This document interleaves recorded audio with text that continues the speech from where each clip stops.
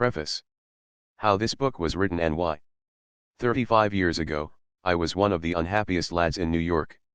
I was selling motor trucks for a living. I didn't know what made a motor truck run. That wasn't all, I didn't want to know. I despised my job. I despised living in a cheap furnished room on West 56th Street, a room infested with cockroaches. I still remember that I had a bunch of neckties hanging on the walls, and when I reached out of a morning to get a fresh necktie, the cockroaches scattered in all directions. I despised having to eat in cheap, dirty restaurants that were also probably infested with cockroaches. I came home to my lonely room each night with a sick headache, a headache bred and fed by disappointment, worry, bitterness, and rebellion. I was rebelling because the dreams I had nourished back in my college days had turned into nightmares. Was this life? Was this the vital adventure to which I had looked forward so eagerly? Was this all life would ever mean to me, working at a job I despised, living with cockroaches, eating vile food, and with no hope for the future? I longed for leisure to read, and to write the books I had dreamed of writing back in my college days. I knew I had everything to gain and nothing to lose by giving up the job I despised. I wasn't interested in making a lot of money, but I was interested in making a lot of living. In short, I had come to the Rubicon, to that moment of decision which faces most young people when they start out in life. So I made my decision, and that decision completely altered my future. It has made the last 35 years happy and rewarding beyond my most utopian aspirations. My decision was this: I would give up the work I loathed, and, since I had spent 4 years studying in the State Teachers College at Warrensburg, Missouri, preparing to teach, I would make my living teaching adult classes in night schools. Then I would have my days free to read books, prepare lectures, write novels, and short stories. I wanted to live to write and write to live. What subject should I teach to adults at night? As I looked back and evaluated my own college training, I saw that the training and experience I had had in public speaking had been of more practical value to me in business and in life than everything else I had studied in college all put together. Why? Because it had wiped out my timidity and lack of confidence and given me the courage and assurance to deal with people. It had also made clear that leadership usually gravitates to the man who can get up and say what he thinks. I applied for a position teaching public speaking in the night extension courses both at Columbia University and New York University, but these universities decided they could struggle along somehow without my help.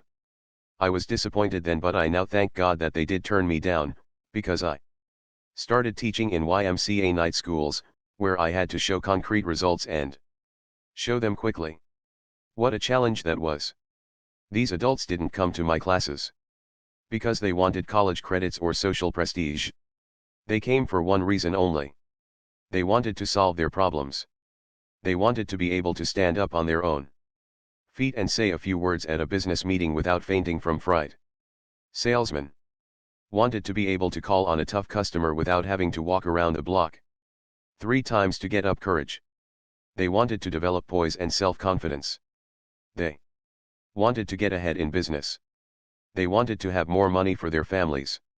And since they were paying their tuition on an installment basis and they stopped paying if they didn't get results, and since I was being paid, not a salary, but a percentage of the profits, I had to be practical if I wanted to eat. I felt at the time that I was teaching under a handicap, but I realize now that I was getting priceless training. I had to motivate my students. I had to help them solve their problems. I had to make each session so inspiring that they wanted to continue coming. It was exciting work. I loved it. I was astounded at how quickly these businessmen developed self-confidence and how quickly many of them secured promotions and increased pay. The classes were succeeding far beyond my most optimistic hopes. Within 3 seasons, the Y.M.C.A.S, which had refused to pay me $5 a night in salary, were paying me $30 a night on a percentage basis. At first, I taught only public speaking, but, as the years went by, I saw that these adults also needed the ability to win friends and influence people. Since I couldn't find an adequate textbook on human relations, I wrote one myself. It was written no, it wasn't written in the usual way.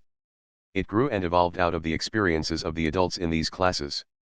I called it How to Win Friends and Influence People. Since it was written solely as a textbook for my own adult classes, and since I had written 4 other books that no one had ever heard of, I never dreamed that it would have a large sale. I am probably one of the most astonished authors now living. As the years went by, I realized that another one of the biggest problems of these adults was worry. A large majority of my students were businessmen, executives, salesmen, engineers, accountants, a cross-section of all the trades and professions, and most of them had problems. There were women in the classes, businesswomen and housewives. They, too, had problems. Clearly, what I needed was a textbook on how to conquer worry, so again I tried to find one. I went to New York's great public library at 5th Avenue and 42nd Street and discovered to my astonishment that this library had only 22 books listed under the title Worry. I also noticed, to my amusement, that it had 189 books listed under Worms. Almost 9 times as many books about worms as about worry. Astounding, isn't it? Since worry is one of the biggest problems facing mankind, you would think, wouldn't you, that every high school and college in the land would give a course on how to stop worrying? Yet, if there is even one course on that subject in any college in the land, I have never heard of it. No wonder David Seabury said in his book How to Worry Successfully, "We come to maturity with as little preparation for the pressures of experience as a bookworm asked to do a ballet." The result? More than half of our hospital beds are occupied by people with nervous and emotional troubles. I looked over those 22 books on worry reposing on the shelves of the New York Public Library. In addition, I purchased all the books on worry I could find, yet I couldn't discover even one that I could use as a text in my course for adults. So I resolved to write one myself.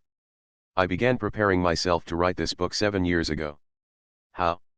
By reading what the philosophers of all ages have said about worry. I also read hundreds of biographies, all the way from Confucius to Churchill. I also interviewed scores of prominent people in many walks of life, such as Jack Dempsey, General Omar Bradley, General Mark Clark, Henry Ford, Eleanor Roosevelt, and Dorothy Dix. But that was only a beginning. I also did something else that was far more important than the interviews and the reading. I worked for 5 years in a laboratory for conquering worry, a laboratory conducted in our own adult classes. As far as I know, it is the first and only laboratory of its kind in the world. This is what we did. We gave students a set of rules on how to stop worrying and asked them to apply these rules in their own lives and then talk to the class on the results they had obtained. Others reported on techniques they had used in the past. As a result of this experience, I presume I have listened to more talks on how I conquered worry than has any other individual who ever walked this earth. In addition, I read hundreds of other talks on how I conquered worry, talks that were sent to me by mail, talks that had won prizes in our classes that are held in more than 170 cities throughout the United States and Canada. So this book didn't come out of an ivory tower. Neither is it an academic preachment on how worry might be conquered. Instead, I have tried to write a fast-moving, concise, documented report on how worry has been conquered by thousands of adults. One thing is certain, this book is practical. You can set your teeth in it. I am happy to say that you won't find in this book stories about an imaginary Mr. B or a vague Mary and John whom no one can identify. Except in a few rare cases, this book names names and gives street addresses. It is authentic. It is documented. It is vouched for and certified. Science, said the French philosopher Valéry, is a collection of successful recipes. That is what this book is, a collection of successful and time-tested recipes to rid our lives of worry. However, let me warn you, you won't find anything new in it, but you will find much that is not generally applied. And when it comes to that, you and I don't need to be told anything new. We already know enough to lead perfect lives. We have all read the Golden Rule and the Sermon on the Mount. Our trouble is not ignorance, but inaction. The purpose of this book is to restate, illustrate, streamline, air condition, and glorify a lot of ancient and basic truths and kick you in the shins and make you do something about applying them. You didn't pick up this book to read about how it was written. You are looking for action. Alright, let's go. Please read the first 44 pages of this book, and if by that time you don't feel that you have acquired a new power and a new inspiration to stop worry and enjoy life, then toss this book into the dustbin. It is no good for you. Dale Carnegie. Part 1, Fundamental Facts You Should Know About Worry. Chapter 1, Live in Daytight Compartments. In the spring of 1871, a young man picked up a book and read 21 words that had a profound effect on his future. A medical student at the Montreal General Hospital, he was worried about passing the final examination, worried about what to do, where to go, how to build up a practice, how to make a living. The 21 words that this young medical student read in 1871 helped him to become the most famous physician of his generation. He organized the world-famous Johns Hopkins School of Medicine. He became Regius Professor of Medicine at Oxford, the highest honor that can be bestowed upon any medical man in the British Empire. He was knighted by the King of England. When he died, 2 huge volumes containing 1,466 pages were required to tell the story of his life. His name was Sir William Osier. Here are the 21 words that he read in the spring of 1871-20-1 words from Thomas Carlyle that helped him lead a life free from worry. Our main business is not to see what lies dimly at a distance, but to do what lies clearly at hand. 42 years later, on a soft spring night when the tulips were blooming on the campus, this man, Sir William Osier, addressed the students of Yale University. He told those Yale students that a man like himself, who had been a professor in 4 universities and had written a popular book, was supposed to have brains of a special quality. He declared that that was untrue. He said that his intimate friends knew that his brains were of the most mediocre character. What, then, was the secret of his success? He stated that it was owing to what he called living in daytight compartments. What did he mean by that? A few months before he spoke at Yale, Sir William Osier had crossed the Atlantic on a great ocean liner where the captain, standing on the bridge, could press a button and presto, there was a clanging of machinery, and various parts of the ship were immediately shut off from one another, shut off into watertight compartments. Now each one of you, Dr. Osier said to those Yale students, is a much more marvelous organization than the great liner, and bound on a longer voyage. What I urge is that you so learn to control the machinery as to live with daytight compartments as the most certain way to ensure safety on the voyage. Get on the bridge, and see that at least the great bulkheads are in working order. Touch a button and hear, at every level of your life, the iron doors shutting out the past, the dead yesterdays. Touch another and shut off, with a metal curtain, the future, the unborn tomorrows. Then you are safe, save for today. Shut off the past. Let the dead past bury its dead. Shut out the yesterdays which have lighted fools the way to dusty death. The load of tomorrow, added to that of yesterday, carried today, makes the strongest falter. Shut off the future as tightly as the past. The future is today. There is no tomorrow. The day of man's salvation is now. Waste of energy, mental distress, nervous worries dog the steps of a man who is anxious about the future. Shut close, then, the great fore and aft bulkheads, and prepare to cultivate the habit of life of daytight compartments. Did Dr. Osier mean to say that we should not make any effort to prepare for tomorrow? No. Not at all. But he did go on in that address to say that the best possible way to prepare for tomorrow is to concentrate with all your intelligence, all your enthusiasm, on doing today's work superbly today. That is the only possible way you can prepare for the future. Sir William Osier urged the students at Yale to begin the day with Christ's prayer, "Give us this day our daily bread." Remember that that prayer asks only for today's bread. It doesn't complain about the stale bread we had to eat yesterday, and it doesn't say, "Oh, God, it has been pretty dry." Out in the wheat belt lately and we may have another drought and then how will I get bread to eat next autumn, or suppose I lose my job? Oh, God, how could I get bread then? No, this prayer teaches us to ask for today's bread only. Today's bread is the only kind of bread you can possibly eat. Years ago, a penniless philosopher was wandering through a stony country where the people had a hard time making a living. One day a crowd gathered about him on a hill. And he gave what is probably the most quoted speech ever delivered anywhere at any time. This speech contains 26 words that have gone ringing down across the centuries. Take therefore no thought for the morrow shall take thought for the things of itself. Sufficient unto the day is the evil thereof. Many men have rejected those words of Jesus, take no thought for the morrow. They have rejected those words as a counsel of perfection, as a bit of oriental mysticism. I must take thought for the morrow, they say. I must take out insurance to protect my family. I must lay aside money for my old age. I must plan and prepare to get ahead. Right? Of course you must. The truth is that those words of Jesus, translated over 300 years ago, don't mean today what they meant during the reign of King James. 300 years ago the word thought frequently meant anxiety. Modern versions of the Bible quote Jesus more accurately as saying, have no anxiety for the tomorrow. By all means take thought for the tomorrow, yes, careful thought and planning and preparation. But have no anxiety. During the war, our military leaders planned for the morrow, but they could not afford to have any anxiety. I have supplied the best men with the best equipment we have, said Admiral Ernest J. King, who directed the United States Navy, and have given them what seems to be the wisest mission. That is all I can do. If a ship has been sunk, Admiral King went on, I can't bring it up. If it is going to be sunk, I can't stop it. I can use my time much better working on tomorrow's problem than by fretting about yesterday's. Besides, if I let those things get me, I wouldn't last long.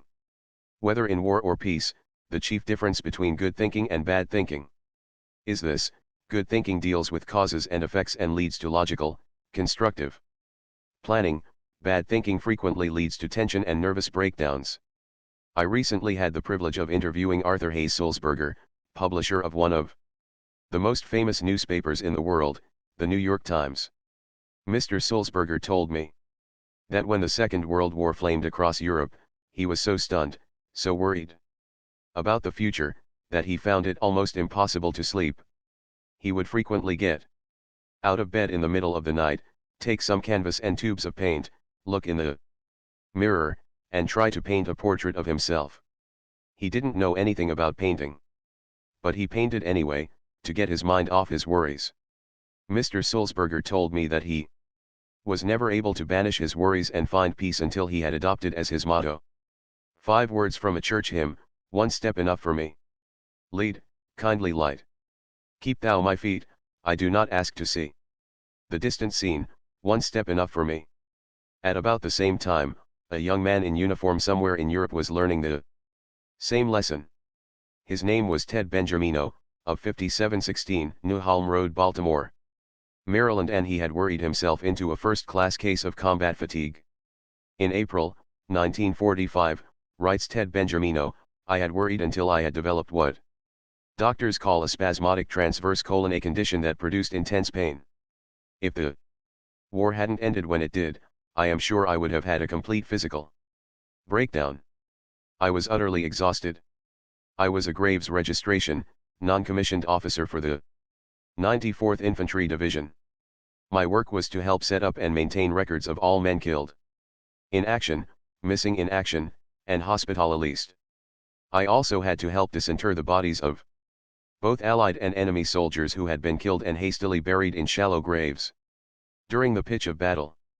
I had to gather up the personal effects of these men and see that they were sent back to parents or closest relatives who would prize these personal effects so much. I was constantly worried for fear we might be making embarrassing and serious mistakes. I was worried about whether or not I would come through all this. I was worried about whether I would live to hold my only child in my arms, a son of 16 months, whom I had never seen. I was so worried and exhausted that I lost 34 pounds. I was so frantic that I was almost out of my mind. I looked at my hands. They were hardly more than skin and bones. I was terrified at the thought of going home a physical wreck. I broke down and sobbed like a child. I was so shaken that tears welled up every time I was alone. There was one period soon after the Battle of the Bulge started that I wept so often that I almost gave up hope of ever being a normal human being again. I ended up in an army dispensary. An army doctor gave me some advice which has completely changed my life. After giving me a thorough physical examination, he informed me that my troubles were mental. Ted, he said, I want you to think of your life as an hourglass. You know there are thousands of grains of sand in the top of the hourglass, and they all pass slowly and evenly through the narrow neck in the middle. Nothing you or I could do would make more than one grain of sand pass through this narrow neck without impairing the hourglass. You and I and everyone else are like this hourglass. When we start in the morning, there are hundreds of tasks which we feel that we must accomplish that day, but if we do not take them one at a time and let them pass through the day slowly and evenly, as do the grains of sand passing through the narrow neck of the hourglass, then we are bound to break our own physical or mental structure. I have practiced that philosophy ever since that memorable day that an army doctor gave it to me. One grain of sand at a time. One task at a time. That advice saved me physically and mentally during the war, and it has also helped me in my present position in business. I am a stock control clerk for the commercial credit company in Baltimore. I found the same problems arising in business that had arisen during the war. A score of things had to be done at once and there was little time to do them. We were low in stocks. We had new forms to handle, new stock arrangements, changes of address, opening and closing offices, and so on. Instead of getting taut and nervous, I remembered what the doctor had told me. One grain of sand at a time. One task at a time. By repeating those words to myself over and over, I accomplished my tasks in a more efficient manner and I did my work without the confused and jumbled feeling that had almost wrecked me on the battlefield. One of the most appalling comments on our present way of life is that half of all the beds in our hospitals are reserved for patients with nervous and mental troubles. Patients who have collapsed under the crushing burden of accumulated yesterdays and fearful tomorrows. Yet a vast majority of those people would be walking the streets today, leading happy, useful lives, if they had only heeded the words of Jesus, have no anxiety about the morrow, or the words of Sir William Osier, live in daytight compartments. You and I are standing this very second at the meeting place of two eternities, the vast past that has endured forever, and the future that is plunging onto the last syllable of recorded time. We can't possibly live in either of those eternities, no, not even for one split second. But, by trying to do so, we can wreck both our bodies and our minds. So, let's be content to live the only time we can possibly live, from now until bedtime. Anyone can carry his burden, however hard, until nightfall, wrote Robert Louis Stevenson. Anyone can do his work, however hard, for one day. Anyone can live sweetly, patiently, lovingly, purely, till the sun goes down. And this is all that life really means. Yes, that is all that life requires of us, but Mrs. E.K. Shields, 815, Court Street, Saginaw, Michigan, was driven to despair even to the brink of suicide before she learned to live just till bedtime. In 1937, I lost my husband, Mrs. Shields said as she told me her story. I was very depressed and almost penniless. I wrote my former employer, Mr. Leon Roche, of the Roche Fowler Company of Kansas City, and got my old job back. I had formerly made my living selling books to rural and town school boards. I had sold my car 2 years previously when my husband became ill, but I managed to scrape together enough money to put a down payment on a used car and started out to sell books again. I had thought that getting back on the road would help relieve my depression, but driving alone and eating alone was almost more than I could take. Some of the territory was not very productive, and I found it hard to make those car payments, small as they were. In the spring of 1938, I was working out from Versailles, Missouri. The schools were poor, the roads bad. I was so lonely and discouraged that at one time I even considered suicide. It seemed that success was impossible. I had nothing to live for. I dreaded getting up each morning and facing life. I was afraid of everything, afraid I could not meet the car payments, afraid I could not pay my room rent, afraid I would not have enough to eat. I was afraid my health was failing and I had no money for a doctor. All that kept me from suicide were the thoughts that my sister would be deeply grieved, and that I did not have enough money to pay my funeral expenses. Then one day I read an article that lifted me out of my despondence and gave me the courage to go on living. I shall never cease to be grateful for one inspiring sentence in that article. It said, "Every day is a new life to a wise man." I typed that sentence out and pasted it on the windshield of my car, where I saw it every minute I was driving. I found it wasn't so hard to live only one day at a time. I learned to forget the yesterdays and to not think of the tomorrows. Each morning I said to myself, today is a new life. I have succeeded in overcoming my fear of loneliness, my fear of want. I am happy and fairly successful now and have a lot of enthusiasm and love for life. I know now that I shall never again be afraid, regardless of what life hands me. I know now that I don't have to fear the future. I know now that I can live one day at a time and that every day is a new life to a wise man. Who do you suppose wrote this verse? Happy the man, and happy he alone. He, who can call today his own. He who, secure within, can say, tomorrow, do thy worst, for I have lived today. Those words sound modern, don't they? Yet they were written 30 years before Christ was born, by the Roman poet Horace. One of the most tragic things I know about human nature is that all of us tend to put off living.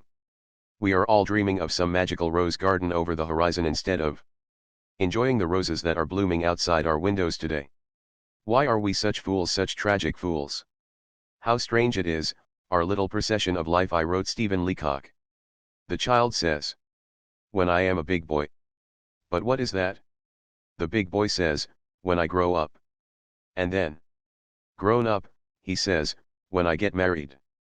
But to be married, what is that after all? The thought changes to when I'm able to retire. And then, when retirement comes, he looks back over the landscape traversed, a cold wind seems to sweep over it, somehow. He has missed it all, and it is gone. Life, we learn too late, is in the living, in the tissue of every day and hour. The late Edward S. Evans of Detroit almost killed himself with worry before he learned that life is in the living, in the tissue of every day and hour. Brought up in poverty, Edward Evans made his first money by selling newspapers, then worked as a grocer's clerk. Later, with 7 people dependent upon him for bread and butter, he got a job as an assistant librarian. Small as the pay was, he was afraid to quit.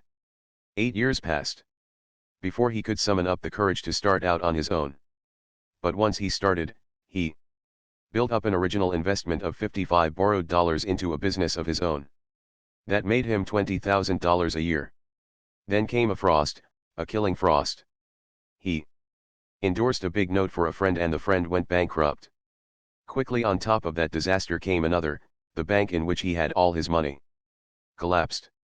He not only lost every cent he had, but was plunged into debt for $16,000. His nerves couldn't take it. I couldn't sleep or eat, he told me.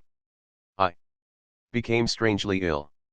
Worry and nothing but worry, he said, brought on this illness. One day as I was walking down the street, I fainted and fell on the sidewalk. I was no longer able to walk. I was put to bed and my body broke out in boils. These boils turned inward until just lying in bed was agony. I grew weaker every day. Finally my doctor told me that I had only 2 more weeks to live. I was shocked. I drew up my will, and then lay back in bed to await my end. No use now to struggle or worry. I gave up, relaxed, and went to sleep. I hadn't slept 2 hours in succession for weeks, but now, with my earthly problems drawing to an end, I slept like a baby. My exhausting weariness began to disappear. My appetite returned. I gained weight. A few weeks later, I was able to walk with crutches. 6 weeks later, I was able to go back to work. I had been making $20,000 a year, but I was glad now to get a job for $30 a week. I got a job selling blocks to put behind the wheels of automobiles when they are shipped by freight. I had learned my lesson now. No more worry for me, no more regret about what had happened in the past, no more dread of the future. I concentrated all my time, energy, and enthusiasm into selling those blocks. Edward S. Evans shot up fast now. In a few years, he was president of the company. His company, the Evans Product Company, has been listed on the New York Stock Exchange for years. When Edward S. Evans died in 1945, he was one of the most progressive businessmen in the United States. If you ever fly over Greenland, you may land on. Here is the point of the story: Edward S. Evans would never have had the thrill of achieving these victories in business and in living if he hadn't seen the folly of worrying, if he hadn't learned to live in daytight compartments.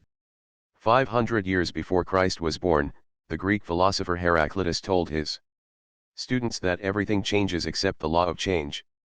He said, "You cannot step in the same river twice. The river changes every second, and so does the man who stepped in it." Life is a ceaseless change. The only certainty is today. Why mar the beauty of living today by trying to solve the problems of a future that is shrouded in ceaseless change and uncertainty, a future that no one can possibly foretell? The old Romans had a word for it. In fact, they had two words for it: carpe diem, enjoy the day, or seize the day. Yes, seize the day, and make the most of it. That is the philosophy of Lowell Thomas. I recently spent a weekend at his farm, and I noticed that he had these words from Psalm 18 framed and hanging on the walls of his broadcasting studio, where he would see them often. "This is the day which the Lord hath made, we will rejoice and be glad in it." John Ruskin had on his desk a simple piece of stone on which was carved one word: today. And while I haven't a piece of stone on my desk, I do have a poem pasted on my mirror where I can see it when I shave every morning, a poem that Sir William Osier always kept on his desk, a poem written by the famous Indian dramatist, Kalidasa. Salutation to the dawn. Look to this day. For it is life, the very life of life. In its brief course lie all the verities and realities of your existence. The bliss of growth, the glory of action, the splendor of achievement. For yesterday is but a dream, and tomorrow is only a vision. But today well lived makes yesterday a dream of happiness, and every tomorrow a vision of hope. Look well, therefore, to this day. Such is the salutation to the dawn. So, the first thing you should know about worry is this: if you want to keep it out of your life, do what Sir William Osier did. 1. Shut the iron doors on the past and the future. Live in daytight compartments. Why not ask yourself these questions, and write down the answers? 1. Do I tend to put off living in the present in order to worry about the future, or to yearn for some magical rose garden over the horizon? 2. Do I sometimes embitter the present by regretting things that happened in the past that are over and done with? 3. Do I get up in the morning determined to seize the day to get the utmost out of these 24 hours? 4. Can I get more out of life by living in daytight compartments? 5. When shall I start to do this? Next week. Tomorrow. Today. Chapter 2, A Magic Formula for Solving Worry Situations. Would you like a quick, surefire recipe for handling worry situations, a technique you can start using right away, before you go any further in reading this book? Then let me tell you about the method worked out by Willis H. Carrier, the brilliant engineer who launched the air conditioning industry, and who is now head of the world-famous Carrier Corporation in Syracuse, New York. It is one of the best techniques I ever heard of for solving worry problems, and I got it from Mr. Carrier personally when we were having lunch together one day at the Engineers Club in New York. When I was a young man, Mr. Carrier said, I worked for the Buffalo Forge Company in Buffalo, New York. I was handed the assignment of installing a gas cleaning device in a Plant of the Pittsburgh Plate Glass Company at Crystal City, Missouri. A plant costing millions of dollars. The purpose of this installation was to remove the impurities from the gas so it could be burned without injuring the engines. This method of cleaning gas was new. It had been tried only once before and under different conditions. In my work at Crystal City, Missouri, unforeseen difficulties arose. It worked after a fashion but not well enough to meet the guarantee we had made. I was stunned by my failure. It was almost as if someone had struck me a blow on the head. My stomach, my insides, began to twist and turn. For a while I was so worried I couldn't sleep. Finally, common sense reminded me that worry wasn't getting me anywhere, so I figured out a way to handle my problem without worrying. It worked superbly. I have been using the same anti-worry technique for more than 30 years. It is simple. Anyone can use it. It consists of 3 steps. Step I analyzed the situation fearlessly and honestly and figured out what was the worst that could possibly happen as a result of this failure. No one was going to jail me or shoot me. That was certain. True, there was a chance that I would lose my position. And there was also a chance that my employers would have to remove the machinery and lose the $20,000 we had invested. Step 2. After figuring out what was the worst that could possibly happen, I reconciled myself to accepting it, if necessary. I said to myself, this failure will be a blow to my record, and it might possibly mean the loss of my job, but if it does, I can always get another position. Conditions could be much worse, and as far as my employers are concerned, well, they realize that we are experimenting with a new method of cleaning gas, and if this experience costs them $20,000, they can stand it. They can charge it up to research, for it is an experiment. After discovering the worst that could possibly happen and reconciling myself to accepting it, if necessary, an extremely important thing happened. I immediately relaxed and felt a sense of peace that I hadn't experienced in days. Step 3. From that time on, I calmly devoted my time and energy to trying to improve upon the worst which I had already accepted mentally. I now tried to figure out ways and means by which I might reduce the loss of $20,000 that we faced. I made several tests and finally figured out that if we spent another $5,000 for additional equipment, our problem would be solved. We did this, and instead of the firm losing $20,000, we made $15,000. I probably would never have been able to do this if I had kept on worrying, because one of the worst features about worrying is that it destroys our ability to concentrate. When we worry, our minds jump here and there and everywhere, and we lose all power of decision. However, when we force ourselves to face the worst and accept it mentally, we then eliminate all those vague imaginings and put ourselves in a position in which we are able to concentrate on our problem. This incident that I have related occurred many years ago. It worked so superbly that I have been using it ever since, and, as a result, my life has been almost completely free from worry. Now, why is Willis H. Carrier's magic formula so valuable and so practical? Psychologically speaking? Because it yanks us down out of the great gray clouds in which we fumble around when we are blinded by worry. It plants our feet good and solid on the earth. We know where we stand. And if we haven't solid ground under us, how in creation can we ever hope to think anything through? Professor William James, the father of applied psychology, has been dead for 38 years. But if he were alive today, and could hear his formula for facing the worst, he would heartily approve it. How do I know that? Because he told his own students, be willing to have it so. Be willing to have it so, he said, because acceptance of what has happened is the first step in overcoming the consequences of any misfortune. The same idea was expressed by Lin Yutang in his widely read book, The Importance of Living. True peace of mind, said this Chinese philosopher, comes from accepting the worst. Psychologically, I think, it means a release of energy. That's it, exactly. Psychologically, it means a new release of energy. When we have accepted the worst, we have nothing more to lose. And that automatically means we Have everything to gain.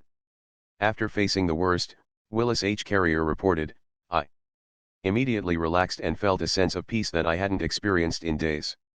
From that time on, I was able to think. Makes sense, doesn't it? Yet millions of people have wrecked their lives in angry turmoil. Because they refused to accept the worst, refused to try to improve upon it, refused to salvage what they could from the wreck. Instead of trying to reconstruct their fortunes, they engaged in a bitter and violent contest with experience and ended up victims of that brooding fixation known as melancholia. Would you like to see how someone else adopted Willis H. Carrier's magic formula and applied it to his own problem?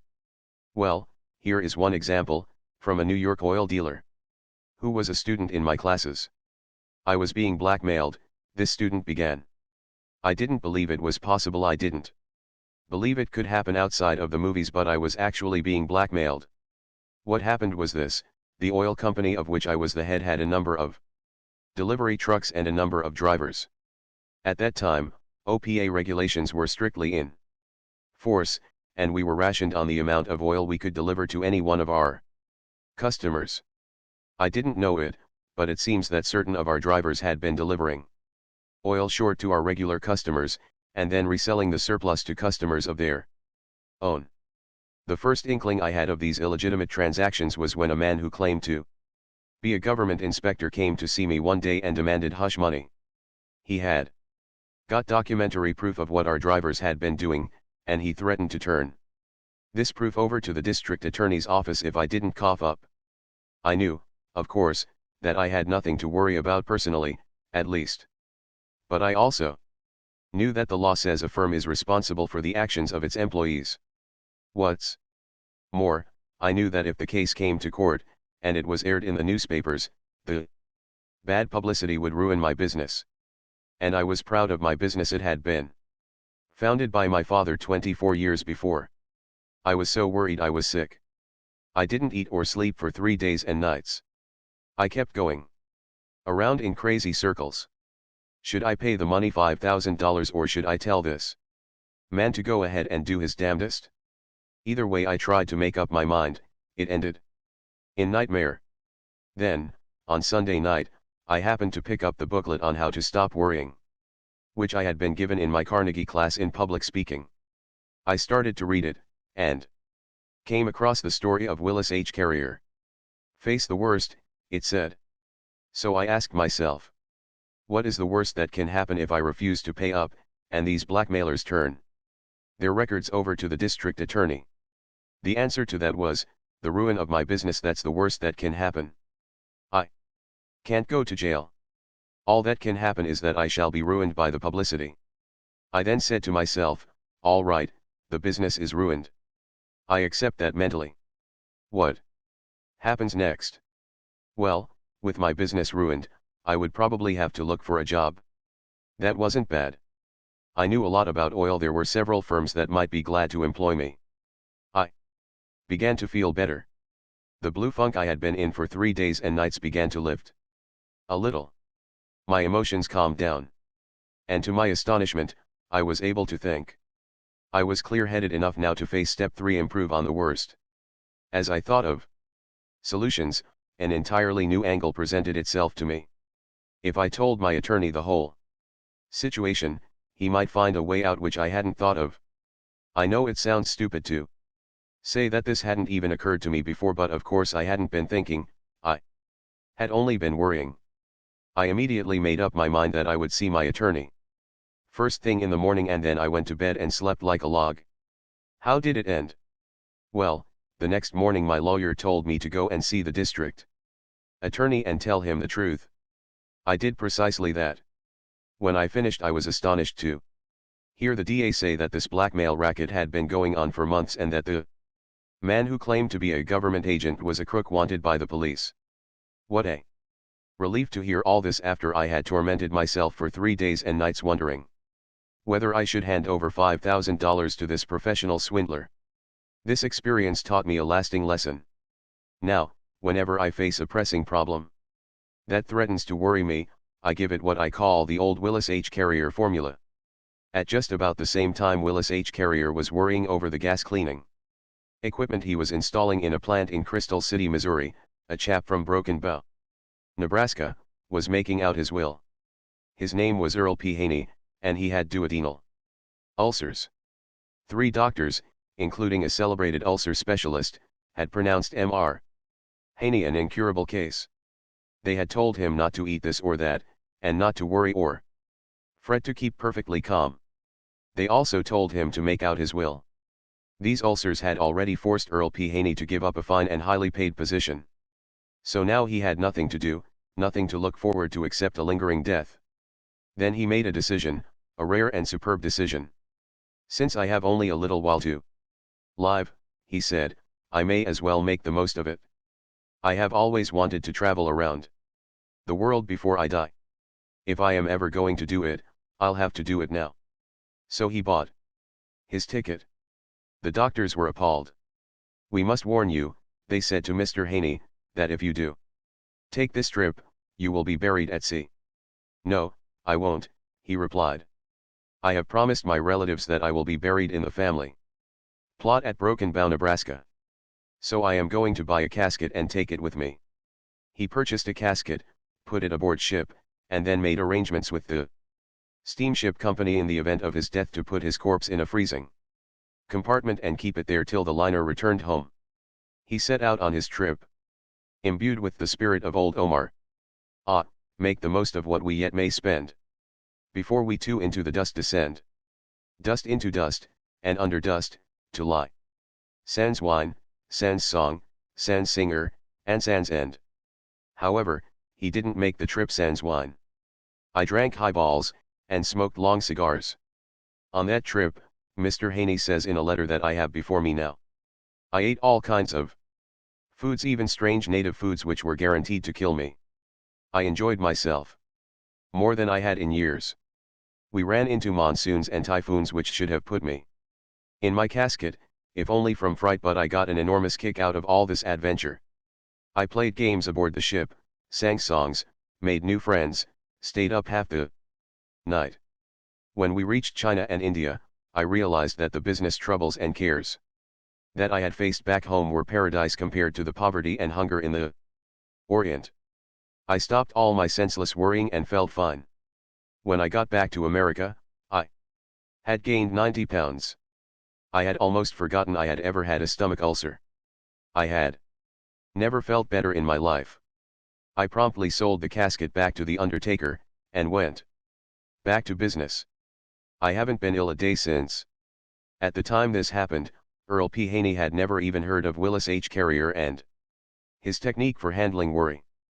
But I realize now, he told me quite recently, that I was unconsciously using the self-same principle. I reconciled myself to the worst that could happen in my case, dying. And then I improved upon it by trying to get the utmost enjoyment out of life for the time I had left.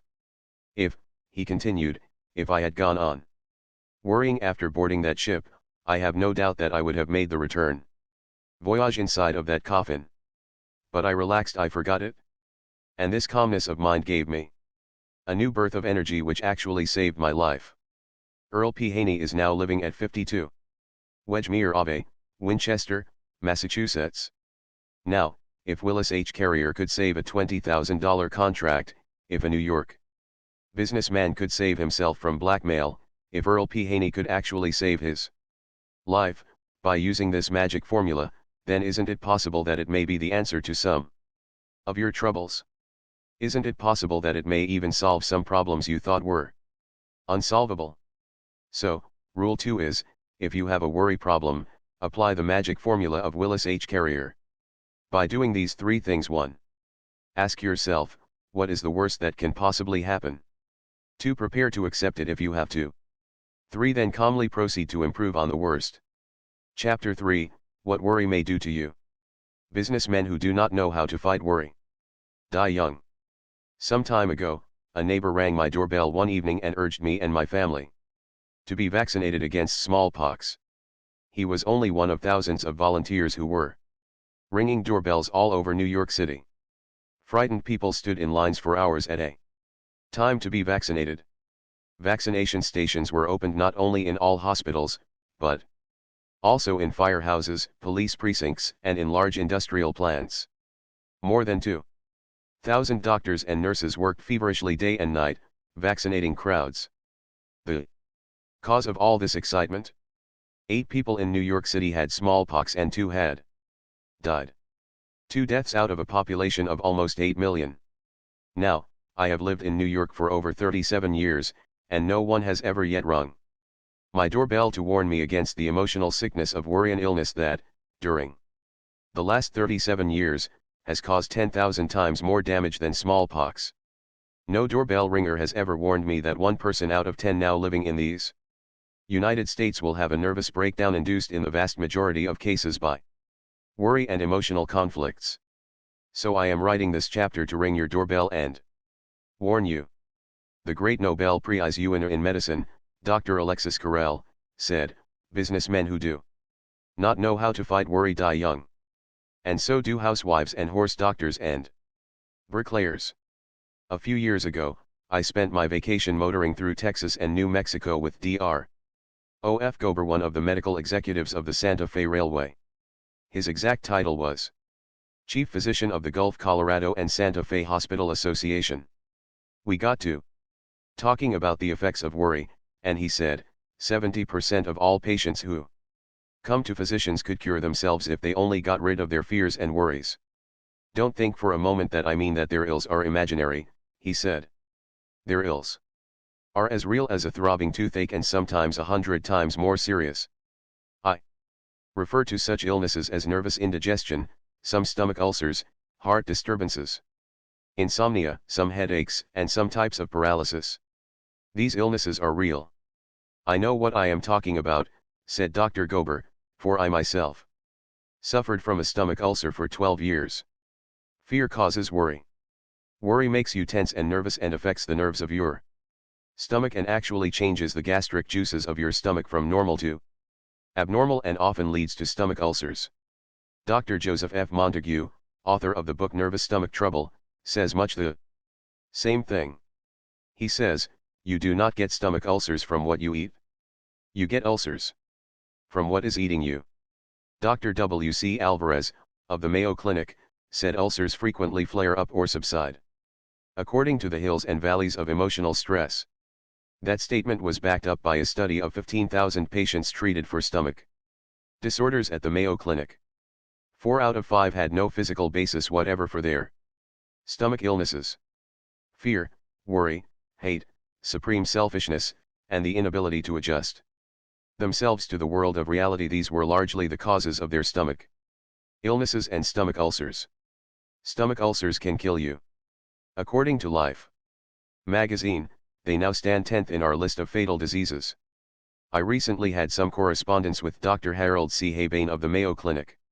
He read a paper at the annual meeting of the American Association of Industrial Physicians and Surgeons, saying that he had made a study of 176 business executives whose average age was 44.3 years.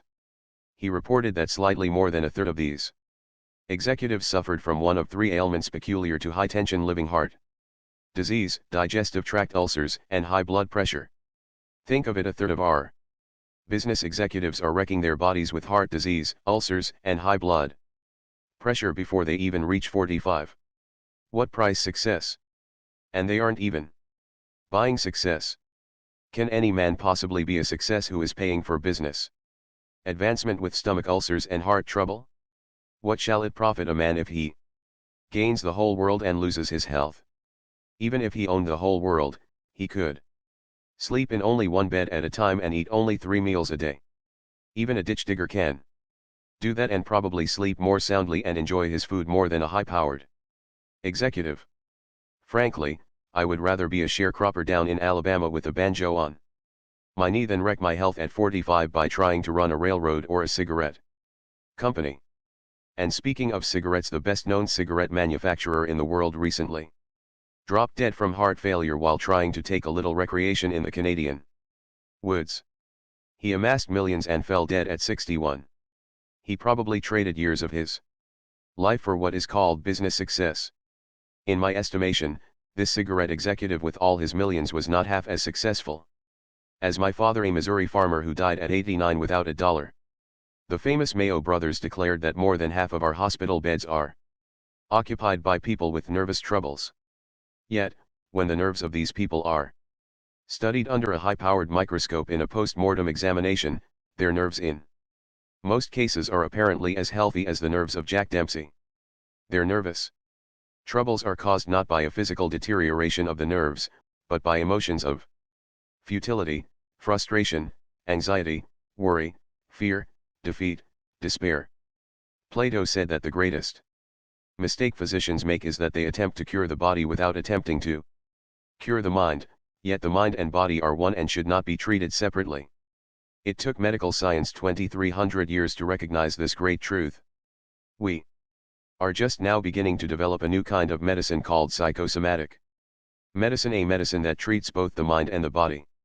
It is high time we were doing that, for medical science has largely wiped out the terrible diseases caused by physical germs, diseases such as smallpox, cholera, yellow fever, and scores of other scourges that swept untold millions into untimely graves. But medical science has been unable to cope with the mental and physical wrecks caused, not by germs, but by emotions of worry, fear, hate, frustration, and despair. Casualties caused by these emotional diseases are mounting and spreading with catastrophic rapidity. Doctors figure that 1 American in every 20 now alive will spend a part of his life in an institution for the mentally ill. 1 out of every 6 of our young men called up by the draft in the Second World War was rejected as mentally diseased or defective. What causes insanity? No one knows all the answers. But it is highly probable that in many cases fear and worry are contributing factors. The anxious and harassed individual who is unable to cope with the harsh world of reality breaks off all contact with his environment and retreats into a private dream world of his own making, and this solves his worry problems. As I write, I have on my desk a book by Dr. Edward Podolsky entitled Stop Worrying and Get Well. Here are some of the chapter titles in that book. What worry does to the heart. High blood pressure is fed by worry. Rheumatism can be caused by worry. Worry less for your stomach's sake. How worry can cause a cold. Worry and the thyroid. The worrying diabetic. Another illuminating book about worry is Lion Against Himself, by Dr. Carl Menninger, one of the Mayo brothers of psychiatry. Dr. Menninger's book is a startling revelation of what you do to yourself when you permit destructive emotions to dominate your life. If you want to stop working against yourself, get this book. Read it. Give it to your friends. It costs $4 and is one of the best investments you can make in this life. Worry can make even the most stolid person ill. General Grant discovered that during the closing days of the Civil War. The story goes like this: Grant had been besieging Richmond for 9 months. General Lee's troops, ragged and hungry, were beaten. Entire regiments were deserting at a time. Others were holding prayer meetings in their tents, shouting, weeping, seeing visions. The end was close. Lee's men set fire to the cotton and tobacco warehouses in Richmond, burned the arsenal, and fled from the city. At night, while towering flames roared up into darkness, Grant was in hot pursuit, banging away at the Confederates from both sides and the rear, while Sheridan's cavalry was heading them off in front, tearing up railway lines and capturing supply trains. Grant, half blind with a violent sick headache, fell behind his army and stopped at a farmhouse. I spent the night, he records in his memoirs, in bathing my feet in hot water and mustard, and putting mustard plasters on my wrists and the back part of my neck, hoping to be cured by morning. The next morning, he was cured instantaneously. And the tiling that cured him was not a mustard plaster, but a horseman galloping down the road with a letter from Lee, saying he wanted to surrender. When the officer bearing the message reached me, Grant wrote, I was still suffering with the sick headache, but the instant I saw the contents of the note, I was cured. Obviously it was Grant's worries, tensions, and emotions that made him ill.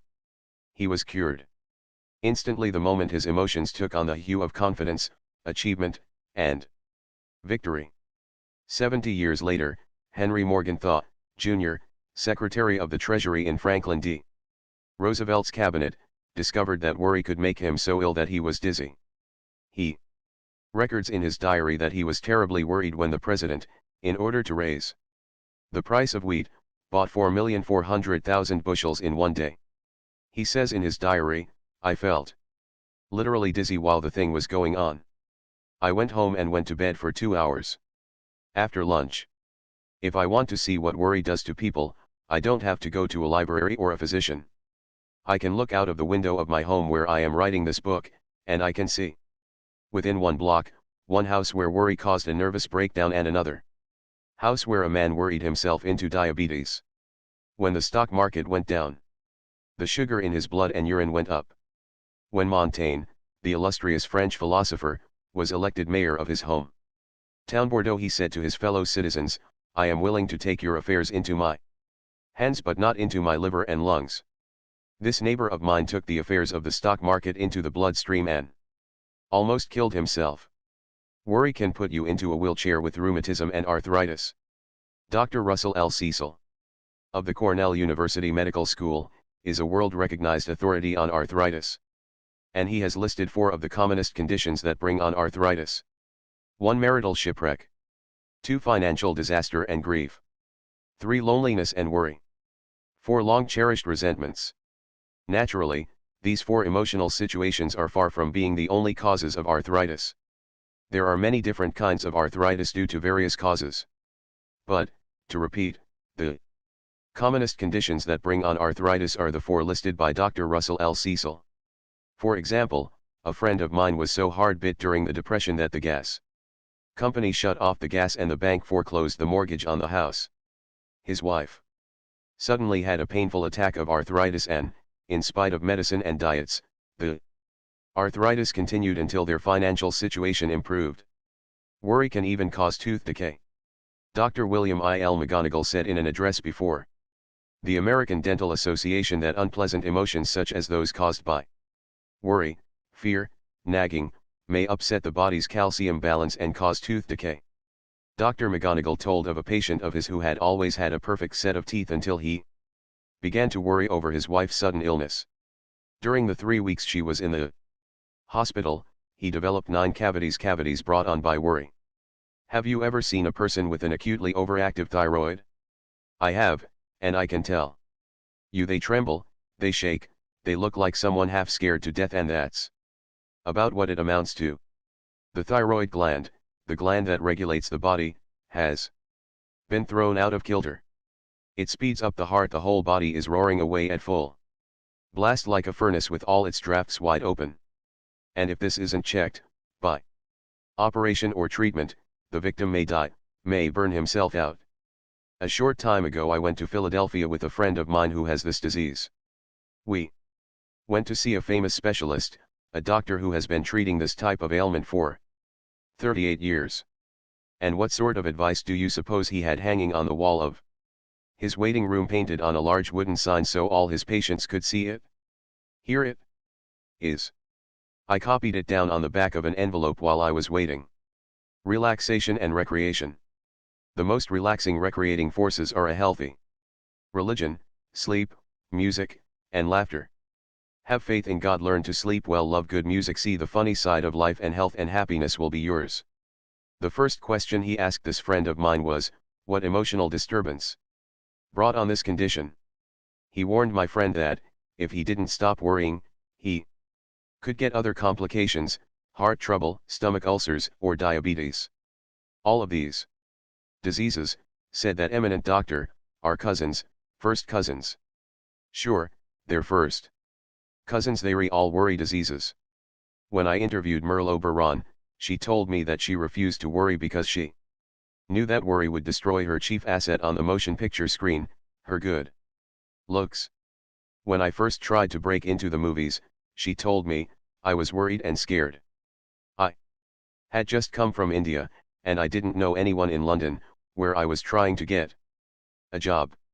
I saw a few producers, but none of them hired me, and the little money I had began to give out. For 2 weeks I lived on nothing but crackers and water. I was not only worried now. I was hungry. I said to myself, maybe you're a fool. Maybe you will Or break into the movies. After all, you have no experience, you've never acted at all. What have you to offer but a rather pretty face? I went to the mirror. And when I looked in that mirror, I saw what worry was doing to my looks. I saw the lines it was forming. I saw the anxious expression. So I said to myself, you've got to stop this at once. You can't afford to worry. The only thing you have to offer at all is your looks, and worry will ruin them. Few things can age and sour a woman and destroy her looks as quickly as worry. Worry curdles the expression. It makes us clench our jaws and lines our faces with wrinkles. It forms a permanent scowl. It may turn the hair gray, and in some cases, even make it fall out. It can ruin the complexion. It can bring on all kinds of skin rashes, eruptions, and pimples. Heart disease is the #1 killer in America today. During the Second World War, almost a third of a million men were killed in combat, but during that same period, heart disease killed 2 million civilians, and 1 million of those casualties were caused by the kind of heart disease that is brought on by worry and high-tension living. Yes. Heart disease is one of the chief reasons why Dr. Alexis Carrel said, businessmen who do not know how to fight worry die young. The Negroes down south and the Chinese rarely have the kind of heart disease brought on by worry, because they take things calmly. 20 times as many doctors as farm workers die from heart failure. The doctors lead tense lives and pay the penalty.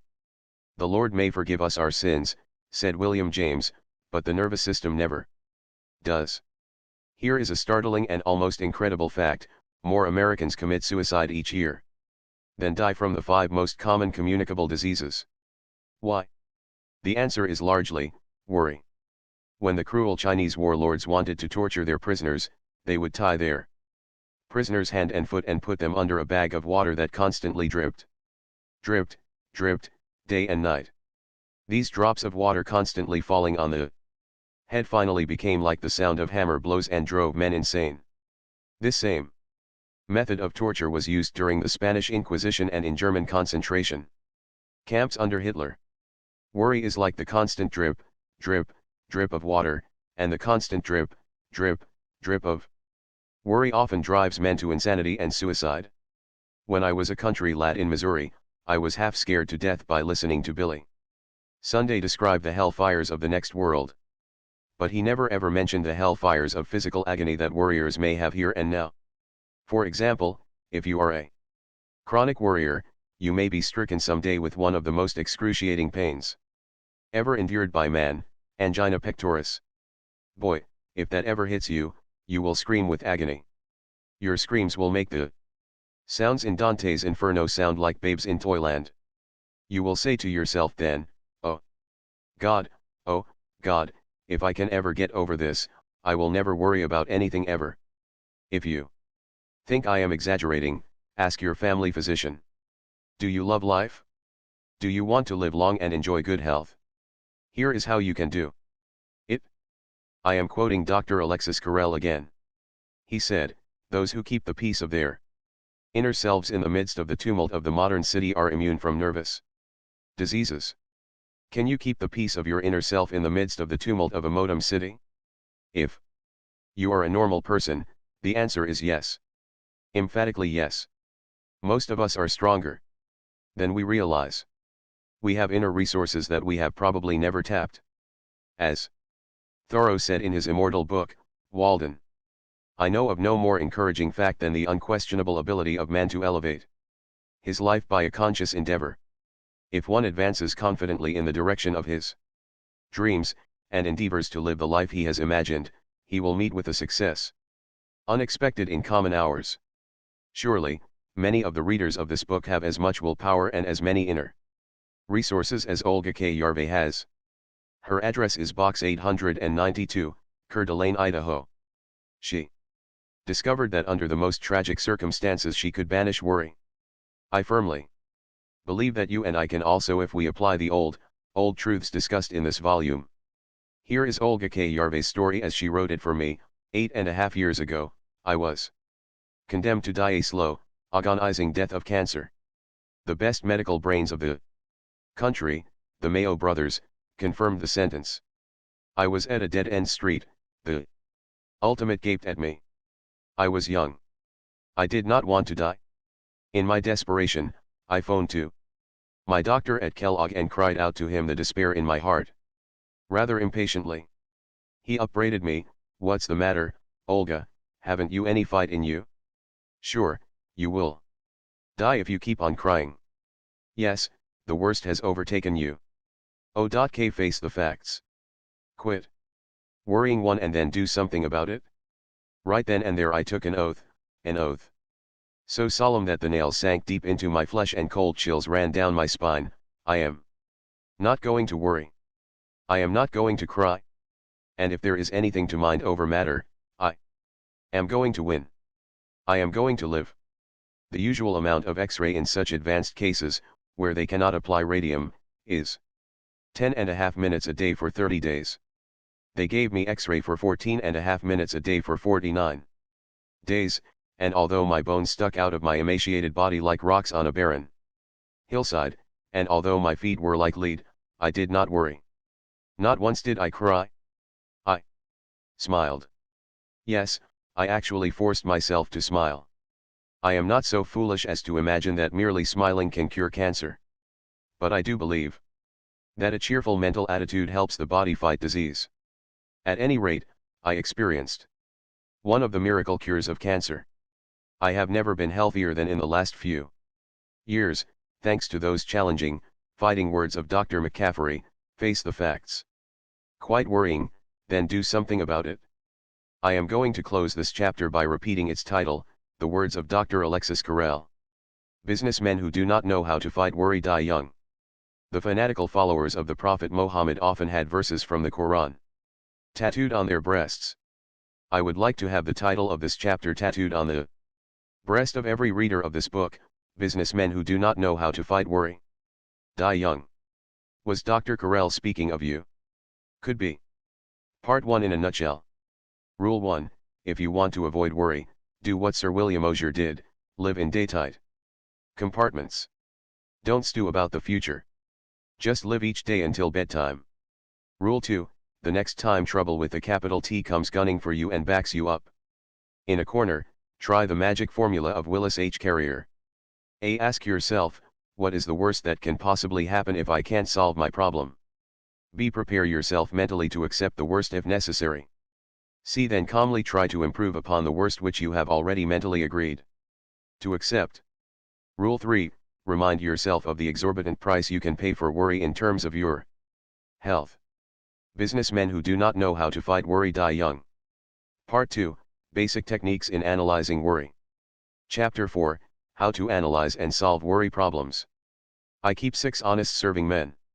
They taught me all I knew. Their names are what and why and when. And how and where and who. Rudyard Kipling. Will the magic formula of Willis H. Carrier, described in Part 1, Chapter 2, solve all worry problems? No, of course not. Then what is the answer? The answer is that we must equip ourselves to deal with different kinds of worries by learning the 3 basic steps of problem analysis. The 3 steps are: 1. Get the facts. 2. Analyze the facts. 3. Arrive at a decision and then act on that decision. Obvious stuff? Yes, Aristotle taught it and used it. And you and I must use it too if we are going to solve the problems that are harassing us and turning our days and nights into veritable hells. Let's take the first rule, get the facts. Why is it so important to get the facts? Because unless we have the facts we can't possibly even attempt to solve our problem intelligently. Without the facts, all we can do is stew around in confusion. My idea? No. That was the idea of the late Herbert E. Hawks, Dean of Columbia College, Columbia University, for 22 years. He had helped 200,000 students solve their worry problems, and he told me that confusion is the chief cause of worry. He put it this way, he said, half the worry in the world is caused by people trying to make decisions before they have sufficient knowledge on which to base a decision. For example, he said, if I have a problem which has to be faced at 3 o'clock next Tuesday, I refuse even to try to make a decision about it until next Tuesday arrives. In the meantime, I concentrate on getting all the facts that bear on the problem. I don't worry, he said, I don't agonize over my problem. I don't lose any sleep. I simply concentrate on getting the facts. And by the time Tuesday rolls around, if I've got all the facts, the problem usually solves itself. I asked Dean Hawkes if this meant he had licked worry entirely. Yes, he said, I think I can honestly say that my life is now almost totally devoid of worry. I have found, he went on, that if a man will devote his time to securing facts in an impartial, objective way, his worries usually evaporate in the light of knowledge. Let me repeat that, if a man will devote his time to securing facts in an impartial, objective way, his worries will usually evaporate in the light of knowledge. But what do most of us do? If we bother with facts at all, and Thomas Edison said in all seriousness, there is no expedient to which a man will not resort to avoid the labor of thinking. If we bother with facts at all, we hunt like bird dogs after the facts that bolster up what we already think and ignore all the others. We want only the facts that justify our acts, the facts that fit inconveniently with our wishful thinking and justify our preconceived prejudices. As Andre Maurois put it, everything that is in agreement with our personal desires seems true. Everything that is not puts us into a rage. Is it any wonder, then, that we find it so hard to get at the answers to our problems? Wouldn't we have the same trouble trying to solve a second-grade arithmetic problem, if we went ahead on the assumption that 2 plus 2 equals 5? Yet there are a lot of people in this world who make life a hell for themselves and others by insisting that 2 plus 2 equals 5 or maybe 500. What can we do about it? We have to keep our emotions out of our thinking, and, as Dean Hawkes put it, we must secure the facts in an impartial, objective manner. That is not an easy task when we are worried. When we are worried, our emotions are riding high. But here are 2 ideas that I have found helpful when trying to step aside from my problems, in order to see the facts in a clear, objective manner. 1. When trying to get the facts, I pretend that I am collecting this information not for myself, but for some other person. This helps me to take a cold, impartial view of the evidence. This helps me eliminate my emotions. 2. While trying to collect the facts about the problem that is worrying me, I sometimes pretend that I am a lawyer preparing to argue the other side of the issue.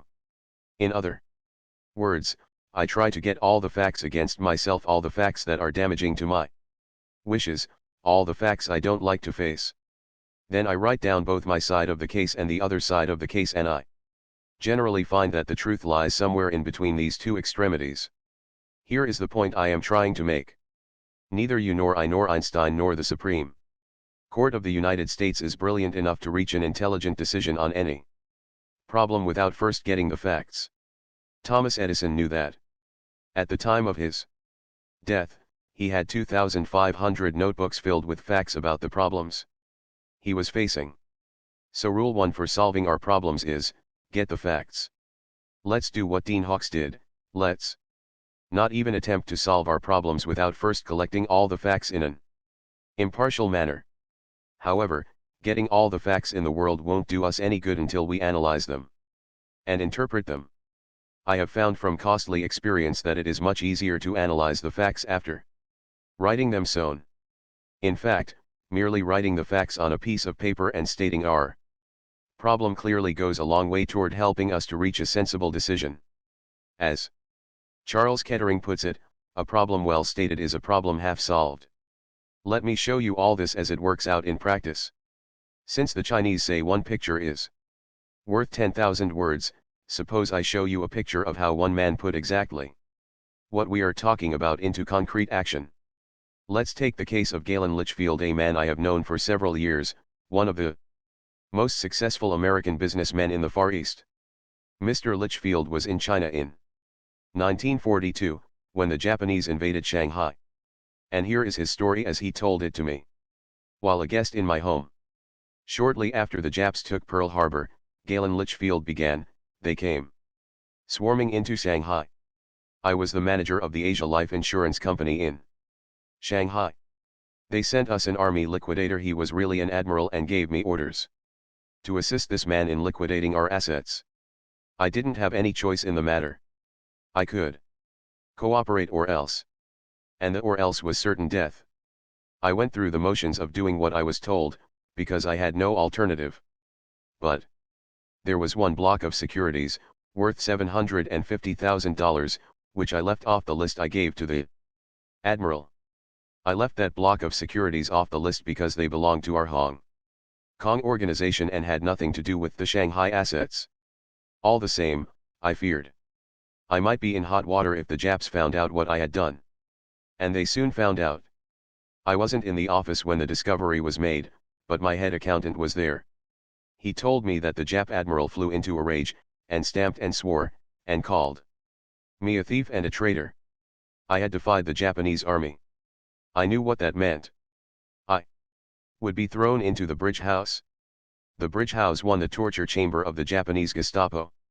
I had had personal friends who had killed themselves rather than be taken to that prison. I had had other friends who had died in that place after 10 days of questioning and torture. Now I was slated for the bridge house myself. What did I do? I heard the news on Sunday afternoon.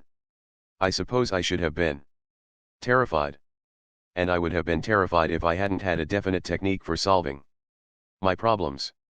For years, whenever I was worried, I had always gone to my typewriter and written down 2 questions and the answers to these questions. 1. What am I worrying about? 2. What can I do about it? I used to try to answer those questions without writing them down. But I stopped that years ago. I found that writing down both the questions and the answers clarifies my thinking. So, that Sunday afternoon, I went directly to my room at the Shanghai YMCA and got out my typewriter. I wrote, what am I worrying about? I am afraid I will be thrown into the bridge house tomorrow morning. Then I typed out the second question. 2. What can I do about it? I spent hours thinking out and writing down the 4 courses of action I could take and what the probable consequence of each action would be. 1. I can try to explain to the Japanese admiral. But he no speak English. If I try to explain to him through an interpreter, I may stir him up again. That might mean death. For he is cruel, would rather dump me in the bridge house than bother talking about it. 2. I can try to escape. Impossible. They keep track of me all the time. I have to check in and out of my room at the YMCA. If I try to escape, I'll probably be captured and shot. 3. I can stay here in my room and not go near the office again. If I do, the Japanese admiral will be suspicious, will probably send soldiers to get me and throw me into the bridge house without giving me a chance to say a word. 4. I can go down to the office as usual on Monday morning. If I do, there is a chance that the Japanese admiral may be so busy that he will not think of what I did. Even if he does think of it, he may have cooled off and may not bother me. If this happens, I am all right. Even if he does bother me, I'll still have a chance to try to explain to him. So, going down to the office as usual on Monday morning, and acting as if nothing had gone wrong gives me 2 chances to escape the bridge house. As soon as I thought it all out and decided to accept the 4th plan to go down to the office as usual on Monday morning, I felt immensely relieved. When I entered the office the next morning, the Japanese admiral sat there with a cigarette dangling from his mouth. He glared at me as he always did, and said nothing. 6 weeks later, thank God, he went back to Tokyo and my worries were ended. As I have already said, I probably saved my life by sitting down that Sunday afternoon and writing out all the various steps I could take and then writing down the probable consequences of each step and calmly coming to a decision. If I hadn't done that, I might have floundered and hesitated and done the wrong thing on the spur of the moment.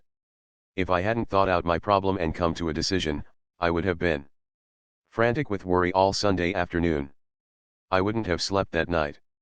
I would have gone down to the office Monday morning with a harassed and worried look, and that alone might have aroused the suspicion of the Japanese admiral and spurred him to act.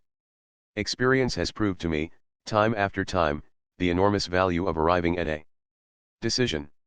It is the failure to arrive at a fixed purpose, the inability to stop going round and round in maddening circles, that drives men to nervous breakdowns and living hells.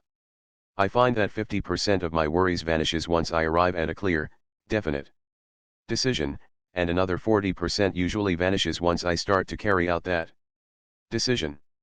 So I banish about 90% of my worries by taking these 4 steps. 1. Writing down precisely what I am worrying about. 2. Writing down what I can do about it. 3. Deciding what to do. 4. Starting immediately to carry out that decision. Galen Litchfield is now the Far Eastern Director for Starr, Park, and Freeman Incorporated, 3. John Street, New York, representing large insurance and financial interests. In fact, as I said before, Galen Litchfield today is one of the most important American businessmen in Asia, and he confesses to me that he owes a large part of his success to this method of analyzing worry and meeting it head-on. Why is his method so superb? Because it is efficient, concrete, and goes directly to the heart of the problem. On top of all that, it is climaxed by the third and indispensable rule: do something about it. Unless we carry out our action, all our fact-finding and analysis is whistling upwind. It's a sheer waste of energy. William James said this: when once a decision is reached and execution is the order of the day, dismiss absolutely all responsibility and care about the outcome. In this case, William James undoubtedly used the word care as a synonym for anxiety. He meant once you have made a careful decision based on facts, go into action. Don't stop to reconsider. Don't begin to hesitate, worry, and retrace your steps. Don't lose yourself in self-doubting, which begets other doubts. Don't keep looking back over your shoulder. I once asked Wade Phillips, one of Oklahoma's most prominent oil men, how he carried out decisions. He replied, I find that to keep thinking about our problems beyond a certain point is bound to create confusion and worry. There comes a time when any more investigation and thinking are harmful. There comes a time when we must decide and act and never look back. Why don't you employ Galen Litchfield's technique to one of your worries right now? Here is question number 1: what am I worrying about? Please pencil the answer to that question in the space below. Question number 2: what can I do about it? Please write your answer to that question in the space below. Question number 3: here is what I am going to do about it. Question number 4: when am I going to start doing it? Chapter 5: How to eliminate 50% of your business worries. If you are a businessman, you are probably saying to yourself right now, the title of this chapter is ridiculous. I have been running my business for 19 years, and I certainly know the answers if anybody does. The idea of anybody trying to tell me how I can eliminate 50% of my business worries, it's absurd. Fair enough, I would have felt exactly the same way myself a few years ago if I had seen this title on a chapter. It promises a lot, and promises are cheap. Let's be very frank about it. Maybe I won't be able to help you eliminate 50% of your business worries. In the last analysis, no one can do that, except yourself. But what I can do is to show you how other people have done it and leave the rest to you. You may recall that on page 25 of this book I quoted the world-famous Dr. Alexis Carrel as saying, businessmen who do not know how to fight worry die young. Since worry is that serious, wouldn't you be satisfied if I could help you eliminate even 10% of your worries? Yes. Good.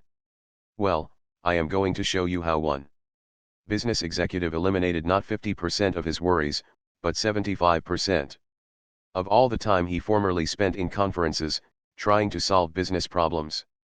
Furthermore, I am not going to tell you the story about a Mr. Jones or a Mr. X or a man I know in Ohio, vague stories that you can't check up on. It concerns a very real person, Leon Shimkin, a partner and general manager of one of the foremost publishing houses in the United States, Simon & Schuster, Rockefeller Center, New York 20, New York. Here is Leon Shimkin's experience in his own words. For 15 years I spent almost half of every business day holding conferences, discussing problems. Should we do this or that, do nothing at all? We would get tense, twist in our chairs, walk the floor, argue and go around in circles. When night came, I would be utterly exhausted. I fully expected to go on doing this sort of thing for the rest of my life. I had been doing it for 15 years, and it never occurred to me that there was a better way of doing it. If anyone had told me that I could eliminate 3/4 of all the time I spent in those worried conferences, and 3/4 of my nervous strain, I would have thought he was a wild-eyed, slap-happy, armchair optimist. Yet I devised a plan that did just that. I have been using this plan for 8 years. It has performed wonders for my efficiency, my health, and my happiness. It sounds like magic, but like all magic tricks, it is extremely simple when you see how it is done. Here is the secret. First, I immediately stopped the procedure I had been using in my conferences for 15 years, a procedure that began with my troubled associates reciting all the details of what had gone wrong, and ending up by asking, "What shall we do?" Second, I made a new rule, a rule that everyone who wishes to present a problem to me must first prepare and submit a memorandum answering these 4 questions. Question 1, what is the problem? In the old days we used to spend an hour or 2 in a worried conference without anyone's knowing specifically and concretely what the real problem was. We used to work ourselves into a lather discussing our troubles without ever troubling to write out specifically what our problem was. Question 2, what is the cause of the problem? As I look back over my career, I am appalled at the wasted hours I have spent in worried conferences without ever trying to find out clearly the conditions which lay at the root of the problem. Question 3, what are all possible solutions of the problem? In the old days, one man in the conference would suggest one solution. Someone else would argue with him. Tempers would flare. We would often get clear off the subject. And at the end of the conference no one would have written down all the various things we could do to attack the problem. Question 4, what solution do you suggest? I used to go into a conference with a man who had spent hours worrying about a situation and going around in circles without ever once thinking through all possible solutions and then writing down, "This is the solution I recommend." My associates rarely come to me now with their problems. Why? Because they have discovered that in order to answer these 4 questions they have to get all the facts and think their problems through. And after they have done that they find, in 3/4 of the cases, they don't have to consult me at all, because the proper solution has popped out like a piece of bread popping out from an electric toaster. Even in those cases where consultation is necessary, the discussion takes about 1/3 the time formerly required, because it proceeds along an orderly, logical path to a reasoned conclusion. Much less time is now consumed in the house of Simon and Schuster in worrying and talking about what is wrong, and a lot more action is obtained toward making those things right. My friend, Frank Bettger, one of the top insurance men in America, tells me he not only reduced his business worries, but nearly doubled his income by a similar method. Years ago, says Frank Bettger, when I first started to sell insurance, I was filled with a boundless enthusiasm and love for my work. Then something happened. I became so discouraged that I despised my work and thought of giving it up. I think I would have quit if I hadn't got the idea, one Saturday morning, of sitting down and trying to get at the root of my worries. I asked myself first, just what is the problem? The problem was, that I was not getting high enough returns for the staggering amount of calls I was making. I seemed to do pretty well at selling a prospect, until the moment came for closing a sale. Then the customer would say, "Well, I'll think it over, Mr. Bettger. Come and see me again." It was the time I wasted on these follow-up calls that was causing my depression. 2. I asked myself, what are the possible solutions? But to get the answer to that one, I had to study the facts. I got out my record book for the last 12 months and studied the figures. I made an astounding discovery. Right there in black and white, I discovered that 70% of my sales had been closed on the very first interview. 23% of my sales had been closed on the second interview. And only 7% of my sales had been closed on those third, fourth, fifth, etc. interviews, which were running me ragged and taking up my time.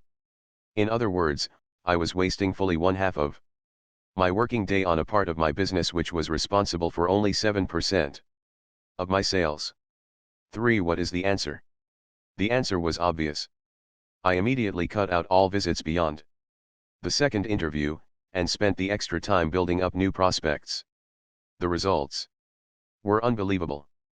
In a very short time, I had almost doubled the cash value of every visit I made from a call. As I said, Frank Betger is now one of the best-known life insurance salesmen in America. He is with Fidelity Mutual of Philadelphia, and writes $1 million worth of policies a year. But he was on the point of giving up. He was on the point of admitting failure until analyzing the problem gave him a boost on the road to success. Can you apply these questions to your business problems? To repeat my challenge, they can reduce your worries by 50%. Here they are again. 1. What is the problem? 2. What is the cause of the problem? 3. What are all possible solutions to the problem? 4. What solution do you suggest? Part 2 in a nutshell. Rule 1. Get the facts.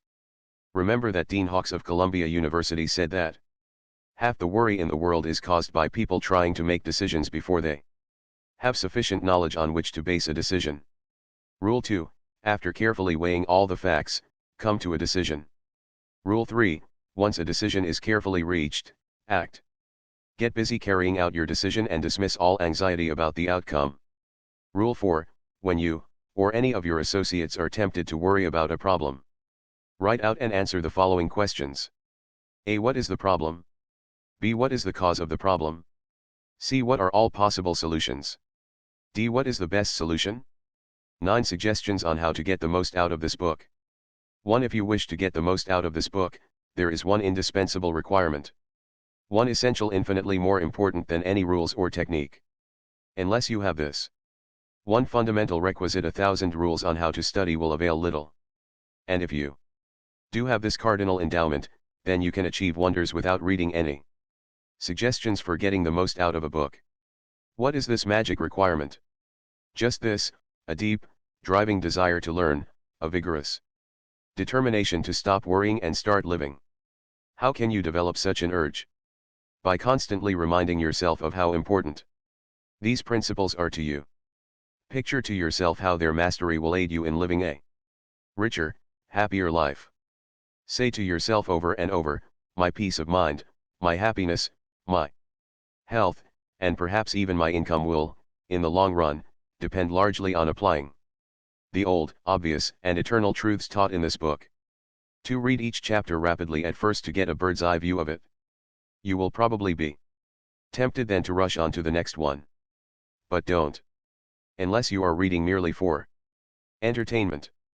But if you are reading because you want to stop worrying and start living, then go back and reread each chapter thoroughly. In the long run, this will mean saving time and getting results. 3. Stop frequently in your reading to think over what you are reading. Ask yourself just how and when you can apply each suggestion. That kind of reading will aid you far more than racing ahead like a whippet chasing a rabbit. 4. Read with a red crayon, pencil, or fountain pen in your hand, and when you come across a suggestion that you feel you can use, draw a line beside it. If it is a 4-star suggestion, then underscore every sentence, or mark it with XXXX. Marking and underscoring a book make it more interesting, and far easier to review rapidly. 5. I know a man who has been office manager for a large insurance concern for 15 years. He reads every month all the insurance contracts his company issues. Yes, he reads the same contracts over month after month, year after year. Why? Because experience has taught him that that is the only way he can keep their provisions clearly in mind. I once spent almost 2 years writing a book on public speaking, and yet I find I have to keep going back over it from time to time in order to remember what I wrote in my own book. The rapidity with which we forget is astonishing. So, if you want to get a real, lasting benefit out of this book, don't imagine that skimming through it once will suffice. After reading it thoroughly, you ought to spend a few hours reviewing it every month. Keep it on your desk in front of you every day. Glance through it often. Keep constantly impressing yourself with the rich possibilities for improvement that still lie in the offing.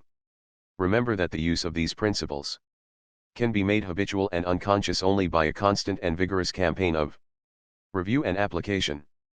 There is no other way. 6. Bernard Shaw once remarked, "If you teach a man anything, he will never learn." Shaw was right. Learning is an active process. We learn by doing. So, if you desire to master the principles you are studying in this book, do something about them. Apply these rules at every opportunity. If you don't, you will forget them quickly. Only knowledge that is used sticks in your mind. You will probably find it difficult to apply these suggestions all the time. I know. Because I wrote this book, and yet frequently I find it difficult to apply everything I have advocated here. So, as you read this book, remember that you are not merely trying to acquire information. You are attempting to form new habits. Ah yes, you are attempting a new way of life. That will require time and persistence and daily application. So refer to these pages often. Regard this as a working handbook on conquering worry. And when you are confronted with some trying problem, don't get all stirred up. Don't do the natural thing, the impulsive thing. That is usually wrong. Instead, turn to these pages and review the paragraphs you have underscored. Then try these new ways and watch them achieve magic for you. 7. Offer your wife a shilling every time she catches you violating one of the principles advocated in this book. She will break you. 8. Please turn to pages 193 to 4 of this book and read how the Wall Street banker, H.P. Howell, and old Ben Franklin corrected their mistakes. Why don't you use the Howell and Franklin techniques to check up on your application of the principles discussed in this book? If you do, two things will result. First, you will find yourself engaged in an educational process that is both intriguing and priceless. Second, you will find that your ability to stop worrying and start living will grow and spread like a green bay tree. 9. Keep a diary in which you ought to record your triumphs in the application of these principles. Be specific. Give names, dates, results. Keeping such a record will inspire you to greater efforts, and how fascinating these entries will be when you chance upon them some evening, years from now. In a nutshell. 1. Develop a deep, driving desire to master the principles of conquering worry. 2. Read each chapter twice before going on to the next one. 3. As you read, stop frequently to ask yourself how you can apply each suggestion. 4. Underscore each important idea. 5. Review this book each month. 6. Apply these principles at every opportunity. Use this volume as a working handbook to help you solve your daily problems. 7. Make a lively game put of your learning by offering some friend a shilling every time he catches you violating one of these principles. 8. Check up each week on the progress you are making. Ask yourself what mistakes you have made, what improvement, what lessons you have learned for the future. 9. Keep a diary in the back of this book showing how and when you have applied these principles. Part 3, How to break the worry habit before it breaks you. Chapter 6, How to crowd worry out of your mind. I shall never forget the night, a few years ago, when Marion J. Douglas was a student in one of my classes. I have not used his real name. He requested me, for personal reasons, not to reveal his identity. But here is his real story as he told it before one of our adult education classes. He told us how tragedy had struck at his home, not once, but twice. The first time he had lost his 5-year-old daughter, a child he adored. He and his wife thought they couldn't endure that first loss, but, as he said, 10 months later, God gave us another little girl and she died in 5 days. This double bereavement was almost too much to bear. I couldn't take it, this father told us. I couldn't sleep, I couldn't eat, I couldn't rest or relax. My nerves were utterly shaken and my confidence gone. At last he went to doctors, one recommended sleeping pills and another recommended a trip. He tried both, but neither remedy helped. He said, my body felt as if it were encased in a vice, and the jaws of the vice were being drawn tighter and tighter. The tension of grief. If you have ever been paralyzed by sorrow, you know what he meant. But thank God, I had one child left, a 4-year-old son. He gave me the solution to my problem. One afternoon as I sat around feeling sorry for myself, he asked, "Daddy, will you build a boat for me?" I was in no mood to build a boat, in fact, I was in no mood to do anything. But my son is a persistent little fellow. I had to give in. Building that toy boat took about 3 hours. By the time it was finished, I realized that those 3 hours spent building that boat were the first hours of mental relaxation and peace that I had had in months. That discovery jarred me out of my lethargy and caused me to do a bit of thinking, the first real thinking I had done in months. I realized that it is difficult to worry while you are busy doing something that requires planning and thinking. In my case, building the boat had knocked worry out of the ring. So I resolved to keep busy. The following night, I went from room to room in the house, compiling a list of jobs that ought to be done. Scores of items needed to be repaired: bookcases, stair steps, storm windows, window shades, knobs, locks, leaky taps. Astonishing as it seems, in the course of 2 weeks I had made a list of 242 items that needed attention. During the last 2 years I have completed most of them. Besides, I have filled my life with stimulating activities. 2 nights per week I attend adult education classes in New York. I have gone in for civic activities in my hometown and I am now chairman of the school board. I attend scores of meetings. I help collect money for the Red Cross and no time for worry. That is exactly what Winston Churchill said when he was working 18 hours a day at the height of the war. When he was asked if he worried about his tremendous responsibilities, he said, "I'm too busy. I have no time for worry."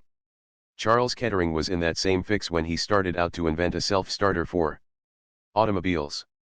Mr. Kettering was, until his recent retirement, vice president of General Motors in charge of the world-famous General Motors Research Corporation. But in those days, he was so poor that he had to use the hayloft of a barn as a laboratory.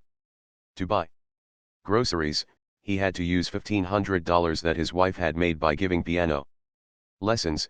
Later, had to borrow $500 on his life insurance.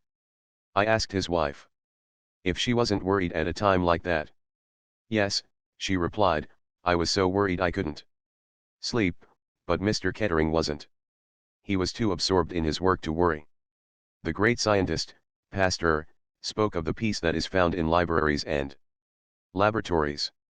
Why is peace found there? Because the men in libraries and laboratories are usually too absorbed in their tasks to worry about themselves. Research men rarely have nervous breakdowns. They haven't time for such luxuries. Why does such a simple thing as keeping busy help to drive out anxiety?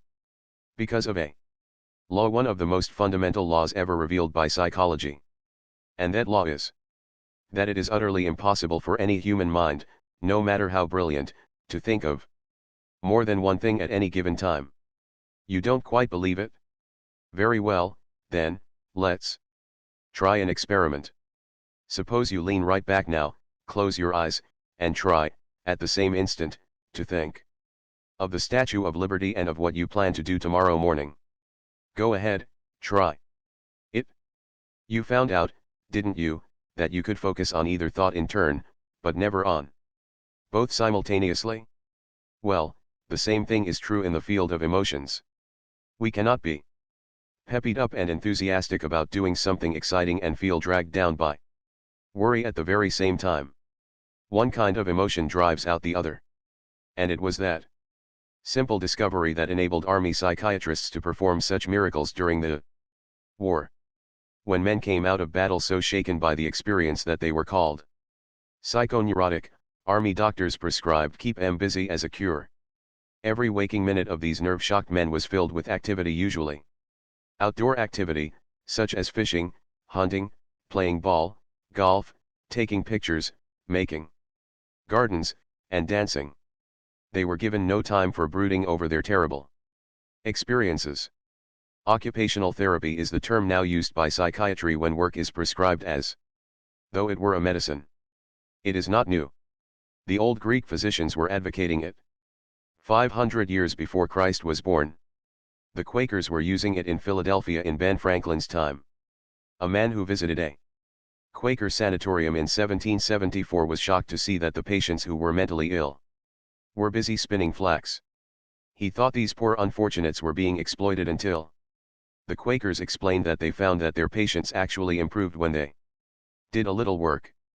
It was soothing to the nerves.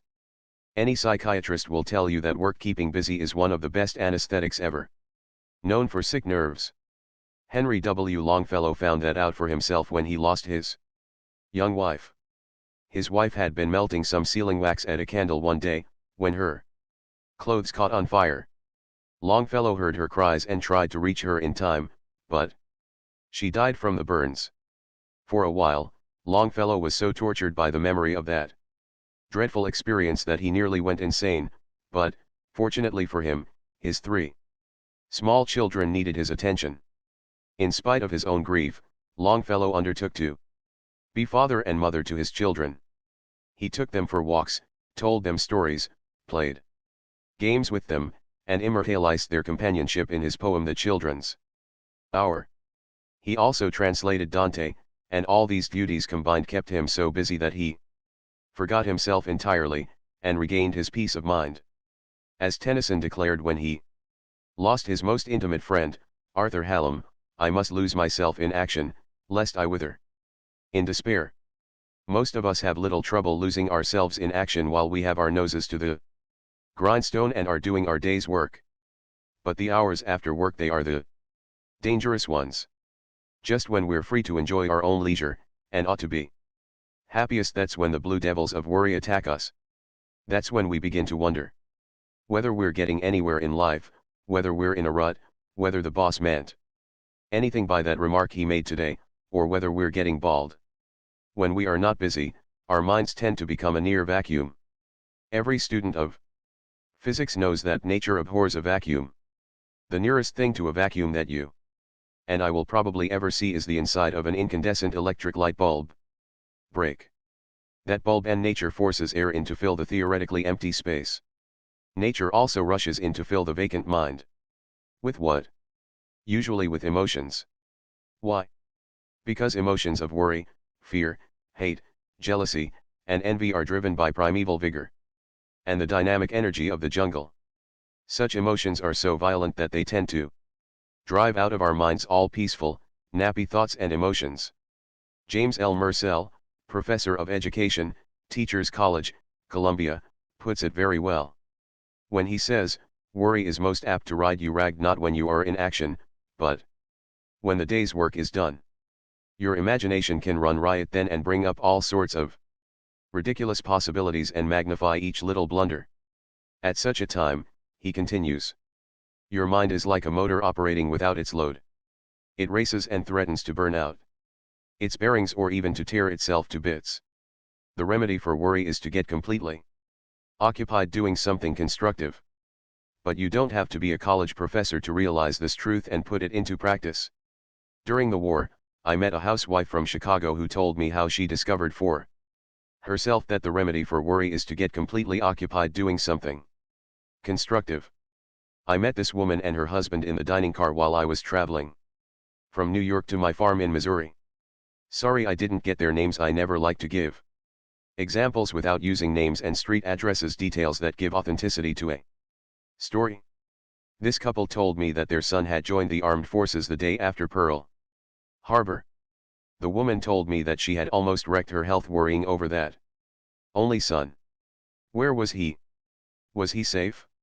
Or in action? Would he be wounded? Killed? When I asked her how she overcame her worry, she replied, "I got busy." She told me that at first she had dismissed her maid and tried to keep busy by doing all her housework herself. But that didn't help much. The trouble was, she said, that I could do my housework almost mechanically, without using my mind. So I kept on worrying. While making the beds and washing the dishes, I realized I needed some new kind of work that would keep me busy both mentally and physically every hour of the day. So that did it, she said. I immediately found myself in a whirlwind of activity, customers swarming around me, asking for prices, sizes, colors. Never a second to think of anything except my immediate duty, and when night came, I could think of nothing except getting off my aching feet. As soon as I ate dinner, I fell into bed and instantly became unconscious. I had neither the time nor the energy to worry. She discovered for herself what John Cooper Powys meant when he said, in the art of forgetting the unpleasant, a certain comfortable security, a certain profound inner peace, a kind of happy numbness, soothes the nerves of the human animal when absorbed in its allotted task. And what a blessing that it is so.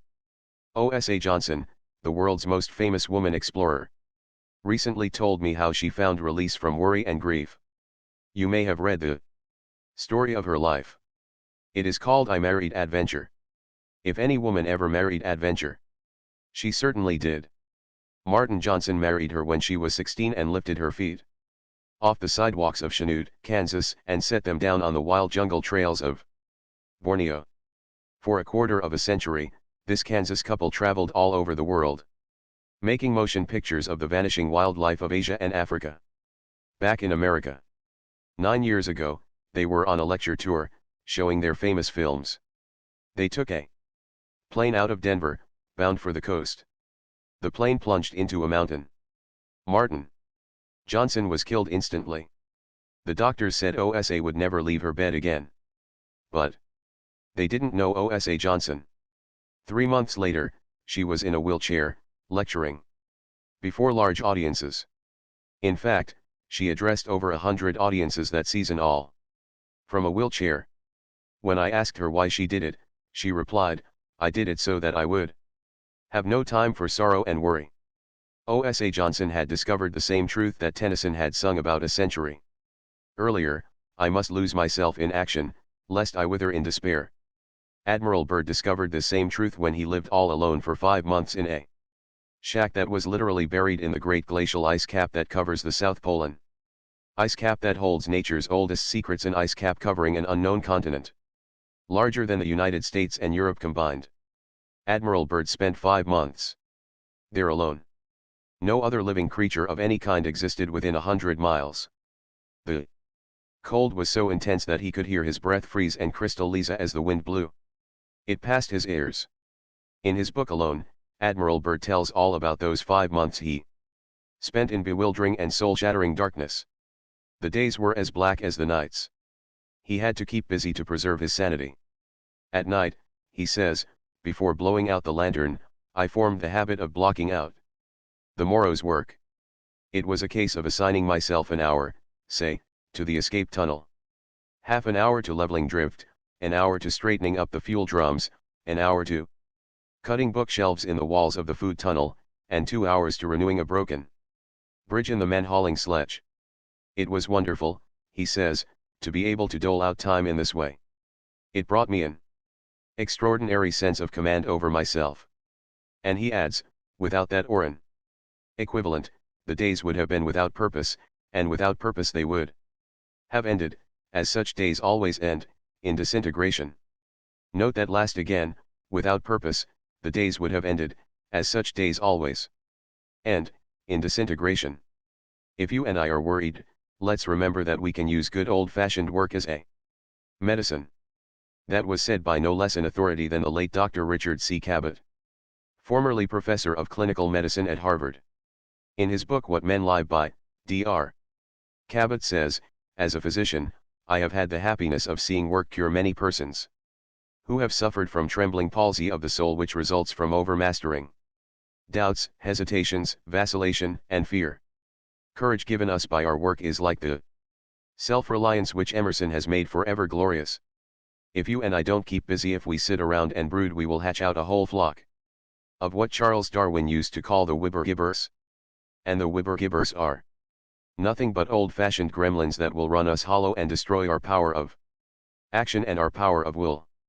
I know a businessman in New York who fought the whipper-gibbers by getting so busy that he had no time to fret and stew.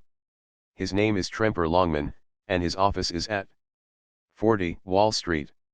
He was a student in one of my adult education classes, and his talk on conquering worry was so interesting, so impressive, that I asked him to have supper with me after class, and we sat in a restaurant until long past midnight, discussing his experiences. Here is the story he told me. 18 years ago, I was so worried I had insomnia. I was tense, irritated, and jittery. I felt I was headed for a nervous breakdown. I had reason to be worried. I was treasurer of the Crown Fruit and Extract Company, 418 West Broadway, New York. We had $500,000 invested in strawberries, packed in gallon tins. For 20 years, we had been selling these gallon tins of strawberries to manufacturers of ice cream. Suddenly our sales stopped because the big ice cream makers, such as National Dairy and Borden's, were rapidly increasing their production and were saving money and time by buying strawberries packed in barrels. Not only were we left with $500,000 in berries we couldn't sell, but we were also under contract to buy $1 million more of strawberries in the next 12 months. We had already borrowed $350,000 from the banks. We couldn't possibly pay off or renew these loans. No wonder I was worried. I rushed out to Watsonville, California, where our factory was located, and tried to persuade our president that conditions had changed, that we were facing ruin. He refused to believe it. He blamed our New York office for all the trouble, poor salesmanship. After days of pleading, I finally persuaded him to stop packing more strawberries and to sell our new supply on the fresh berry market in San Francisco. That almost solved our problems. I should have been able to stop worrying then, but I couldn't. Worry is a habit, and I had that habit. When I returned to New York, I began worrying about everything: the cherries we were buying in Italy, the pineapples we were buying in Hawaii, and so on. I was tense, jittery, couldn't sleep, and, as I have already said, I was heading for a nervous breakdown.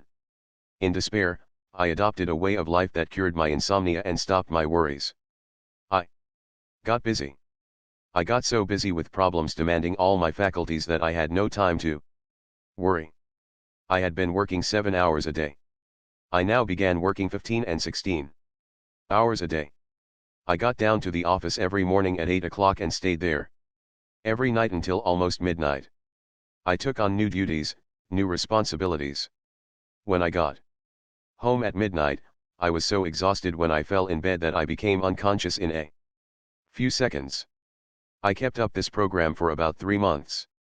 I had broken the habit of worry by that time, so I returned to a normal working day of 7 or 8 hours.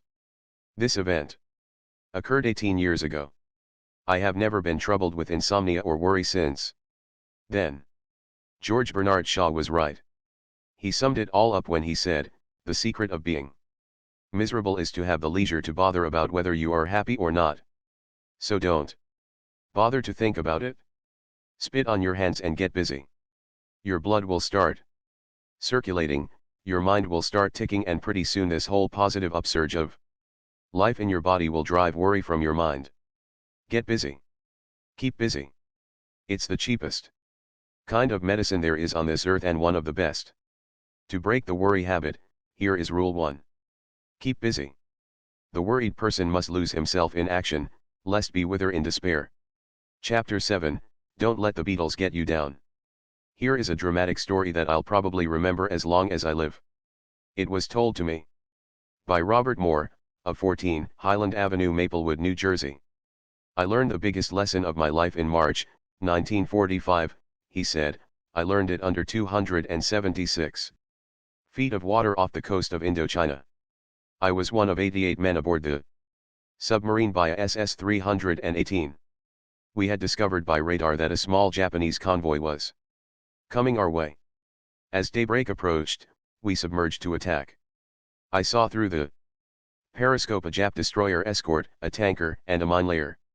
We fired 3 torpedoes at the destroyer escort, but missed.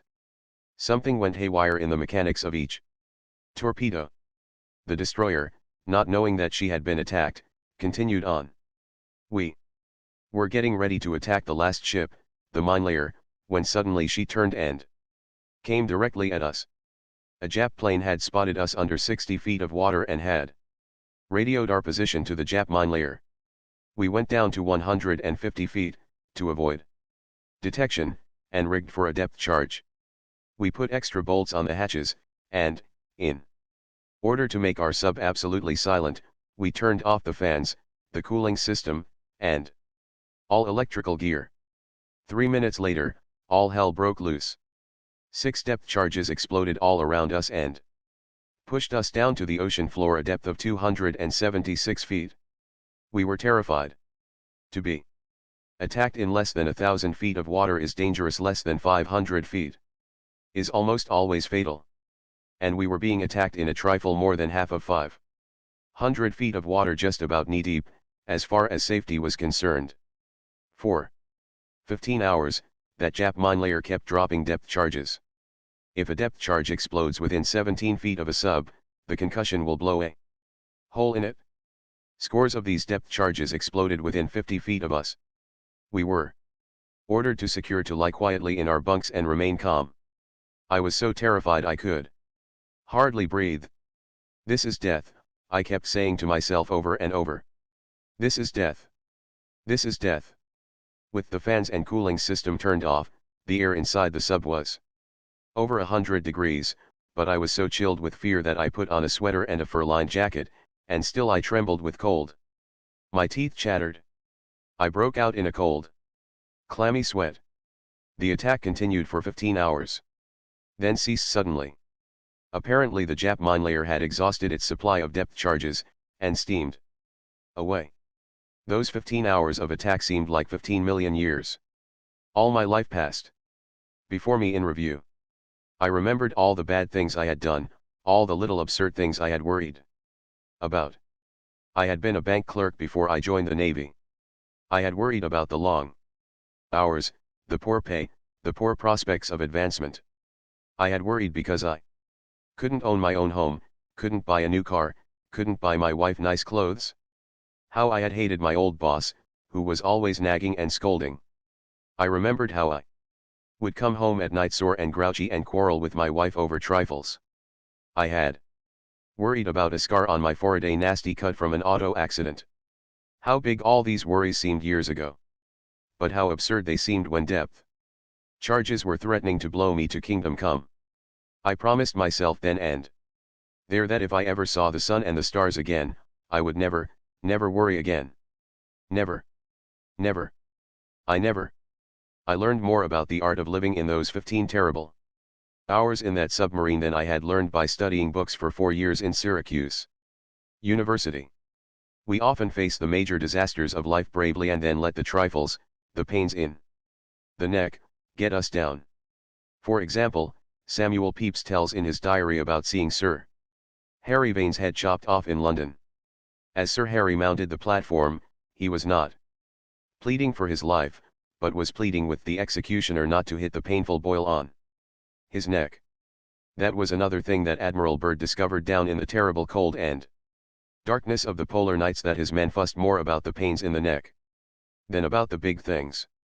They bore, without complaining, the dangers, the hardships, and the cold that was often 80 degrees below zero.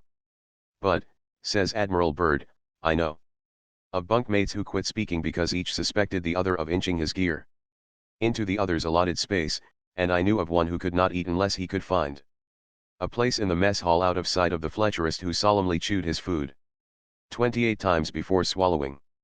In a polar camp, says Admiral Byrd, little things like that have the power to drive even disciplined men to the edge of insanity.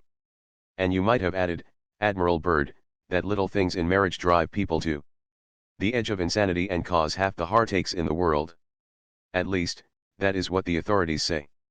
For example, Judge Joseph Sabath of Chicago, after acting as arbiter in more than 40,000 unhappy marriages, declared, trivialities are at the bottom of most marital unhappiness, and Frank S. Hogan, District Attorney of New York County, says, fully half the cases in our criminal courts originate in little things. Barroom bravado, domestic wrangling, an insulting remark, a disparaging word, a rude action, those are the little things that lead to assault and murder. Very few of us are cruelly and greatly wronged. It is the small blows to our self-esteem, the indignities, the little jolts to our vanity, which cause half the heartaches in the world. When Eleanor Roosevelt was first married, she worried for days because her new cook had served a poor meal. But if that happened now, Mrs. Roosevelt says, I would shrug my shoulders and forget it. Good. That is acting like an adult emotionally.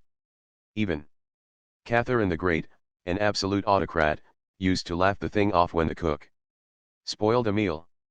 Mrs. Carnegie and I had dinner at a friend's house in Chicago. While carving the meat, he did something wrong. I didn't notice it, and I wouldn't have cared even if I had noticed it. But his wife saw it and jumped down his throat right in front of us. John, she cried. Watch what you are doing. Can't you ever learn to serve properly? Then she said to us, he is always making mistakes. He just doesn't try. Maybe he didn't try to carve, but I certainly give him credit for trying to live with her for 20 years. Frankly, I would rather have eaten a couple of hot dogs with mustard in an atmosphere of peace than to have dined on Peking duck and shark fins while listening to her scolding. Shortly after that experience, Mrs. Carnegie and I had some friends at our home for dinner. Just before they arrived, Mrs. Carnegie found that 3 of the napkins didn't. I rushed to the cook, she told me later, and found that the other 3 napkins had gone to the laundry. The guests were at the door. There was no time to change. I felt like bursting into tears. All I could think was, why did this stupid mistake have to spoil my whole evening? Then I thought, well, why let it? I went into dinner, determined to have a good time.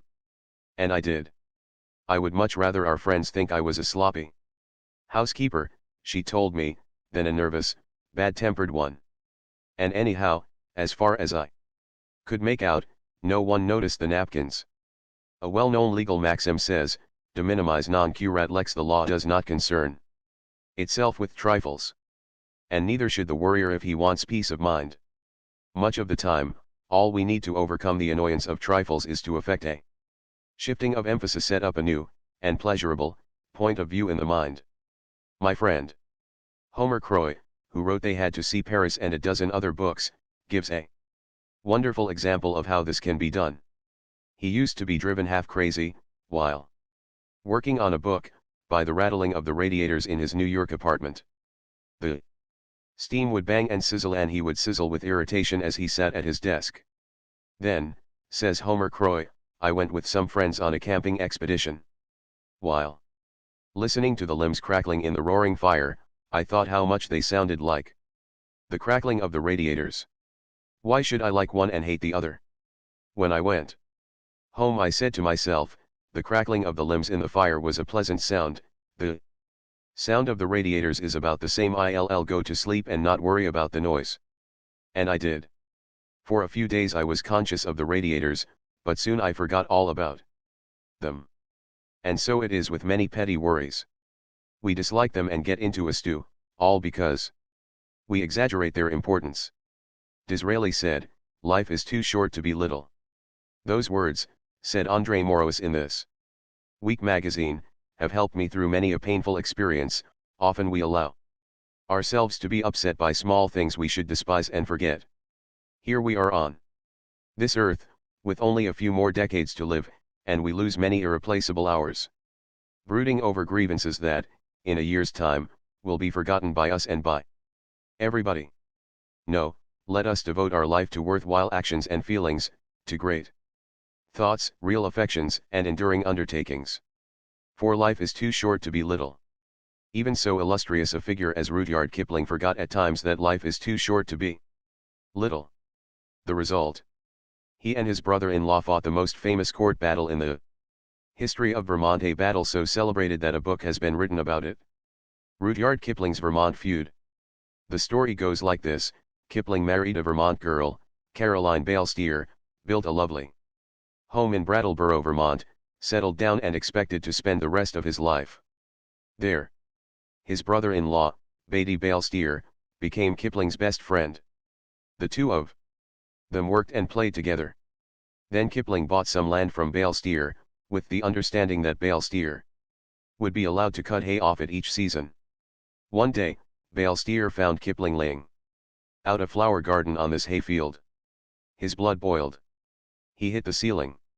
Kipling fired. Right back. The air over the green mountains of Vermont turned blue. A few days later, when Kipling was out riding his bicycle, his brother-in-law drove a wagon and a team of horses across the road suddenly and forced Kipling to take a spill.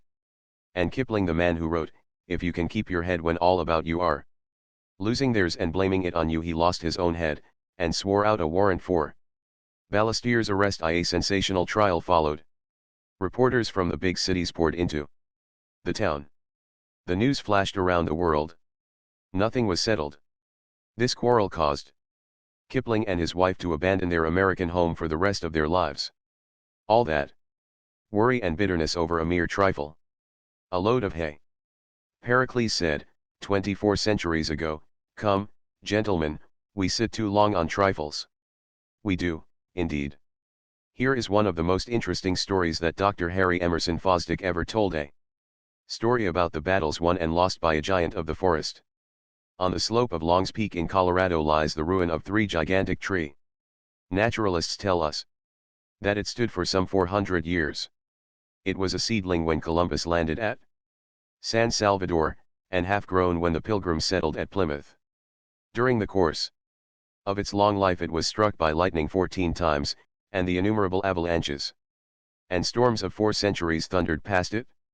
It survived them all. In the end, however, an army of beetles attacked the tree and leveled it to the ground.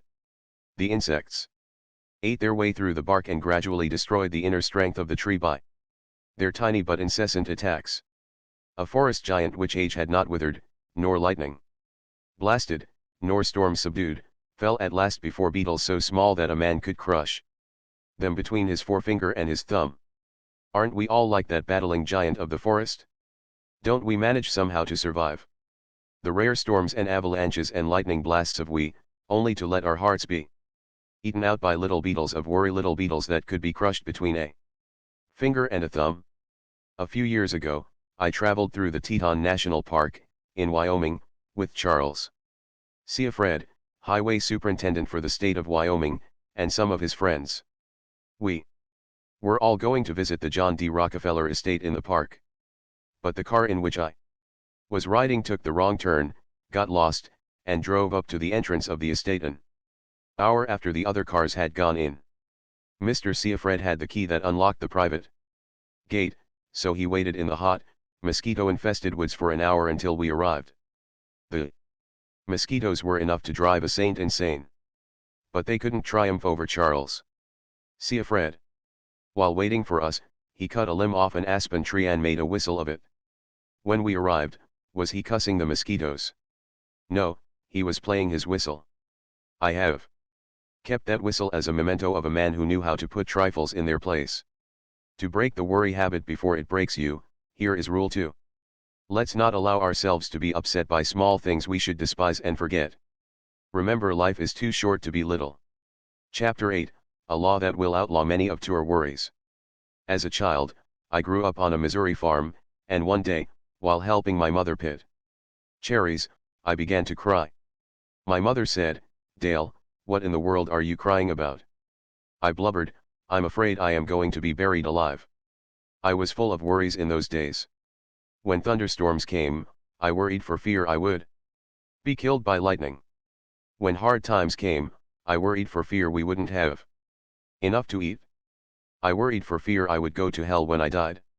I was terrified for fear an older boy, Sam White, would cut off my big ears as he threatened to do. I worried for fear girls would laugh at me if I tipped my hat to them. I worried for fear no girl would ever be willing to marry me. I worried about what I would say to my wife immediately after we were married. I imagined that we would be married in some country church, and then get in a surrey with fringe on the top and ride back to the farm, but how would I be able to keep the conversation going on that ride back to the farm? How? I pondered over that earth-shaking problem for many an hour as I walked behind the plow.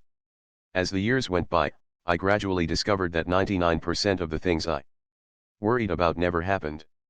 For example, as I have already said, I was once terrified of lightning, but I now know that the chances of my being killed by lightning in any one year are, according to the National Safety Council, only 1 in 350,000. My fear of being buried alive was even more absurd. I don't imagine that 1 person in 10 million is buried alive, yet I once cried for fear of it. 1 person out of every 8 dies of cancer. If I had wanted something to worry about, I should have worried about cancer instead of being killed by lightning or being buried alive. To be sure, I have been talking about the worries of youth and adolescence. But many of our adult worries are almost as absurd. You and I could probably eliminate 9/10 of our worries right now if we would cease our fretting long enough to discover whether, by the law of averages, there was any real justification for our worries. The most famous insurance company on earth, Lloyd's of London, has made countless millions out of the tendency of everybody to worry about things that rarely happen. Lloyd's of London bets people that the disasters they are worrying about will never occur. However, they don't call it betting. They call it insurance. But it is really betting. Based on the law of averages. This great insurance firm has been going strong for 200 years, and unless human nature changes, it will still be going strong 50 centuries from now by insuring shoes and ships and sealing wax against disasters that, by the law of average, don't happen nearly so often as people imagine. If we examine the law of averages, we will often be astounded at the facts we uncover. For example, if I knew that during the next 5 years I would have to fight in a battle as bloody as the Battle of Gettysburg, I would be terrified. I would take out all the life insurance I could get. I would draw up my will and set all my earthly affairs in order. I would say, I'll probably never live through that battle, so I had better make the most of the few years I have left. Yet the facts are that, according to the law of averages, it is just as dangerous, just as fatal, to try to live from age 50 to age 55 in peacetime as it was to fight in the Battle of Gettysburg. What I am trying to say is this: in times of peace, just as many people die per thousand between the ages of 50 and 55 as were killed per thousand among the 163,000 soldiers who fought at Gettysburg. I wrote several chapters of this book at James Simpson's No. Ti Lodge, on the shore of Bow Lake in the Canadian Rockies. While stopping there one summer, I met Mr. and Mrs. Herbert H. Salinger, of 2298 Pacific Avenue, San Francisco. Mrs. Salinger, a poised, serene woman, gave me the impression that she had never worried. One evening, in front of the roaring fireplace, I asked her if she had ever been troubled by worry.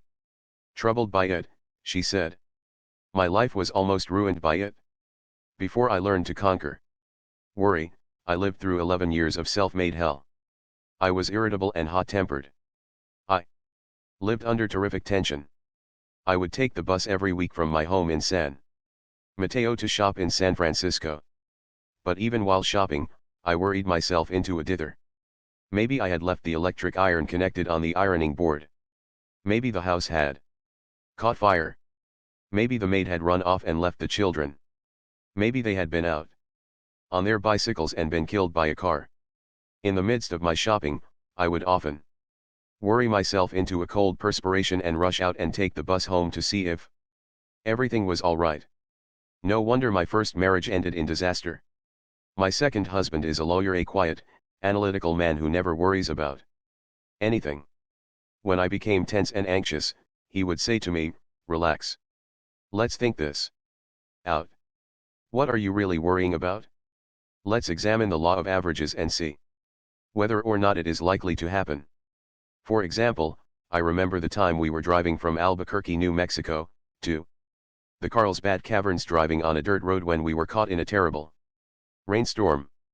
The car was slithering and sliding. We couldn't control it. I was positive we would slide off into one of the ditches that flanked the road, but my husband kept repeating to me, "I am driving very slowly.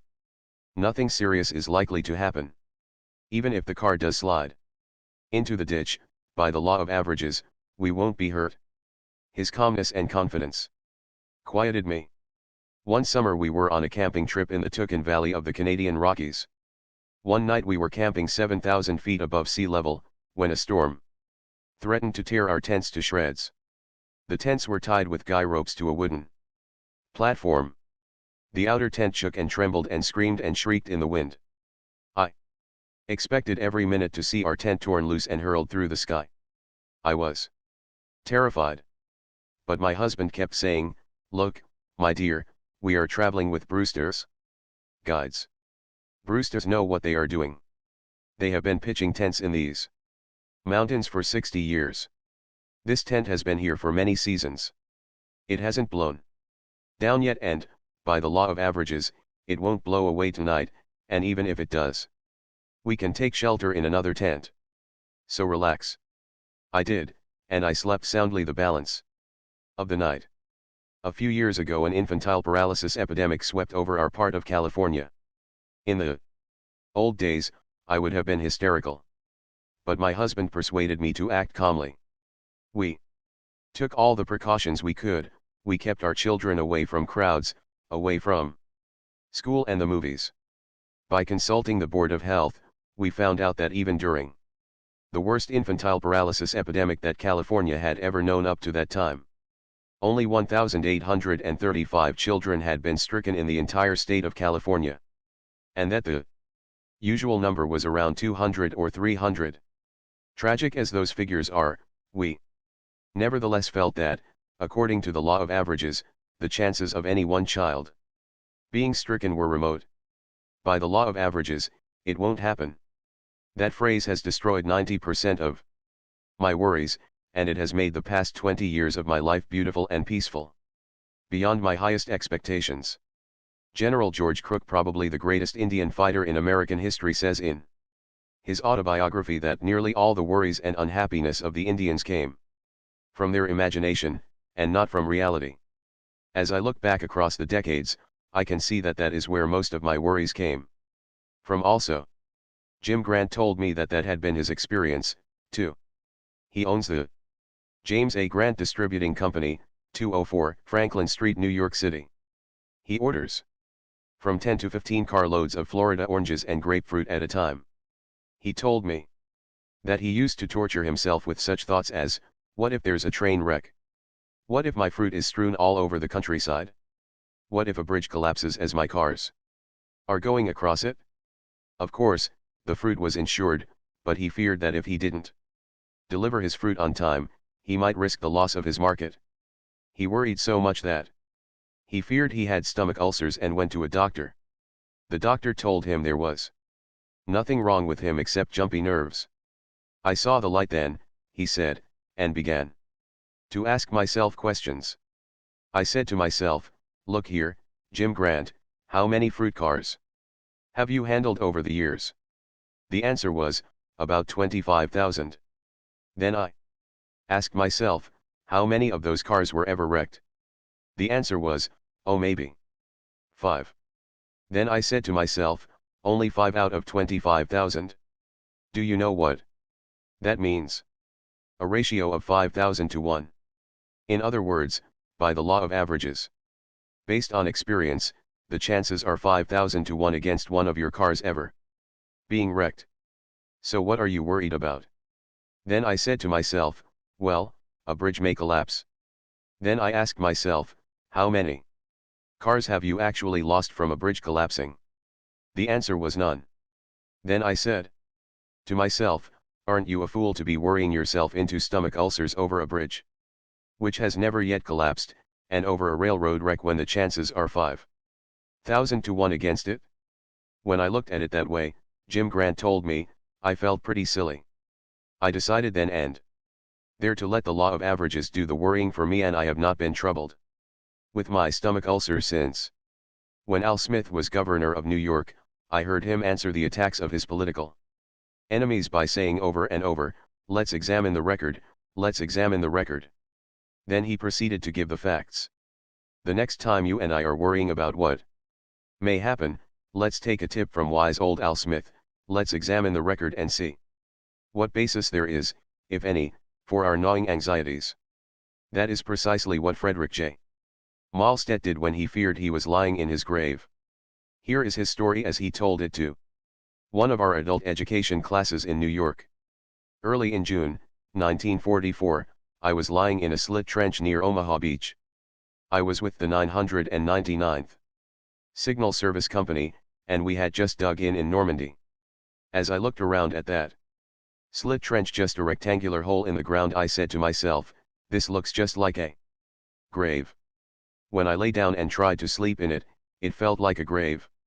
I couldn't help saying to myself, maybe this is my grave. When the German bombers began coming over at 11 p.m., and the bombs started falling, I was scared stiff. For the first 2 or 3 nights I couldn't sleep at all. By the 4th or 5th night, I was almost a nervous wreck. I knew that if I didn't do something, I would go stark crazy. So I reminded myself that 5 nights had passed, and I was still alive, and so was every man in our outfit. Only 2 had been injured, and they had been hurt, not by German bombs, but by falling flak from our own anti-aircraft guns. I decided to stop worrying by doing something constructive. So I built a thick wooden roof over my slit trench, to protect myself from flak. I thought of the vast area over which my unit was spread. I told myself that the only way I could be killed in that deep, narrow slit trench was by a direct hit, and I figured out that the chance of a direct hit on me was not 1 in 10,000. After a couple of nights of looking at it in this way, I calmed down and slept even through the bomb raids. The United States Navy used the statistics of the law of averages to buck up the morale of their men. One ex-sailor told me that when he and his shipmates were assigned to high-octane tankers, they were worried stiff. They all believed that if a tanker loaded with high-octane gasoline was hit by a torpedo, it exploded and blew everybody to kingdom come. But the US Navy knew otherwise, so the Navy issued exact figures, showing that out of 100 tankers hit by torpedoes, 60 stayed afloat, and of the 40 that did sink, only 5 sank in less than 10 minutes. That meant time to get off the ship. It also meant casualties were exceedingly small. Did this help morale? This knowledge of the law of averages wiped out my jitters, said Clyde W. Moss, of 1969, Walnut Street, St. Paul, Minnesota, the man who told this story. The whole crew felt better. We knew we had a chance, and that, by the law of averages, we probably wouldn't be killed. 2. Break the worry habit before it breaks you. Here is rule 3. Let's examine the record. Let's ask ourselves, what are the chances, according to the law of averages, that this event I am worrying about will ever occur? Chapter 9, Cooperate with the Inevitable. When I was a little boy, I was playing with some of my friends in the attic of an old abandoned log house in northwest Missouri. As I climbed down out of the attic, I rested my feet on a windowsill for a moment and then jumped. I had a ring on my left forefinger, and as I jumped, the ring caught on a nail head and tore off my finger. I screamed. I was terrified. I was positive I was going to die. But after the hand healed, I never worried about it for one split second. What would have been the use? I accepted the inevitable. Now I often go for a month at a time without even thinking about the fact that I have only 3 fingers and a thumb on my left hand. A few years ago, I met a man who was running a freight elevator in one of the downtown office buildings in New York. I noticed that his left hand had been cut off at the wrist. I asked him if the loss of that hand bothered him. He said, "Oh, no, I hardly ever think about it. I am not married, and the only time I ever think about it is when I try to thread a needle." It is astonishing how quickly we can accept almost any situation if we have to adjust ourselves to it and forget about it. I often think of an inscription on the ruins of a 15th century cathedral in Amsterdam, Holland. This inscription says in Flemish, "It is so. It cannot be otherwise." As you and I march across the decades of time, we are going to meet a lot of unpleasant situations that are so. They cannot be otherwise. We have our choice. We can either accept them as inevitable and adjust ourselves to them, or we can ruin our lives with rebellion and maybe end up with a nervous breakdown. Here is a bit of sage advice from one of my favorite philosophers, William James. Be willing to have it so, he said. Acceptance of what has happened is the first step to overcoming the consequence of any misfortune. Elizabeth Conley, of 2840 NE 49th Avenue, Portland, Oregon, had to find that out the hard way. Here is a letter that she wrote me recently, on the very day that America was celebrating the victory of our armed forces in North Africa. The letter says, I received a telegram from the War Department. My nephew, the person I loved most, was missing in action. A short time later, another telegram arrived saying he was dead. I was prostrate with grief. Up to that time, I had felt that life had been very good to me. I had a job I loved. I had helped to raise this nephew. He represented to me all that was fine and good in young manhood. I had felt that all the bread I had cast upon the waters was coming back to me as cake. Then came this telegram. My whole world collapsed. I felt there was nothing left to live for. I neglected my work, neglected my friends. I let everything go. I was bitter and resentful. Why did my loving nephew have to be taken? Why did this good boy with life all before him, why did he have to be killed? I couldn't accept it. My grief was so overwhelming that I decided to give up my work and go away and hide myself in my tears and bitterness. I was clearing out my desk, getting ready to quit, when I came across a letter that I had forgotten, a letter from this nephew who had been killed, a letter he had written to me when my mother had died a few years ago. Of course, we will miss her, the letter said. And especially you. But I know you'll carry on. Your own personal philosophy will make you do that. I shall never forget the beautiful truths you taught me. Wherever I am, or how far apart we may be, I shall always remember that you taught me to smile, and to take whatever comes, like a man. I read and reread that letter. It seemed as if he were there beside me, speaking to me. He seemed to be saying to me, why don't you do what you taught me to do? Carry on. No matter what happens. Hide your private sorrows under a smile and carry on. So, I went back to my work. I stopped being bitter and rebellious. I kept saying to myself, it is done. I can't change it. But I can and will carry on as he wished me to do. I threw all my mind and strength into my work. I wrote letters to soldiers, to other people's boys. I joined an adult education class at night, seeking out new interests and making new friends. I can hardly believe the change that has come over me. I have ceased mourning over the past that is forever gone. I am living each day now with joy, just as my nephew would have wanted me to do. I have made peace with life. I have accepted my fate. I am now living a fuller and more complete life than I had ever known. Elizabeth Kinley, out in Portland, Oregon, learned what all of us will have to learn sooner or later, namely, that we must accept and cooperate with the inevitable. It is so. It cannot be otherwise. That is not an easy lesson to learn. Even kings on their thrones have to keep reminding themselves of it. The late George V had these framed words hanging on the wall of his library in Buckingham Palace: teach me neither to cry for the moon nor over spilt milk. The same thought is expressed by Schopenhauer in this way: a good supply of resignation is of the first importance in providing for the journey of life. Obviously, circumstances alone do not make us happy or unhappy. It is the way we react to circumstances that determines our feelings. Jesus said that the kingdom of heaven is within you. That is where the kingdom of hell is, too. We can all endure disaster and tragedy and triumph over them if we have to. We may not think we can, but we have surprisingly strong inner resources that will see us through if we will only make use of them. We are stronger than we think. The late Booth Tarkington always said, I could take anything that life could force upon me except one thing, blindness. I could never endure that. Then one day, when he was along in his 60s, Tarkington glanced down at the carpet on the floor. The colors were blurred. He couldn't see the pattern. He went to a specialist. He learned the tragic truth: he was losing his sight.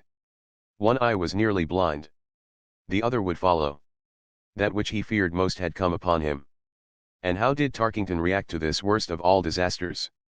Did he feel, this is it? This is the end of my life? No, to his amazement, he felt quite gay. He even called upon his humor. Floating specks annoyed him, they would swim across his eyes and cut off his vision. Yet when the largest of these specks would swim across his sight, he would say, "Hello. There's grandfather again. Wonder where he's going on this fine morning." How could fate ever conquer a spirit like that? The answer is it couldn't. When total blindness closed in, Tarkington said, "I found I could take the loss of my eyesight, just as a man can take anything else. If I lost all 5 of my senses, I know I could live on inside my mind. For it is in the mind we see, and in the mind we live, whether we know it or not." In the hope of restoring his eyesight, Tarkington had to go through more than 12 operations within 1 year. With local anesthetic. Did he rail against this? He knew it had to be done. He knew he couldn't escape it, so the only way to lessen his suffering was to take it with grace. He refused a private room at the hospital and went into a ward, where he could be with other people who had troubles, too. He tried to cheer them up. And when he had to submit to repeated operations fully conscious of what was being done to his eyes, he tried to remember how fortunate he was. How wonderful, he said. How wonderful, that science now has the skill to operate on anything so delicate as the human eye. The average man would have been a nervous wreck if he had had to endure more than 12 operations and blindness. Yet Tarkington said, "I would not exchange this experience for a happier one." It taught him acceptance. It taught him that nothing life could bring him was beyond his strength to endure. It taught him, as John Milton discovered, that it is not miserable to be blind, it is only miserable not to be able to endure blindness. Margaret Fuller, the famous New England feminist, once offered as her credo, "I accept the universe." When grouchy old Thomas Carlyle heard that in England, he snorted, "By gad, she'd better. Yes, and by gad, you and I had better accept the inevitable, too. If we rail and kick against it and grow bitter, we won't change the inevitable, but we will change ourselves. I know. I have tried it. I once refused to accept an inevitable situation with which I was confronted. I played the fool and railed against it, and rebelled. I turned my nights into hells of insomnia. I brought upon myself everything I didn't want. Finally, after a year of self-torture, I had to accept what I knew from the outset I couldn't possibly alter. I should have cried out years ago with old Walt Whitman. Oh, to confront night, storms, hunger, ridicule, accident, rebuffs as the trees and animals do. I spent 12 years working with cattle, yet I never saw a Jersey cow running a temperature because the pasture was burning up from a lack of rain or because of sleet and cold or because her boyfriend was paying too much attention to another heifer. The animals confront night, storms, and hunger calmly, so they never have nervous breakdowns or stomach ulcers, and they never go insane. Am I advocating that we simply bow down to all the adversities that come our way? Not by a long shot. That is mere fatalism. As long as there is a chance that we can save a situation, let's fight. But when common sense tells us that we are up against something that is so and cannot be otherwise, then, in the name of our sanity, let's not look before and after and pine for what is not. The late Dean Hawkes of Columbia University told me that he had taken a Mother Goose rhyme as one of his mottos. For every ailment under the sun, there is a remedy, or there is none. If there be one, try to find it. If there be none, never mind it. While writing this book, I interviewed a number of the leading businessmen of America. And I was impressed by the fact that they cooperated with the inevitable and led lives singularly free from worry. If they hadn't done that, they would have cracked under the strain. Here are a few examples of what I mean. J.C. Penney, founder of the nationwide chain of penny stores, said to me, "I wouldn't worry if I lost every cent I have because I don't see what is to be gained by worrying. I do the best job I possibly can, and leave the results in the laps of the gods." Henry Ford told me much the same thing. When I can't handle events, he said, I let them handle themselves. When I asked K.T. Keller, president of the Chrysler Corporation, how he kept from worrying, he said, "When I am up against a tough situation, if I can do anything about it, I do it. If I can't, I just forget it. I never worry about the future, because I know no man living can possibly figure out what is going to happen in the future. There are so many forces that will affect that future. Nobody can tell what prompts those forces or understand them. So why worry about them? K.T. Keller would be embarrassed if you told him he is a philosopher. He is just a good businessman, yet he has stumbled on the same philosophy that Epictetus taught in Rome 19 centuries ago. There is only one way to happiness, Epictetus taught the Romans, and that is to cease worrying about things which are beyond the power of our will. Sarah Bernhardt, the divine Sarah, was an illustrious example of a woman who knew how to cooperate with the inevitable. For half a century, she had been the reigning queen of the theater on 4 continents, the best-loved actress on earth. Then when she was 71 and broke, she had lost all her money. Her physician, Professor Pazzi of Paris, told her he would have to amputate her leg. While crossing the Atlantic, she had fallen on deck during a storm, and injured her leg severely. Phlebitis developed. Her leg shrank. The pain became so intense that the doctor felt her leg had to be amputated. He was almost afraid to tell the stormy, tempestuous divine Sarah what had to be done. He fully expected that the terrible news would set off an explosion of hysteria. But he was wrong. Sarah looked at him a moment, and then said quietly, "If it has to be, it has to be." It was fate. As she was being wheeled away to the operating room, her son stood weeping. She waved to him with a gay gesture and said cheerfully, "Don't go away. I'll be right back." On the way to the operating room, she recited a scene from one of her plays. Someone asked her if she were doing this to cheer herself up. She said, "No, to cheer up the doctors and nurses. It will be a strain on them."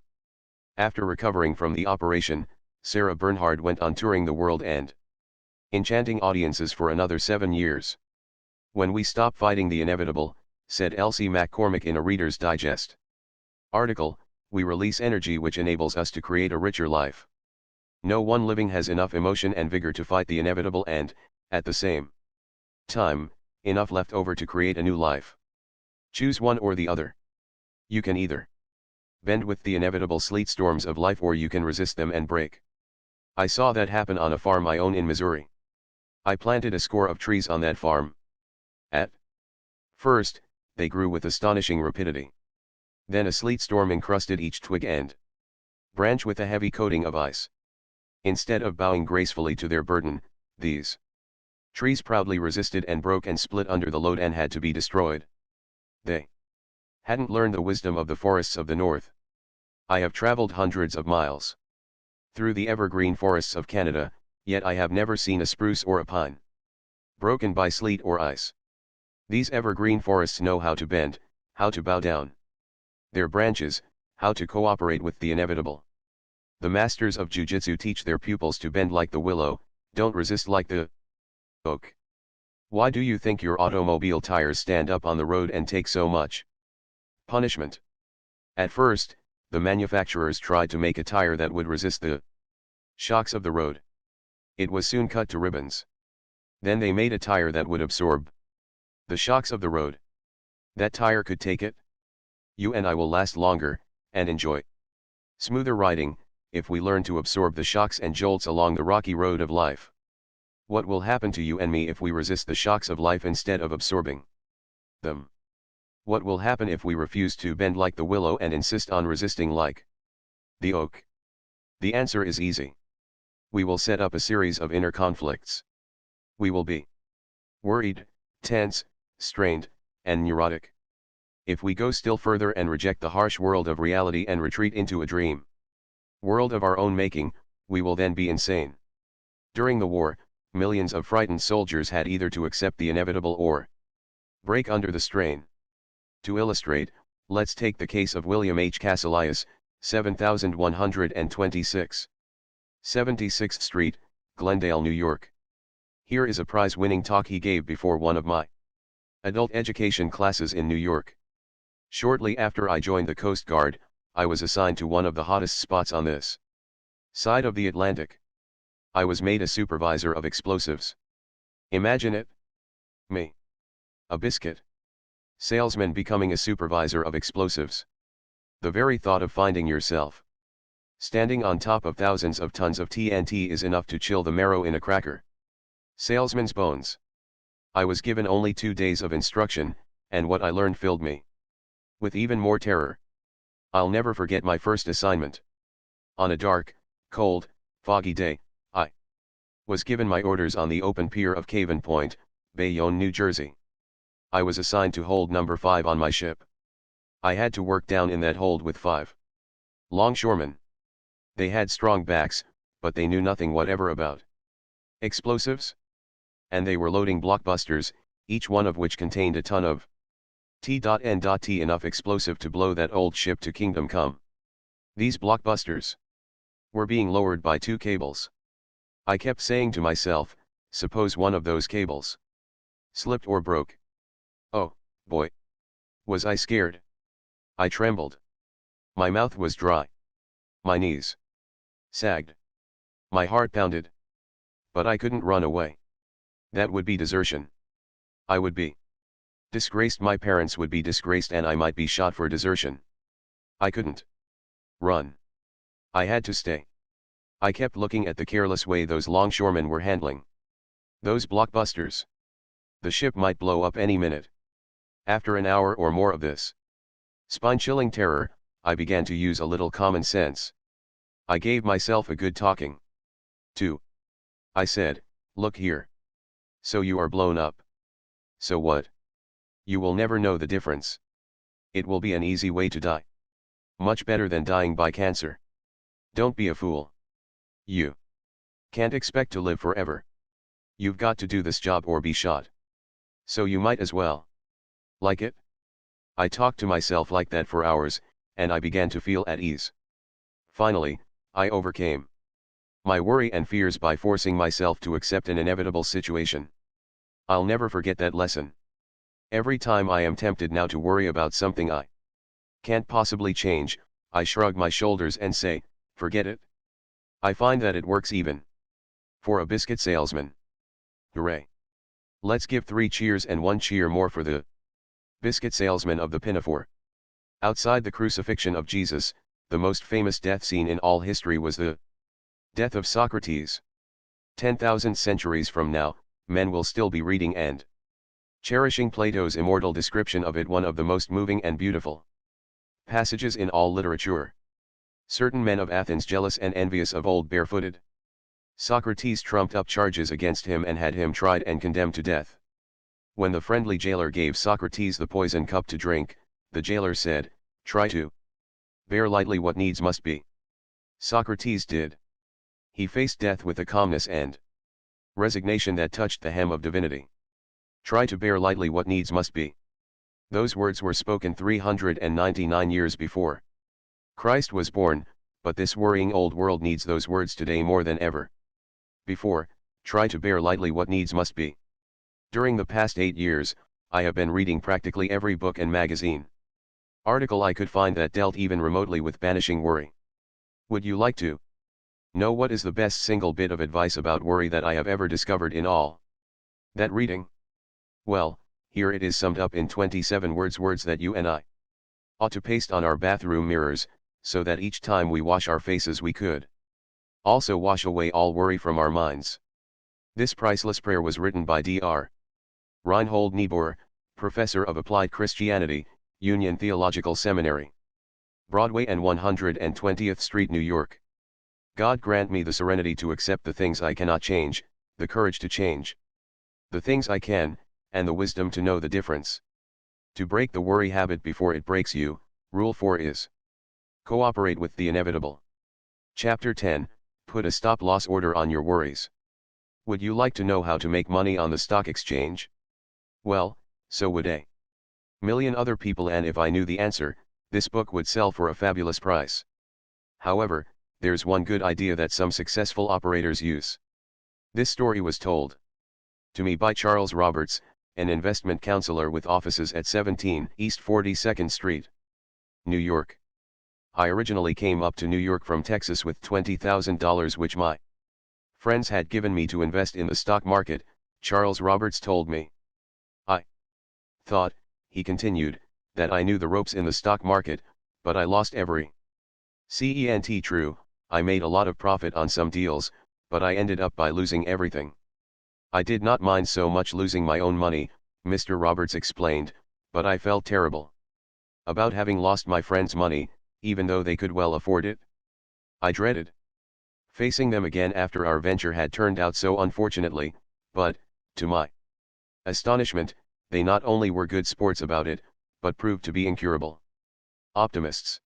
I knew I had been trading on a hit or miss basis and depending largely on luck and other people's opinions. As H.I. Phillips said, I had been playing the stock market by ear. I began to think over my mistakes and I determined that before I went back into the market again, I would try to find out what it was all about. So I sought out and became acquainted with one of the most successful speculators who ever lived, Burton S.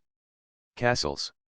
I believed I could learn a great deal from him because he had long enjoyed the reputation of being successful year after year, and I knew that such a career was not the result of mere chance or luck.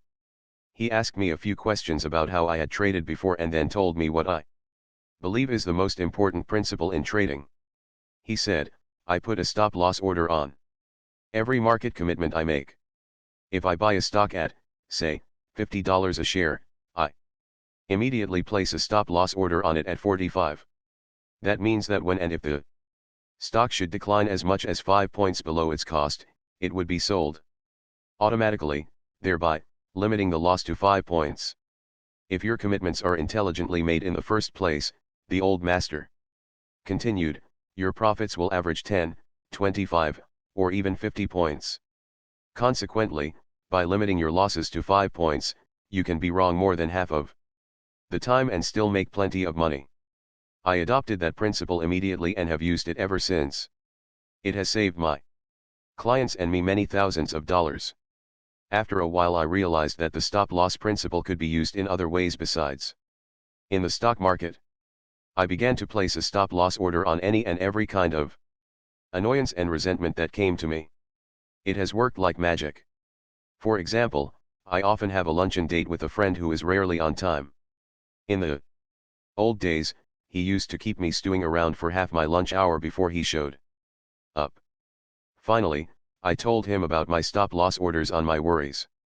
I said, Bill, my stop-loss order on waiting for you is exactly 10 minutes. If you arrive more than 10 minutes late, our luncheon engagement will be sold down the river and I'll be gone. Man alive! How I wish I had had the sense, years ago, to put stop-loss orders on my impatience, on my temper, on my desire for self-justification, on my regrets, and on all my mental and emotional strains. Why didn't I have the horse sense to size up each situation that threatened to destroy my peace of mind and say to myself, see here, Dale Carnegie, this situation is worth just so much fussing about and no more? Why didn't I?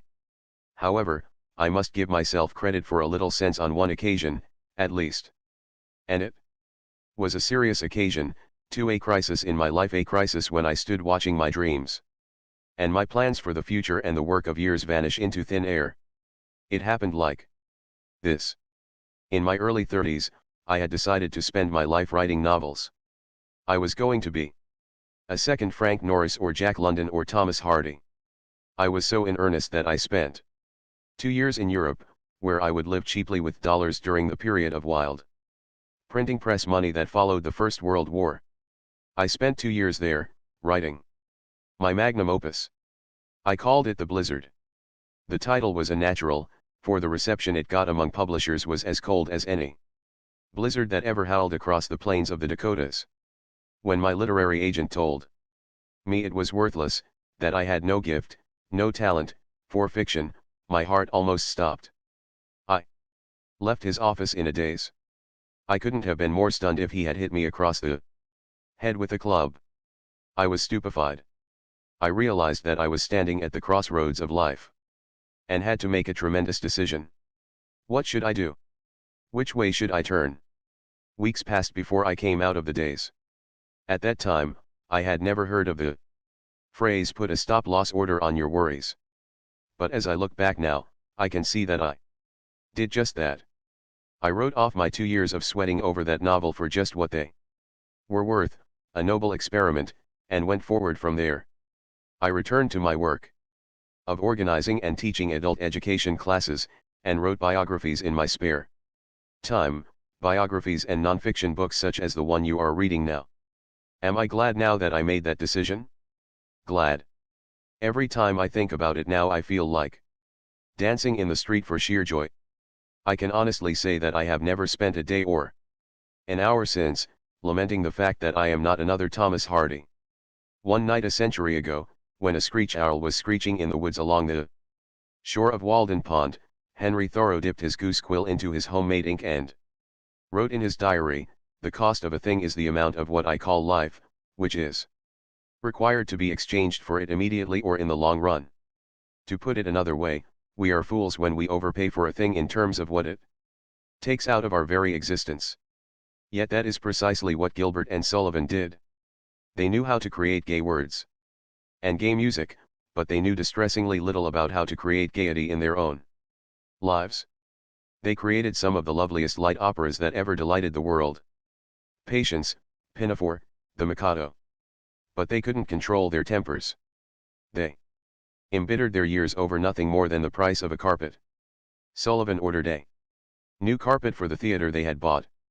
When Gilbert saw the bill, he hit the roof. They battled it out in court, and never spoke to one another again as long as they lived. When Sullivan wrote the music for a new production, he mailed it to Gilbert, and when Gilbert wrote the words, he mailed it back to Sullivan. Once they had to take a curtain call together, but they stood on opposite sides of the stage and bowed in different directions, so they wouldn't see one another. They hadn't the sense to put a stop-loss order on their resentments, as Lincoln did. Once, during the Civil War, when some of Lincoln's friends were denouncing his bitter enemies, Lincoln said, "You have more of a feeling of personal resentment than I have. Perhaps I have too little of it, but I never thought it paid. A man doesn't have the time to spend half his life in quarrels. If any man ceases to attack me, I never remember the past against him." I wish an old aunt of mine, Aunt Edith, had had Lincoln's forgiving spirit. She and Uncle Frank lived on a mortgaged farm that was infested with cockleburs and cursed with poor soil and ditches. They had tough going, had to squeeze every nickel. But Aunt Edith loved to buy a few curtains and other items to brighten up their bare home. She bought these small luxuries on credit at Dan Eversole's dry goods store in Maryville, Missouri. Uncle Frank worried about their debts. He had a farmer's horror of running up bills, so he secretly told Dan Eversole to stop letting his wife buy on credit. When she heard that, she hit the roof, and she was still hitting the roof about it almost 50 years after it had happened. I have heard her tell the story not once, but many times. The last time I ever saw her, she was in her late 70s. I said to her, "Aunt Edith, Uncle Frank did wrong to humiliate you, but don't you honestly feel that you're complaining about it? Almost half a century after it happened is infinitely worse than what he did. I might as well have said it to the moon." Aunt Edith paid dearly for the grudge and bitter memories that she nourished.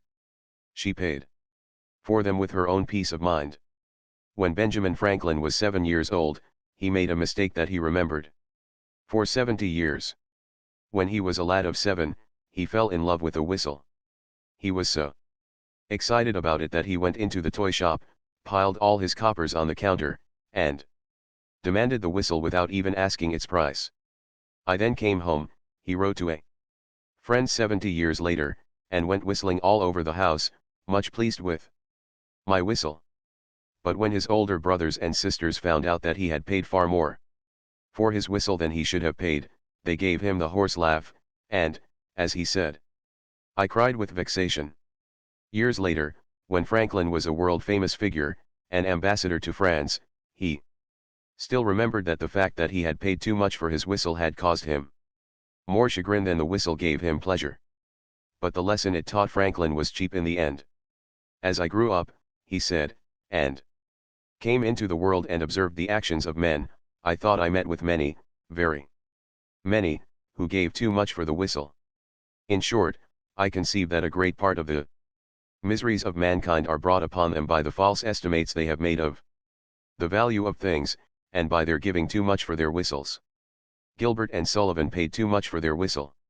So did Aunt Edith. So did Dale Carnegie on many occasions. And so did the immortal Leo Tolstoy, author of two of the world's greatest novels, War and Peace and Anna Karenina. According to the Encyclopedia Britannica, Leo Tolstoy was, during the last 20 years of his life, probably the most venerated man in the whole world. For 20 years before he died from 1890 to 1910, an unending stream of admirers made pilgrimages to his home in order to catch a glimpse of his face, to hear the sound of his voice, or even touch the hem of his garment. Every sentence he uttered was taken down in a notebook, almost as if it were a divine revelation. But when it came to living to ordinary living well, Tolstoy had even less sense at 70 than Franklin had at 7. He had no sense at all. Here's what one mean.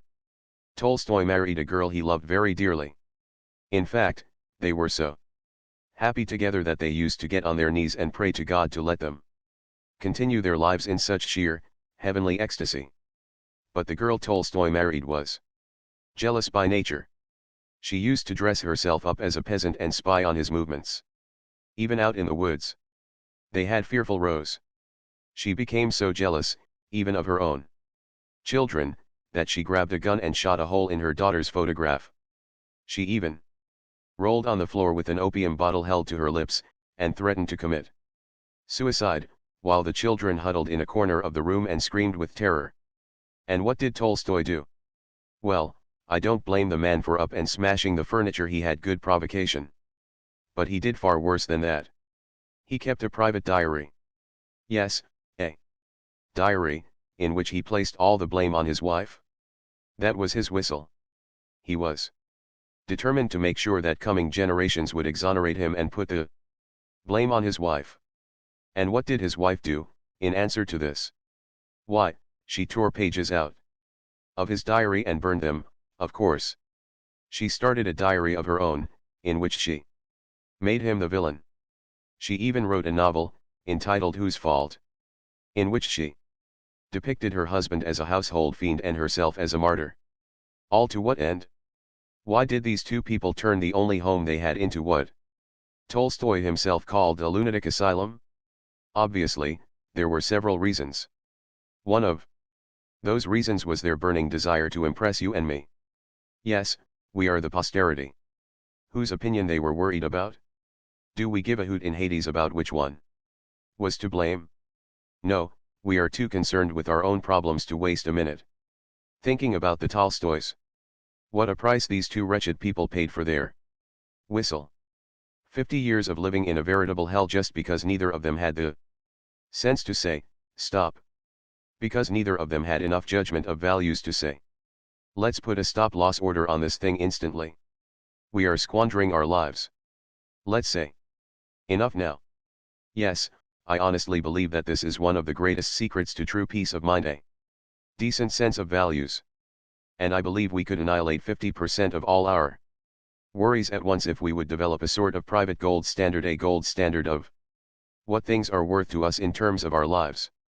So, to break the worry habit before it breaks you, here is Rule 5. Whenever we are tempted to throw good money after bad in terms of human living, let's stop and ask ourselves these 3 questions. 1. How much does this thing I am worrying about really matter to me? 2. At what point shall I set a stop-loss order on this worry and forget it?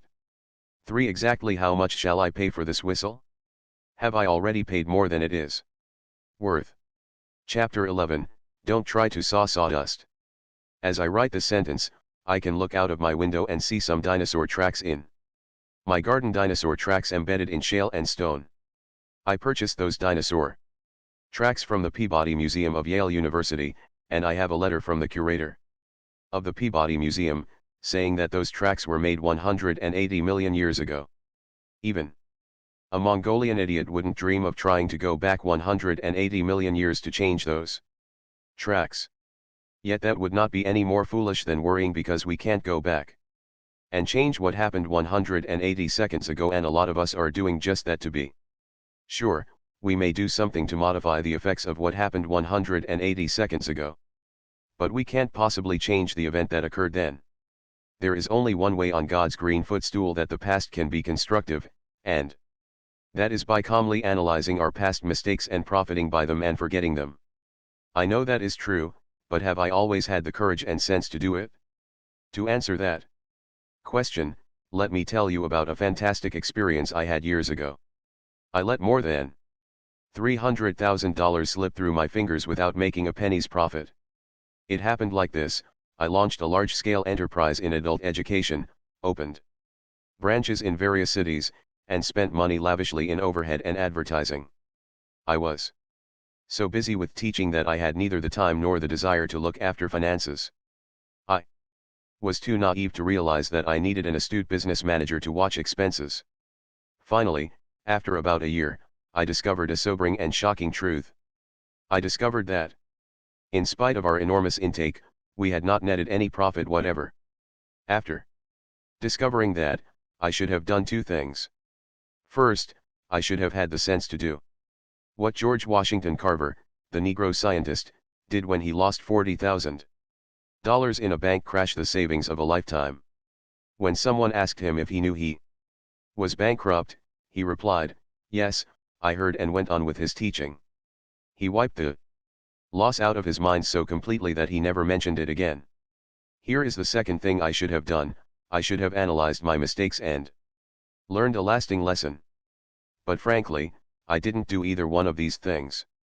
Instead, I went into a tailspin of worry. For months I was in a daze.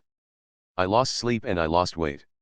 Instead of learning a lesson from this enormous mistake, I went right ahead and did the same thing again on a smaller scale.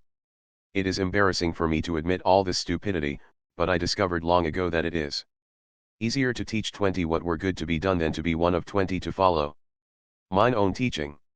How I wish that I had had the privilege of attending the George Washington High School here in New York and studying under Mr. Brandwine, the same teacher who taught Alan Saunders, of 939 Woody Crest Avenue, Bronx, New York.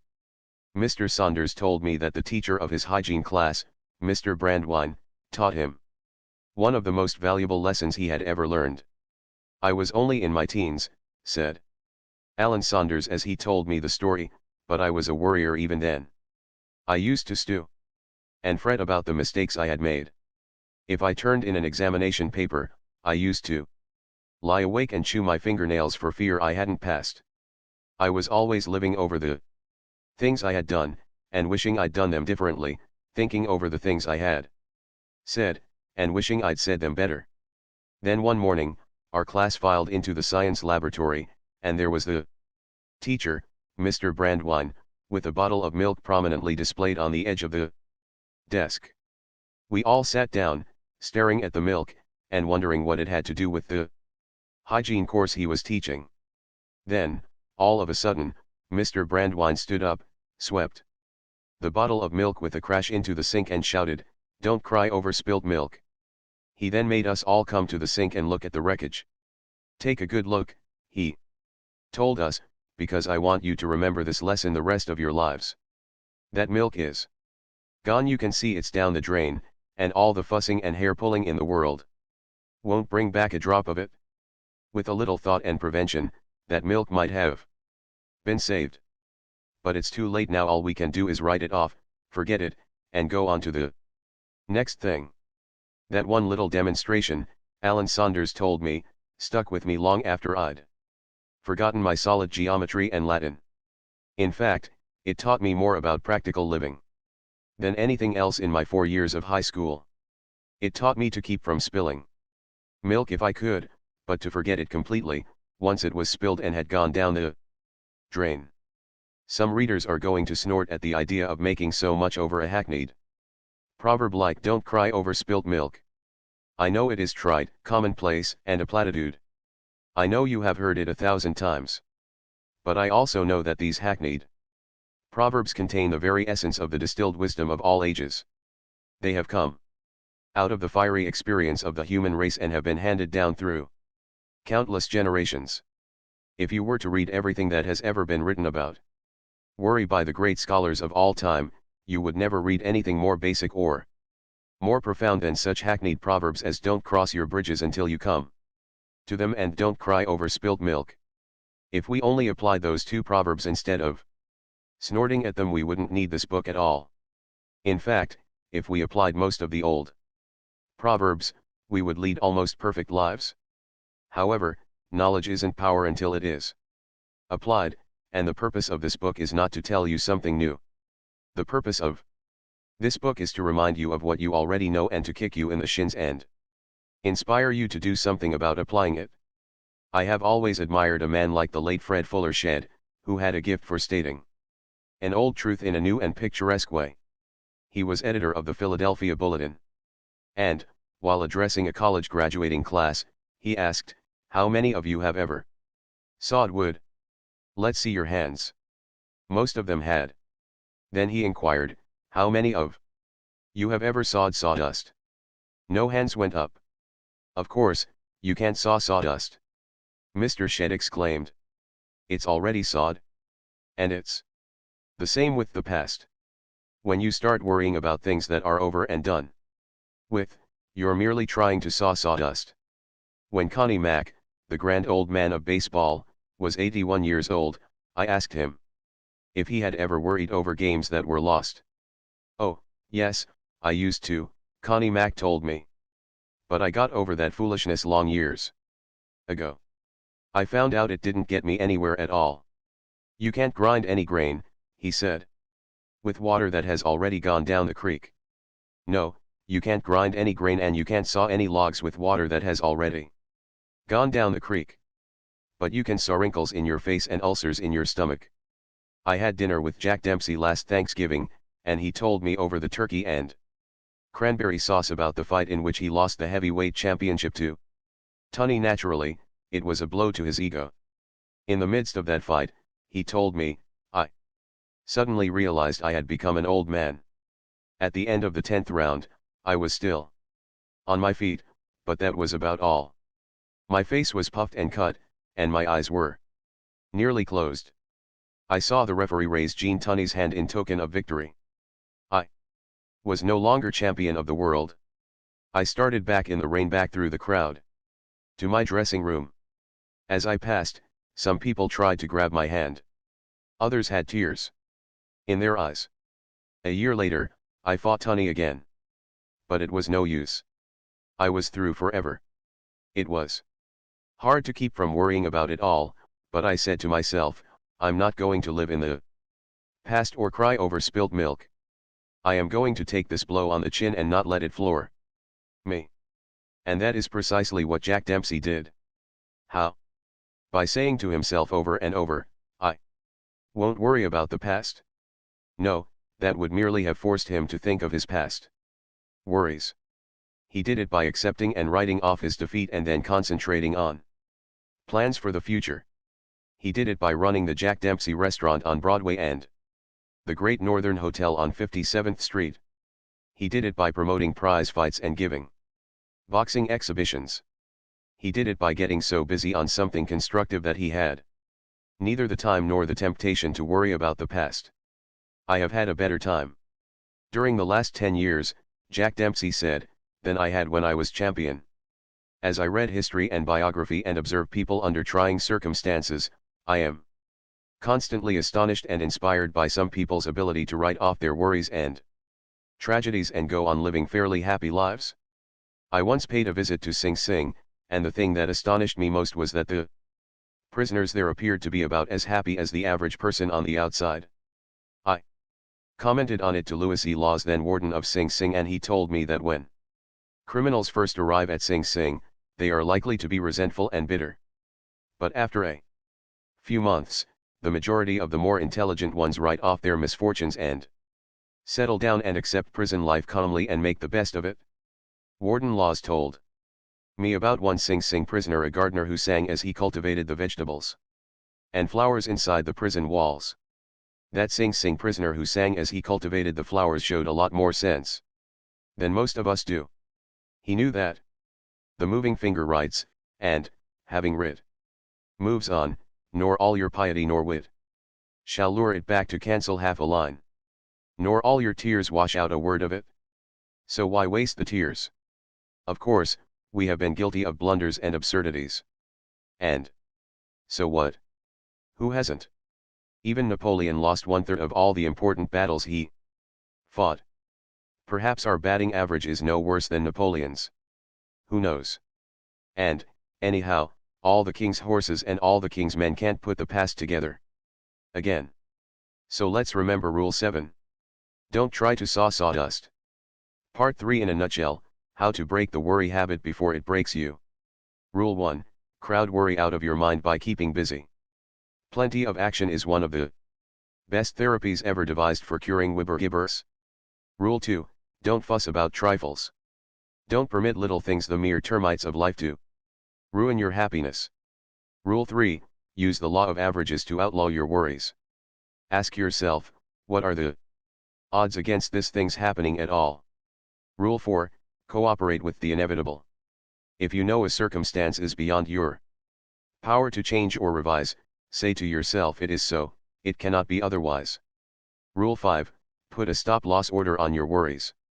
Decide just how much anxiety a thing may be worth and refuse to give it any more. Rule 6, let the past bury its dead. Don't saw sawdust. Part 4, 7 ways to cultivate a mental attitude that will bring you peace and happiness. Chapter 12, 8 words that can transform your life. A few years ago, I was asked to answer this question on a radio program: what is the biggest lesson you have ever learned? That was easy. By far the most vital lesson I have ever learned is the importance of what we think. If I knew what you think, I would know what you are. Our thoughts make us what we are. Our mental attitude is the X factor that determines our fate. Emerson said, "A man is what he thinks about all day long. How could he possibly be anything else?" I now know with a conviction beyond all doubt that the biggest problem you and I have to deal with, in fact, almost the only problem we have to deal with, is choosing the right thoughts. If we can do that, we will be on the high road to solving all our problems. The great philosopher who ruled the Roman Empire, Marcus Aurelius, summed it up in 8 words. 8 words that can determine your destiny. Our life is what our thoughts make it. Yes, if we think happy thoughts, we will be happy. If we think miserable thoughts, we will be miserable. If we think fear thoughts, we will be fearful. If we think sickly thoughts, we will probably be ill. If we think failure, we will certainly fail. If we wallow in self-pity, everyone will want to shun us and avoid us. You are not, said Norman Vincent Peale, you are not what you think you are, but what you think you are. Am I advocating an habitual Pollyanna attitude toward all our problems? No. Unfortunately, life isn't so simple as all that. But I am advocating that we assume a positive attitude instead of a negative attitude. In other words, we need to be concerned about our problems, but not worried. What is the difference between concern and worry?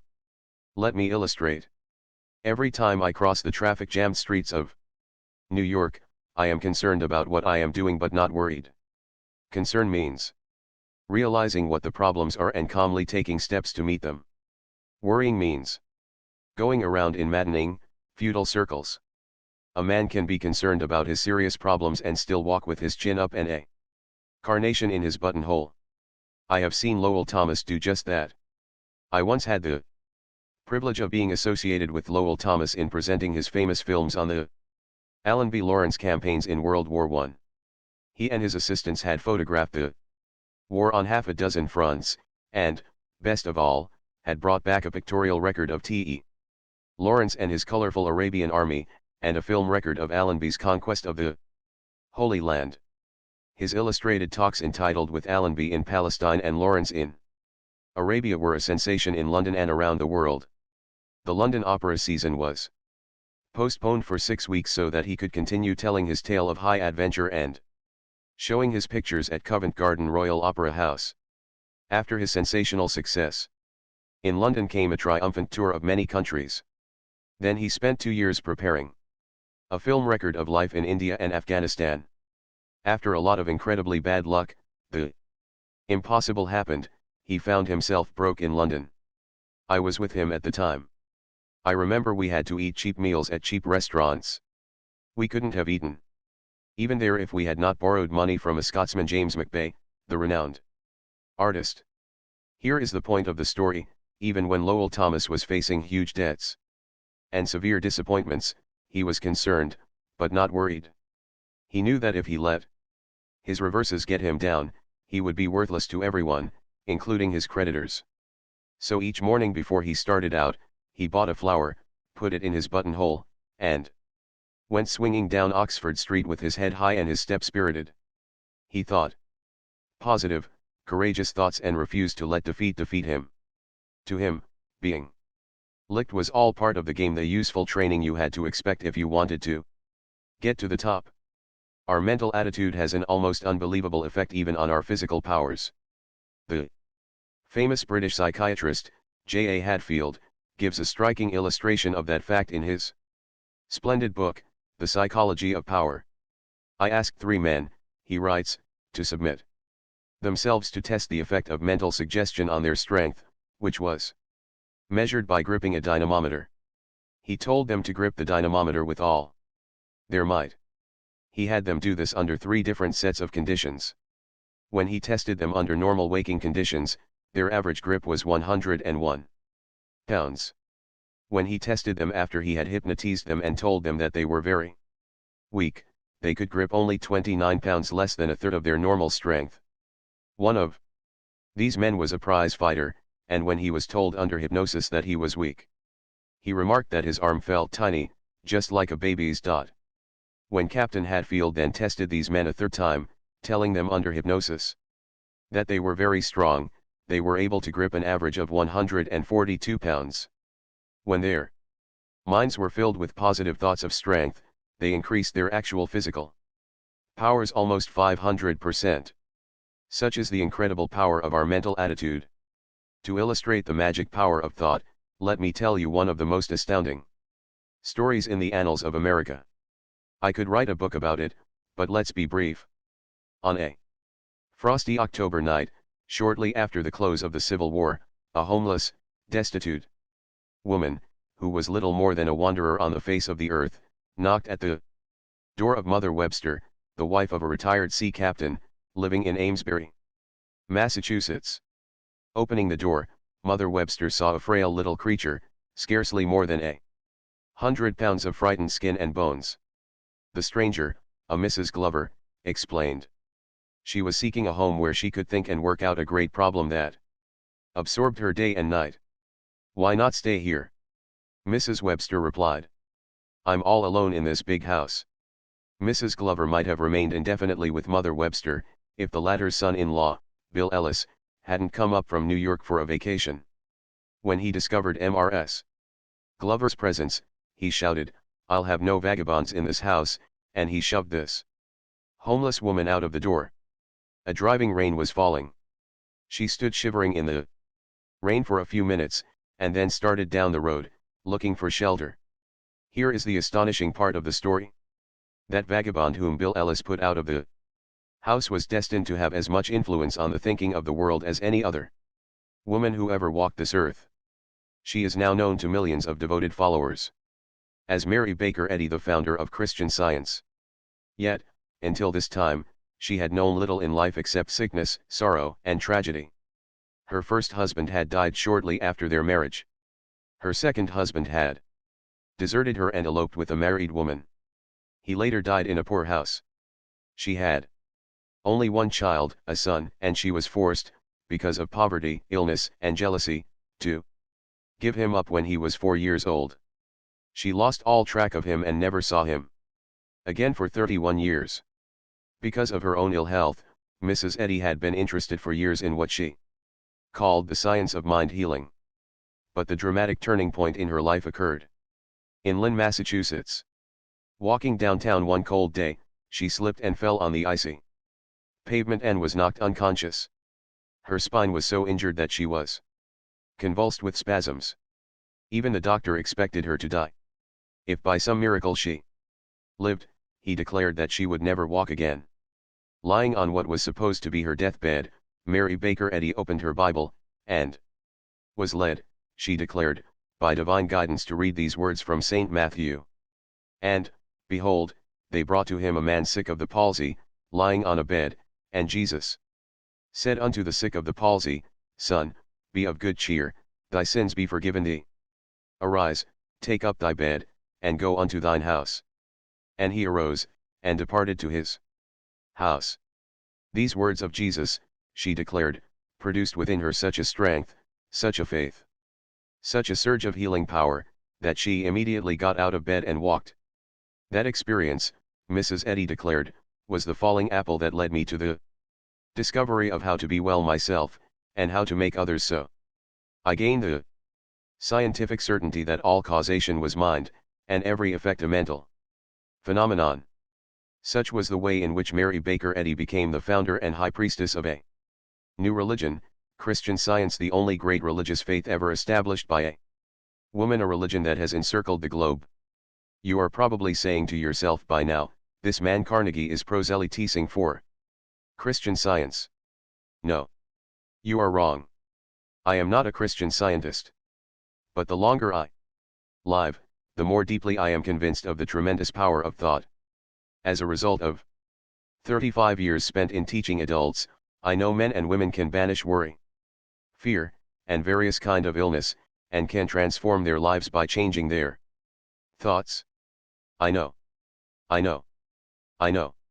I have seen such incredible transformations performed hundreds of times. I have seen them so often that I no longer wonder at them. For example, one of these transformations happened to one of my students, Frank J. Whaley, of 1469 West Idaho Street, St. Paul, Minnesota. He had a nervous breakdown. What brought it on? Worry. Frank Whaley tells me, I worried about everything. I worried because I was too thin, because I thought I was losing my hair, because I feared I would never make enough money to get married, because I felt I would never make a good father, because I feared I was losing the girl I wanted to marry, because I felt I was not living a good life. I worried about the impression I was making on other people. I worried because I thought I had stomach ulcers. I could no longer work. I gave up my job. I built up tension inside me until I was like a boiler without a safety valve. The pressure got so unbearable that something had to give, and it did. If you have never had a nervous breakdown, pray God that you never do, for no pain of the body can exceed the excruciating pain of an agonized mind. My breakdown was so severe that I couldn't talk even to my own family. I had no control over my thoughts. I was filled with fear. I would jump at the slightest noise. I avoided everybody. I would break out crying for no apparent reason at all. Every day was one of agony. I felt that I was deserted by everybody, even God. I was tempted to jump into the river and end it all. I decided instead to take a trip to Florida, hoping that a change of scene would help me. As I stepped on the train, my father handed me a letter and told me not to open it until I reached Florida. I landed in Florida during the height of the tourist season. Since I couldn't get in a hotel, I rented a sleeping room in a garage. I tried to get a job on a tramp freighter out of Miami, but had no luck. So I spent my time at the beach. I was more wretched in Florida than I had been at home, so I opened the envelope to see what Dad had written. His note said, Son, you are 1,500 miles from home, and you don't feel any different, do you? I knew you wouldn't, because you took with you the one thing that is the cause of all your trouble, that is, yourself. There is nothing wrong with either your body or your mind. It is not the situations you have met that have thrown you, it is what you think of these situations. As a man thinketh in his heart, so is he. When you realize that, son, come home, for you will be cured. Dad's letter made me angry. I was looking for sympathy, not instruction. I was so mad that I decided then and there that I would never go home. That night, as I was walking down one of the side streets of Miami, I came to a church where services were going on. Having no place to go, I drifted in and listened to a sermon on the text, He who conquers his spirit is mightier than he who taketh a city. Sitting in the sanctity of the House of God, and hearing the same thoughts that my dad had written in his letter all. This swept the accumulated litter out of my brain. I was able to think clearly and sensibly for the first time in my life. I realized what a fool I had been. I was shocked to see myself in my true light. Here I was, wanting to change the whole world and everyone in it, when the only thing that needed changing was the focus of the lens of the camera, which was my mind. The next morning I packed and started home. A week later I was back on the job. 4 months later I married the girl I had been afraid of losing. We now have a happy family of 5 children. God has been good to me both materially and mentally. At the time of the breakdown I was a night foreman of a small department handling 18 people.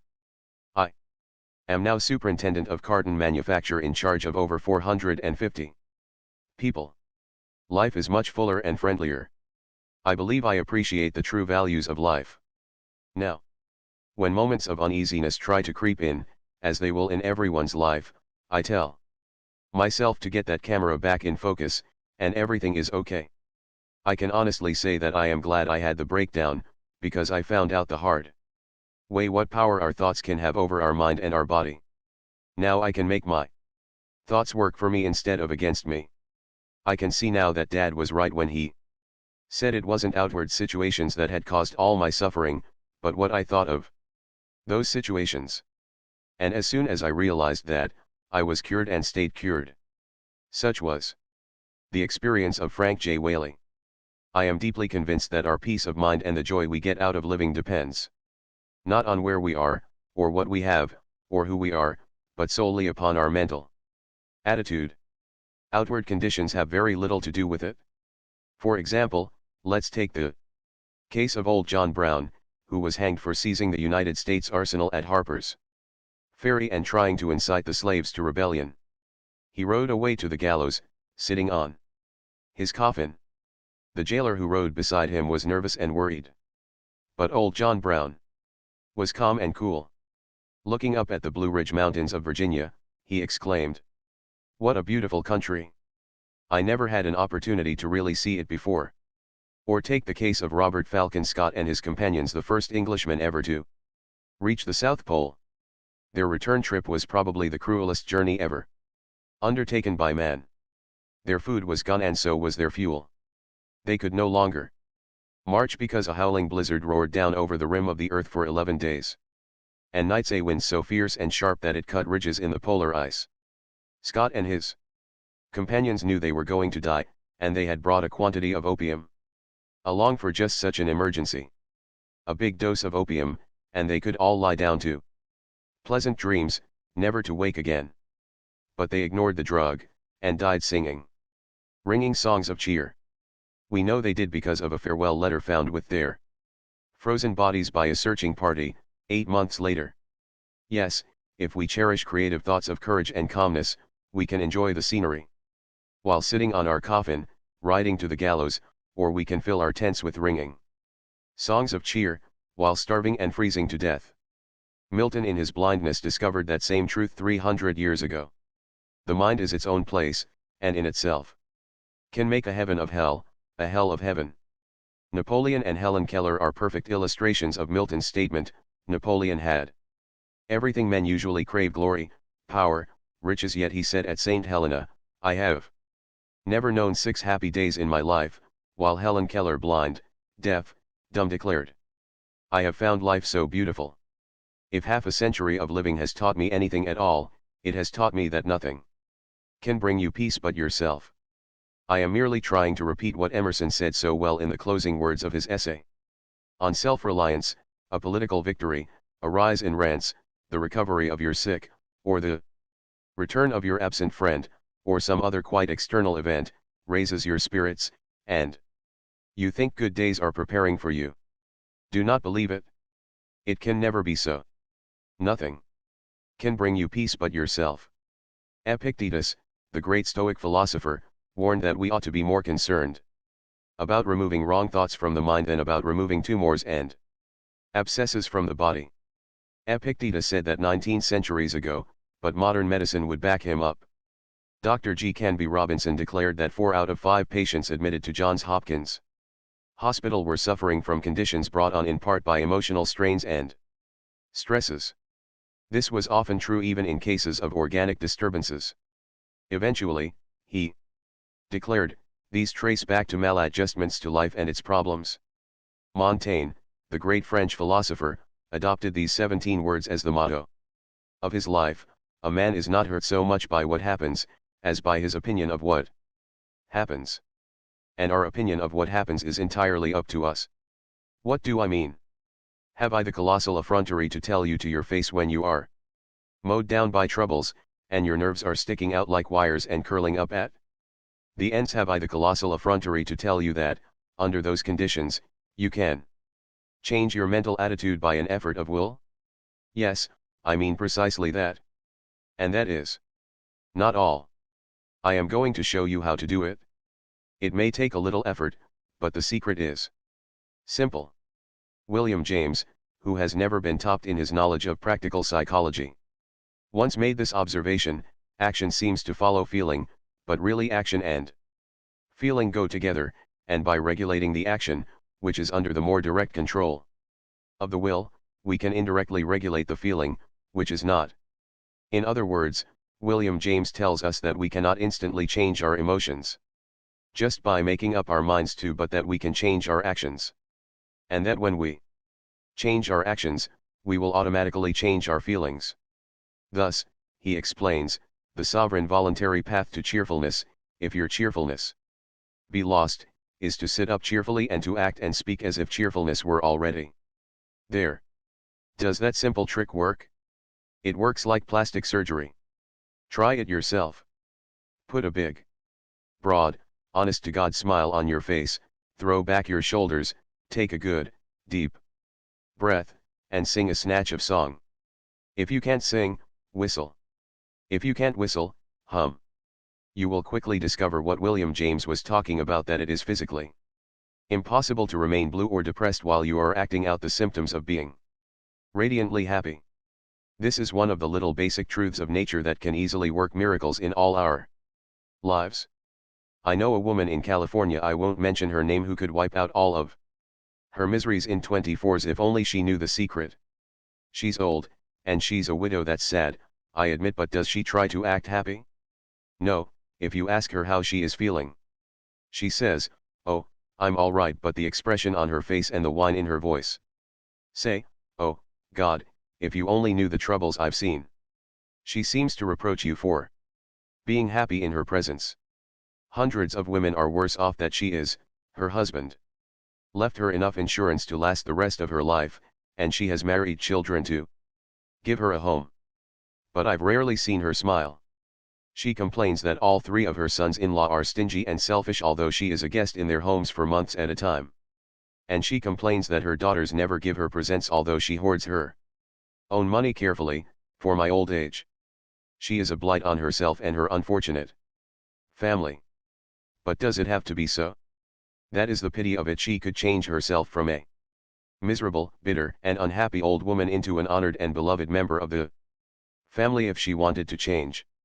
And all she would have to do to work this transformation would be to start acting cheerful, start acting as though she had a little love to give away instead of squandering it all on her own unhappy and embittered self.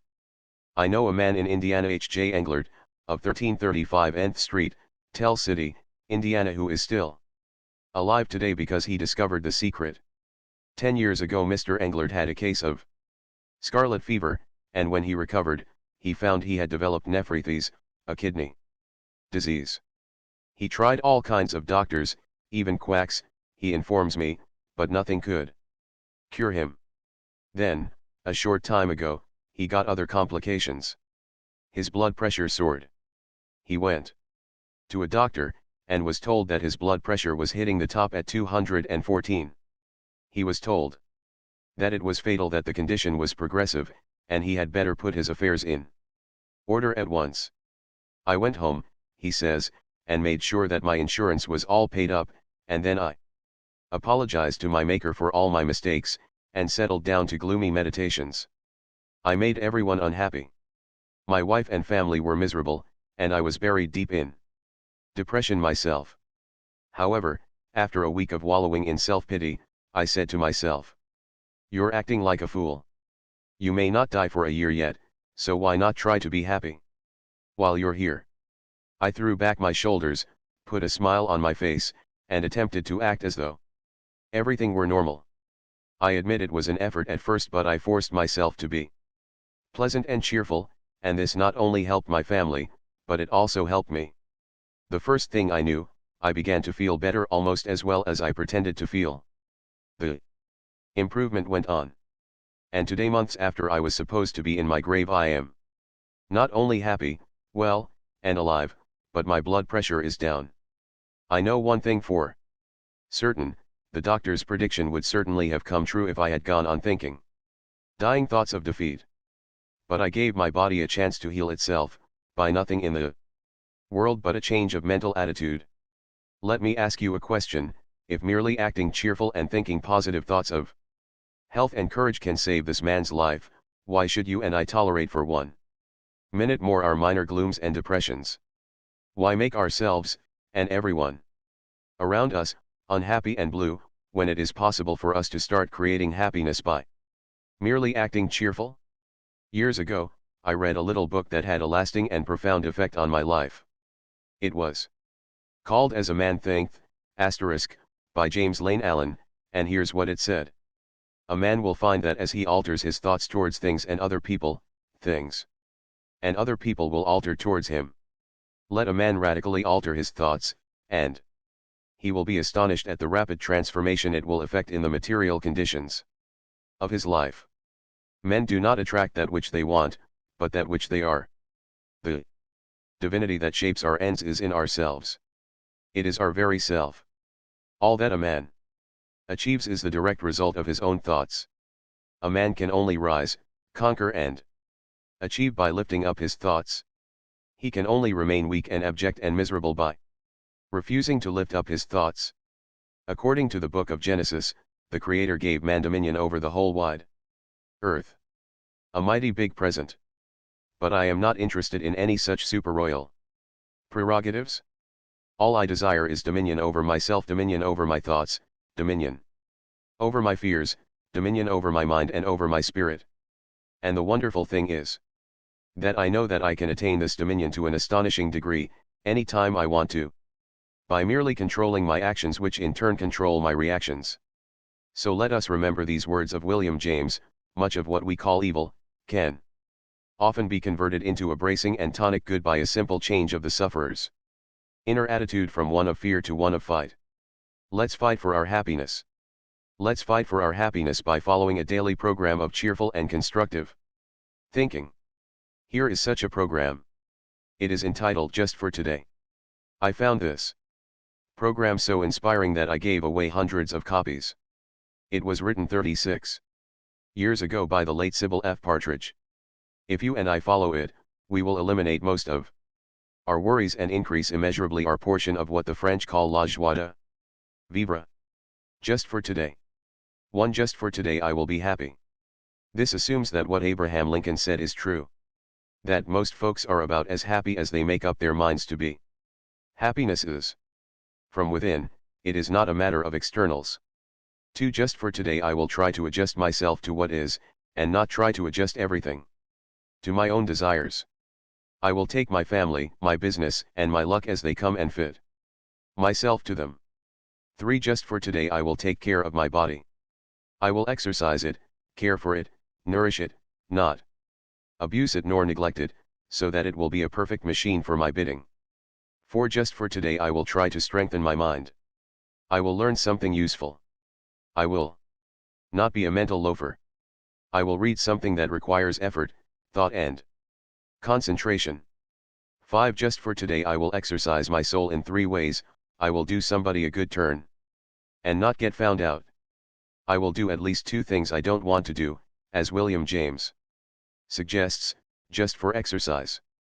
Just for today I will be agreeable. I will look as well as I can, dress as becomingly as possible, talk low, act courteously, be liberal with praise, criticize not at all, nor find fault with anything, and not try to regulate nor improve anyone. 7 Just for today I will try to live through this day only, not to tackle my whole life. Problem at once. I can do things for 12 hours that would appall me if I had to keep them up for a lifetime. 8 Just for today I will have a program. I will write down what I expect to do every hour. I may not follow it exactly, but I will have it. It will eliminate 2 pests, hurry and indecision. 9 Just for today I will have a quiet half hour all by myself and relax. In this half hour, sometimes I will think of God, so as to get a little more perspective into my life. 10 Just for today I will be unafraid, especially I will not be afraid to be happy, to enjoy what is beautiful, to love, and to believe that those I love me. If we want to develop a mental attitude that will bring us peace and happiness, here is Rule 1. Think and act cheerfully, and you will feel cheerful. Chapter 13, The High Cost of Getting Even. One night, years ago, as I was traveling through Yellowstone Park, I sat with other tourists on bleachers facing a dense growth of pine and spruce. Presently the animal, which we had been waiting to see, the terror of the forests, the grizzly bear, strode out into the glare of the lights and began devouring the garbage that had been dumped there from the kitchen of one of the park hotels. A forest ranger, Major Martindale, sat on a horse and talked to the excited tourists about bears.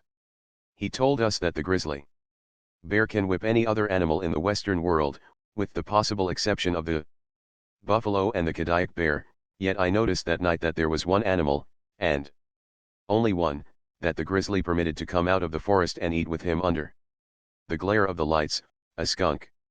The grizzly knew that he could liquidate a skunk with one swipe of his mighty paw. Why didn't he do it? Because he had found from experience that it didn't pay. I found that out, too. As a farm boy, I trapped 4-legged skunks along the hedgerows in Missouri, and, as a man, I encountered a few 2-legged skunks on the sidewalks of New York. I have found from sad experience that it doesn't pay to stir up either variety. When we hate our enemies, we are giving them power over us, power over our sleep, our appetites, our blood pressure, our health, and our happiness. Our enemies would dance with joy if only they knew how they were worrying us, lacerating us, and getting even with us. Our hate is not hurting them, but our hate is turning our own days and nights into a hellish turmoil. Who do you suppose said this? If selfish people try to take advantage of you, cross them off your list, but don't try to get even. When you try to get even, you hurt yourself more than you hurt the other fellow. Those words sound as if they might have been uttered by some starry-eyed idealist. But they weren't. Those words appeared in a bulletin issued by the police department of Milwaukee. How will trying to get even hurt you? In many ways. According to Life magazine, it may even wreck your health. The chief personality characteristic of persons with hypertension, high blood pressure is resentment, said Life. When resentment is chronic hypertension and heart trouble follow. So you see that when Jesus said, "Love your enemies," he was not only preaching sound ethics. He was also preaching 20th century medicine. When he said, "Forgive 70 times 7, Jesus was telling you and me how to keep from having high blood pressure, heart trouble, stomach ulcers, and many other ailments. A friend of mine recently had a serious heart attack.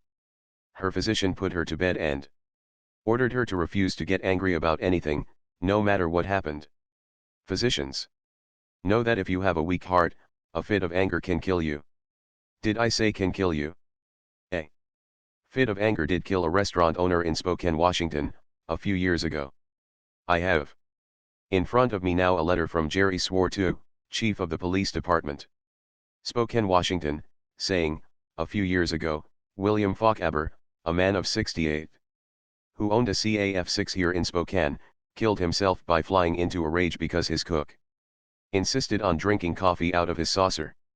The cafe owner was so indignant that he grabbed a revolver and started to chase the cook and fell dead from heart failure with his hand still gripping the gun. The coroner's report declared that anger had caused the heart failure. When Jesus said, "Love your enemies," he was also telling us how to improve our looks. I know women, and so do you, whose faces have been wrinkled and hardened by hate and disfigured by resentment. All the beauty treatments in Christendom won't improve their looks half so much as would a heart full of forgiveness, tenderness, and love. Hatred destroys our ability to enjoy even our food. The Bible puts it this way: better is a dinner of herbs where love is, than a stalled ox and hatred therewith. Wouldn't our enemies rub their hands with glee if they knew that our hate for them was exhausting us, making us tired and nervous, ruining our looks, giving us heart trouble, and probably shortening our lives? Even if we can't love our enemies, let's at least love ourselves. Let's love ourselves so much that we won't permit our enemies to control our happiness, our health, and our looks. As Shakespeare put it, heat not a furnace for your foe so hot that it do singe yourself. When Jesus said that we should forgive our enemies 70 times 7, he was also preaching sound business.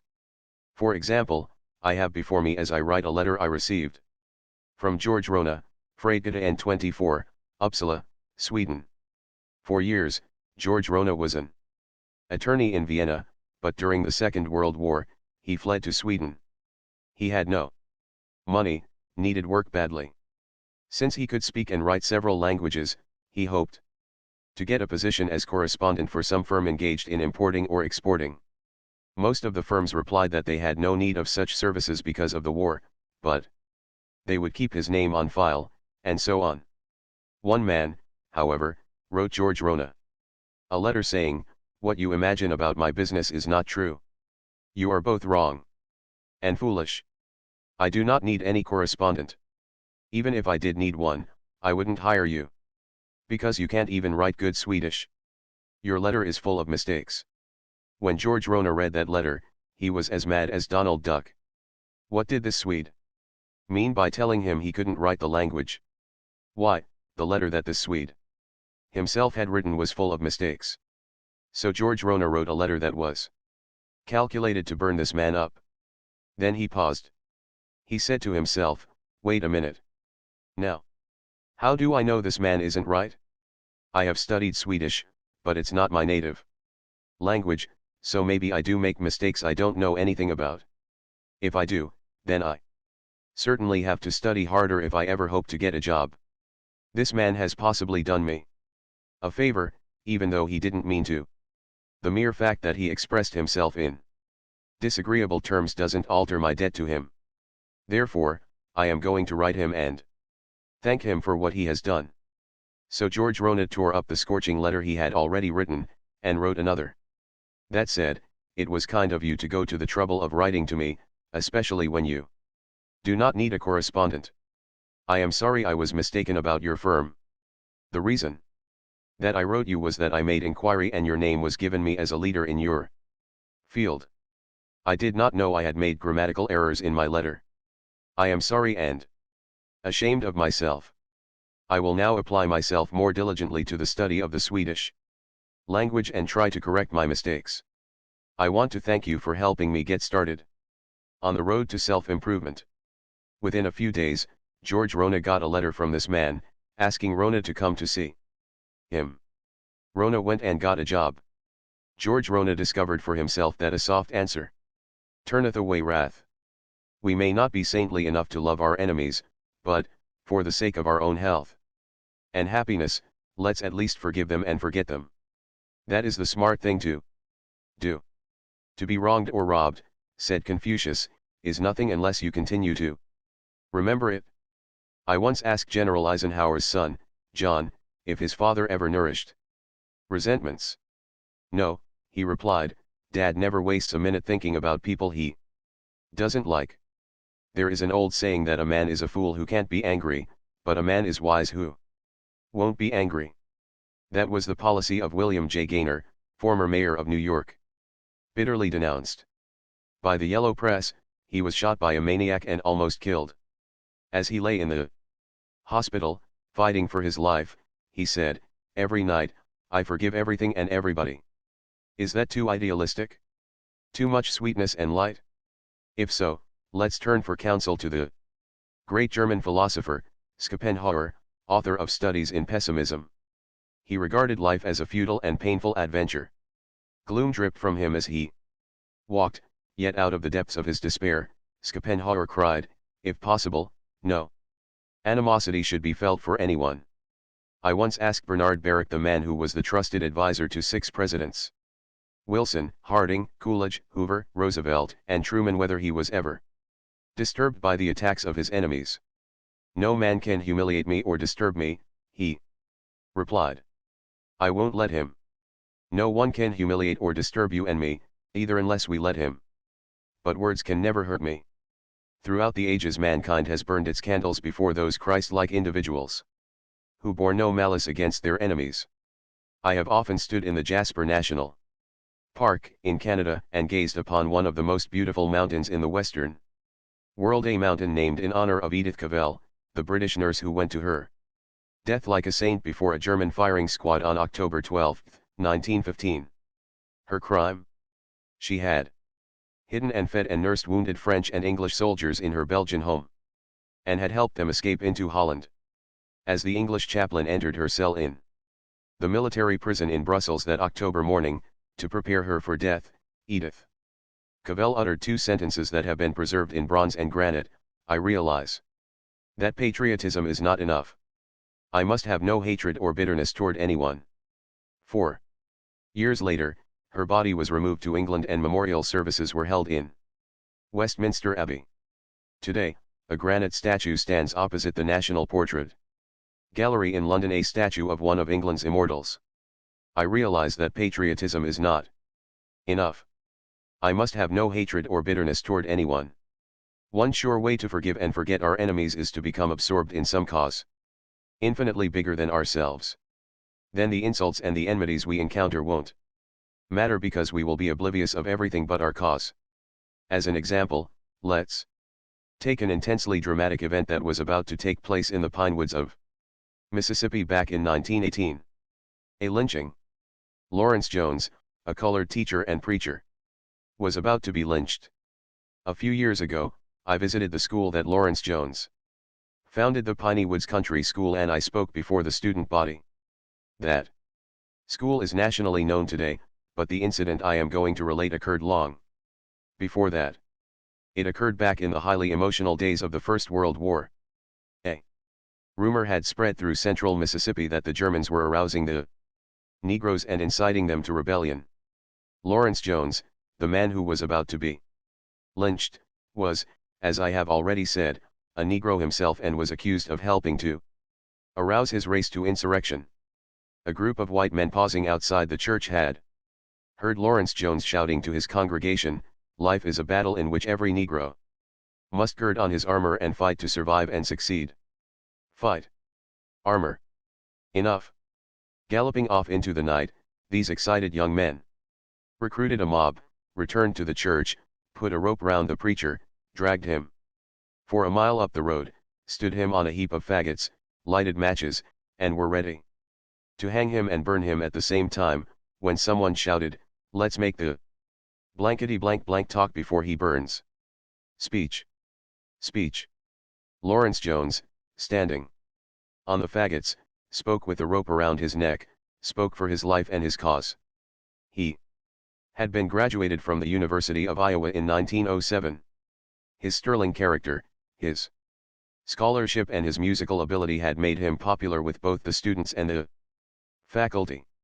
Upon graduation, he had turned down the offer of a hotel man to set him up in business, and had turned down the offer of a wealthy man to finance his musical education. Why? Because he was on fire with a vision. Reading the story of Booker T. Washington's life, he had been inspired to devote his own life to educating the poverty-stricken, illiterate members of his race. So he went to the most backward belt he could find in the South, a spot 25 miles south of Jackson, Mississippi. Pawning his watch for $1.65, he started his school in the open woods with a stump for a desk.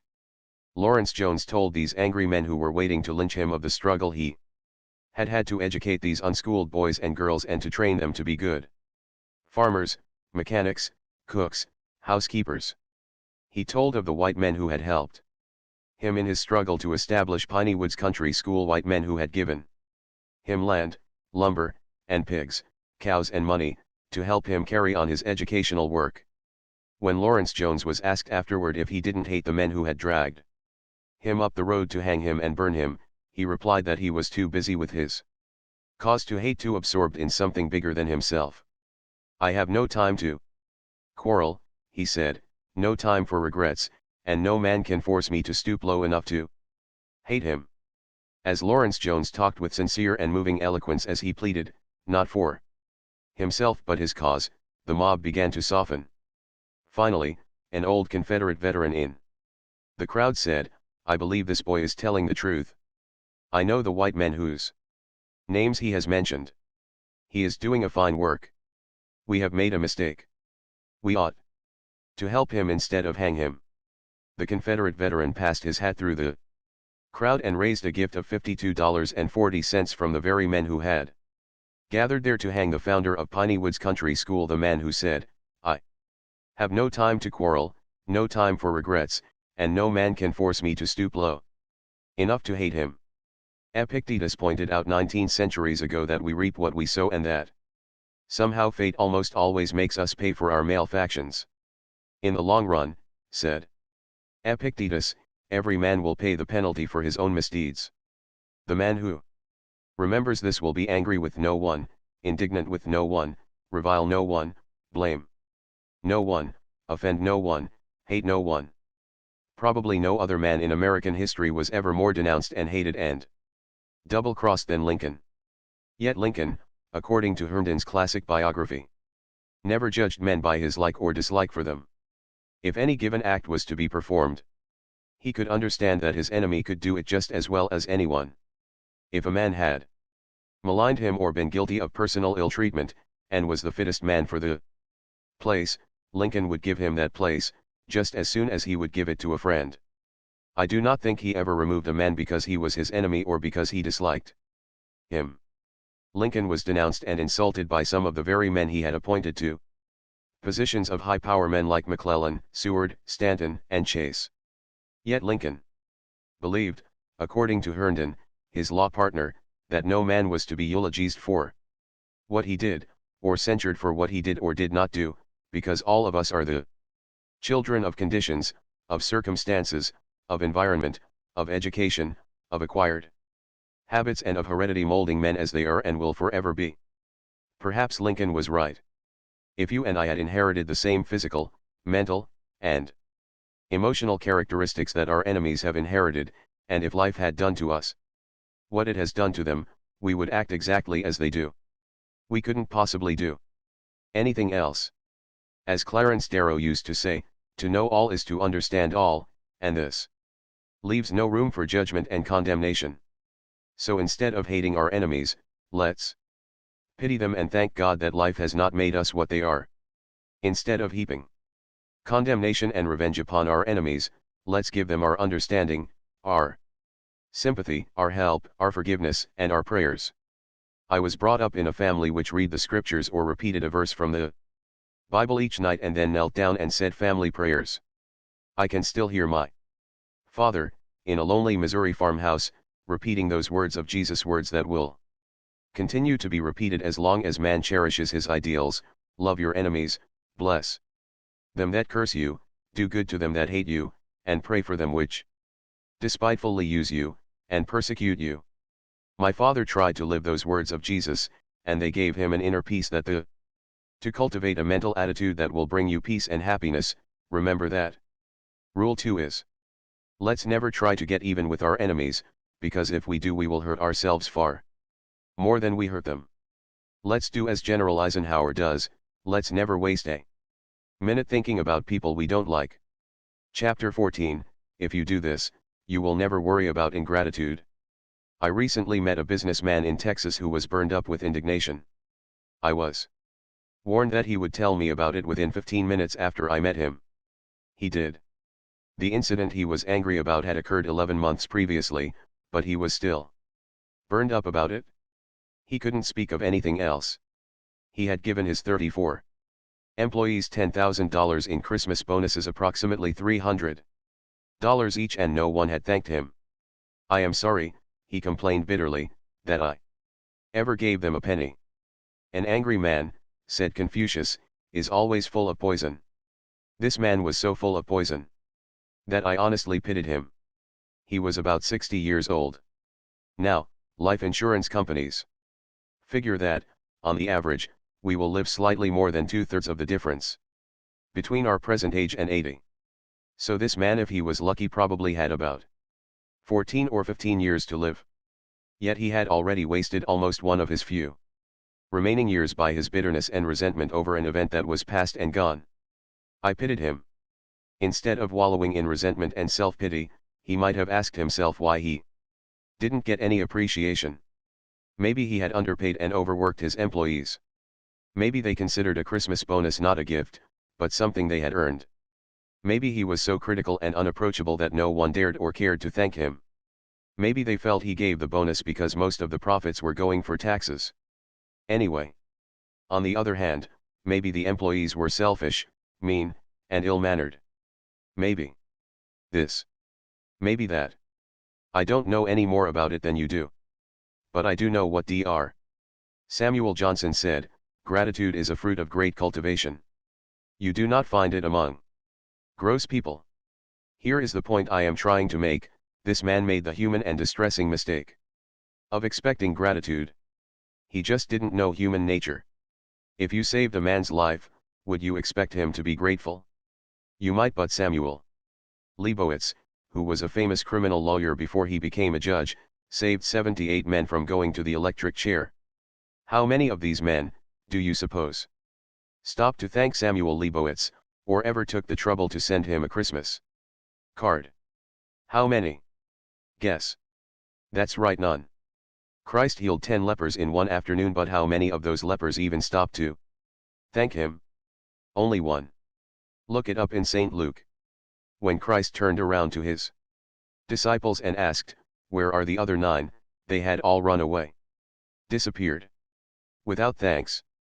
Let me ask you a question: why should you and I, or this businessman in Texas, expect more thanks for our small favors than was given Jesus Christ? And when it comes to money matters, well, that is even more hopeless. Charles Schwab told me that he had once saved a bank cashier who had speculated in the stock market with funds belonging to the bank.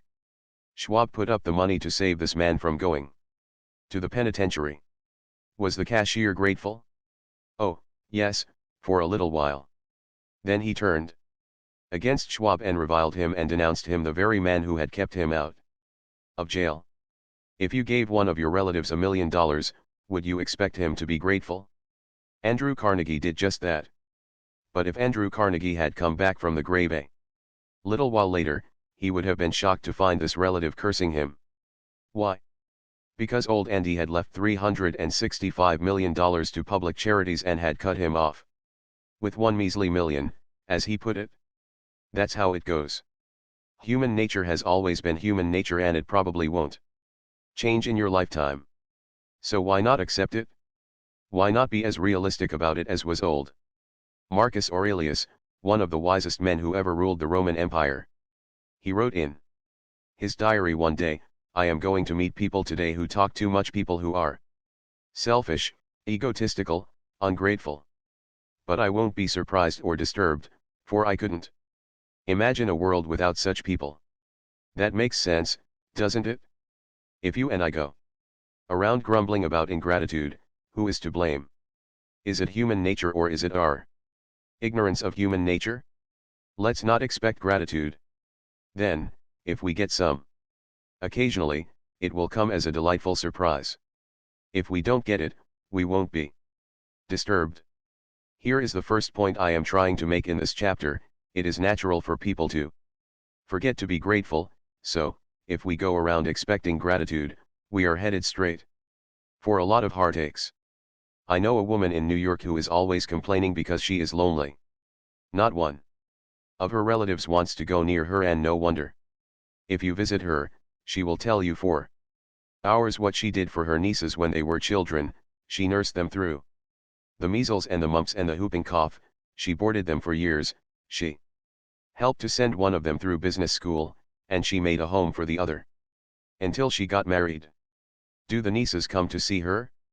Oh, yes, now and then, out of a spirit of duty. But they dread these visits. They know they will have to sit and listen for hours to half-veiled reproaches. They will be treated to an endless litany of bitter complaints and self-pitying sighs. And when this woman can no longer bludgeon, browbeat, or bully her nieces into coming to see her, she has one of her spells. She develops a heart attack. Is the heart attack real? Oh, yes. The doctors say she has a nervous heart, suffers from palpitations. But the doctors also say they can do nothing for her. Her trouble is emotional. What this woman really wants is love and attention. But she calls it gratitude. And she will never get gratitude or love, because she demands it. She thinks it's her due. There are thousands of women like her, women who are ill from ingratitude, loneliness, and neglect. They long to be loved, but the only way in this world that they can ever hope to be loved is to stop asking for it and to start pouring out love without hope of return. Does that sound like sheer, impractical, visionary idealism? It isn't. It is just horse sense. It is a good way for you and me to find the happiness we long for. I know. I have seen it happen right in my own family. My own mother and father gave for the joy of helping others. We were poor, always overwhelmed by debts. Yet, poor as we were, my father and mother always managed to send money every year to an orphan's home, the Christian home in Council Bluffs, Iowa. Mother and father never visited that home. Probably no one thanked them for their gifts except by letter, but they were richly repaid, for they had the joy of helping little children without wishing for or expecting any gratitude in return. After I left home, I would always send father and mother a check at Christmas and urge them to indulge in a few luxuries for themselves. But they rarely did. When I came home a few days before Christmas, father would tell me of the coal and groceries they had bought for some widow woman in town who had a lot of children and no money to buy food and fuel. What joy they got out of these gifts, the joy of giving without accepting anything whatever in return. I believe my father would almost have qualified for Aristotle's description of the ideal man, the man most worthy of being happy. The ideal man, said Aristotle, takes joy in doing favors for others, but he feels ashamed to have others do favors for him. For it is a mark of superiority to confer a kindness, but it is a mark of inferiority to receive it. Here is the second point I am trying to make in this chapter: if we want to find happiness, let's stop thinking about gratitude or ingratitude and give for the inner joy of giving.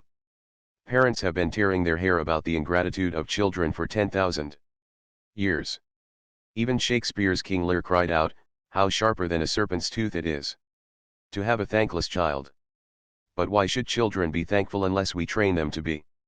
Ingratitude is natural like weeds. Gratitude is like a rose. It has to be fed and watered and cultivated and loved and protected. If our children are ungrateful, who is to blame? Maybe we are. If we have never taught them to express gratitude to others, how can we expect them to be grateful to us? I know a man in Chicago who has cause to complain of the ingratitude of his stepsons. He slaved in a box factory, seldom earning more than $40 a week. He married a widow, and she persuaded him to borrow money and send her 2 grown sons to college. Out of his salary of $40 a week, he had to pay for food, rent, fuel, clothes, and also for the payments on his notes. He did this for 4 years, working like a coolie, and never complaining. Did he get any thanks? No, his wife took it all for granted, and so did her sons. They never imagined that they owed their stepfather anything, not even thanks. Who was to blame? The boys. Yes, but the mother was even more to blame. She thought it was a shame to burden their young lives with a sense of obligation. She didn't want her sons to start out under debt. So she never dreamed of saying, "What a prince your stepfather is to help you through college." Instead, she took the attitude, "Oh, that's the least he can do." She thought she was sparing her sons, but in reality, she was sending them out into life with the dangerous idea that the world owed them a living. And it was a dangerous idea, for one of those sons tried to borrow from an employer, and ended up in jail. We must remember that our children are very much what we make them. For example, My mother's sister Viola Alexander, of 144 West Minnehala Parkway, Minneapolis, is a shining example of a woman who has never had cause to complain about the ingratitude of children. When I was a boy, Aunt Viola took her own mother into her home to love and take care of, and she did the same thing for her husband's mother. I can still close my eyes and see those two old ladies sitting before the fire in Aunt Viola's farmhouse. Were they any trouble to Aunt Viola? Oh, often, I suppose. But you would never have guessed it from her attitude. She loved those old ladies, so she pampered them, and spoiled them, and made them feel at home. In addition, Aunt Viola had 6 children of her own, but it never occurred to her that she was doing anything especially noble, or deserved any halos for taking these old ladies into her home. To her, it was the natural thing, the right thing, the thing she wanted to do. Where is Aunt Viola today? Well, she has now been a widow for 20-odd years, and she has 5 grown-up children, 5 separate households, all clamoring to share her, and to have her come and live in their homes. Her children adore her, they never get enough of her. Out of gratitude? Nonsense. It is love, sheer love. Those children breathed in warmth and radiant human kindness all during their childhoods. Is it any wonder that, now that the situation is reversed, they give back love? So let us remember that to raise grateful children, we have to be grateful. Let us remember little pitchers have big ears and watch what we say. To illustrate the next time we are tempted to belittle someone's kindness in the presence of our children, let's stop. Let's never say, "Look at these dishcloths Cousin Sue sent for Christmas. She knit them herself. They didn't cost her a cent." The remark may seem trivial to us, but the children are listening. So, instead, we had better say, "Look at the hours Cousin Sue spent making these for Christmas. Isn't she nice? Let's write her a thank you note right now." And our children may unconsciously absorb the habit of praise and appreciation. To avoid resentment and worry over ingratitude, here is Rule 3. Instead of worrying about ingratitude, let's expect it. Let's remember that Jesus healed 10 lepers in one day and only one thanked him. Why should we expect more gratitude than Jesus got? Let's remember that the only way to find happiness is not to expect gratitude, but to give for the joy of giving. Let's remember that gratitude is a cultivated trait, so if we want our children to be grateful, we must train them to be grateful. Chapter 15, Would you take $1 million for what you have? I have known Harold Abbott for years. He lives at 820 South Madison Avenue, Webb City, Missouri. He used to be my lecture manager. One day he and I met in Kansas City and he drove me down to my farm at Belton, Missouri. During that drive, I asked him how he kept from worrying, and he told me an inspiring story that I shall never forget. "I used to worry a lot," he said, "but one spring day in 1934, I was walking down West Doherty Street in Webb City when I saw a sight that banished all my worries. It all happened in 10 seconds, but during those 10 seconds I learned more about how to live than I had learned in the previous 10 years. For 2 years I had been running a grocery store in Webb City," Harold Abbott said, as he told me the story. "I had not only lost all my savings, but I had incurred debts that took me 7 years to pay back. My grocery store had been closed the previous Saturday, and now I was going to the Merchants and Miners Bank to borrow money so I could go to Kansas City to look for a job. I walked like a beaten man. I had lost all my fight and faith. Then suddenly I saw coming down the street a man who had no legs. He was sitting on a little wooden platform, equipped with wheels from roller skates. He propelled himself along the street with a block of wood in each hand. I met him just after he had crossed the street and was starting to lift himself up a few inches over the curb to the sidewalk. As he tilted his little wooden platform to an angle, his eyes met mine. He greeted me with a grand smile. "Good morning, sir." "It is a fine morning, isn't it?" he said with spirit. As I stood looking at him, I realized how rich I was. I had 2 legs. I could walk. I felt ashamed of my self-pity. I said to myself, if he can be happy, cheerful, and confident without legs, I certainly can with legs. I could already feel my chest lifting. I had intended to ask the Merchants and Miners Bank for only $100. But now I had courage to ask for 200. I had intended to say that I wanted to go to Kansas City to try to get a job. But now I announced confidently that I wanted to go to Kansas City to get a job. I got the loan, and I got the job. I now have the following words pasted on my bathroom mirror, and I read them every morning as I shave. I had the blues because I had no shoes. Until upon the street, I met a man who had no feet. I once asked Eddie Rickenbacker what was the biggest lesson he had learned from drifting about with his companions in life rafts for 21 days, hopelessly lost in the Pacific. The biggest lesson I learned from that experience, he said, was that if you have all the fresh water you want to drink and all the food you want to eat, you ought never to complain about anything. Time ran an article about a sergeant who had been wounded on Guadalcanal. Hit in the throat by a shell fragment, this sergeant had had 7 blood transfusions. Writing a note to his doctor, he asked, "Will I live?" The doctor replied, "Yes." He wrote another note, asking, "Will I be able to talk?" Again the answer was yes. He then wrote another note, saying, "Then what in hell am I worrying about? Why don't you stop right now and ask yourself, what in the hell am I worrying about?" You will probably find that it is comparatively unimportant and insignificant. About 90% of the things in our lives are right and about 10% are wrong. If we want to be happy, all we have to do is to concentrate on the 90% that are right and ignore the 10% that are wrong. If we want to be worried and bitter and have stomach ulcers, all we have to do is to concentrate on the 10% that are wrong and ignore the 90% that are glorious. The words think and thank are inscribed in many of the Cromwellian churches of England.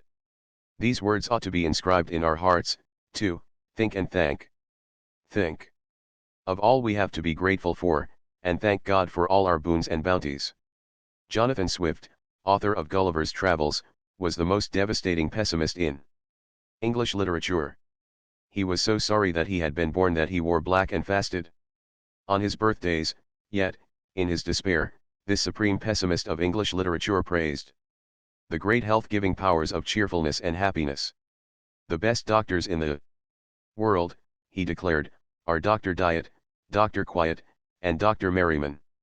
You and I may have the services of Dr. Merriman free every hour of the day by keeping our attention fixed on all the incredible riches we possess, riches exceeding by far the fabled treasures of Ali Baba. Would you sell both your eyes for $1 billion? What would you take for your 2 legs? Your hands? Your hearing? Your children? Your family? Add up your assets, and you will find that you won't sell what you have for all the gold ever amassed by the Rockefellers, the Fords and the Morgans combined. But do we appreciate all this? No. As Schopenhauer said, we seldom think of what we have but always of what we lack. Yes, the tendency to seldom think of what we have but always of what we lack is the greatest tragedy on earth. It has probably caused more misery than all the wars and diseases in history. It caused John Palmer to turn from a regular guy into an old grouch, and almost wrecked his home. I know because he told me so. Mr. Palmer lives at 30 19th Avenue, Paterson, New Jersey. Shortly after I returned from the army, he said, I started in business for myself. I worked hard day and night. Things were going nicely. Then trouble started. I couldn't get parts and materials. I was afraid I would have to give up my business. I worried so much that I changed from a regular guy into an old grouch. I became so sour and cross that, well, I didn't know it then, but I now realize that I came very near to losing my happy home. Then one day a young, disabled veteran who works for me said, Johnny, you ought to be ashamed of yourself. You take on as if you were the only person in the world with troubles. Suppose you do have to shut up shop for a while, so what? You can start up again when things get normal. You've got a lot to be thankful for. Yet you are always growling. Boy, How I wish I were in your shoes. I look at me. I've got only one arm, and half of my face is shot away, and yet I am not complaining. If you don't stop your growling and grumbling, you will lose not only your business, but also your health, your home, and your friends. Those remarks stopped me dead in my tracks. They made me realize how well off I was. I resolved then and there that I would change and be my old self again, and I did. A friend of mine, Lucille Blake, had to tremble on the edge of tragedy before she learned to be happy about what she had instead of worrying over what she lacked. I met Lucille years ago, when we were both studying short story writing in the Columbia University School of Journalism. 9 years ago, she got the shock of her life. She was living then in Tucson, Arizona. She had, well, here is the story as she told it to me. I had been living in a whirl, studying the organ at the University of Arizona, conducting a speech clinic in town, and teaching a class in musical appreciation at the desert Willow Ranch, where I was staying. I was going in for parties, dances, horseback rides. Under the stars. One morning I collapsed. My heart. You will have to lie in bed for a year of complete rest, the doctor said. He didn't encourage me to believe I would ever be strong again. In bed for a year. To be an invalid, perhaps to die. I was terror-stricken. Why did all this have to happen to me? What had I done to deserve it? I wept and wailed. I was bitter and rebellious. But I did go to bed as the doctor advised. A neighbor of mine, Mr. Rudolph, an artist, said to me, "You think now that spending a year in bed will be a tragedy. But it won't be. You will have time to think and get acquainted with yourself. You will make more spiritual growth in these next few months than you have made during all your previous life." I became calmer, and tried to develop a new sense of values. I read books of inspiration. One day I heard a radio commentator say, "You can express only what is in your own consciousness." I had heard words like these many times before. But now they reached down inside me and took root. I resolved to think only the thoughts I wanted to live by, thoughts of joy, happiness, health. I forced myself each morning, as soon as I awoke, to go over all the things I had to be grateful for. No pain. A lovely young daughter. My eyesight. My hearing. Lovely music on the radio. Time to read. Good food. Good friends. I was so cheerful and had so many visitors that the doctor put up a sign saying that only one visitor at a time would be allowed in my cabin, and only at certain hours. 9 years have passed since then, and I now lead a full, active life. I am deeply grateful now for that year I spent in bed. It was the most valuable and the happiest year I spent in Arizona. The habit I formed then of counting my blessings each morning still remains with me. It is one of my most precious possessions. I am ashamed to realize that I never really learned to live until I feared I was going to die. My dear Lucille Blake, you may not realize it, but you learned the same lesson that Dr. Samuel Johnson learned 200 years ago. The habit of looking on the best side of every event, said Dr. Johnson, is worth more than £1,000 a year. Those words were uttered, mind you, not by a professional optimist, but by a man who had known anxiety, rags, and hunger for 20 years and finally became one of the most eminent writers of his generation and the most celebrated conversationalist of all time. Logan Pearsall Smith packed a lot of wisdom into a few words when he said, "There are 2 things to aim at in life: first, to get what you want, and, after that, to enjoy it. Only the wisest of mankind achieve the second." Would you like to know how to make even dishwashing at the kitchen sink a thrilling experience? If so, read an inspiring book of incredible courage by Borghild Dahl. It is called I Wanted to See. This book was written by a woman who was practically blind for half a century. "I had only one eye," she writes, "and it was so covered with dense scars that I had to do all my seeing through one small opening in the left of the eye.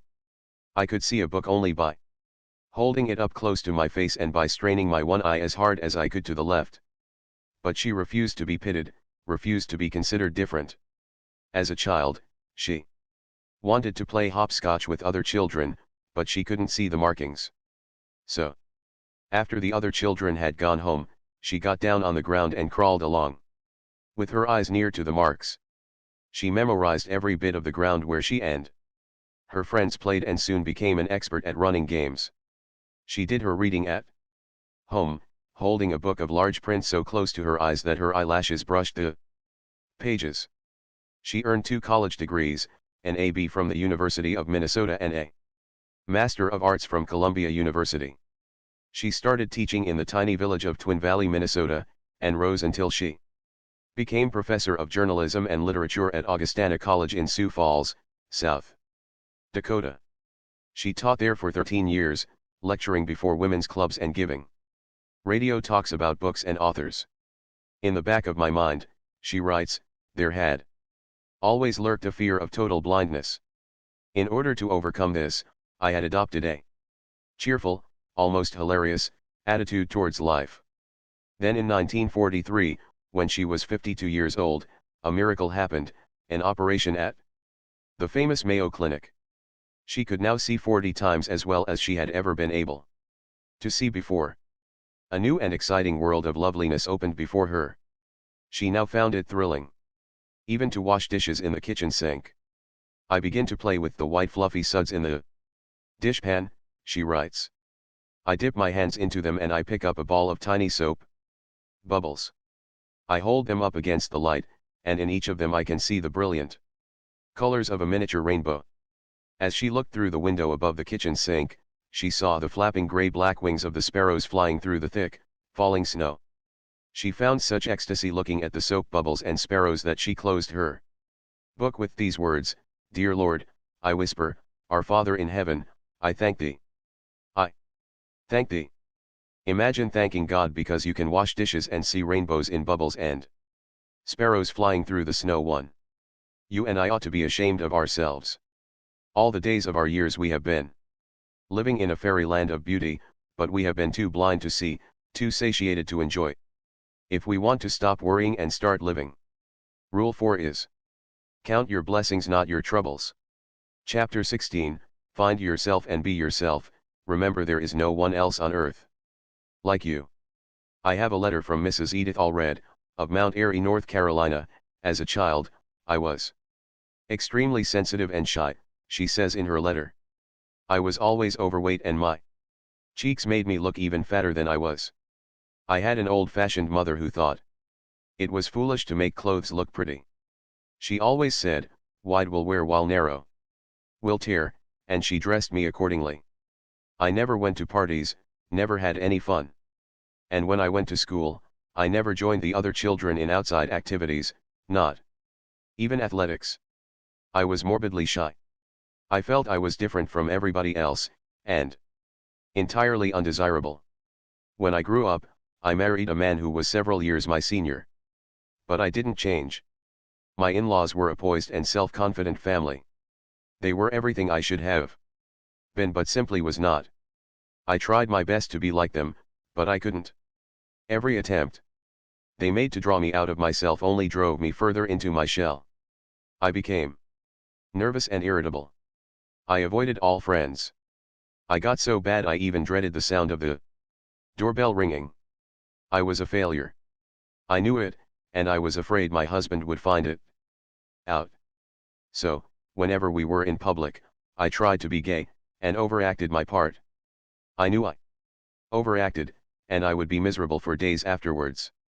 At last I became so unhappy that I could see no point in prolonging my existence. I began to think of suicide. What happened to change this unhappy woman's life? Just a chance remark. A chance remark, Mrs. Allred continued, transformed my whole life. My mother-in-law was talking one day of how she brought her children up, and she said, no matter what happened, I always insisted on their being themselves. On being themselves. That remark is what did it. In a flash, I realized I had brought all this misery on myself. By trying to fit myself into a pattern to which I did not conform. I changed overnight. I started being myself. I tried to make a study of my own personality. Tried to find out what I was. I studied my strong points. I learned all I could about colors and styles, and dressed in a way that I felt was becoming to me. I reached out to make friends. I joined an organization, a small one at first, and was petrified with fright when they put me on a program. But each time I spoke, I gained a little courage. It took a long while, but today I have more happiness than I ever dreamed possible. In rearing my own children, I have always taught them the lesson I had to learn. From such bitter experience, no matter what happens, always be yourself. This problem of being willing to be yourself is as old as history, says Dr. James Gordon Gilkey, and as universal as human life. This problem of being unwilling to be yourself is the hidden spring behind many neuroses and psychoses and complexes.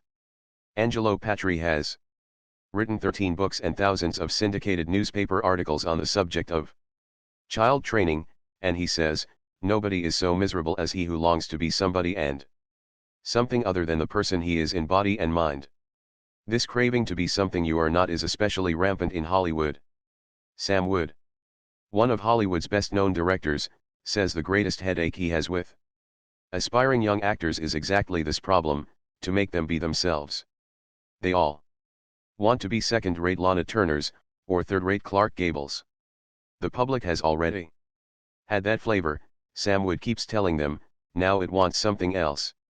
Before he started directing such pictures as Goodbye, Mr. Chips and For Whom the Bell Tolls, Sam Wood spent years in the real estate business, developing sales personalities.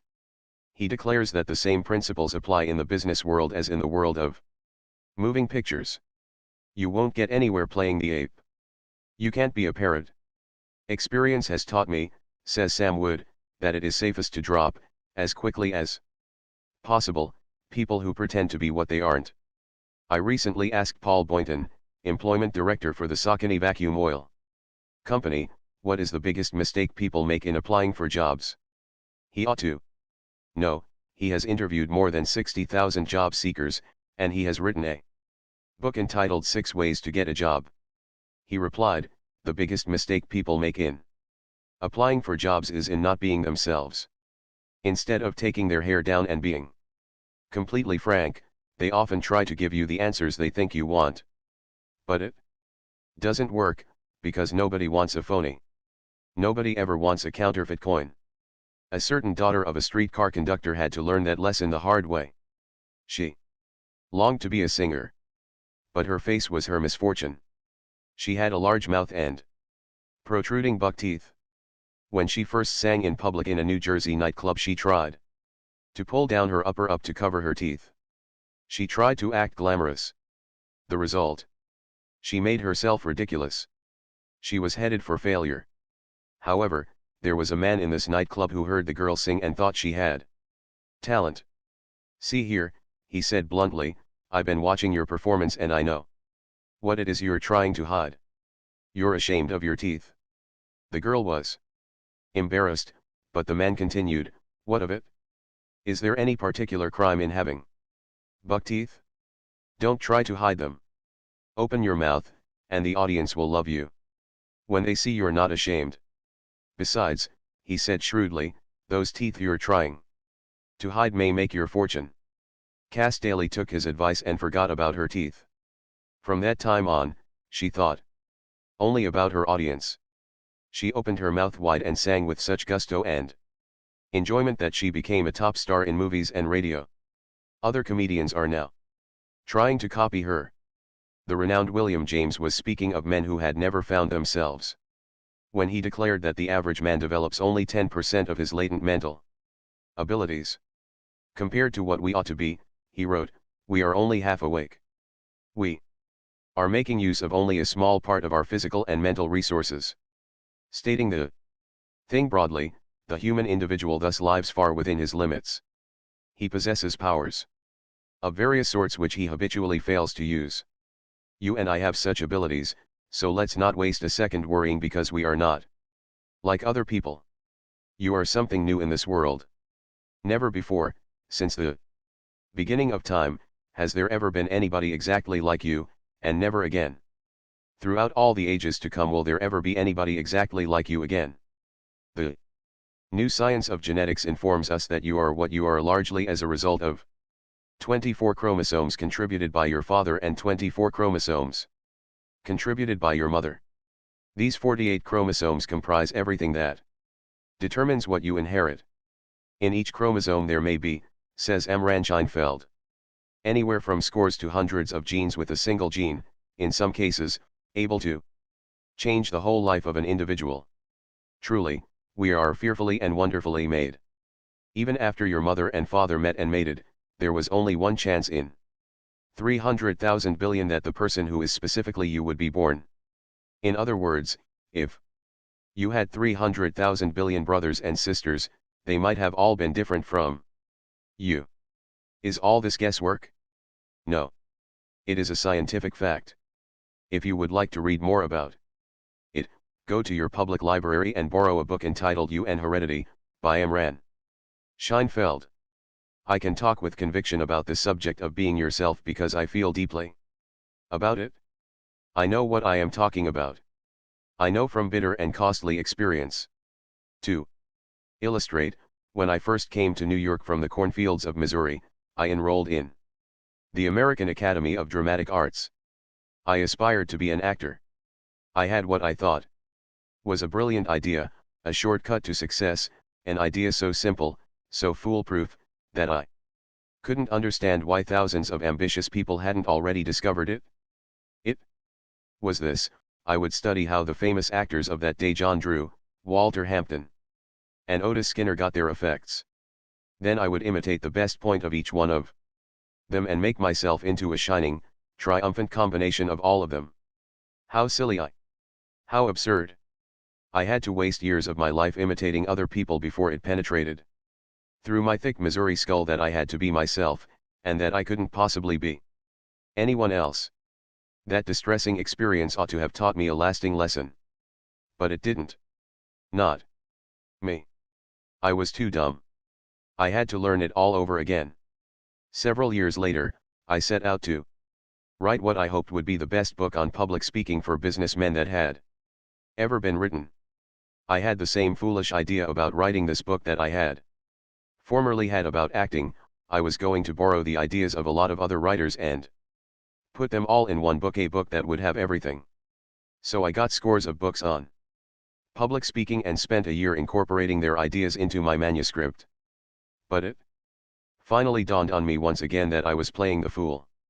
This hodgepodge of other men's ideas that I had written was so synthetic, so dull, that no businessman would ever plod through it. So I tossed a year's work into the wastebasket, and started all over again. This time I said to myself, you've got to be Dale Carnegie, with all his faults and limitations.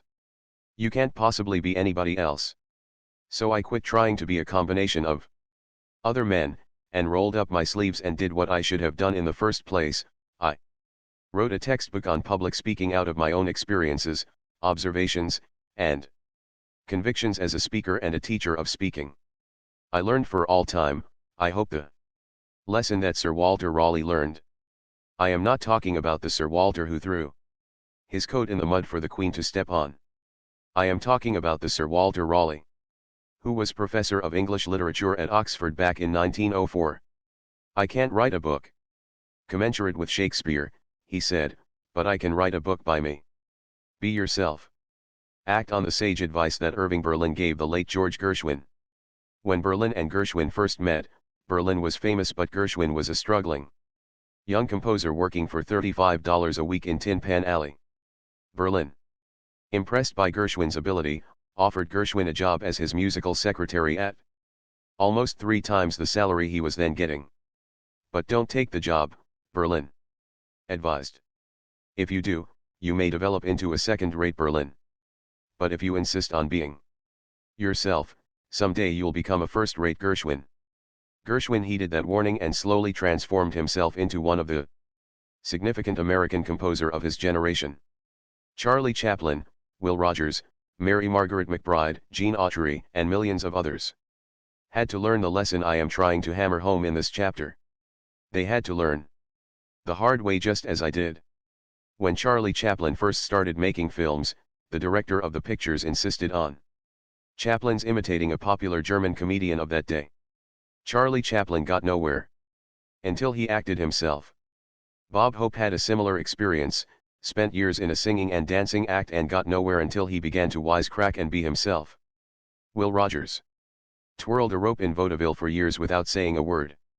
He got nowhere until he discovered his unique gift for humor and began to talk as he twirled his rope.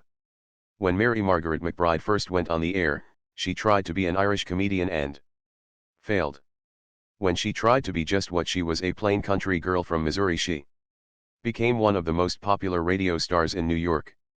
When Gene Autry tried to get rid of his Texas accent and dressed like city boys and claimed he was from New York, people merely laughed behind his back.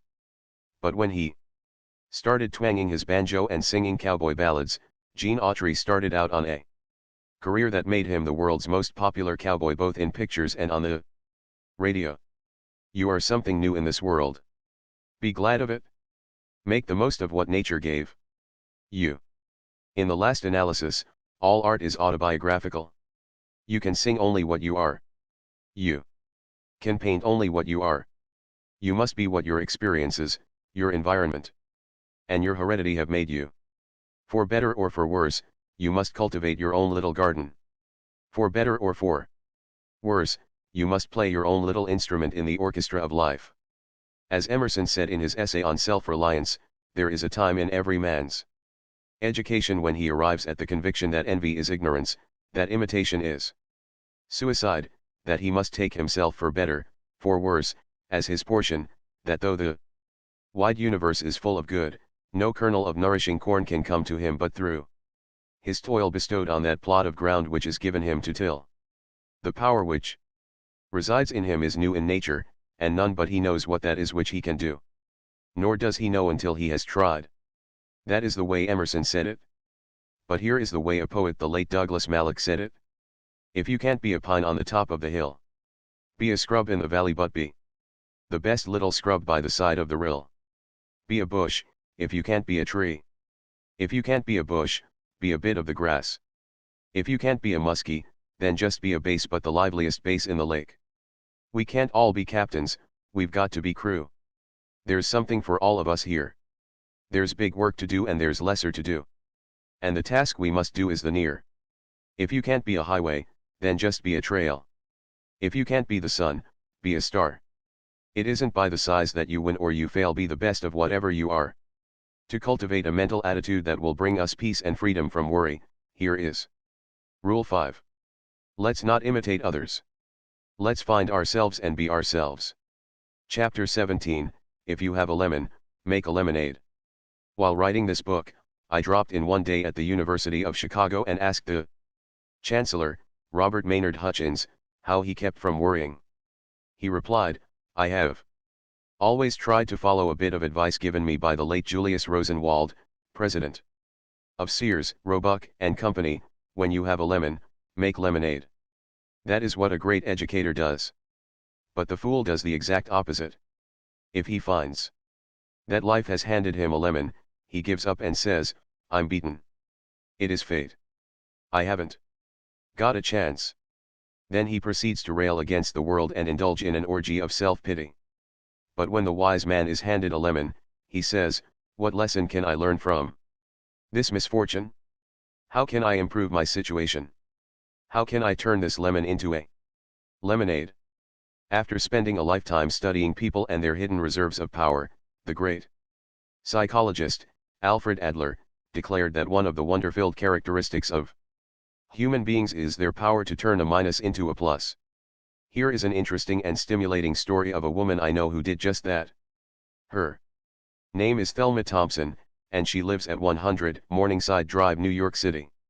During the war, she said, as she told me of her experience, during the war, my husband was stationed at an army training camp near the Mojave Desert, in New Mexico. I went to live there in order to be near him. I hated the place. I loathed it. I had never before been so miserable. My husband was ordered out on maneuvers in the Mojave Desert, and I was left in a tiny shack alone.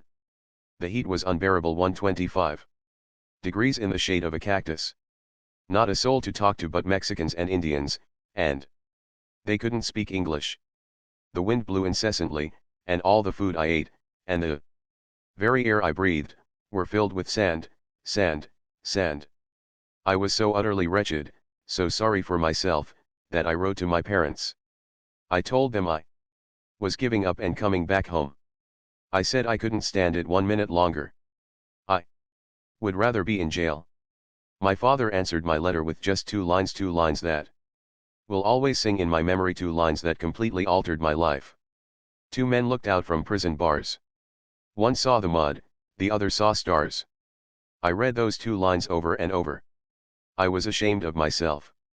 I made up my mind I would find out what was good in my present situation. I would look for the stars. I made friends with the natives, and their reaction amazed me.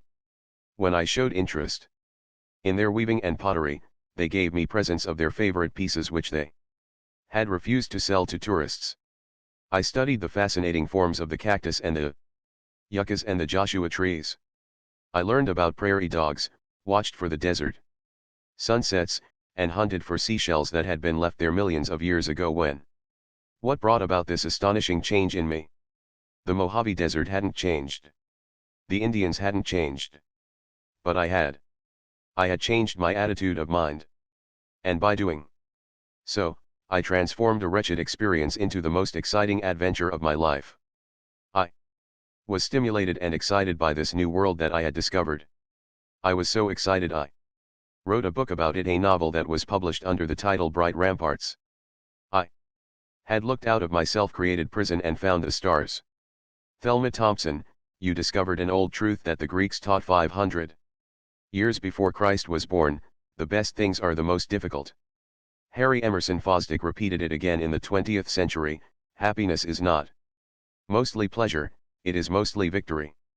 Yes, the victory that comes from a sense of achievement, of triumph, of turning our lemons into lemonades. I once visited a happy farmer down in Florida who turned even a poison lemon into lemonade. When he first got this farm, he was discouraged. The land was so wretched. He could neither grow fruit nor raise pigs. Nothing thrived there but scrub oaks and rattlesnakes. Then he got his idea. He would turn his liability into an asset, he would make the most of these rattlesnakes. To everyone's amazement, he started canning rattlesnake meat. When I stopped to visit him a few years ago, I found that tourists were pouring in to see his rattlesnake farm at the rate of $20,000 a year. His business was thriving. I saw poison from the fangs of his rattlers being shipped to laboratories to make antivenom toxin. I saw rattlesnake skins being sold at fancy prices to make women's shoes and handbags. I saw canned rattlesnake meat being shipped to customers all over the world. I bought a picture postcard of the place and mailed it at the local post office of the village, which had been rechristened Rattlesnake, Florida, in honor of a man who had turned a poison lemon into a sweet lemonade. As I have traveled up and down and back and forth across America time after time, it has been my privilege to meet dozens of men and women who have demonstrated their power to turn a minus into a plus.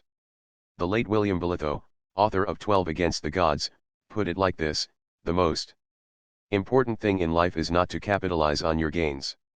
Any fool can do that. The really important thing is to profit from your losses. That requires intelligence, and it makes the difference between a man of sense and a fool. Bolitho uttered those words after he had lost a leg in a railway accident. But I know a man who lost both legs and turned his minus into a plus. His name is Ben Fortson. I met him in a hotel elevator in Atlanta, Georgia. As I stepped into the elevator, I noticed this cheerful-looking man, who had both legs missing, sitting in a wheelchair in a corner of the elevator. When the elevator stopped at his floor, he asked me pleasantly if I would step to one corner, so he could manage his chair better.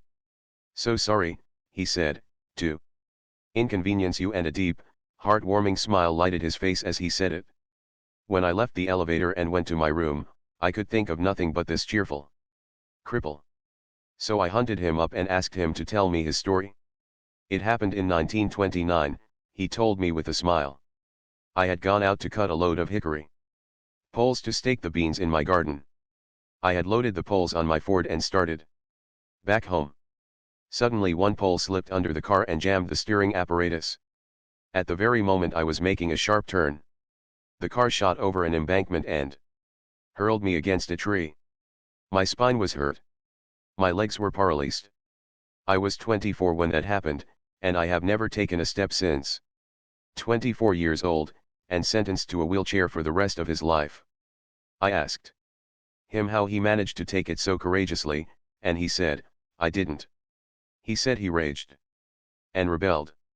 He fumed about his fate. But as the years dragged on, he found that his rebellion wasn't getting him anything except bitterness. "I finally realized," he said, "that other people were kind and courteous to me. So the least I could do was to be kind and courteous to them." I asked if he still felt, after all these years, that his accident had been a terrible misfortune, and he promptly said, "No." He said, "I'm almost glad now that it happened." He told me that after he got over the shock and resentment, he began to live in a different world. He began to read and developed a love for good literature.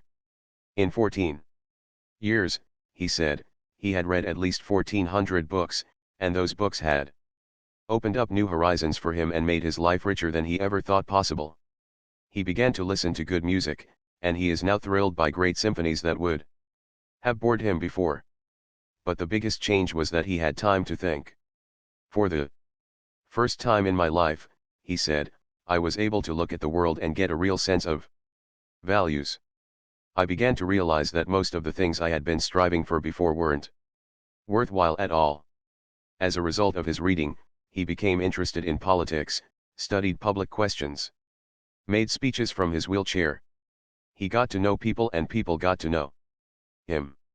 Today Ben Fortson, still in his wheelchair, is Secretary of State for the state of Georgia. During the last 35 years, I have been conducting adult education classes in New York City, and I have discovered that one of the major regrets of many adults is that they never went to college. They seem to think that not having a college education is a great handicap. I know that this isn't necessarily true because I have known thousands of successful men who never went beyond high school. So I often tell these students the story of a man I knew who had never finished even grade school. He was brought up in blighting poverty. When his father died, his father's friends had to chip in to pay for the coffin in which he was buried. After his father's death, his mother worked in an umbrella factory 10 hours a day and then brought piecework home and worked until 11 o'clock at night. The boy, brought up in these circumstances, went in for amateur dramatics put on by a club in his church. He got such a thrill out of acting that he decided to take up public speaking. This led him into politics. By the time he reached 30, he was elected to the New York State Legislature. But he was woefully unprepared for such a responsibility. In fact, he told me that frankly he didn't know what it was all about. He studied the long, complicated bills that he was supposed to vote on, but, as far as he was concerned, those bills might as well have been written in the language of the Choctaw Indians. He was worried and bewildered when he was made a member of the Committee on Forests before he had ever set foot in a forest. He was worried and bewildered when he was made a member of the State Banking Commission before he had ever had a bank account. He himself told me that he was so discouraged that he would have resigned from the legislature if he hadn't been ashamed to admit defeat to his mother. In despair, he decided to study 16 hours a day and turn his lemon of ignorance into a lemonade of knowledge. By doing that, he transformed himself from a local politician into a national figure and made himself so outstanding that the New York Times called him the best-loved citizen of New York. I am talking about Al Smith. 10 years after Al Smith set out on his program of political self-education, he was the greatest living authority on the government of New York State. He was elected governor of New York for 4 terms, a record never attained by any other man. In 1928, he was the Democratic candidate for president. 6 great universities including Columbia and Harvard conferred honorary degrees upon this man who had never gone beyond grade school. Al Smith himself told me that none of these things would ever have come to pass if he Hadn't worked hard 16 hours a day to turn his minus into a plus. Nietzsche's formula for the superior man was not only to bear up under necessity but to love it. The more I have studied the careers of men of achievement, the more deeply I have been convinced that a surprisingly large number of them succeeded because they started out with handicaps that spurred them on to great endeavor and great rewards. As William James said, our infirmities help us unexpectedly. Yes, it is highly probable that Milton wrote better poetry because he was blind and that Beethoven composed better music because he was deaf. Helen Keller's brilliant career was inspired and made possible because of her blindness and deafness. If Tchaikovsky had not been frustrated and driven almost to suicide by his tragic marriage, if his own life had not been pathetic, he probably would never have been able to compose his immortal symphonic Pathetic. If Dostoevsky and Tolstoy had not led tortured lives, they would probably never have been able to write their immortal novels. If I had not been so great an invalid, wrote the man who changed the scientific concept of life on Earth. If I had not been so great an invalid, I should not have done so much work as I have accomplished. That was Charles Darwin's confession that his infirmities had helped him unexpectedly. The same day that Darwin was born in England, another baby was born in a log cabin in the forests of Kentucky. He, too, was helped by his infirmities. His name was Lincoln Abraham Lincoln. If he had been reared in an aristocratic family and had had a law degree from Harvard and a happy married life, he would probably never have found in the depths of his heart the haunting words that he immortalized at Gettysburg, nor the sacred poem that he spoke at his second inauguration, the most beautiful and noble phrases ever uttered by a ruler of men, with malice toward none, with charity for all. Harry Emerson Fosdick says in his book, The Power to See It Through, there is a Scandinavian saying which some of us might well take as a rallying cry for our lives: the north wind made the Vikings. Wherever did we get the idea that secure and pleasant living, the absence of difficulty, and the comfort of ease, ever of themselves made people either good or happy? Upon the contrary, people who pity themselves go on pitying themselves even when they are laid softly on a cushion, but always in history. Character and happiness have come to people in all sorts of circumstances, good, bad, and indifferent, when they shouldered their personal responsibility. So, repeatedly the north wind has made the Vikings. Suppose we are so discouraged that we feel there is no hope of our ever being able to turn our lemons into lemonade, then here are 2 reasons why we ought to try, anyway 2 reasons why we have everything to gain and nothing to lose. Reason 1, we may succeed. Reason 2, even if we don't succeed, the mere attempt to turn our minus into a plus will cause us to look forward instead of backward. It will replace negative thoughts with positive thoughts, it will release creative energy and spur us to get so busy that we won't have either the time or the inclination to mourn over what is past and forever gone. Once when Old Bull, the world-famous violinist, was giving a concert in Paris, the A string on his violin suddenly snapped. But Old Bull simply finished the melody on 3 strings. That is life, says Harry Emerson Fosdick, to have your string snap and finish on 3 strings. That is not only life. It is more than life. It is life triumphant. If I had the power to do so, I would have these words of William Blythe carved in eternal bronze and hung in every schoolhouse in the land. The most important thing in life is not to capitalize on your gains. Any fool can do that. The really important thing is to profit from your losses. That requires intelligence, and it makes the difference between a man of sense and a fool. So, to cultivate a mental attitude that will bring us peace and happiness, let's do something about Rule 6. When fate hands us a lemon, let's try to make a lemonade. Chapter 18, How to Cure Melancholy in 14 Days. When I started writing this book, I offered a $200 prize for the most helpful and inspiring true story on how I conquered worry. The 3 judges for this contest were Eddie Rickenbacker, President, Eastern Air Lines; Dr. Stuart W. McClelland, President, Lincoln Memorial University; H.V. Kaltenborn, radio news analyst.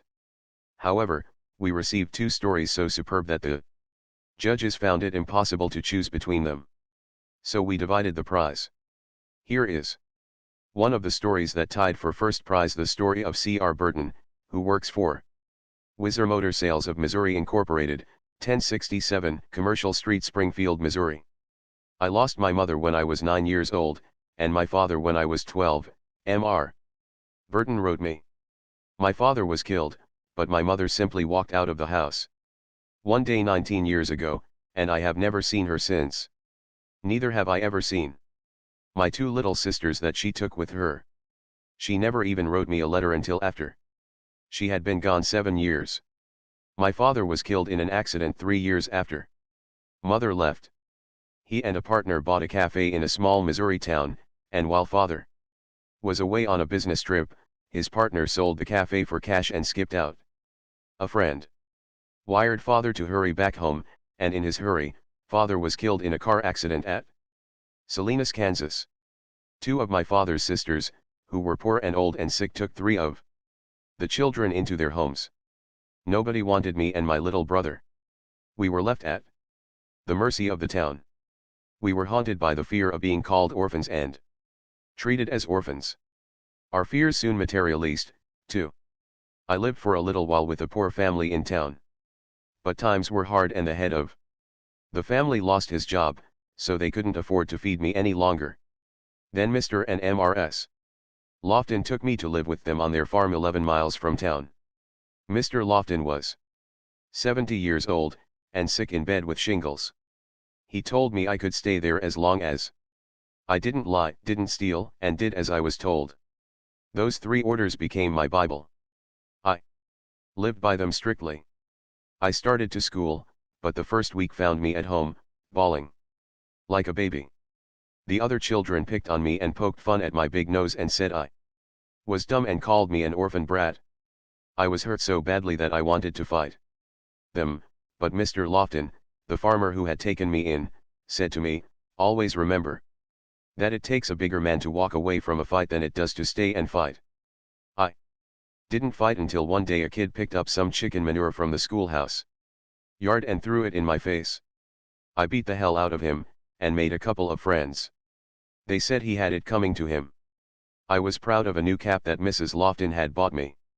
One day one of the big girls jerked it off my head and filled it with water and ruined it. She said she filled it with water so that the water would wet my thick skull and keep my popcorn brains from popping. I never cried at school, but I used to bawl it out at home. Then one day Mrs. Lofton gave me some advice that did away with all troubles and worries and turned my enemies into friends. She said, "Ralph, they won't tease you and call you an orphan brat anymore if you will get interested in them and see how much you can do for them." I took her advice. I studied hard, and I soon headed the class. I was never envied, because I went out of my way to help them. I helped several of the boys write their themes and essays. I wrote complete debates for some of the boys. One lad was ashamed to let his folks know that I was helping him. So he used to tell his mother he was going possum hunting. Then he would come to Mr. Lofton's farm and tie his dogs up in the barn while I helped him with his lessons. I wrote book reviews for one lad and spent several evenings helping one of the girls on her maths. Death struck our neighborhood. 2 elderly farmers died and one woman was deserted by her husband. I was the only male in 4 families. I helped these widows for 2 years. On my way to and from school, I stopped at their farms, cut wood for them, milked their cows, and fed and watered their stock. I was now blessed instead of cursed. I was accepted as a friend by everyone. They showed their real feelings when I returned home from the Navy. More than 200 farmers came to see me the first day I was home. Some of them drove as far as 80 miles, and their concern for me was really sincere. Because I have been busy and happy trying to help other people, I have few worries, and I haven't been called an orphan brat now for 13 years. Hooray for C.R. Burton. He knows how to win friends. And he also knows how to conquer worry and enjoy life. So did the late Dr. Frank Loop, of Seattle, Washington. He was an invalid for 23 years. Arthritis. Yet Stuart Woodhouse of the Seattle Star wrote me, saying, "I interviewed Dr. Loop many times, and I have never known a man more unselfish or a man who got more out of life. How did this bedridden invalid get so much out of life? I'll give you two guesses. Did he do it by complaining and criticizing? No. By wallowing in self-pity and demanding that he be the center of attention and everyone cater to him? No. Still wrong. He did it by adopting as his slogan the motto of the Prince of Wales, Ich dien I serve. He accumulated the names and addresses of other invalids and cheered both them and himself by writing happy, encouraging letters. In fact, he organized a letter-writing club for invalids and got them writing letters to one another. Finally, he formed a national organization called the Shut-In Society. As he lay in bed, he wrote an average of 1,400 letters a year and brought joy to thousands of invalids by getting radios and books for shut-ins. What was the chief difference between Dr. Loop and a lot of other people? Just this. Dr. Loop had the inner glow of a man with a purpose, a mission. He had the joy of knowing that he was being used by an idea far nobler and more significant than himself. Instead of being, as Shaw put it, a self-centered, little clod of ailments and grievances, complaining that the world would not devote itself to making him happy. Here is the most astonishing statement that I ever read from the pen of a great psychiatrist. This statement was made by Alfred Adler. He used to say to his melancholia patients, "You can be cured in 14 days if you follow this prescription. Try to think every day how you can please someone." That statement sounds so incredible that I feel I ought to try to explain it by quoting a couple of pages from Dr. Adler's splendid book, What Life Should Mean to You. Asterisk, by the way, there is a book you ought to read. Melancholia, says Adler in What Life Should Mean to You, is like a long-continued rage and reproach against others, though for the purpose of gaining care, sympathy and support, the patient seems only to be dejected about his own guilt. A melancholiac's first memory is generally something like this: I remember I wanted to lie on the couch, but my brother was lying there. I cried so much that he had to leave. Melancholiacs are often inclined to revenge themselves by committing suicide, and the doctor's first care is to avoid giving them an excuse for suicide.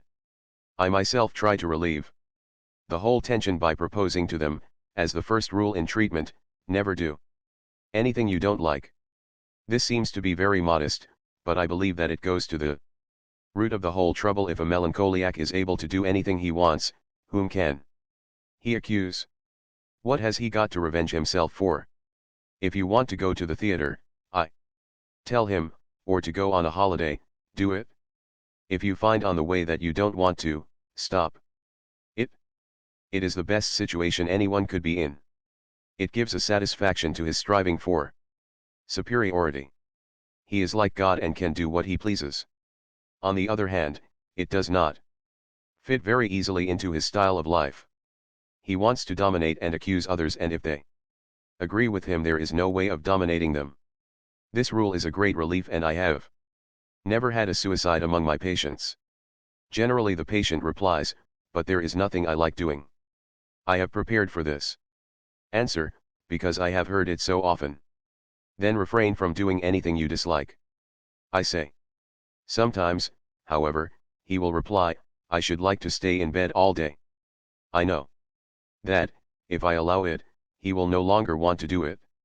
I know that, if I hinder him, he will start a war. I always agree. This is one rule. Another attacks their style of life more directly.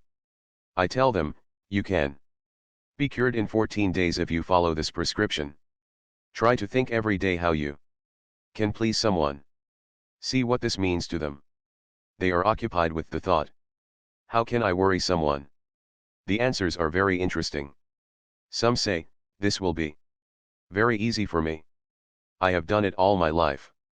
They have never done it. I ask them to think it over. They do not think it over. I tell them, "You can make use of all the time you spend when you are unable to go to sleep by thinking how you can please someone, and it will be a big step forward in your health." When I see them next day, I ask them, "Did you think over what I suggested?"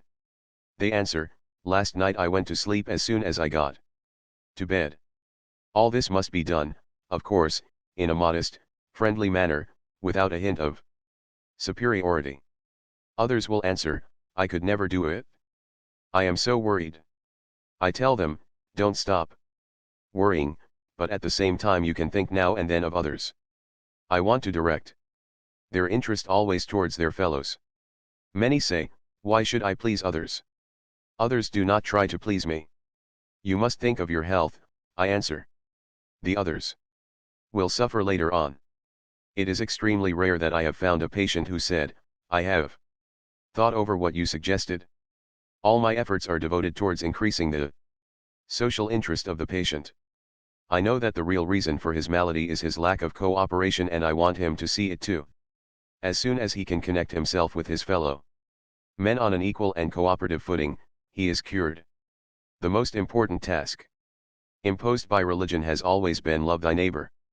It is the individual who is not interested in his fellow man who has the greatest difficulties in life and provides the greatest injury to others. It is from among such individuals that all human failures spring. All that we demand of a human being, and the highest praise we can give him, is that he should be a good fellow worker, a friend to all other men, and a true partner in love and marriage. Dr. Adler urges us to do a good deed every day. And what is a good deed?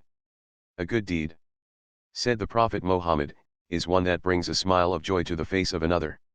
Why will doing a good deed every day produce such astounding efforts on the doer?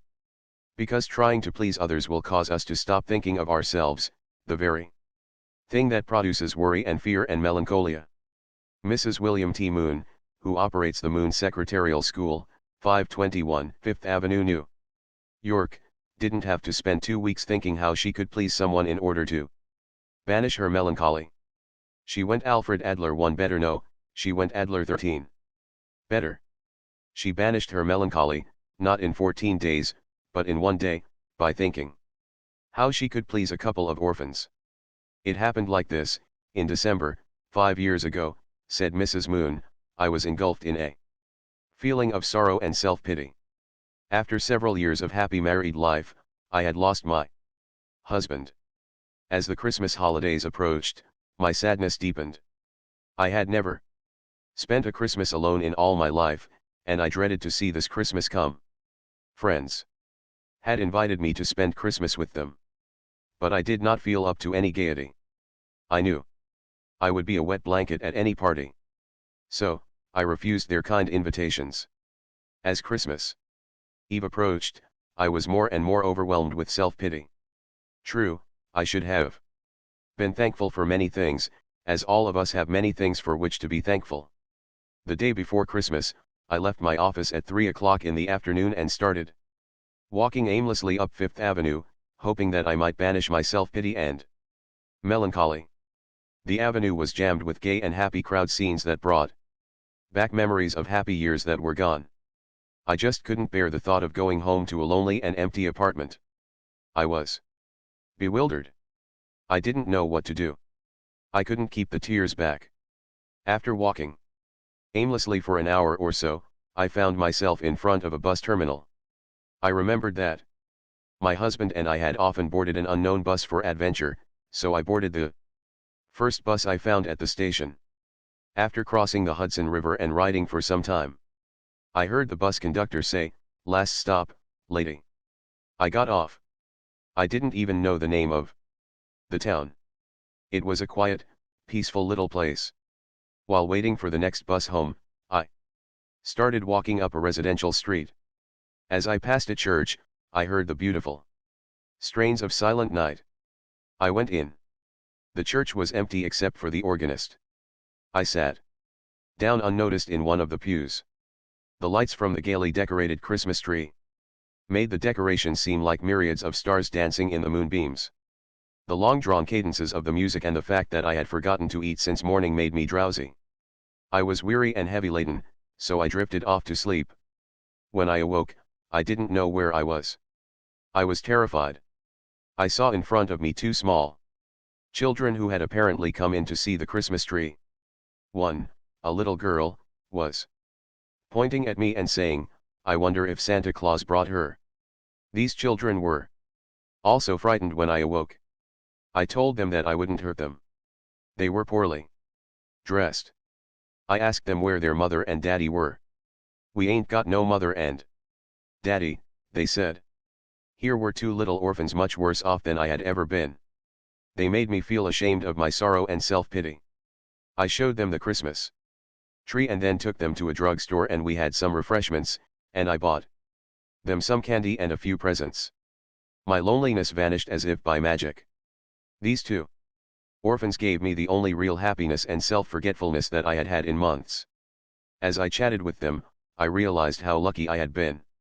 I thanked God that all my Christmases as a child had been bright with parental love and tenderness.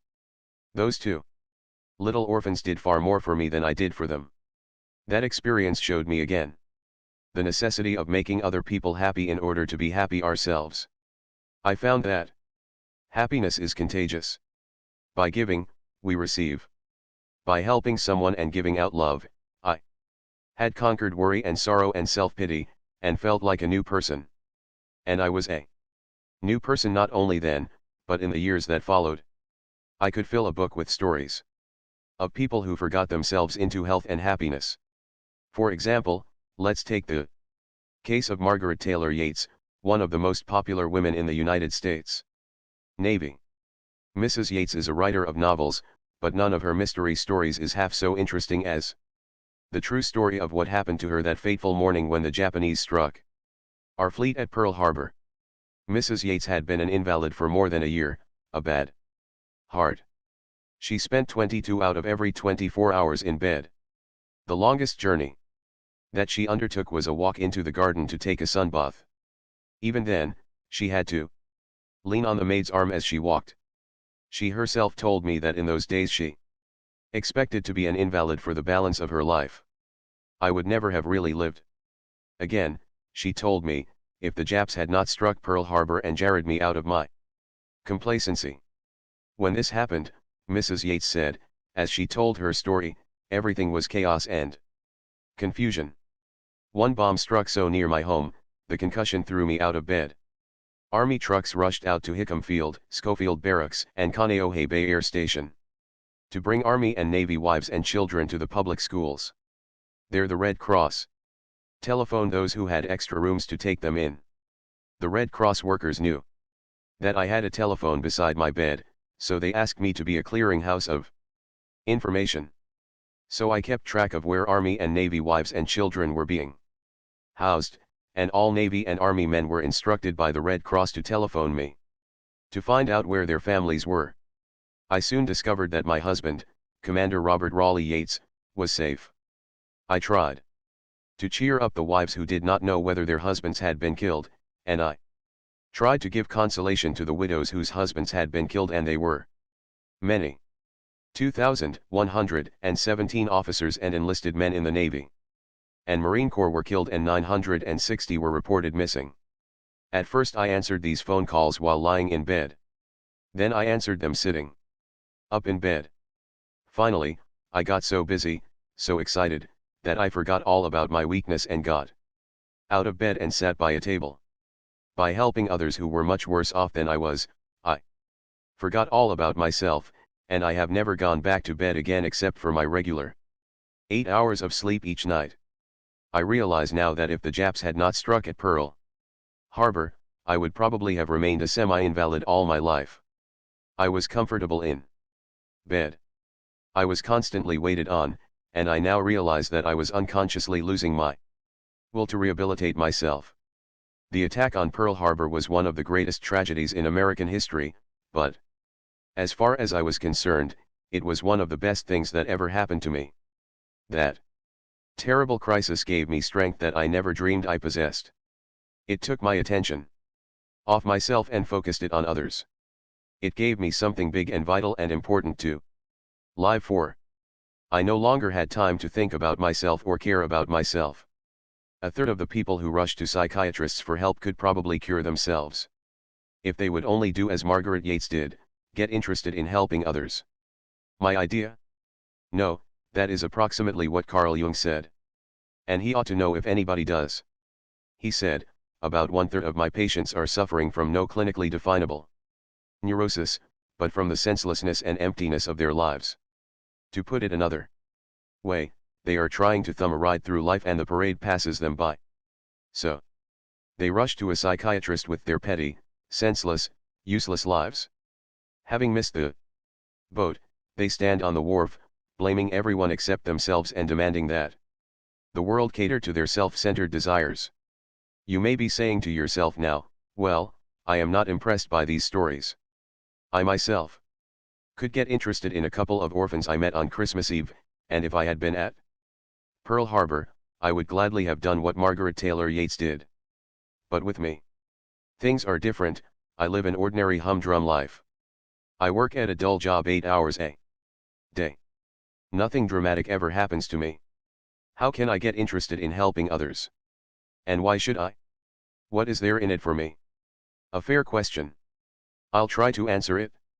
However humdrum your existence may be, you surely meet some people every day of your life. What do you do about them? Do you merely stare through them, or do you try to find out what it is that makes them tick? How about the postman? For example, he walks hundreds of miles every year, delivering mail to your door, but have you ever taken the trouble to find out where he lives, or ask to see a snapshot of his wife and his kids? Did you ever ask him if his feet get tired, or if he ever gets bored? What about the grocery boy, the newspaper vendor, the chap at the corner who polishes your shoes? These people are human, bursting with troubles and dreams and private ambitions. They are also bursting for the chance to share them with someone. But do you ever let them? Do you ever show an eager, honest interest in them or their lives? That's the sort of thing I mean. You don't have to become a Florence Nightingale or a social reformer to help improve the world, your own private world. You can start tomorrow morning with the people you meet. What's in it for you? Much greater happiness, greater satisfaction, and pride in yourself. Aristotle called this kind of attitude enlightened selfishness. Zoroaster said, doing good to others is not a duty. It is a joy, for it increases your own health and happiness. And Benjamin Franklin summed it up very simply.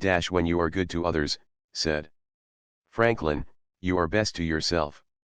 No discovery of modern psychology, writes Henry C. Link, director of the Psychological Service Center in New York, no discovery of modern psychology is, in my opinion, so important as its scientific proof of the necessity of self-sacrifice or discipline to self-realization and happiness.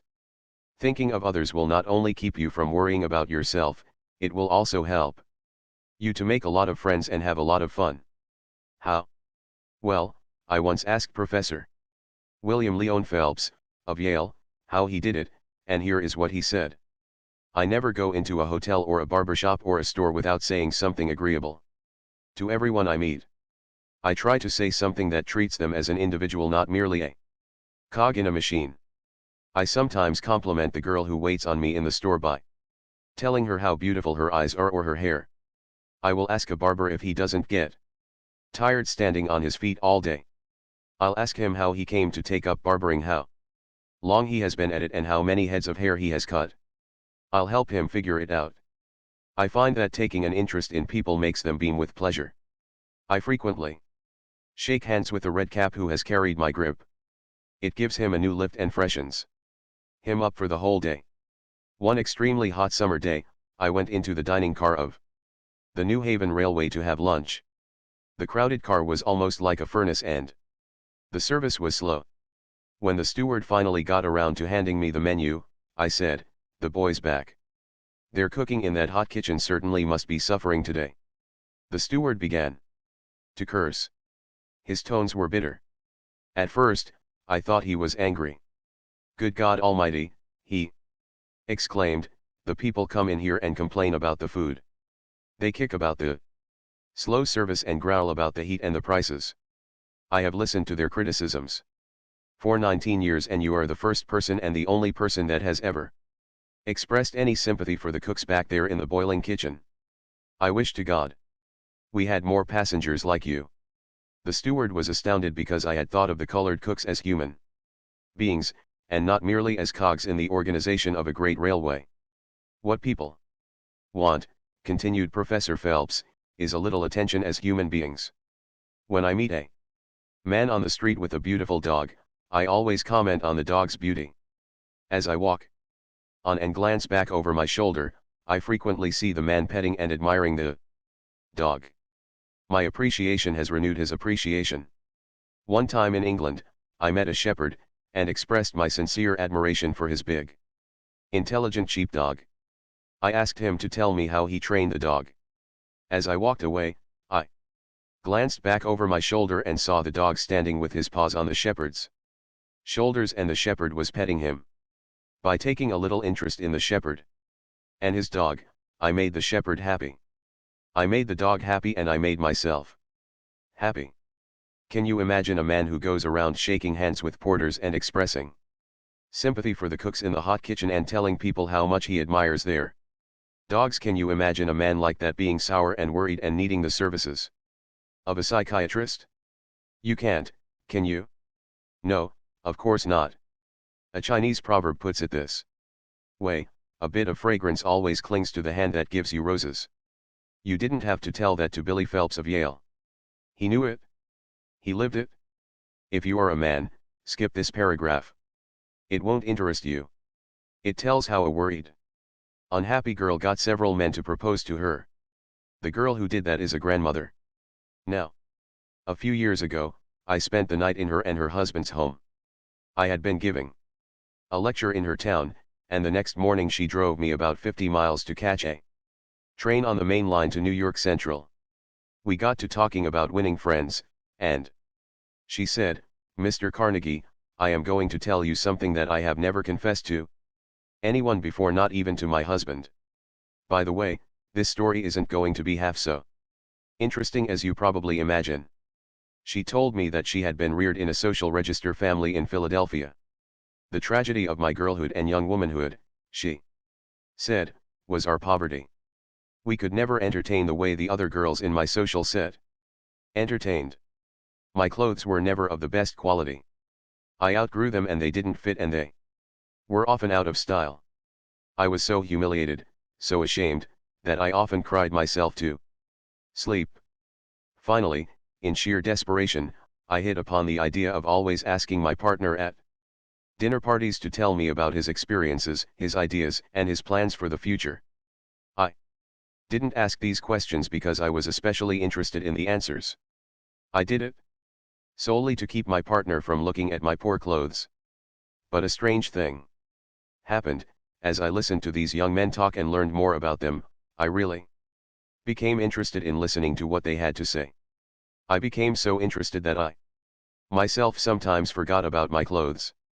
But the astounding thing to me was this: since I was a good listener and encouraged the boys to talk about themselves, I gave them happiness, and I gradually became the most popular girl in our social group, and 3 of these men proposed marriage to me.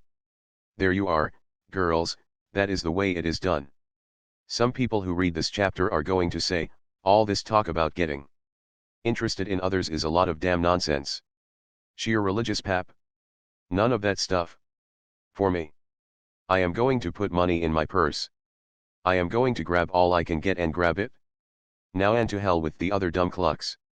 Well, if that is your opinion, you are entitled to it, but if you are right, then all the great philosophers and teachers since the beginning of recorded history, Jesus, Confucius, Buddha, Plato, Aristotle, Socrates, Saint Francis, were all wrong.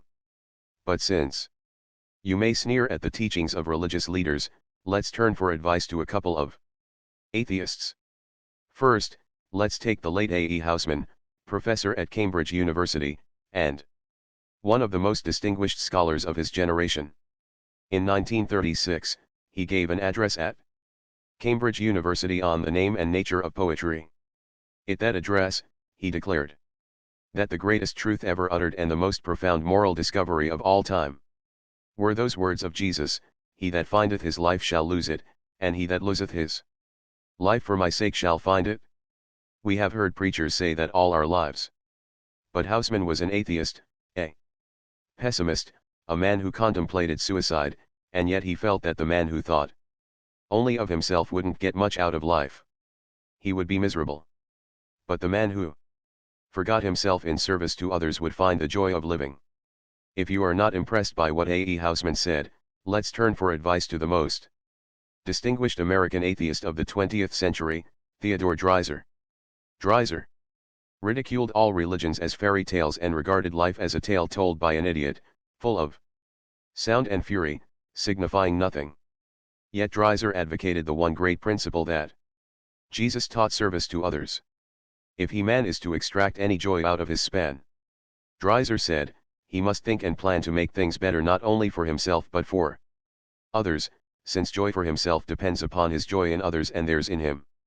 If we are going to make things better for others as Dreiser advocated, let's be quick about it. Time is a wastin'. I shall pass this way but once. Therefore any good that I can do or any kindness that I can show, let me do it now. Let me not defer nor neglect it, for I shall not pass this way again. So if you want to banish worry and cultivate peace and happiness, here is Rule 7. Forget yourself by becoming interested in others. Do every day a good deed that will put a smile of joy on someone's face. Part 4 in a nutshell, 7 ways to cultivate a mental attitude that will bring you peace and happiness. Rule 1, let's fill our minds with thoughts of peace, courage, health, and hope, for our life is what our thoughts make it. Rule 2, let's never try to get even with our enemies, because if we do we will hurt ourselves far more than we hurt them. Let's do as General Eisenhower does, let's never waste a minute thinking about people we don't like. Rule 3, instead of worrying about ingratitude, let's expect it. Let's remember that Jesus healed 10 lepers in one day and only one thanked him. Why should we expect more gratitude than Jesus got? B. Let's remember that the only way to find happiness is not to expect gratitude but to give for the joy of giving. C. Let's remember that gratitude is a cultivated trait, so if we want our children to be grateful, we must train them to be grateful. Rule 4, count your blessings not your troubles. Rule 5, let's not imitate others. Let's find ourselves and be ourselves, for envy is ignorance and imitation is suicide. Rule 6, when fate hands us a lemon, let's try to make a lemonade. Rule 7, let's forget our own unhappiness by trying to create a little happiness for others. When you are good to others, you are best to yourself. Part 5, the Golden Rule for Conquering Worry.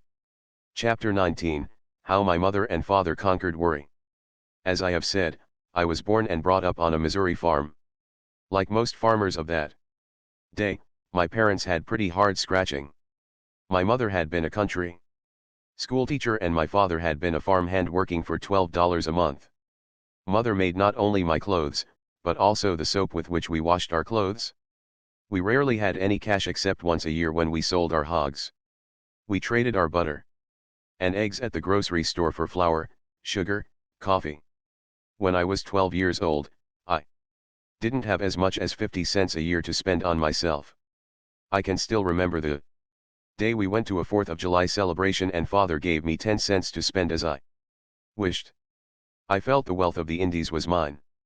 I walked a mile to attend a one-room country school.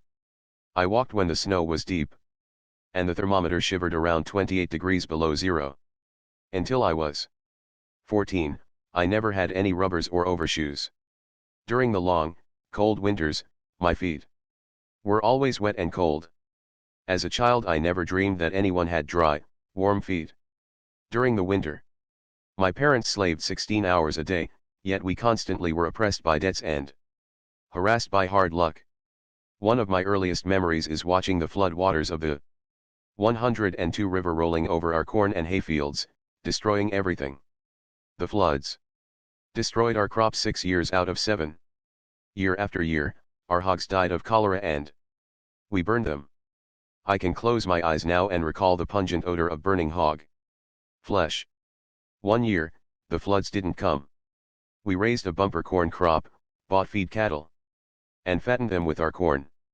But the floods might just as well have drowned our corn that year, for the price of fat cattle fell on the Chicago market, and after feeding and fattening the cattle, we got only $30 more for them than what we had paid for them. $30 for a whole year's work. No matter what we did, we lost money. I can still remember the mule colts that my father bought.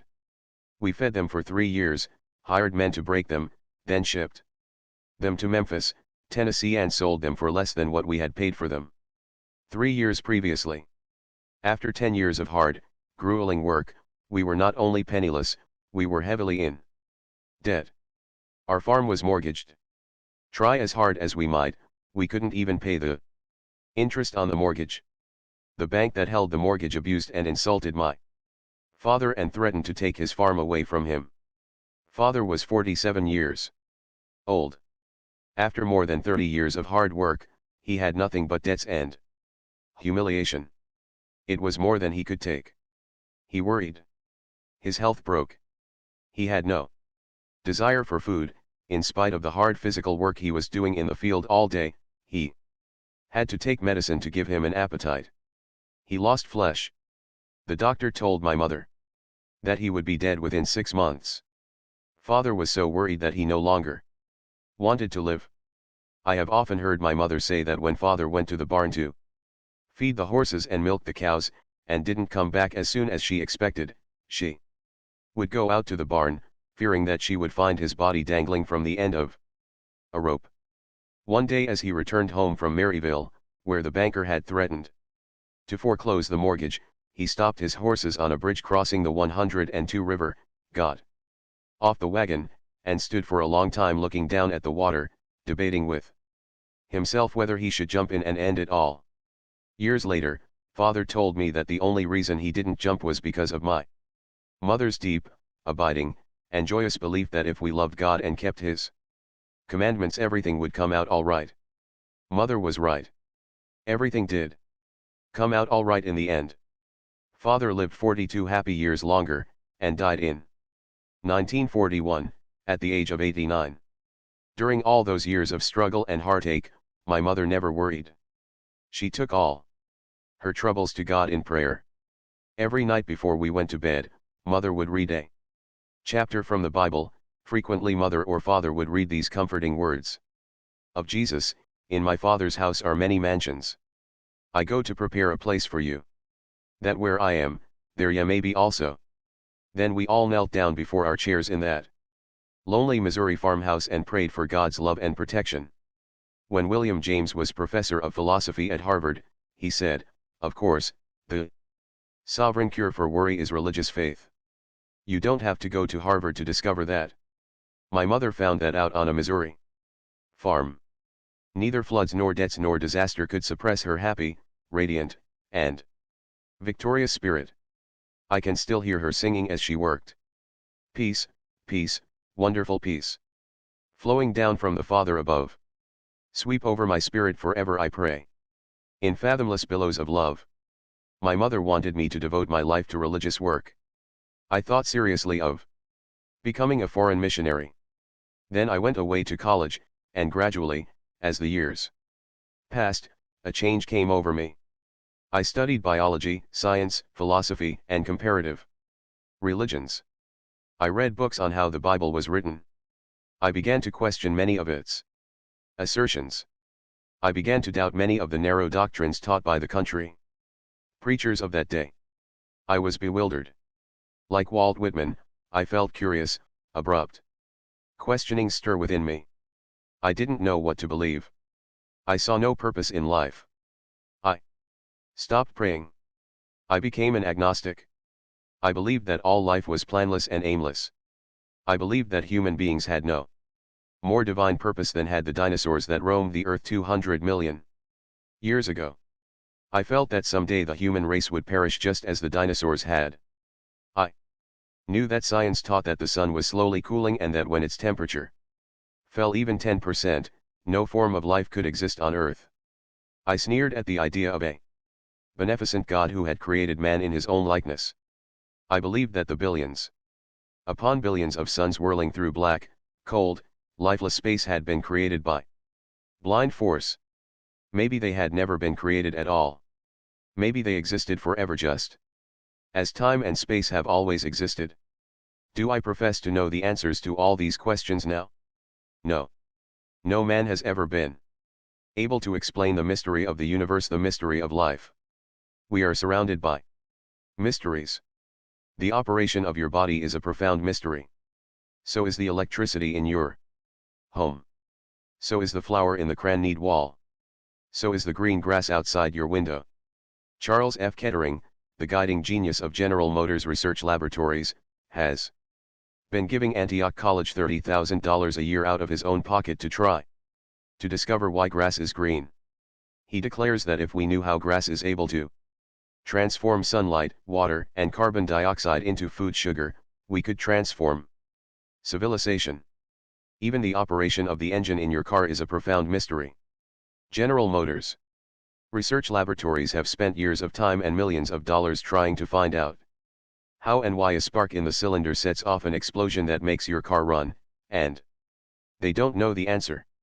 The fact that we don't understand the mysteries of our bodies or electricity or a gas engine doesn't keep us from using and enjoying them. The fact that I don't understand the mysteries of prayer and religion no longer keeps me from enjoying the richer, happier life that religion brings. At long last, I realize the wisdom of Santa Yana's words. Man is not made to understand life, but to live it. I have gone back. Well, I was about to say that I had gone back to religion, but that would not be accurate. I have gone forward to a new concept of religion. I no longer have the faintest interest in the differences in creeds that divide the churches. But I am tremendously interested in what religion does for me, just as I am interested in what electricity and good food and water do for me. They help me to lead a richer, fuller, happier life. But religion does far more than that. It brings me spiritual values. It gives me, as William James puts it, a new zest for life, a larger, richer, more satisfying life. It gives me faith, hope, and courage. It banishes tensions, anxieties, fears, and worries. It gives purpose to my life and direction. It vastly improves my happiness. It gives me abounding health. It helps me to create for myself an oasis of peace amidst the whirling sands of life. Francis Bacon was right when he said, 350 years ago, a little philosophy inclineth man's mind to atheism, but depth in philosophy bringeth men's minds about to religion. I can remember the days when people talked about the conflict between science and religion. But no more. The newest of all sciences, psychiatry, is teaching what Jesus taught. Why? Because psychiatrists realize that prayer and a strong religious faith will banish the worries, the anxieties, the strains, and fears that cause more than half of all our ills. They know, as one of their leaders, Dr. A. Brill, said, anyone who is truly religious does not develop a neurosis. If religion isn't true, then life is meaningless. It is a tragic farce. I interviewed Henry Ford a few years prior to his death. Before I met him, I had expected him to show the strains of the long years he had spent in building up and managing one of the world's greatest businesses. So I was surprised to how calm and well and peaceful he looked at 78. When I asked him if he ever worried, he replied, "No, I believe God is managing affairs and that he doesn't need any advice from me. With God in charge, I believe that everything will work out for the best in the end. So what is there to worry about?" Today, even psychiatrists are becoming modern evangelists. They are not urging us to lead religious lives to avoid hellfires in the next world, but they are urging us to lead religious lives to avoid the hellfires of this world, the hellfires of stomach ulcer, angina pectoris, nervous breakdowns, and insanity. As an example of what our psychologists and psychiatrists are teaching, read The Return to Religion, by Dr. Henry C. Link. You will probably find a copy in your public library. Yes, the Christian religion is an inspiring, health-giving activity. Jesus said, "I came that ye might have life and have it more abundantly." Jesus denounced and attacked the dry forms and dead rituals that passed for religion in his day. He was a rebel. He preached a new kind of religion, a religion that threatened to upset the world. That is why he was crucified. He preached that religion should exist for man, not man for religion, that the Sabbath was made for man, not man for the Sabbath. He talked more about fear than he did about sin. The wrong kind of fear is a sin against your health, a sin against the richer, fuller, happier, courageous life that Jesus advocated. Emerson spoke of himself as a professor of the science of joy. Jesus, too, was a teacher of the science of joy. He commanded his disciples to rejoice and leap for joy. Jesus declared that there were only two important things about religion: loving God with all our heart, and our neighbor as ourselves. Any man who does that is religious, regardless of whether he knows it. For example, my father-in-law, Henry Price, of Tulsa, Oklahoma. He tries to live by the golden rule, and he is incapable of doing anything mean, selfish, or dishonest. However, he doesn't attend church, and regards himself as an agnostic. Nonsense. What makes a man a Christian? I'll let John Bailey answer that. He was probably the most distinguished professor who ever taught theology at the University of Edinburgh. He said, "What makes a man a Christian is neither his intellectual acceptance of certain ideas, nor his conformity to a certain rule, but his possession of a certain spirit, and his participation in a certain life. If that makes a man a Christian, then Henry Price is a noble one." William James, the father of modern psychology, wrote to his friend, Professor Thomas Davidson, saying that as the years went by, he found himself less and less able to get along without God. Earlier in this book I mentioned that when the judges tried to pick the best story on worry sent in by my students, they had so much difficulty in choosing between two outstanding stories that the prize money was split. Here is the second story that tied for first prize: the unforgettable experience of a woman who had to find out the hard way that she couldn't get along without God. I am calling this woman Mary Cushman, although that is not her actual name. She has children and grandchildren who might be embarrassed to see her story in print, so I agreed to disguise her identity. However, the woman herself is real, very real. A few months ago, she sat in the armchair beside my desk and told me her story. Here is how it goes. During the Depression, she said, my husband's average salary was $18 a week. Many times we didn't have even that because he didn't get paid when he was ill, and that was often. He had a series of minor accidents. He also had mumps, scarlet fever, and repeated attacks of flu. We lost the little house that we had built with our own hands. We owed $50 at the grocery store and had 5 children to feed. I took in washing and ironing from the neighbors, and bought second-hand clothes from the Salvation Army store and made them over for my children to wear. I made myself ill with worry. One day the grocer to whom we owed $50 accused my 11-year-old boy of stealing a couple of pencils. My son wept as he told me about it. I knew he was honest and sensitive, and I knew that he had been disgraced and humiliated in front of other people. That was the straw that broke my back. I thought of all the misery we had endured, and I couldn't see any hope for the future. I must have become temporarily insane with worry, for I shut off my washing machine, took my little 5-year-old daughter into the bedroom, and plugged up the windows and cracks with paper and rags. My little girl said to me, "Mommy, what are you doing?" And I answered, "There's a little draft in here." Then I turned on the gas heater we had in the bedroom and didn't light it. As I lay down on the bed with my daughter beside me, she said, "Mommy, this is funny, we just got up a little while ago." But I said, "Never mind, we'll take a little nap." Then I closed my eyes, listening to the gas escape from the heater. I shall never forget the smell of that gas. Suddenly I thought I heard music. I listened. I had forgotten to turn the radio off in the kitchen. It didn't matter now. But the music kept on, and presently I heard someone singing an old hymn. What a friend we have in Jesus. All our sins and griefs to bear. What a privilege to carry everything to God in prayer. Oh, what peace we often forfeit. Oh, what needless pain we bear. All because we do not carry everything to God in prayer. As I listened to that hymn, I realized that I had made a tragic mistake. I had tried to fight all my terrible battles alone. I had not taken everything to God in prayer.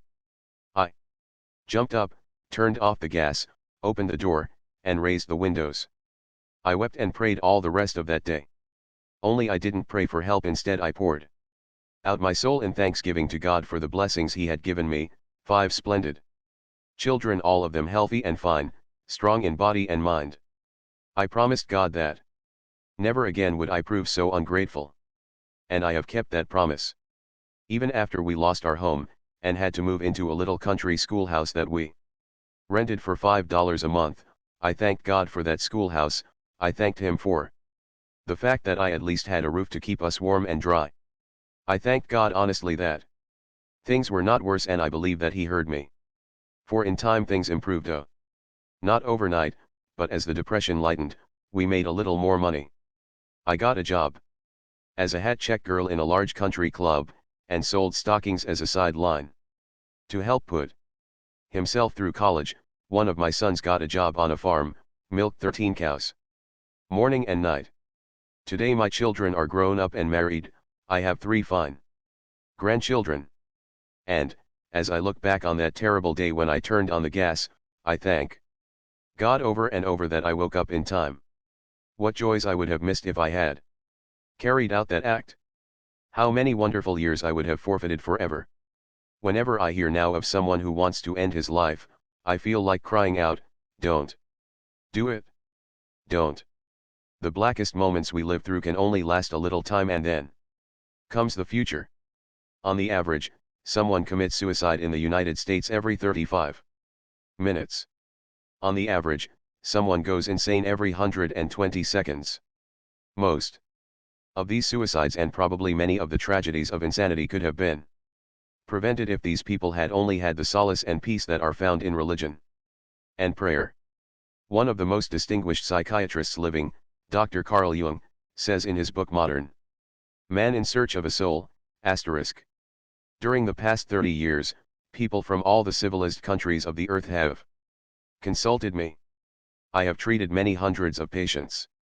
Among all my patients in the second half of life, that is to say, over 35, there has not been one whose problem in the last resort was not that of finding a religious outlook on life. It is safe to say that every one of them fell ill because he had lost that which the living religions of every age have given to their followers, and none of them has been really healed who did not regain his religious outlook. That statement is so significant I want to repeat it in bold type.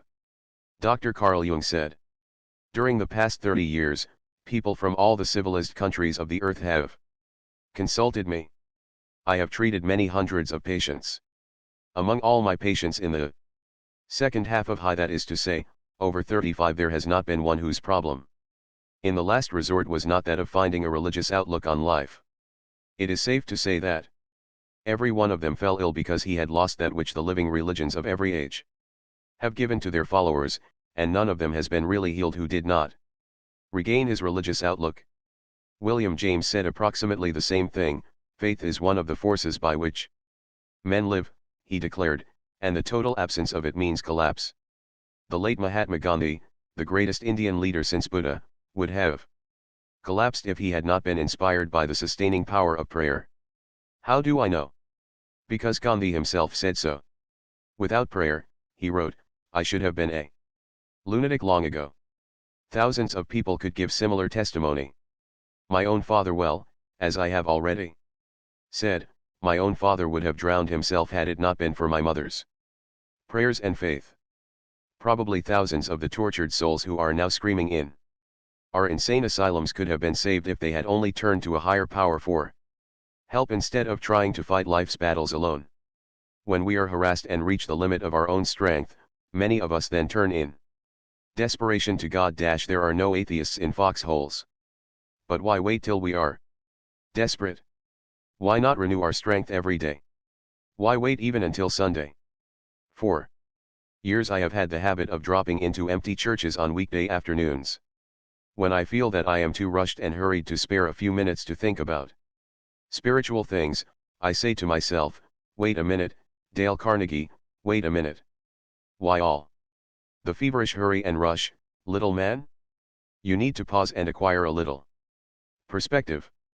At such times, I frequently drop into the first church that I find open. Although I am a Protestant, I frequently, on weekday afternoons, drop into St. Patrick's Cathedral on Fifth Avenue, and remind myself that I'll be dead in another 30 years. but that the great spiritual truths that all churches teach are eternal. I close my eyes and pray. I find that doing this calms my nerves, rests my body, clarifies my perspective, and helps me revalue my values. May I recommend this practice to you. During the past 6 years that I have been writing this book, I have collected hundreds of examples and concrete cases of how men and women conquered fear and worry by prayer. I have in my filing cabinet folders bulging with case histories. Let's take as a typical example the story of a discouraged and disheartened book salesman, John R. Anthony. Mr. Anthony is now an attorney in Houston, Texas, with offices in the humble building. Here is his story as he told it to me. 22 years ago I closed my private law office to become state representative of an American law book company. My specialty was selling a set of law books to lawyers, a set of books that were almost indispensable. I was ably and thoroughly trained for the job. I knew all the direct sales talks, and the convincing answers to all possible objections. Before calling on a prospect, I familiarized myself with his rating as an attorney, the nature of his practice, his politics and hobbies. During my interview, I used that information with ample skill. Yet, something was wrong. I just couldn't get orders. I grew discouraged. As the days and weeks passed, I doubled and redoubled my efforts, but was still unable to close enough sales to pay my expenses. A sense of fear and dread grew within me. I became afraid to call on people.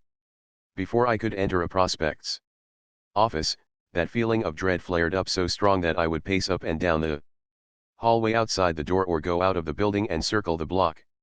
Then, after losing much valuable time and feigning enough courage by sheer willpower to crash the office door, I feebly turned the doorknob with trembling hand, half hoping my prospect would not be in. My sales manager threatened to stop my advances if I didn't send in more orders. My wife at home pleaded with me for money to pay the grocery bill for herself and our 3 children. Worry seized me. Day by day I grew more desperate. I didn't know what to do. As I have already said, I had closed my private law office at home and given up my clients. Now I was broke. I didn't have the money to pay even my hotel bill. Neither did I have the money to buy a ticket back home, nor did I have the courage to return home a beaten man, even if I had had the ticket. Finally, at the miserable end of another bad day, I trudged back to my hotel room for the last time, I thought. So far as I was concerned, I was thoroughly beaten. Heartbroken, depressed, I didn't know which way to turn. I hardly cared whether I lived or died. I was sorry I had ever been born. I had nothing but a glass of hot milk that night for dinner. Even that was more than I could afford. I understood that night why desperate men raise a hotel window and jump. I might have done it myself if I had had the courage. I began wondering what was the purpose of life. I didn't know. I couldn't figure it out. Since there was no one else to turn to, I turned to God. I began to pray. I implored the Almighty to give me light and understanding and guidance through the dark, dense wilderness of despair that had closed in about me. I asked God to help me get orders for my books and to give me money to feed my wife and children. After that prayer, I opened my eyes and saw a Gideon Bible that lay on the dresser in that lonely hotel room. I opened it and read those beautiful, immortal promises of Jesus that must have inspired countless generations of lonely, worried, and beaten men throughout the ages, a talk that Jesus gave to his disciples about how to keep from worrying. Take no thought for your life, what ye shall eat, or what ye shall drink, not yet for your body, what ye shall put on. Is not the life more than meat, and the body than raiment? Behold the fowls of the air, for they sow not, neither do they reap, nor gather into barns, yet your heavenly Father feedeth them. Are ye not much better than they? But seek ye first the kingdom of God, and his righteousness, and all these things shall be added unto you. As I prayed and as I read those words, a miracle happened. My nervous tension fell away. My anxieties, fears, and worries were transformed into heartwarming courage, and hope and triumphant faith. I was happy, even though I didn't have enough money to pay my hotel bill. I went to bed and slept soundly, free from care as I had not done for many years. Next morning, I could hardly hold myself back until the offices of my prospects were open. I approached the office door of my first prospect that beautiful, cold, rainy day. With a bold and positive stride, I turned the doorknob with a firm and steady grip. As I entered, I made a beeline for my man, energetically, chin up, and with appropriate dignity, all smiles, and saying, "Good morning, Mr. Smith. I'm John R. Anthony of the All-American Law Book Company." "Oh, yes, yes," he replied, smiling, too, as he rose from his chair with outstretched hand. "I'm glad to see you. Have a seat." I made more sales that day than I had made in weeks. That evening I proudly returned to my hotel like a conquering hero. I felt like a new man. And I was a new man, because I had a new and victorious mental attitude. No dinner of hot milk that night. No, sir. I had a steak with all the fixins. From that day on, my sales zoomed. I was born anew that desperate night 21 years ago in a little hotel in Amarillo, Texas. My outward situation the next day was the same as it had been through my weeks of failure, but a tremendous thing had happened inside me. I had suddenly become aware of my relationship with God. A mere man alone can easily be defeated. But a man alive with the power of God within him is invincible. I know. I saw it work in my own life. Ask, and it shall be given you, seek, and ye shall find, knock, and it shall be opened unto you. When Mrs. L. G. Bayard, of 1421 8th Street, Highland, Illinois, was faced with stark tragedy, she discovered that she could find peace and tranquility by kneeling down and saying, "0 Lord, thy will, not mine, be done." One evening our telephone rang, she writes in a letter that I have before me now. It rang 14 times before I had the courage to pick up the receiver. I knew it must be the hospital, and I was terrified. I feared that our little boy was dying. He had meningitis. He had already been given penicillin, but it made his temperature fluctuate. And the doctor feared that the disease had traveled to his brain and might cause the development of a brain tumor and death. The phone call was just what I feared. The hospital was calling, the doctor wanted us to come immediately. Maybe you can picture the anguish my husband and I went through, sitting in the waiting room. Everyone else had his baby, but we sat there with empty arms, wondering if we would ever hold our little fellow again. When we were finally called into the doctor's private office, the expression on his face filled our heart with terror. His words brought even more terror. He told us that there was only one chance in 4 that our baby would live.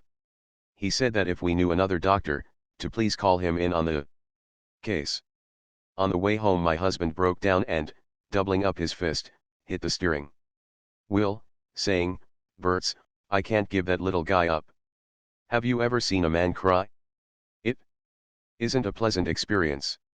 We stopped the car and, after talking things over, decided to stop in church and pray that if it was God's will to take our baby, we would resign our will to His. I sank in the pew and said with tears rolling down my cheeks, "Not my will, but thine be done."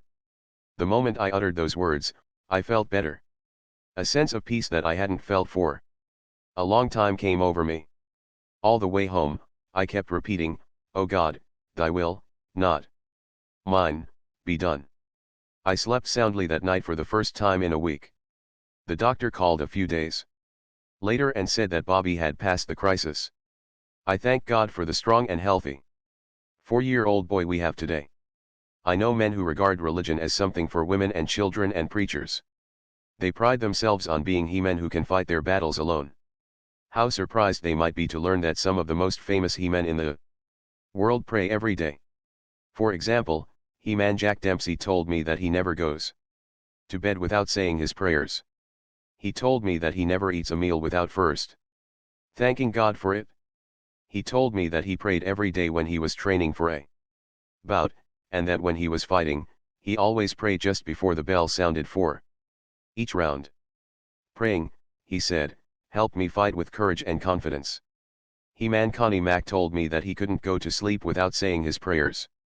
He-Man Eddie Rickenbacker told me that he believed his life had been saved by prayer. He prays every day. He-Man Edward R. Stettintinius, former high official of General Motors and United States Steel, and former Secretary of State, told me that he prayed for wisdom and guidance every morning and night. He-Man J. Pierpont Morgan, the greatest financier of his age, often went alone to Trinity Church, at the head of Wall Street, on Saturday afternoons and knelt in prayer. When He-Man Eisenhower flew to England to take supreme command of the British and American forces, he took only one book on the plane with him, the Bible. He-Man General Mark Clark told me that he read his Bible every day during the war and knelt down in prayer. So did Chiang Kai-shek, and General Montgomery-Monty of El Alamein. So did Lord Nelson at Trafalgar. So did General Washington, Robert E. Lee, Stonewall Jackson, and scores of other great military leaders. These He-Men discovered the truth of William James's statement, "We and God have business with each other, and in opening ourselves to his influence, our deepest destiny is fulfilled." A lot of He-Men are discovering that 72 million Americans are church members now, an all-time record. As I said before, even the scientists are turning to religion. Take, for example, Dr. Alexis Carrel, who wrote Man, the Unknown and won the greatest honor that can be bestowed upon any scientist, the Nobel Prize. Dr. Carrel said in a Reader's Digest article, "Prayer is the most powerful form of energy one can generate. It is a force as real as terrestrial gravity. As a physician, I have seen men, after all other therapy had failed, lifted out of disease and melancholy by the serene effort of prayer. Prayer, like radium, is a source of luminous, self-generating energy. In prayer, human beings seek to augment their finite energy by addressing themselves to the infinite source of all energy. When we pray, we link ourselves with the inexhaustible motive power that spins the universe. We pray that a part of this power be apportioned to our needs. Even in asking, our human deficiencies are filled and we arise strengthened and repaired. Whenever we address God in fervent prayer, we change both soul and body for the better. It could not happen that any man or woman could pray for a single moment without some good result.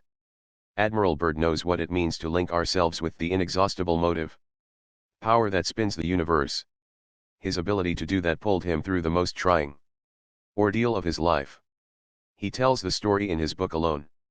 In 1934, he spent 5 months in a hut buried beneath the ice cap of Ross Barrier deep in the Antarctic. He was the only living creature south of latitude 78. Blizzards roared above his shack.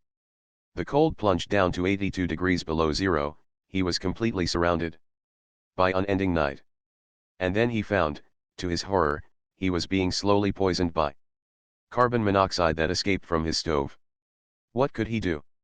The nearest help was 123 miles away, and could not possibly reach him for several months.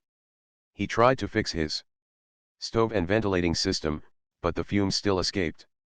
They often knocked him out cold. He lay on the floor completely unconscious. He couldn't eat, he couldn't sleep, he became so feeble that he could hardly leave his bunk. He frequently feared he wouldn't live until morning. He was convinced he would die in that cabin, and his body would be hidden by perpetual snows. What saved his life? One day, in the depths of his despair, he reached for his diary and tried to set down his philosophy of life. The human race, he wrote, is not alone in the universe. He thought of the stars overhead, of the orderly swing of the constellations and planets, of how the everlasting sun would, in its time, return to lighten even the wastes of the south polar regions. And then he wrote in his diary, "I am not alone." This realization that he was not alone, not even in a hole in the ice at the end of the earth, was what saved Richard Byrd. "I know it pulled me through," he says. And he goes on to add, "Few men in their lifetime come anywhere near exhausting the resources dwelling within them. There are deep wells of strength that are never used." Richard Byrd learned to tap those wells of strength and use those resources by turning to God. Glenn A. Arnold learned amidst the cornfields of Illinois the same lesson that Admiral Byrd learned in the polar ice cap. Mr. Arnold, an insurance broker in the Bacon Building, Chillicothe, Illinois, opened his speech on conquering worry like this: 8 years ago, I turned the key in the lock of my front door for what I believed was the last time in my life. I then climbed in my car and started down for the river. I was a failure, he said. 1 month before, my entire little world had come crashing down on my head. My electrical appliance business had gone on the rocks. In my home, my mother lay at the point of death.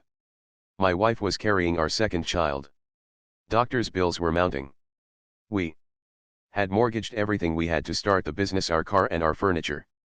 I had even taken out a loan on my insurance policies. Now everything was gone. I couldn't take it any longer. So I climbed into my car and started for the river, determined to end the sorry mess.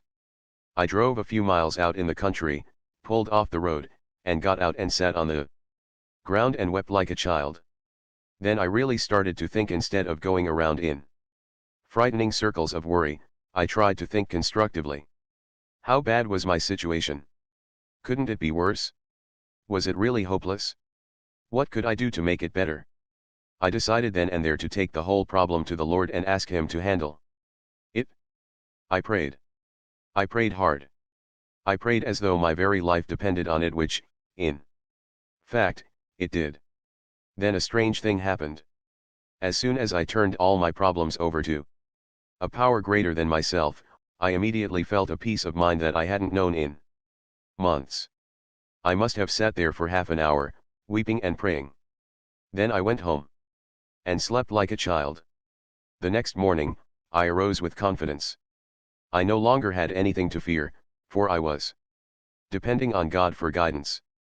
That morning I walked into a local department store with my head high, and I spoke with confidence as I applied for a job as salesman in the electrical appliance department. I knew I would get a job. And I did. I made good at it. Until the whole appliance business collapsed due to the war. Then I began selling life insurance, still under the management of my great guide. That was only 5 years ago. Now, all my bills are paid, I have a fine family of 3 bright children, own my own home, have a new car, and own $25,000 in life insurance. As I look back, I am glad now that I lost everything and became so depressed that I started for the river, because that tragedy taught me to rely on God, and I now have a peace and confidence that I never dreamed were possible. Why does religious faith bring us such peace and calm and fortitude? I'll let William James answer that.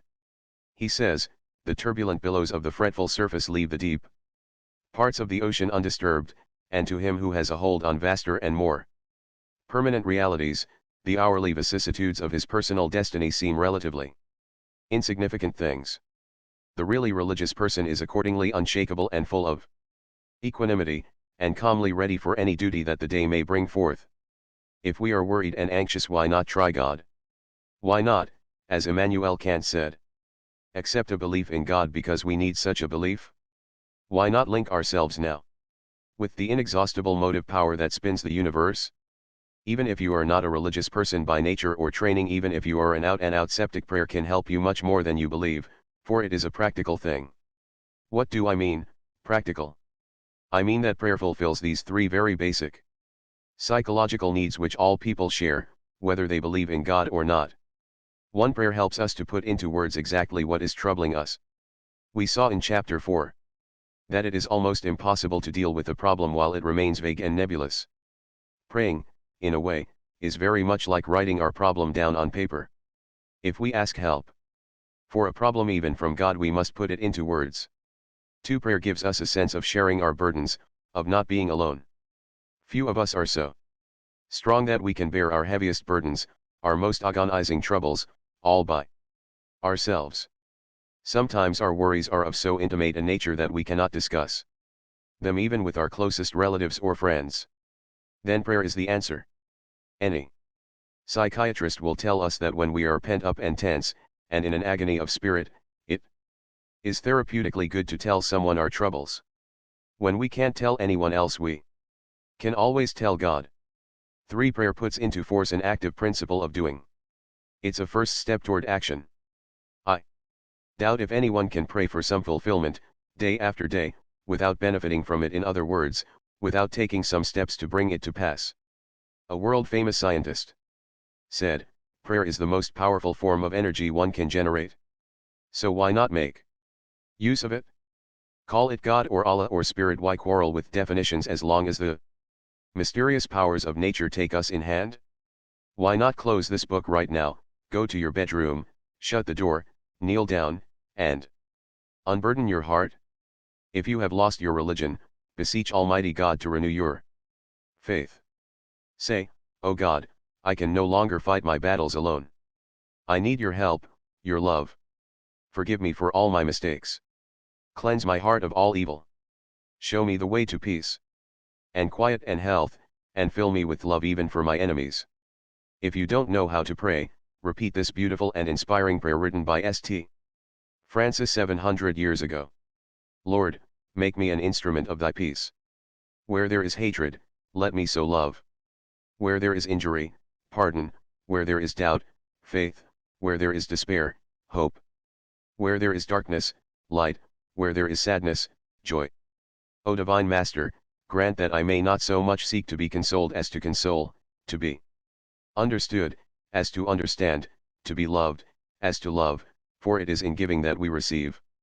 It is in pardoning, that we are pardoned, and it is in dying that we are born to eternal life. Part 6, How to Keep from Worrying About Criticism. Chapter 20, Remember that no one ever kicks a dead dog. An event occurred in 1929 that created a national sensation in educational circles. Learned men from all over America rushed to Chicago to witness the affair. A few years earlier, a young man by the name of Robert Hutchins had worked his way through Yale, acting as a waiter, a lumberjack, a tutor, and a clothesline salesman. Now, only 8 years later, he was being inaugurated as president of the 4th richest university in America, the University of Chicago. His age? 30. Incredible. The older educators shook their heads. Criticism came roaring down upon the boy wonder like a rock slide. He was this and he was that, too young, inexperienced. His educational ideas were cockeyed. Even the newspapers joined in the attack. The day he was inaugurated, a friend said to the father of Robert Maynard Hutchins, "I was shocked this morning to read that newspaper editorial denouncing your son." "Yes," the elder Hutchins replied, "it was severe, but remember that no one ever kicks a dead dog." "Yes, and the more important a dog is, the more satisfaction people get in kicking him." The Prince of Wales, who later became Edward VIII, now Duke of Windsor, had that forcibly brought home to him. He was attending Dartmouth College in Devonshire at the time, a college that corresponds to the Naval Academy at Annapolis. The prince was about 14. One day one of the naval officers found him crying, and asked him what was wrong. He refused to tell at first, but finally admitted the truth: he was being kicked by the naval cadets. The commodore of the college summoned the boys and explained to them that the prince had not complained, but he wanted to find out why the prince had been singled out for this rough treatment. After much hemming and hawing and toe scraping, the cadets finally confessed that when they themselves became commanders and captains in the king's navy, they wanted to be able to say that they had kicked the king. So when you are kicked and criticized, remember that it is often done because it gives the kicker a feeling of importance. It often means that you are accomplishing something and are worthy of attention. Many people get a sense of savage satisfaction out of denouncing those who are better educated than they are or more successful. For example, while I was writing this chapter, I received a letter from a woman denouncing General William Booth, founder of the Salvation Army. I had given a laudatory broadcast about General Booth, so this woman wrote me, saying that General Booth had stolen $8 million of the money he had collected to help poor people. The charge, of course, was absurd. But this woman wasn't looking for truth. She was seeking the mean-spirited gratification that she got from tearing down someone far above her. I threw her bitter letter into the wastebasket, and thanked Almighty God that I wasn't married to her. Her letter didn't tell me anything at all about General Booth, but it did tell me a lot about her. Schopenhauer had said it years ago, vulgar people take huge delight in the faults and follies of great men. One hardly thinks of the president of Yale as a vulgar man, yet a former president of Yale, Timothy Dwight, apparently took huge delight in denouncing a man who was running for president of the United States. The president of Yale warned that if this man were elected president, we may see our wives and daughters the victims of legal prostitution, soberly disinured, speciously polluted, the outcasts of delicacy and virtue, the loathing of God and man. Sounds almost like a denunciation of Hitler, doesn't it? But it wasn't. It was a denunciation of Thomas Jefferson. Which Thomas Jefferson? Surely not the immortal Thomas Jefferson, the author of the Declaration of Independence, the patron saint of democracy. Yeah, verily, that was the man. What American do you suppose was denounced as a hypocrite, an impostor, and as little better than a murderer? A newspaper cartoon depicted him on a guillotine, the big knife ready to cut off his head. Crowds jeered at him and hissed him as he rode through the street. Who was he? George Washington. But that occurred a long time ago. Maybe human nature has improved since then. Let's see. Let's take the case of Admiral Peary, the explorer who startled and thrilled the world by reaching the North Pole with dog sleds on April 6, 1909, a goal that brave men for centuries had suffered and died to attain. Peary himself almost died from cold and starvation, and 8 of his toes were frozen so hard they had to be cut off. He was so overwhelmed with disasters that he feared he would go insane. His superior naval officers in Washington were burned up because Peary was getting so much publicity and acclaim. So they accused him of collecting money for scientific expeditions and then lying around and loafing in the Arctic. And they probably believed it, because it is almost impossible not to believe what you want to believe. Their determination to humiliate and block Peary was so violent that only a direct order from President McKinley enabled Peary to continue his career in the Arctic. Would Peary have been denounced if he had had a desk job in the Navy Department in Washington? No. He wouldn't have been important enough then to have aroused jealousy. General Grant had an even worse experience than Admiral Peary. In 1862, General Grant won the first great decisive victory that the North had enjoyed, a victory that was achieved in one afternoon, a victory that made Grant a national idol overnight, a victory that had tremendous repercussions even in far-off Europe, a victory that set church bells ringing and bonfires blazing from Maine to the banks of the Mississippi. Yet within 6 weeks after achieving that great victory, Grant, hero of the North, was arrested and his army was taken from him. He wept with humiliation and despair. Why was General U.S. Grant arrested at the flood tide of his victory? Largely because he had aroused the jealousy and envy of his arrogant superiors. If we are tempted to be worried about unjust criticism, here is Rule 1. Remember that unjust criticism is often a disguised compliment. Remember that no one ever kicks a dead dog. Chapter 21, Do this and criticism can't hurt you. I once interviewed Major General Smedley Butler, old Gimlet Eye. Old Hell Devil. Butler. Remember him? The most colorful, swashbuckling general who ever commanded the United States Marines. He told me that when he was young, he was desperately eager to be popular, wanted to make a good impression on everyone. In those days the slightest criticism smarted and stung. But he confessed that 30 years in the Marines had toughened his hide. I have been berated and insulted, he said, and denounced as a yellow dog, a snake, and a skunk. I have been cursed by the experts. I have been called every possible combination of unprintable cuss words in the English language. Bother me? Huh. When I hear someone cussing me now, I never turn my head to see who is talking. Maybe old Gimlet Eye Butler was too indifferent to criticism, but one thing is sure. Most of us take the little jibes and javelins that are hurled at us far too seriously. I remember the time, years ago, when a reporter from the New York Sun attended a demonstration meeting of my adult education classes and lampooned me and my work. Was I burned up? I took it as a personal insult.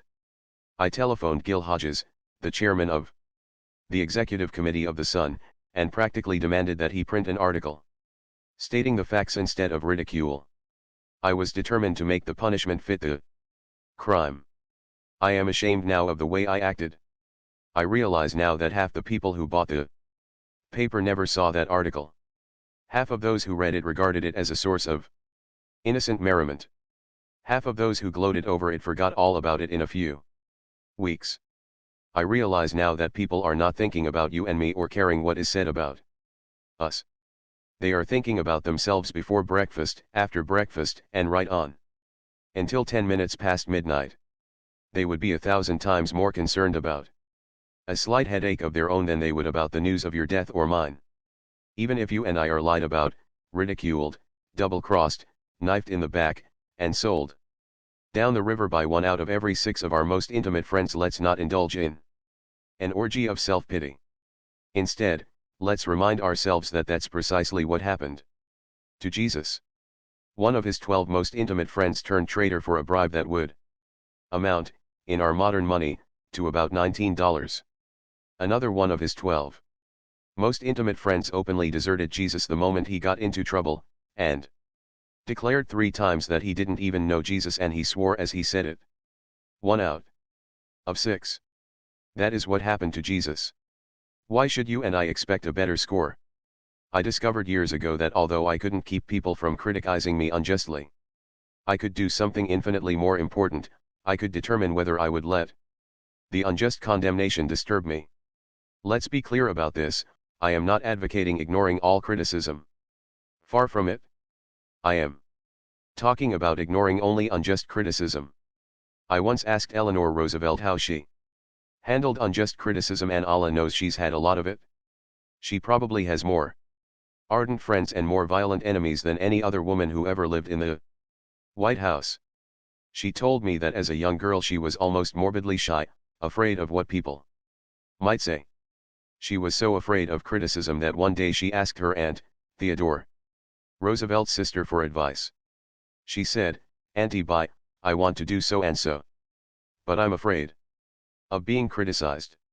Teddy Roosevelt's sister looked her in the eye and said, "Never be bothered by what people say, as long as you know in your heart you are right." Eleanor Roosevelt told me that bit of advice proved to be her rock of Gibraltar years later, when she was in the White House. She told me that the only way we can avoid all criticism is to be like a Dresden china figure and stay on a shelf. Do what you feel in your heart to be right for. You'll be criticized, anyway. You'll be damned if you do, and damned if you don't. That is her advice. When the late Matthew C. Brush was president of the American International Corporation at 40 Wall Street, I asked him if he was ever sensitive to criticism, and he replied, "Yes, I was very sensitive to it in my early days. I was eager then to have all the employees in the organization think I was perfect. If they didn't, it worried me. I would try to please first one person who had been sounding off against me, but the very thing I did to patch it up with him would make someone else mad. Then when I tried to fix it up with this person, I would stir up a couple of other bumblebees. I finally discovered that the more I tried to pacify and to smooth over injured feelings in order to escape personal criticism, the more certain I was to increase my enemies. So finally I said to myself, if you get your head above the crowd, you're going to be criticized. So get used to the idea. That helped me tremendously. From that time on I made it a rule to do the very best I could and then put up my old umbrella and let the rain of criticism drain off me instead of running down my neck. Deems Taylor went a bit further. He let the rain of criticism run down his neck and had a good laugh over it in public. When he was giving his comments during the intermission of the Sunday afternoon radio concerts of the New York Philharmonic Symphony Orchestra, one woman wrote him a letter calling him a liar, a traitor, a snake and a moron. On the following week's broadcast, Mr. Taylor read this letter over the radio to millions of listeners. In his book, Of Men and Music, he tells us that a few days later he received another letter from the same lady, expressing her unaltered opinion that I was still a liar, a traitor, a snake and a moron. I have a suspicion, adds Mr. Taylor, that she didn't care for that talk. We can't keep from admiring a man who takes criticism like that. We admire his serenity, his unshaken poise, and his sense of humor. When Charles Schwab was addressing the student body at Princeton, he confessed that one of the most important lessons he had ever learned was taught to him by an old German who worked in Schwab's steel mill. The old German got involved in a hot wartime argument with the other steel workers, and they tossed him into the river.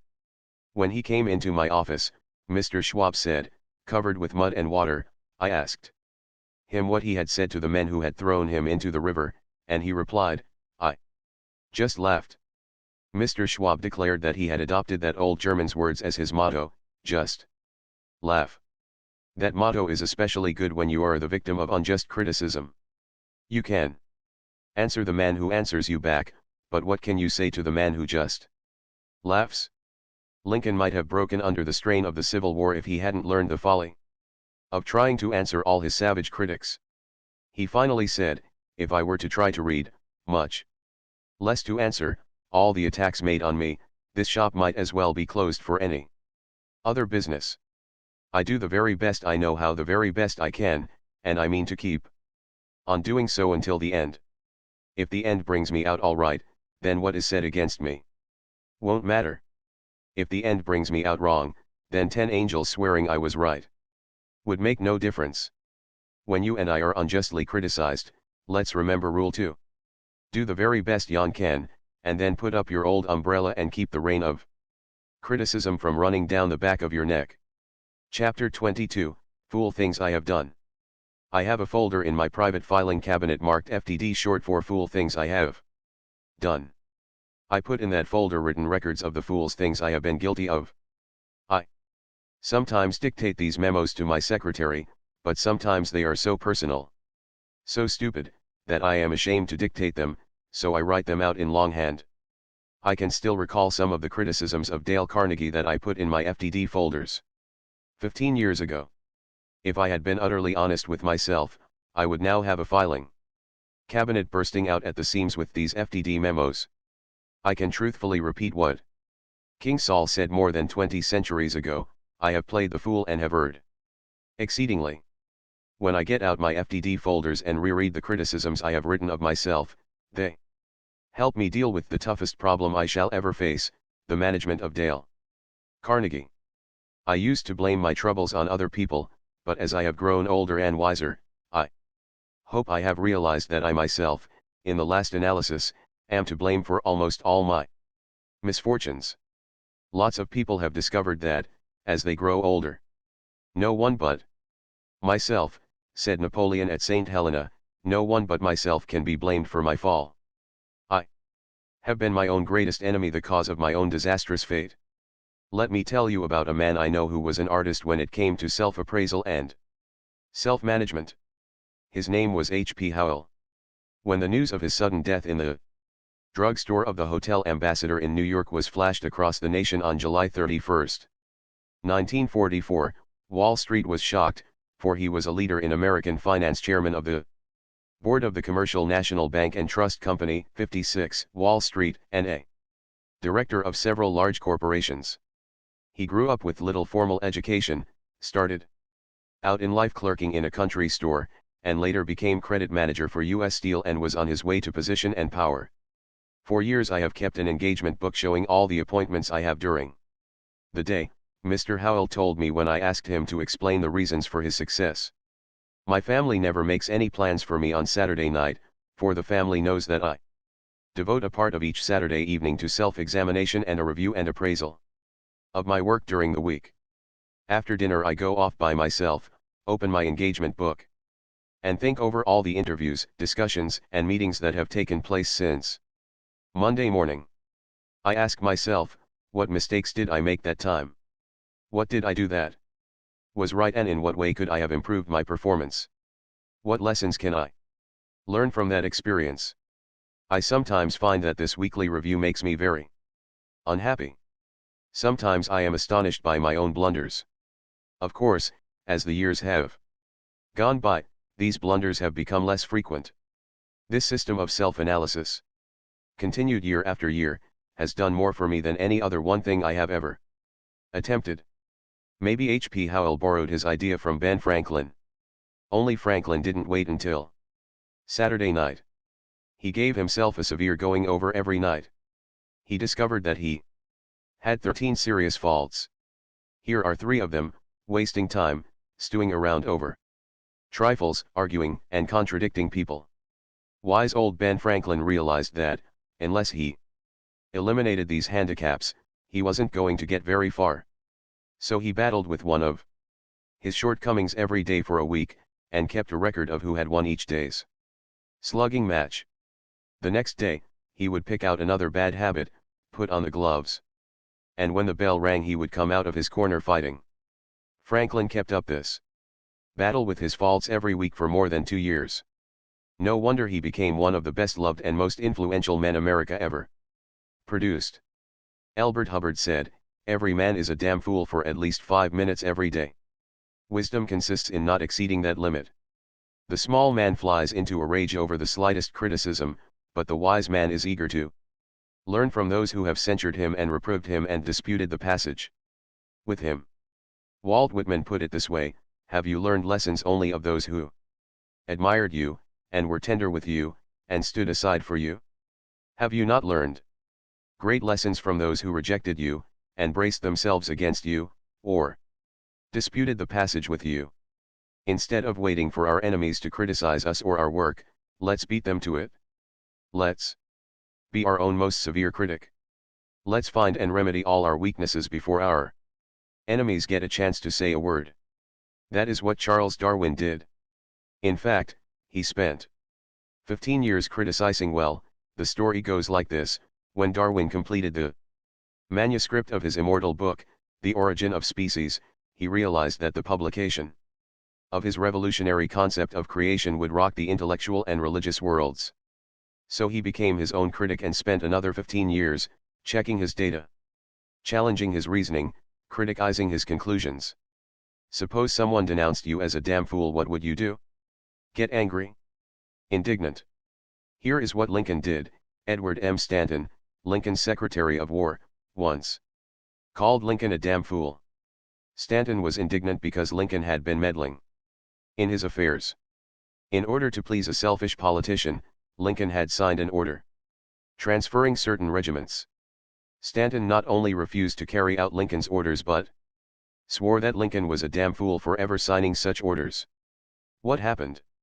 When Lincoln was told what Stanton had said, Lincoln calmly replied, "If Stanton said I was a damned fool, then I must be, for he is nearly always right. I'll just step over and see for myself."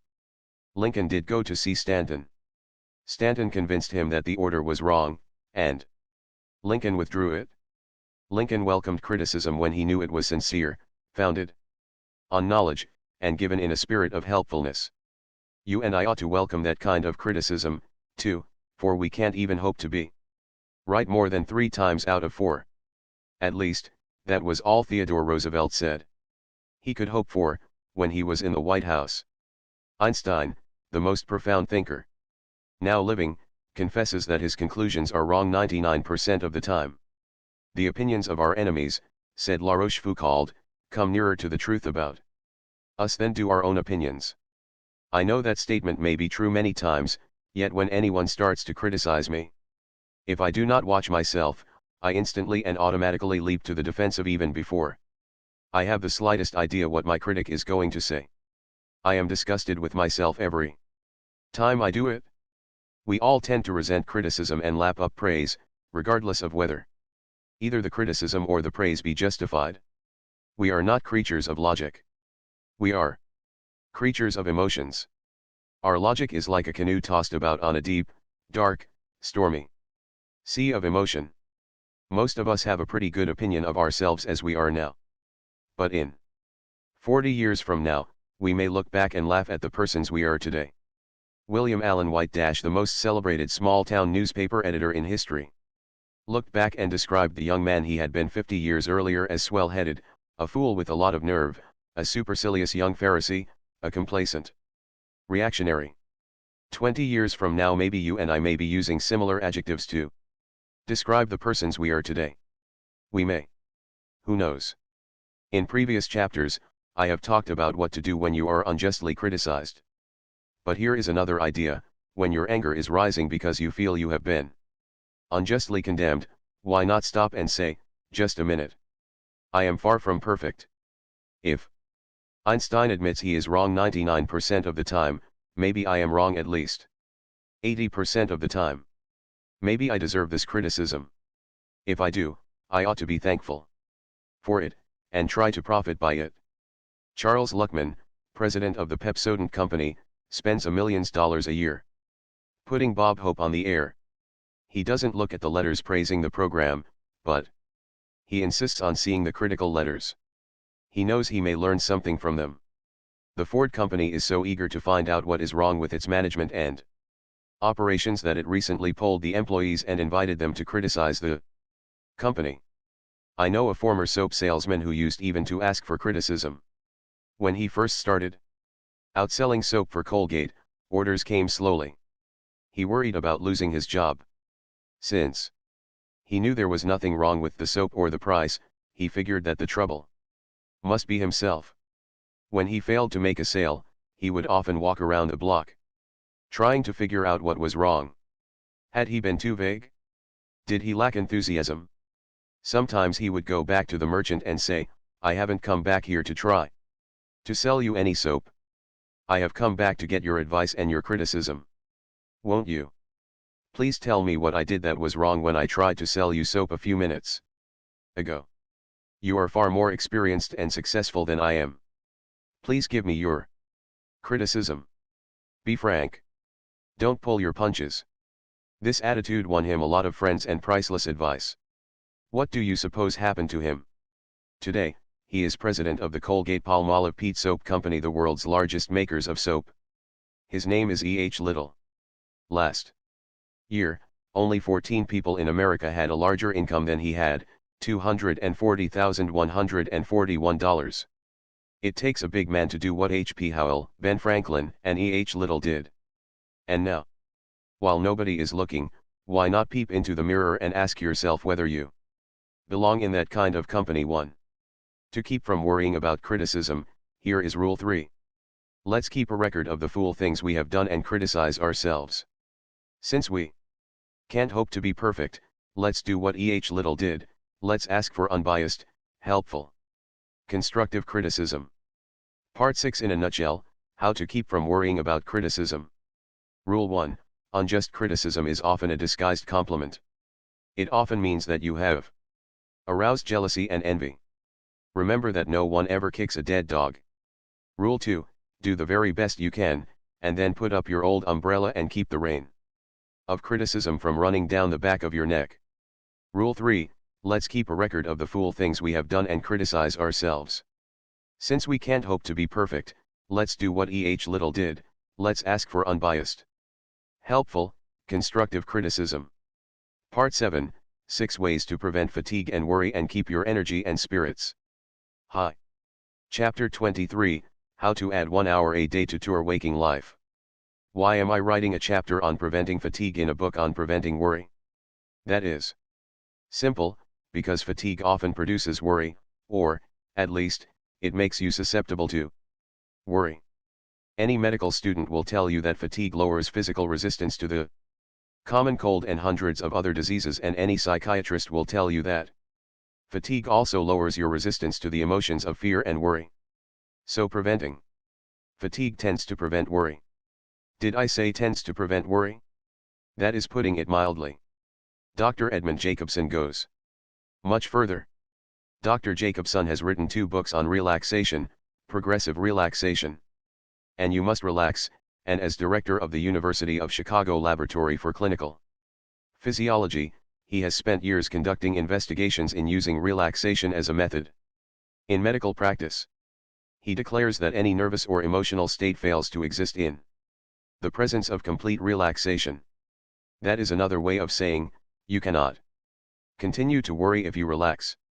So, to prevent fatigue and worry, the first rule is, rest often. Rest before you get tired. Why is that so important? Because fatigue accumulates with astonishing rapidity. The United States Army has discovered by repeated tests that even young men toughened by years of Army training can march better, and hold up longer, if they throw down their packs and rest 10 minutes out of every hour. So the Army forces them to do just that. Your heart is just as smart as the US Army. Your heart pumps enough blood through your body every day to fill a railway tank car. It exerts enough energy every 24 hours to shovel 20 tons of coal onto a platform 3 feet high. It does this incredible amount of work for 50, 70, or maybe 90 years. How can it stand it? Dr. Walter B. Cannon, of the Harvard Medical School, explains it. He says, most people have the idea that the heart is working all the time. As a matter of fact, there is a definite rest period after each contraction. When beating at a moderate rate of 70 pulses per minute, the heart is actually working only 9 hours out of the 24. In the aggregate, its rest periods total a full 15 hours per day. During World War II, Winston Churchill, in his late 60s and early 70s, was able to work 16 hours a day, year after year, directing the war efforts of the British Empire. A phenomenal record. His secret? He worked in bed each morning until 11 o'clock, reading papers, dictating orders, making telephone calls, and holding important conferences. After lunch he went to bed once more and slept for an hour. In the evening he went to bed once more and slept for 2 hours before having dinner at 8. He didn't cure fatigue. He didn't have to cure it. He prevented it. Because he rested frequently, he was able to work on, fresh and fit, until long past midnight. The original John D. Rockefeller made 2 extraordinary records. He accumulated the greatest fortune the world had ever seen up to that time, and he also lived to be 98. How did he do it? The chief reason, of course, was because he had inherited a tendency to live long. Another reason was his habit of taking a half-hour nap in his office every noon. He would lie down on his office couch, and not even the President of the United States could get John D. on the phone while he was having his snooze. In his excellent book, Why Be Tired, Daniel W. Jocelyn observes, rest is not a matter of doing absolutely nothing. Rest is repair. There is so much repair power in a short period of rest that even a 5-minute nap will help to forestall fatigue. Connie Mack, the grand old man of baseball, told me that if he doesn't take an afternoon nap before a game, he is all tuckered out at around the 5th inning. But if he does go to sleep, if for only 5 minutes, he can last throughout an entire doubleheader without feeling tired. When I asked Eleanor Roosevelt how she was able to carry such an exhausting schedule during the 12 years she was in the White House, she said that before meeting a crowd or making a speech, she would often sit in a chair or davenport, close her eyes, and relax for 20 minutes. I recently interviewed Gene Autry in his dressing room at Madison Square Garden, where he was the star attraction at the World's Championship Rodeo. I noticed an army cot in his dressing room. I lie down there every afternoon, Gene Autry said, and get an hour's nap between performances. When I am making pictures in Hollywood, he continued, I often relax in a big easy chair and get 2 or 3 10-minute naps a day. They buck me up tremendously. Edison attributed his enormous energy and endurance to his habit of sleeping whenever he wanted to. I interviewed Henry Ford shortly before his 80th birthday. I was surprised to see how fresh and fine he looked. I asked him the secret. He said, I never stand up when I can sit down, and I never sit down when I can lie down. Horace Mann, the father of modern education, did the same thing as he grew older. When he was president of Antioch College, he used to stretch out on a couch while interviewing students. I persuaded a motion picture director in Hollywood to try a similar technique. He confessed that it worked miracles. I refer to Jack Shertock, who is now one of Metro-Goldwyn-Mayer's top directors. When he came to see me a few years ago, he was then head of the short feature department of MGM. Worn out and exhausted, he had tried everything, tonics, vitamins, medicine. Nothing helped much. I suggested that he take a vacation every day. How By stretching out in his office and relaxing while holding conferences with his staff writers. When I saw him again, 2 years later, he said, "A miracle has happened. That is what my own physicians call it. I used to sit up in my chair, tense and taut, while discussing ideas for our short features. Now I stretch out on the office couch during these conferences.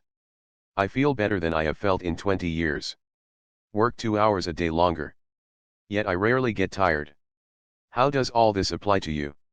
If you are a stenographer, you can't take naps in the office as Edison did, and as Sam Goldwyn does, and if you are an accountant, you can't stretch out on the couch while discussing a financial statement with the boss. But if you live in a small city and go home for lunch, you may be able to take a 10-minute nap after lunch. That is what General George C. Marshall used to do. He felt he was so busy directing the U.S. Army in wartime that he had to rest at noon. If you are over 50 and feel you are too rushed to do it, then buy immediately all the life insurance you can get. Funerals come high and suddenly these days, and the little woman may want to take your insurance money and marry a younger man. If you can't take a nap at noon, you can at least try to lie down for an hour before the evening meal. It is cheaper than a highball, and, over a long stretch, it is 5,467 times more effective. If you can sleep for an hour around 5, 6, or 7 o'clock, you can add 1 hour a day to your waking life. Why? How? Because an hour's nap before the evening meal plus 6 hours sleep at night, a total of 7 hours, will do you more good than 8 hours of unbroken sleep. A physical worker can do more work if he takes more time out for rest. Frederick Taylor demonstrated that while working as a scientific management engineer with the Bethlehem Steel Company. He observed that laboring men were loading approximately 12.5 tons of pig iron per man each day on freight cars and that they were exhausted. At noon, he made a scientific study of all the fatigue factors involved, and declared that these men should be loading not 12.5 tons of pig iron per day, but 47 tons per day. He figured that they ought to do almost 4 times as much as they were doing, and not be exhausted. But prove it. Taylor selected a Mr. Schmidt who was required to work by the stopwatch. Schmidt was told by the man who stood over him with a watch, "Now pick up a pig and walk. Now sit down and rest. Now walk. Now rest." What happened? Schmidt carried 47 tons of pig iron each day while the other men carried only 12.5 tons per man. And he practically never failed to work at this pace during the 3 years that Frederick Taylor was at Bethlehem. Schmidt was able to do this because he rested before he got tired. He worked approximately 26 minutes out of the hour and rested 34 minutes. He rested more than he worked, yet he did almost 4 times as much work as the others. Is this mere hearsay? No, you can read the Record Yourself in Principles of Scientific Management by Frederick Winslow Taylor. Let me repeat, do what the army does, take frequent rests. Do what your heart does, rest before you get tired, and you will add 1 hour a day to your waking life. Chapter 24, What Makes You Tired and What You Can Do About It. Here is an astounding and significant fact: mental work alone can't make you tired. Sounds absurd. But a few years ago, scientists tried to find out how long the human brain could labor without reaching a diminished capacity for work, the scientific definition of fatigue. To the amazement of these scientists, they discovered that blood passing through the brain, when it is active, shows no fatigue at all. If you took blood from the veins of a day laborer while he was working, you would find it full of fatigue toxins and fatigue products. But if you took a drop of blood from the brain of an Albert Einstein, it would show no fatigue toxins whatever at the end of the day. So far as the brain is concerned, it can work as well and as swiftly at the end of 8 or even 12 hours of effort as at the beginning. The brain is utterly tireless. So, what makes you tired? Psychiatrists declare that most of our fatigue derives from our mental and emotional attitudes. One of England's most distinguished psychiatrists, J. A. Hadfield, says in his book The Psychology of Power, the greater part of the fatigue from which we suffer is of mental origin, In fact, exhaustion of purely physical origin is rare. One of America's most distinguished psychiatrists, Dr. A. A. Brill, goes even further. He declares, 100% of the fatigue of the sedentary worker in good health is due to psychological factors, by which we mean emotional factors. What kinds of emotional factors tire the sedentary, or sitting, worker? Joy. Contentment. No. Never. Boredom, resentment, a feeling of not being appreciated, a feeling of futility, hurry, anxiety, worry. Those are the emotional factors that exhaust the sitting worker, make him susceptible to colds, reduce his output, and send him home with a nervous headache. Yes, we get tired because our emotions produce nervous tensions in the body. The Metropolitan Life Insurance Company pointed that out in a leaflet on fatigue. Hard work by itself, says this great life insurance company, seldom causes fatigue, which cannot be cured by a good sleep or rest. Worry, tenseness, and emotional upsets are three of the biggest causes of fatigue. Often they are to blame when physical or mental work seems to be the cause. Remember that a tense muscle is a working muscle. Ease up. Save energy for important duties. Stop now, right where you are, and give yourself a checkup. As you read these lines, are you scowling at the book? Do you feel a strain between the eyes? Are you sitting relaxed in your chair? Or are you hunching up your shoulders? Are the muscles of your face tense? Unless your entire body is as limp and relaxed as an old rag doll, you are at this very moment producing nervous tensions and muscular tensions. You are producing nervous tensions and nervous fatigue. Why do we produce these unnecessary tensions in doing mental work? Jocelyn says, I find that the chief obstacle is the almost universal belief that hard work requires a feeling of effort, else it is not well done. So we scowl when we concentrate. We hunch up our shoulders. We call on our muscles to make the motion of effort, which in no way assists our brain in its work. Here is an astonishing and tragic truth: millions of people who wouldn't dream of wasting dollars go right on wasting and squandering their energy with the recklessness of 7 drunken sailors in Singapore. What is the answer to this nervous fatigue? Relax. Relax. Relax. Learn to relax while you are doing your work. Easy? No. You will probably have to reverse the habits of a lifetime. But it is worth the effort, for it may revolutionize your life.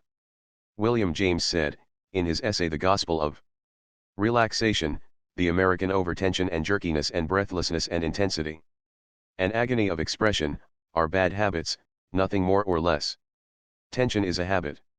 Relaxing is a habit. And bad habits can be broken, good habits formed. How do you relax? Do you start with your mind, or do you start with your nerves? You don't start with either. You always begin to relax with your muscles. Let's give it a try. To show how it is done, suppose we start with your eyes. Read this paragraph through, and when you've reached the end, lean back, close your eyes, and say to your eyes silently, let go. Let go. Stop straining, stop frowning. Let go. Let go. Repeat that over and over very slowly for a minute. Didn't you notice that after a few seconds the muscles of the eyes began to obey? Didn't you feel as though some hand had wiped away the tension? Well, incredible as it seems, you have sampled in that 1 minute the whole key and secret to the art of relaxing. You can do the same thing with the jaw, with the muscles of the face, with the neck, with the shoulders, the whole of the body. But the most important organ of all is the eye. Dr. Edmund Jacobson of the University of Chicago has gone so far as to say that if you can completely relax the muscles of the eyes, you can forget all your troubles. The reason the eyes are so important in relieving nervous tension is that they burn up 1/4 of all the nervous energies consumed by the body. That is also why so many people with perfectly sound vision suffer from eye strain. They are tensing the eyes. Vicky Baum, the famous novelist, says that when she was a child, she met an old man who taught her one of the most important lessons she ever learned. She had fallen down and cut her knees and hurt her wrist. The old man picked her up. He had once been a circus clown, and, as he brushed her off, he said, "The reason you injured yourself was because you don't know how to relax. You have to pretend you are as limp as a sock, as an old crumpled sock. Come, I'll show you how to do it." That old man taught Vicky Baum and the other children how to fall, how to do flip-flops, and how to turn somersaults. And always he insisted, think of yourself as an old crumpled sock. Then you've got to relax. You can relax in odd moments, almost anywhere you are. Only don't make an effort to relax. Relaxation is the absence of all tension and effort. Think ease and relaxation. Begin by thinking relaxation of the muscles of your eyes and your face, saying over and over, let go, let go, let go and relax. Feel the energy flowing out of your facial muscles to the center of your body. Think of yourself as free from tension as a baby. That is what Golly Kersey, the great soprano, used to do. Helen Jepson told me that she used to see Golly Kersey before a performance, sitting in a chair with all her muscles relaxed and her lower jaw so limp it actually sagged. An excellent practice. It kept her from becoming too nervous before her stage entrance, it prevented fatigue. Here are 5 suggestions that will help you learn to relax. 1. Read one of the best books ever written on this subject, Release from Nervous Tension, by Dr. David Harold Fink. 2. Relax in odd moments. Let your body go limp like an old sock. I keep an old, maroon-colored sock on my desk as I work. Keep it there as a reminder of how limp I ought to be. If you haven't got a sock, a cat will do. Did you ever pick up a kitten sleeping in the sunshine? If so, both ends sagged like a wet newspaper. Even the yogis in India say that. If you want to master the art of relaxation, study the cat. I never saw a tired cat, a cat with a nervous breakdown, or a cat suffering from insomnia, worry, or stomach ulcers. You will probably avoid these disasters if you learn to relax as the cat does.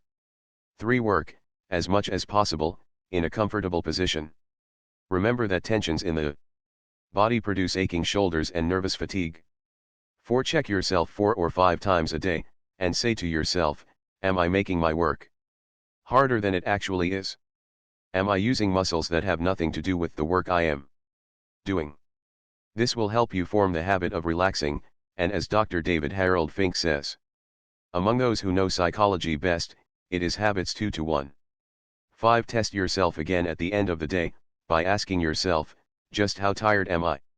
If I am tired, it is not because of the mental work I have done but because of the way I have done it. I measure my accomplishments, says Daniel W. Jocelyn, not by how tired I am at the end of the day, but how tired I am not. He says, when I feel particularly tired at the end of the day, or when irritability proves that my nerves are tired, I know beyond question that it has been an inefficient day both as to quantity and quality.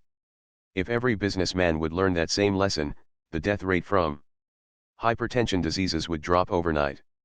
And we would stop filling up our sanatoriums and asylums with men who have been broken by fatigue and worry. Chapter 25, How the Housewife Can Avoid Fatigue and Keep Looking Young. One day last autumn, my associate flew up to Boston to attend a session of one of the most unusual medical classes in the world. Medical? Well, yes, it meets once a week at the Boston dispensary, and the patients who attend it get regular and thorough medical examinations before they are admitted. But actually this class is a psychological clinic. Although it is officially called the Class in Applied Psychology, formerly the Thought Control Class, a name suggested by the first member, its real purpose is to deal with people who are ill from worry. And many of these patients are emotionally disturbed housewives. How did such a class for worriers get started? Well, in 1930, Dr. Joseph H. Pratt, who, by the way, had been a pupil of Sir William Osier, observed that many of the outpatients who came to the Boston dispensary apparently had nothing wrong with them at all physically, yet they had practically all the symptoms that flesh is heir to. One woman's hands were so crippled with arthritis that she had lost all use of them. Another was in agony with all the excruciating symptoms of cancer of the stomach. Others had backaches, headaches, were chronically tired, or had vague aches and pains. They actually felt these pains. But the most exhaustive medical examinations showed that nothing whatever was wrong with these women in the physical sense. Many old-fashioned doctors would have said it was all imagination - all in the mind. But Dr. Pratt realized that it was no use to tell these patients to go home and forget it. He knew that most of these women didn't want to be sick, if it was so easy to forget their ailments, they would do so themselves. So what could be done?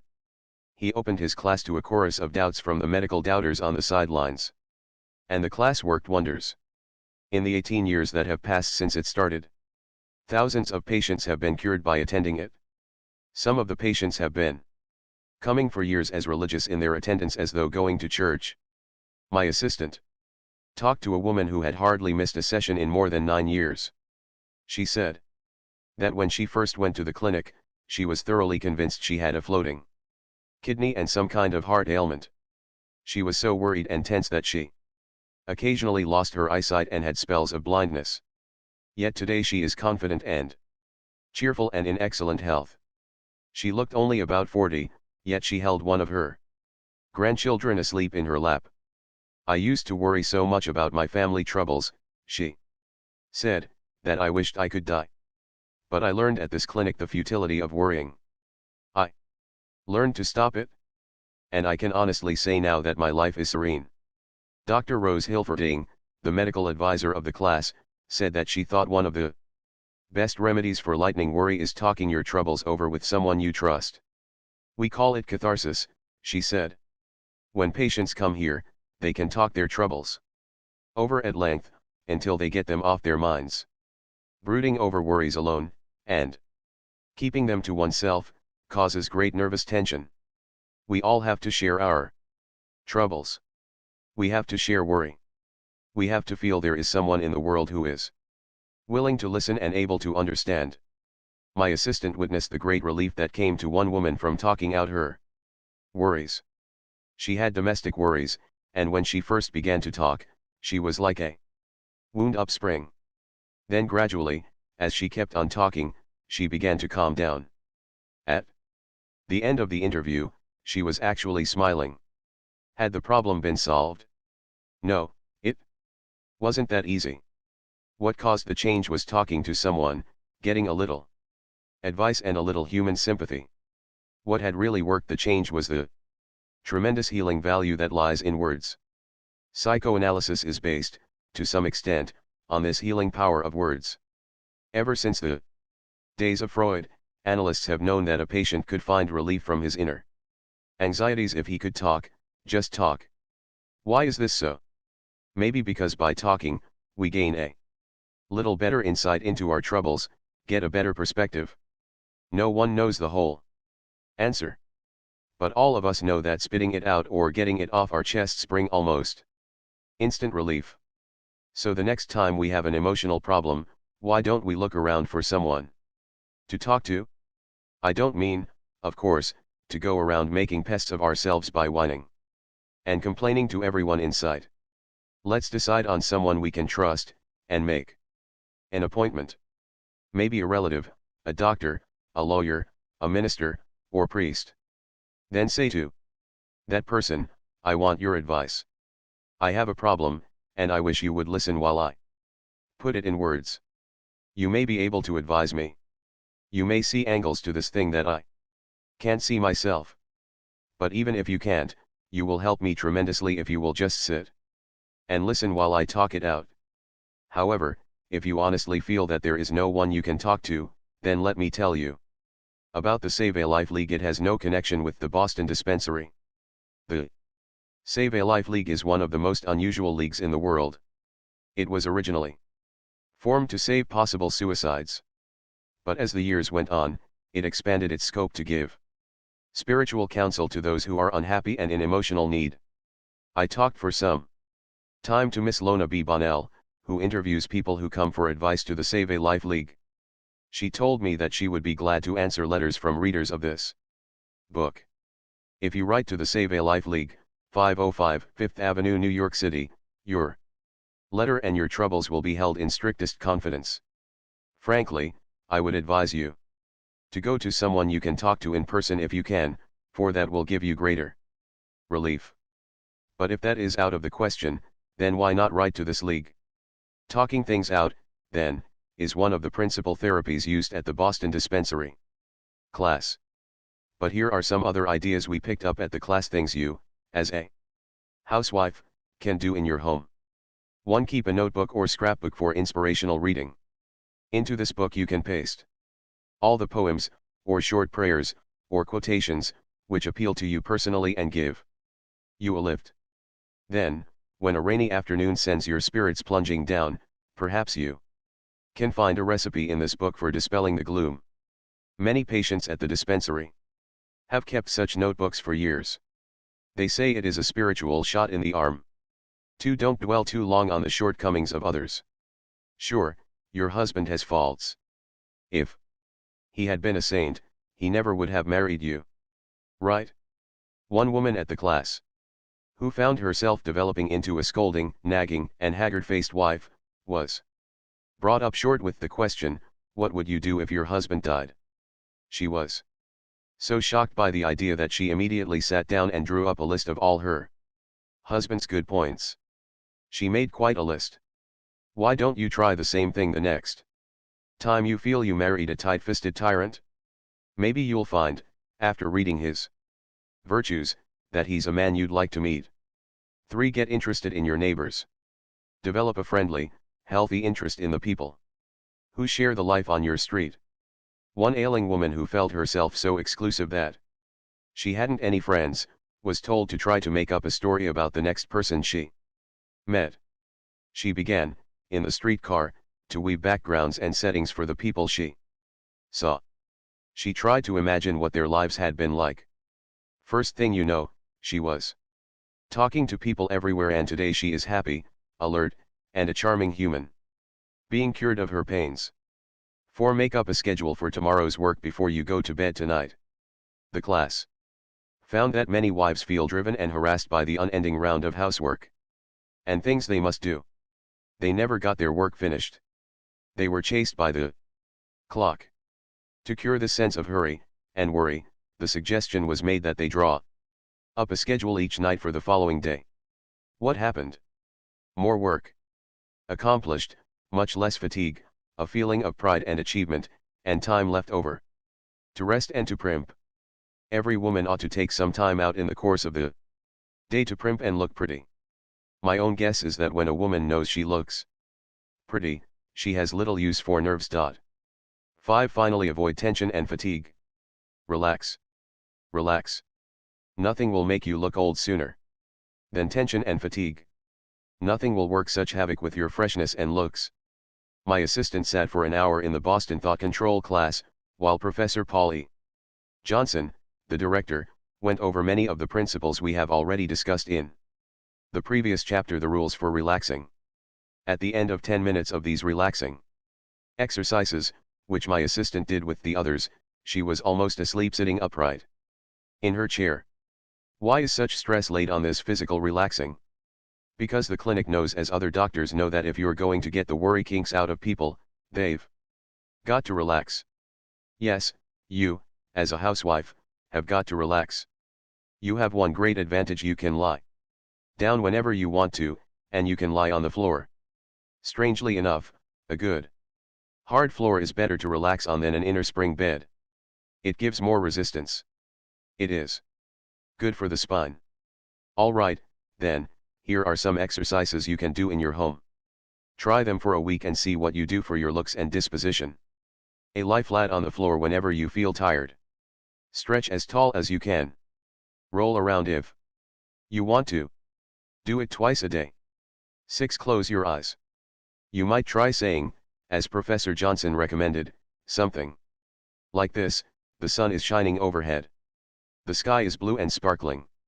Nature is calm and in control of the world, and I, as nature's child, am in tune with the universe. Or better still, pray. See if you cannot lie down, because the roast is in the oven and you can't spare the time. Then you can achieve almost the same effect sitting down in a chair. A hard, upright chair is the best for relaxing. Sit upright in the chair like a seated Egyptian statue, and let your hands rest, palms down, on the tops of your thighs. D. Now, slowly tense the toes, then let them relax. Tense the muscles in your legs and let them relax. Do this slowly upward, with all the muscles of your body, until you get to the neck. Then let your head roll around heavily, as though it were a football. Keep saying to your muscles, as in the previous chapter, let go, let go. Quiet your nerves with slow, steady breathing. Breathe from deep down. The yogis of India were right, rhythmical breathing is one of the best methods ever discovered for soothing the nerves. Think of the wrinkles and frowns in your face, and smooth them all out. Loosen up the worry creases you feel between your brows, and at the sides of your mouth. Do this twice a day, and maybe you won't have to go to a beauty parlor to get a massage. Maybe the lines will disappear from the inside out. Chapter 26, 4 Good Working Habits that will help prevent fatigue and worry.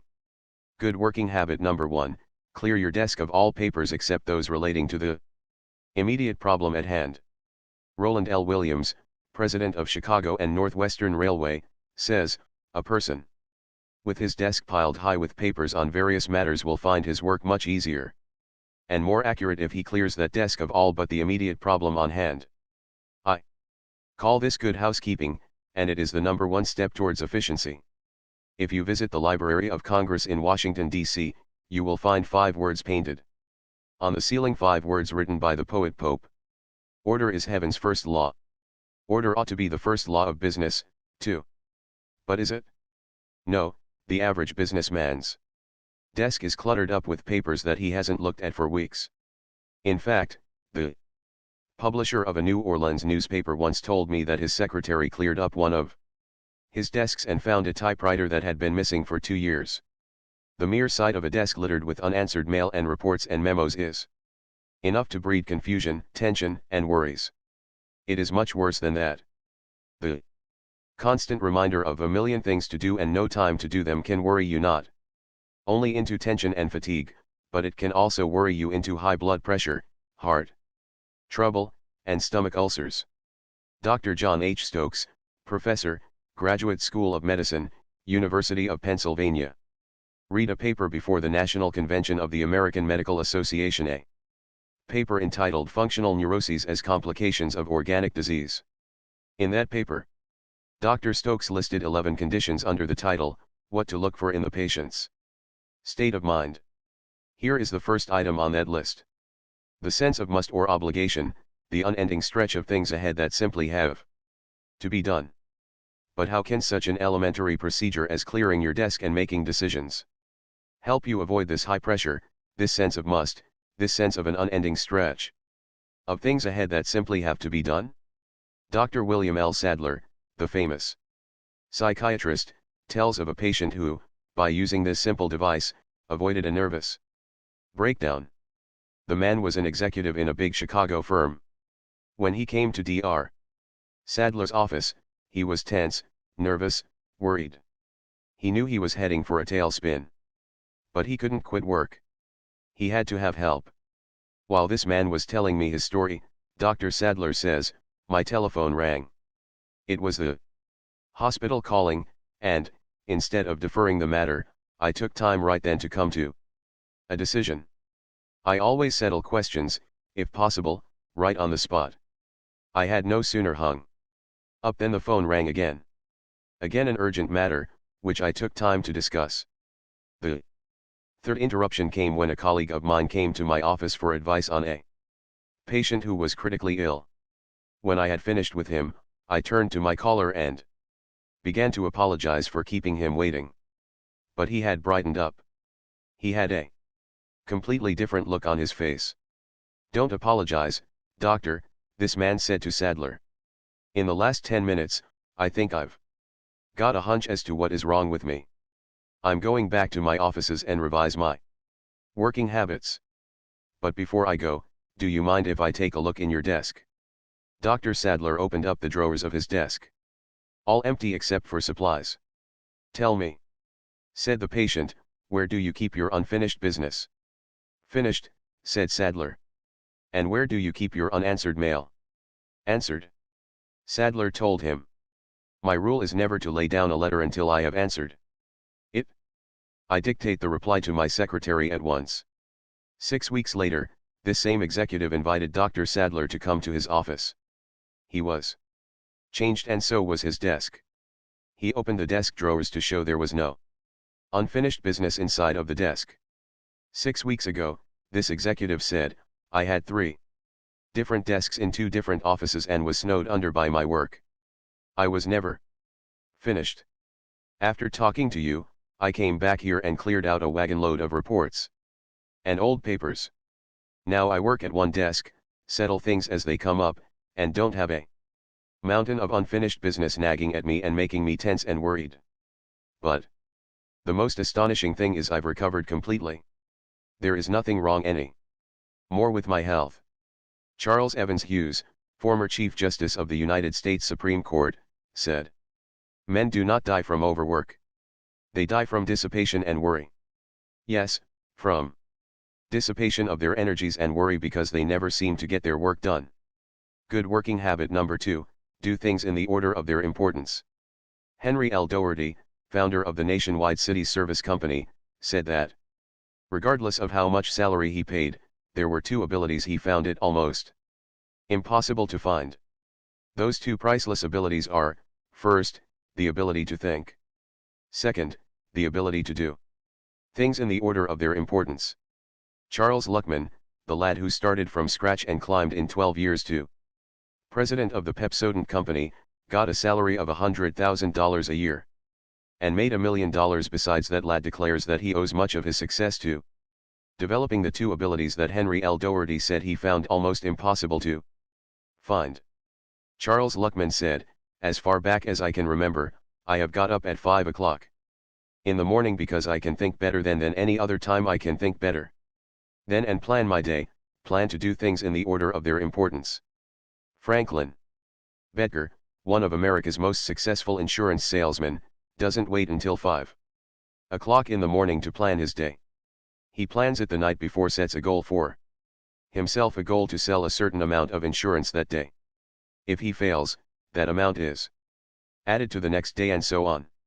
I know from long experience that one is not always able to do things in the order of their importance, but I also know that some kind of plan to do first things first is infinitely better than extemporizing as you go along.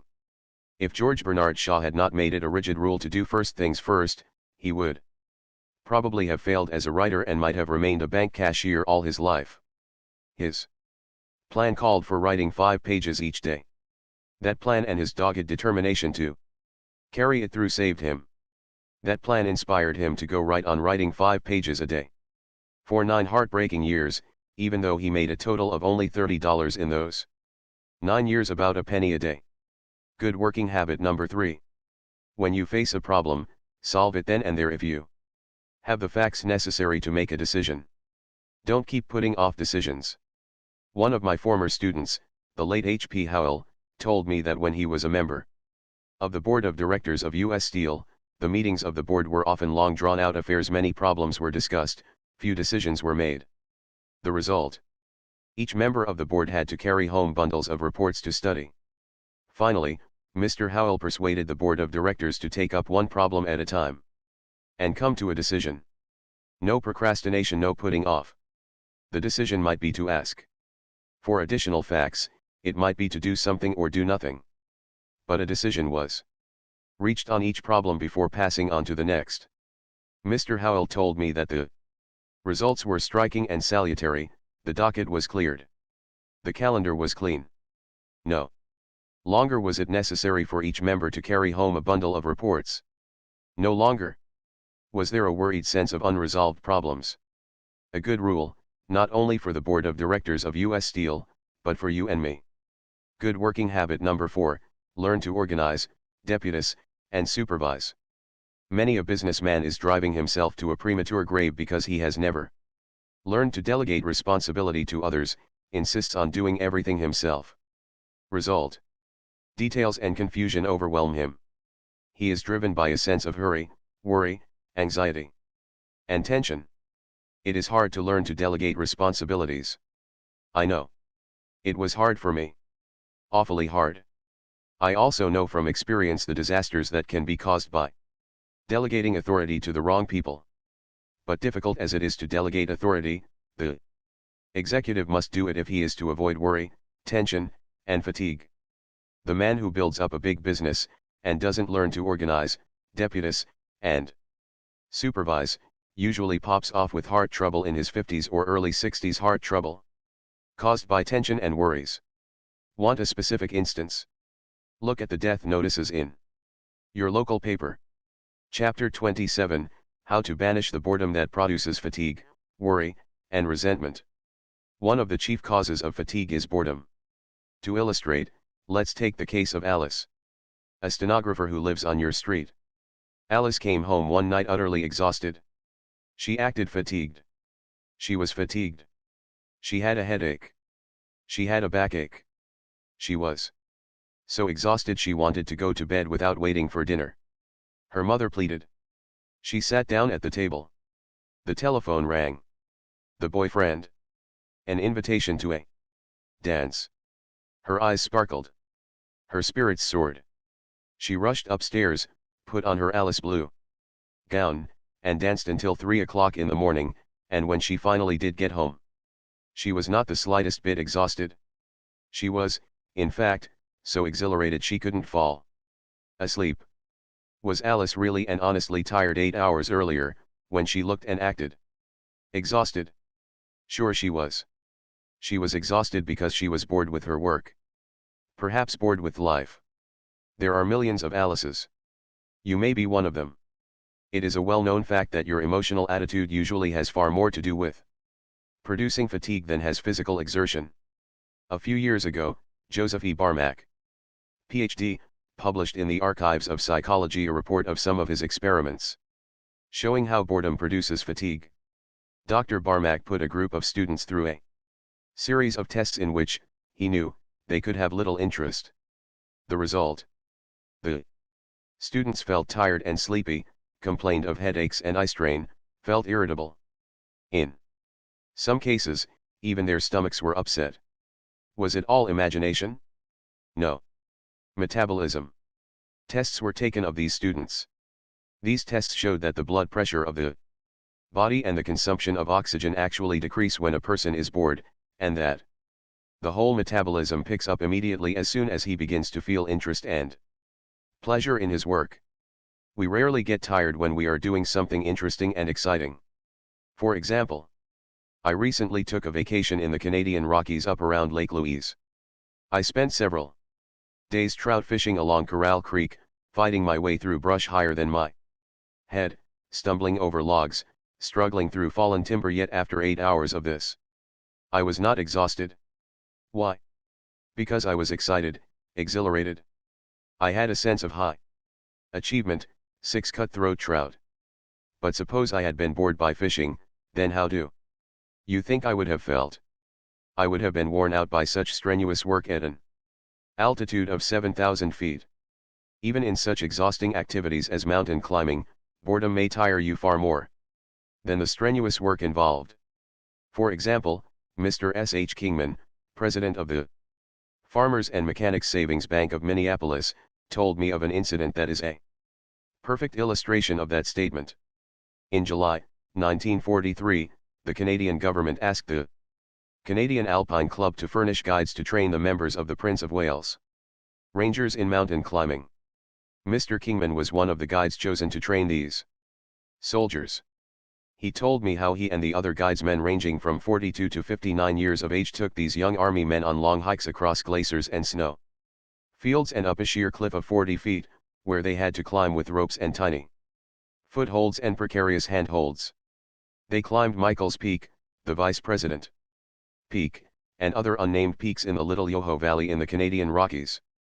After 15 hours of mountain climbing, these young men, who were in the pink of condition, they had just finished a 6-week course in tough commando training, were utterly exhausted. Was their fatigue caused by using muscles that had not been hardened by commando training? Any man who had ever been through commando training would hoot at such a ridiculous question.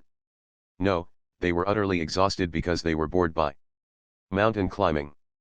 They were so tired, that many of them fell asleep without waiting to eat. But the guidesmen who were 2 and 3 times as old as the soldiers were. They tired? Yes, but not exhausted. The guides ate dinner and stayed up for hours, talking about the day's experiences. They were not exhausted because they were interested. When Dr. Edward Thorndike of Columbia was conducting experiments in fatigue, he kept young men awake for almost a week by keeping them constantly interested. After much investigation, Dr. Thorndike is reported to have said, boredom is the only real cause of diminution of work. If you are a mental worker, it is seldom the amount of work you do that makes you tired. You may be tired by the amount of work you do not do. For example, remember the day last week when you were constantly interrupted. No letters answered. Appointments broken.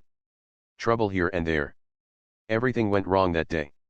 You accomplished nothing whatever, yet you went home exhausted and with a splitting head. The next day everything clicked at the office. You accomplished 40 times more than you did the previous day. Yet you went home fresh as a snowy white gardenia. You have had that experience. So have I. The lesson to be learned. Just this, our fatigue is often caused not by work, but by worry, frustration, and resentment. While writing this chapter, I went to see a revival of Jerome Kern's delightful musical comedy, Showboat. Captain Andy, captain of the Cotton Blossom, says, in one of his philosophical interludes, the lucky folks are the ones that get to do the things they enjoy doing. Such folks are lucky because they have more energy, more happiness, less worry, and less fatigue. Where your interests are, there is your energy also. Walking 10 blocks with a nagging wife can be more fatiguing than walking 10 miles with an adoring sweetheart. And so what? What can you do about it? Well, here is what one stenographer did about it. A stenographer working for an oil company in Tulsa, Oklahoma. For several days each month, she had one of the dullest jobs imaginable, filling out printed forms for oil leases, inserting figures and statistics. This task was so boring that she resolved, in self-defense, to make it interesting. How? She had a daily contest with herself. She counted the number of forms she filled out each morning, and then tried to excel that record in the afternoon. She counted each day's total and tried to better it the next day. Result: she was soon able to fill out more of these dull printed forms than any other stenographer in her division. And what did all this get her? Praise? No. Thanks? No. Promotion? No. Increased pay? No. But it did help to prevent the fatigue that is spawned by boredom. It did give her a mental stimulant. Because she had done her best to make a dull job interesting, she had more energy, more zest, and got far more happiness out of her leisure hours. I happen to know this story is true, because I married that girl. Here is the story of another stenographer who found it paid to act as if her work were interesting. She used to fight her work, but no more. Her name is Miss Volley G. Golden, and she lives at 473 South Kenilworth Avenue, Elmhurst, Illinois. Here is her story, as she wrote it to me. There are 4 stenographers in my office and each of us is assigned to take letters from several men. Once in a while we get jammed up in these assignments, and one day, when an assistant department head insisted that I do a long letter over, I started to rebel. I tried to point out to him that the letter could be corrected without being retyped, and he retorted that if I didn't do it over, he would find someone else who would. I was absolutely fuming. But as I started to retype this letter, it suddenly occurred to me that there were a lot of other people who would jump at the chance to do the work I was doing. Also, that I was being paid a salary to do just that work. I began to feel better. I suddenly made up my mind to do my work as if I actually enjoyed it, even though I despised it. Then I made this important discovery: if I do my work as if I really enjoy it, then I do enjoy it to some extent. I also found I can work faster when I enjoy my work. So there is seldom any need now for me to work overtime. This new attitude of mine gained me the reputation of being a good worker. And when one of the Department superintendents needed a private secretary. He asked for me for the job because, he said, I was willing to do extra work without being sulky. This matter of the power of a changed mental attitude, wrote Miss Golden, has been a tremendously important discovery to me. It has worked wonders. Without perhaps being conscious of it. Miss Volley Golden was using the famous as if philosophy. William James counseled us to act as if we were brave, and we would be brave, and to act as if we were happy, and we would be happy, and so on. Act as if you were interested in your job, and that bit of acting will tend to make your interest real. It will also tend to decrease your fatigue, your tensions, and your worries. A few years ago, Harlan A. Howard made a decision that completely altered his life. He resolved to make a dull job interesting, and he certainly had a dull one: washing plates, scrubbing counters, and dishing out ice cream in the high school lunchroom while the other boys were playing ball or kidding the girls. Harlan Howard despised his job, but since he had to stick to it, he resolved to study ice cream, how it was made, what ingredients were used, why some ice creams were better than others. He studied the chemistry of ice cream, and became a whiz in the high school chemistry course. He was so interested now in food chemistry that he entered the Massachusetts State College and majored in the field of food technology. When the New York Cocoa Exchange offered a $100 prize for the best paper on uses of cocoa and chocolate, a prize open to all college students, who do you suppose won it? That's right, Harlan Howard. When he found it difficult to get a job, he opened a private laboratory in the basement of his home at 750 North Pleasant Street, Amherst, Massachusetts. Shortly after that, a new law was passed. The bacteria in milk had to be counted. Harlan A. Howard was soon counting bacteria for the 14 milk companies in Amherst, and he had to hire 2 assistants. Where will he be 25 years from now? Well, the men who are now running the business of food chemistry will be retired then, or dead, and their places will be taken by young lads who are now radiating initiative and enthusiasm. 25 years from now, Harlan A. Howard will probably be one of the leaders in his profession, while some of his classmates to whom he used to sell ice cream over the counter will be sour, unemployed, cursing the government, and complaining that they never had a chance. Harlan A. Howard might never have had a chance, either, if he hadn't resolved to make a dull job interesting. Years ago, there was another young man who was bored with his dull job of standing at a lathe, turning out bolts in a factory. His first name was Sam. Sam wanted to quit, but he was afraid he couldn't find another job. Since he had to do this dull work, Sam decided he would make it interesting. So he ran a race with the mechanic operating a machine beside him. One of them was to trim off the rough surfaces on his machine, and the other was to trim the bolts down to the proper diameter. They would switch machines occasionally and see who could turn out the most bolts. The foreman, impressed with Sam's speed and accuracy, soon gave him a better job. That was the start of a whole series of promotions. 30 years later, Sam Samuel Vauquelin was president of the Baldwin Locomotive Works. But he might have remained a mechanic all his life if he had not resolved to make a dull job interesting.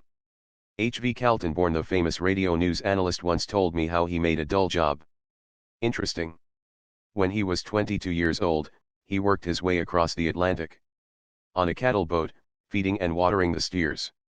After making a bicycle tour of England, he arrived in Paris, hungry and broke. Pawning his camera for $5, he put an ad in the Paris edition of the New York Herald and got a job selling stereopticon machines. If you are 40 years old, you may remember those old-fashioned stereoscopes that we used to hold up before our eyes to look at 2 pictures exactly alike. As we looked, a miracle happened. The 2 lenses in the stereoscope transformed the 2 pictures into a single scene with the effect of a third dimension. We saw distance. We got an astounding sense of perspective. Well, as I was saying, Kaltenborn started out selling these machines from door to door in Paris, and he couldn't speak French. But he earned $5,000 in commissions the first year, and made himself one of the highest paid salesmen in France that year. H.V. Kaltenborn told me that this experience did as much to develop within him the qualities that make for success as did any single year of study at Harvard. Confidence. He told me himself that after that experience, he felt he could have sold the congressional record to French housewives. That experience gave him an intimate understanding of French life that later proved invaluable in interpreting, on the radio, European events. How did he manage to become an expert salesman when he couldn't speak French? Well, he had his employer write out his sales talk in perfect French, and he memorized it. He would ring a doorbell, a housewife would answer, and Kaltenborn would begin repeating his memorized sales talk with an accent so terrible it was funny. He would show the housewife his pictures, and when she asked a question, he would shrug his shoulders and say, "An American, an American." He would then take off his hat and point to a copy of the sales talk in perfect French that he had pasted in the top of his hat. The housewife would laugh, he would laugh and show her more pictures. When H.V. Kaltenborn told me about this, he confessed that the job had been far from easy. He told me that there was only one quality that pulled him through, his determination to make the job interesting. Every morning before he started out, he looked into the mirror and gave himself a pep talk. "Kaltenborn, you have to do this if you want to eat. Since you have to do it, why not have a good time doing it? Why not imagine every time you ring a doorbell that you are an actor before the footlights and that there's an audience out there looking at you? After all, what you are doing is just as funny as something on the stage. So why not put a lot of zest and enthusiasm into it?" Mr. Kaltenborn told me that these daily pep talks helped him transform a task that he had once hated and dreaded into an adventure that he liked and made highly profitable. When I asked Mr. Kaltenborn if he had any advice to give to the young men of America who are eager to succeed, he said, "Yes, go to bat with yourself every morning. We talk a lot about the importance of physical exercise to wake us up out of the half-sleep in which so many of us walk around. But we need, even more, some spiritual and mental exercises every morning to stir us into action. Give yourself a pep talk every day." Is giving yourself a pep talk every day silly, superficial, childish? No, on the contrary, it is the very essence of sound psychology. Our life is what our thoughts make it. Those words are just as true today as they were 18 centuries ago when Marcus Aurelius first wrote them in his book of Meditations. Our life is what our thoughts make it. By talking to yourself every hour of the day, you can direct yourself to think thoughts of courage and happiness, thoughts of power and peace. By talking to yourself about the things you have to be grateful for, you can fill your mind with thoughts that soar and sing. By thinking the right thoughts, you can make any job less distasteful. Your boss wants you to be interested in your job so that he will make more money. But let's forget about what the boss wants. Think only of what getting interested in your job will do for you. Remind yourself that it may double the amount of happiness you get out of life, for you spend about 1/2 of your waking hours at your work, and if you don't find happiness in your work, you may never find it anywhere. Keep reminding yourself that getting interested in your job will take your mind off your worries, and, in the long run, will probably bring promotion and increased pay. Even if it doesn't do that, it will reduce fatigue to a minimum and help you enjoy your hours of leisure. Chapter 28, How to Keep from Worrying About Insomnia.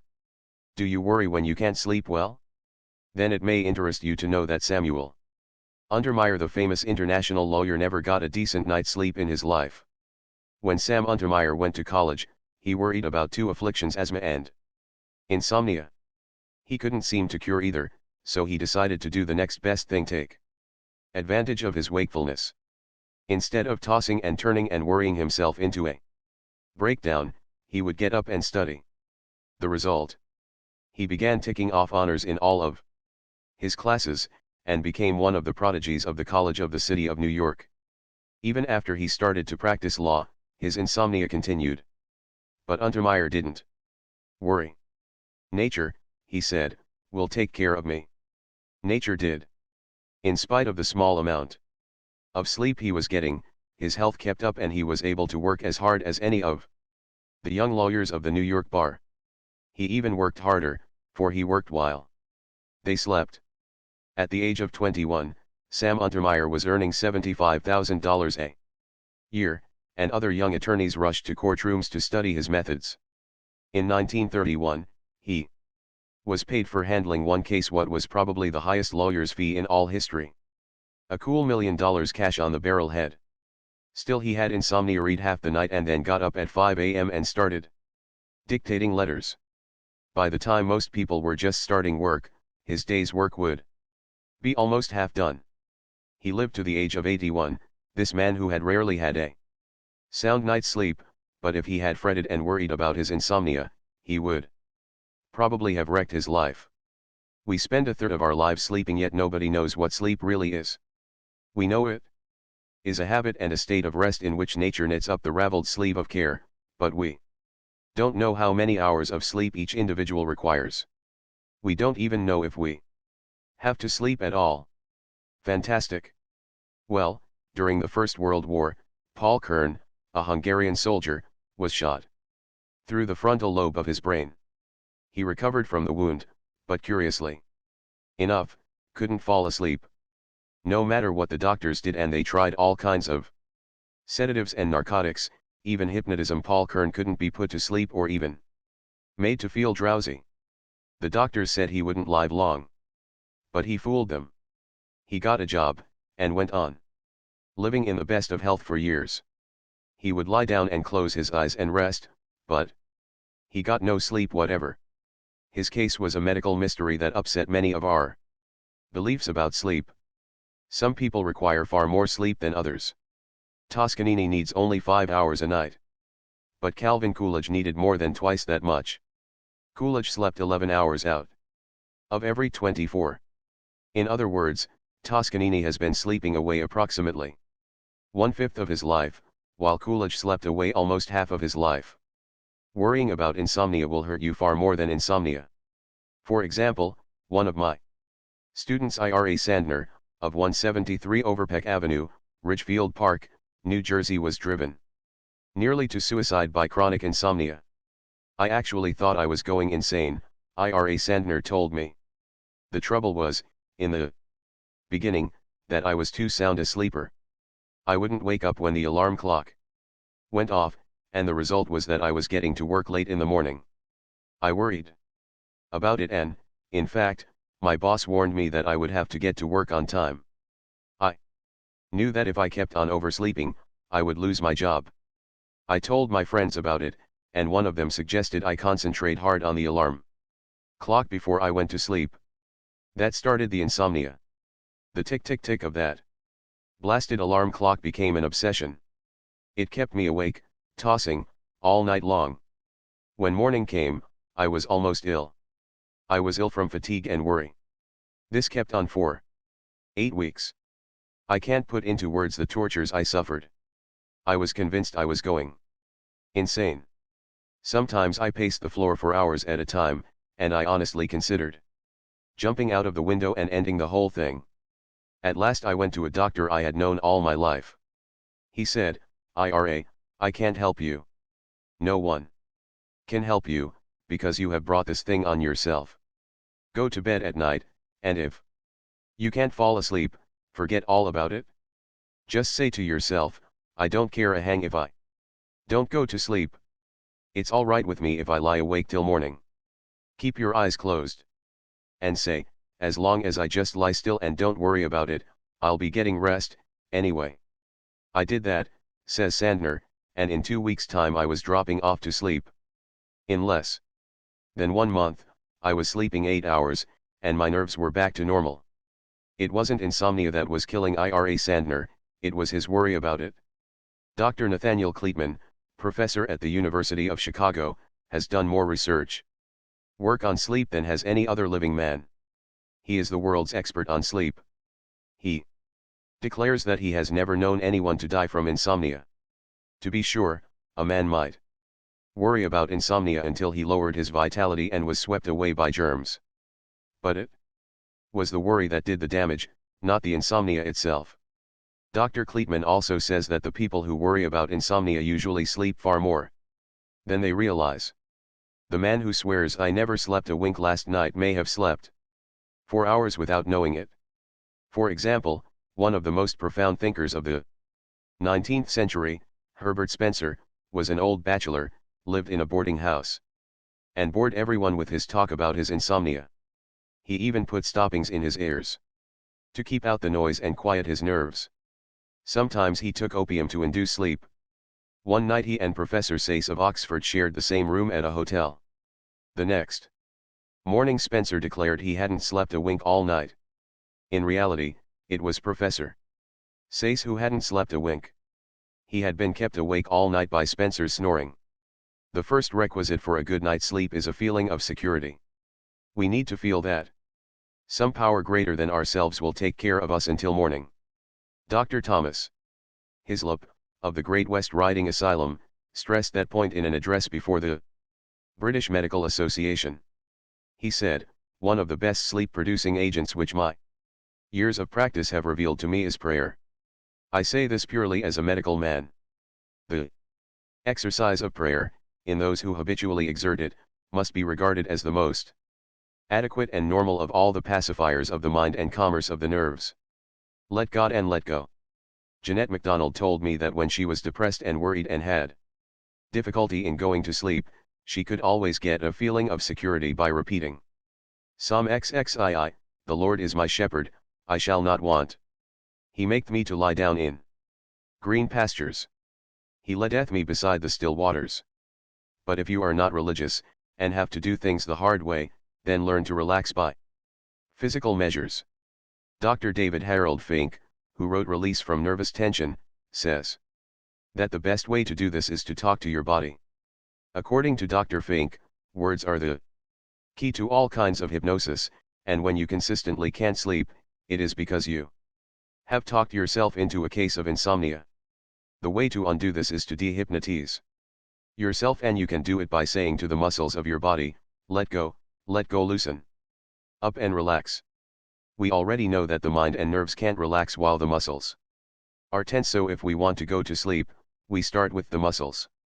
Dr. Fink recommends, and it works out in practice, that we put a pillow under the knees to ease the tension on the legs, and that we tuck small pillows under the arms for the very same reason.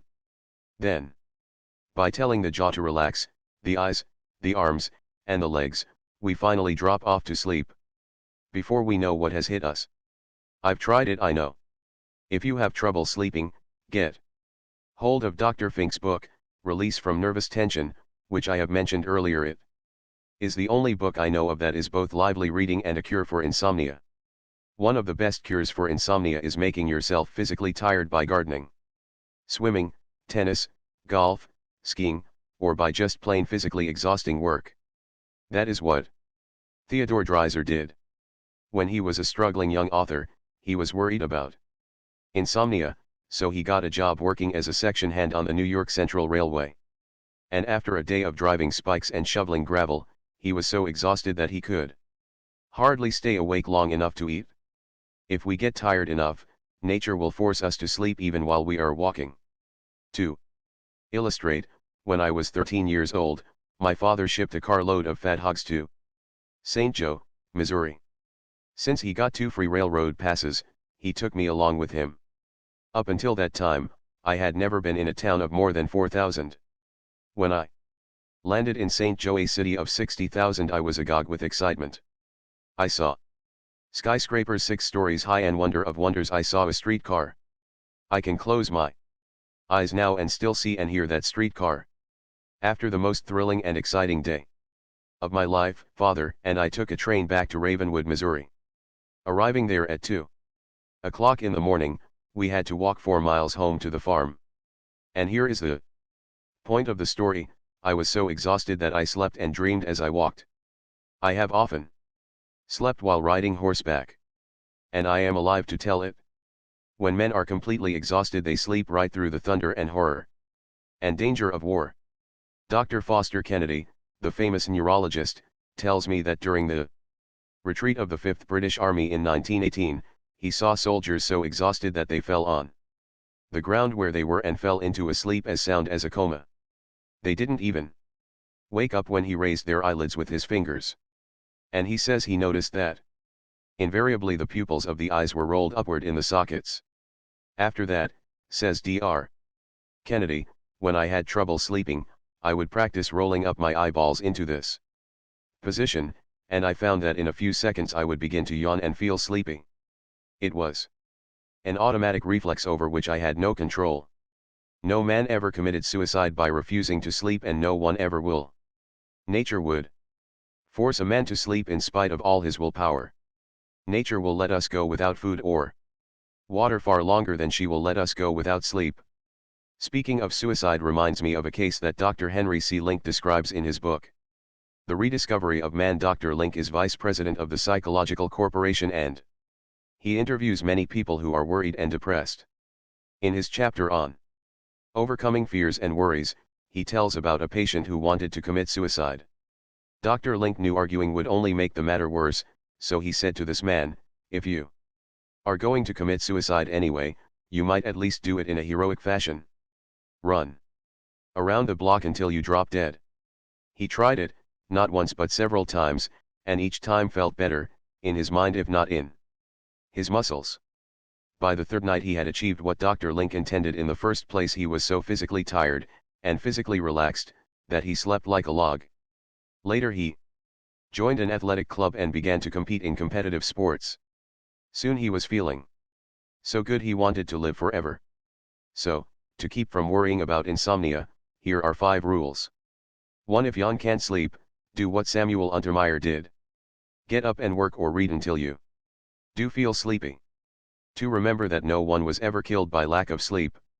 Worrying about insomnia usually causes far more damage than sleeplessness. 3. Try prayer or repeat Psalm XXIII, as Jeanette MacDonald does. 4. Relax your body. Read the book Release from Nervous Tension. 5. Exercise. Get yourself so physically tired you can't stay awake. Part 7 in a nutshell, 6 ways to prevent fatigue and worry and keep your energy and spirits high. Rule 1, rest before you get tired. Rule 2, learn to relax at your work. Rule 3, if you are a housewife, protect your health and appearance by relaxing at home. Rule 4, apply these 4 good working habits. A. Clear your desk of all papers except those relating to the immediate problem at hand. B. Do things in the order of their importance. C. When you face a problem, solve it then and there if you have the facts necessary to make a decision. D. Learn to organize, deputize, and supervise.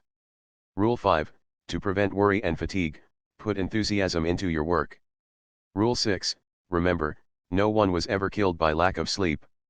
It is worrying about insomnia that does the damage, not the insomnia. Part 8, how to find the kind of work in which you may be happy and successful. Chapter 29, the major decision of tour life. This chapter is addressed to young men and women who haven't yet found the work they want to do. If you are in that category, reading this chapter may have a profound effect upon the remainder of your life.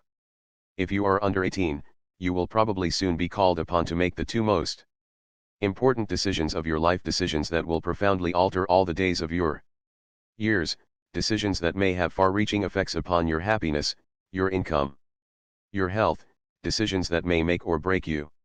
What are these 2 tremendous decisions? First, how are you going to make a living? Are you going to be a farmer, a mail carrier, a chemist, a forest ranger, a stenographer, a horse dealer, a college professor, or are you going to run a hamburger stand? Second, whom are you going to select to be the father or mother of your children? Both of those great decisions are frequently gambles. Every boy, says Harry Emerson Fosdick in his book, The Power to See It Through, every boy is a gambler when he chooses a vocation. He must stake his life on it. How can you reduce the gamble in selecting a vocation? Read on, we will tell you as best we can. First, try, if possible, to find work that you enjoy. I once asked David M. Goodrich, chairman of the board, B.F. Goodrich Company Tire Manufacturers, what he considered the first requisite of success in business, and he replied, having a good time at your work. If you enjoy what you are doing, he said, you may work long hours, but it won't seem like work at all. It will seem like play. Edison was a good example of that. Edison, the unschooled newsboy who grew up to transform the industrial life of America. Edison, the man who often ate and slept in his laboratory and toiled there for 18 hours a day. But it wasn't toil to him. "I never did a day's work in my life," he exclaimed. "It was all fun." No wonder he succeeded. I once heard Charles Schwab say much the same thing. He said, "A man can succeed at almost anything for which he has unlimited enthusiasm. But how can you have enthusiasm for a job when you haven't the foggiest idea of what you want to do?" "The greatest tragedy I know of," said Mrs. Edna Kerr, who once hired thousands of employees for the DuPont Company, and is now Assistant Director of Industrial Relations for the American Home Products Company. "The greatest tragedy I know of," she told me, "is that so many young people never discover what they really want to do. I think no one else is so much to be pitied as the person who gets nothing at all out of his work but his pay." Mrs. Kerr reports that even college graduates come to her and say, "I have a BA degree from Dartmouth or an MA from Cornell. Have you some kind of work I can do for your firm?" They don't know themselves what they are able to do, or even what they would like to do.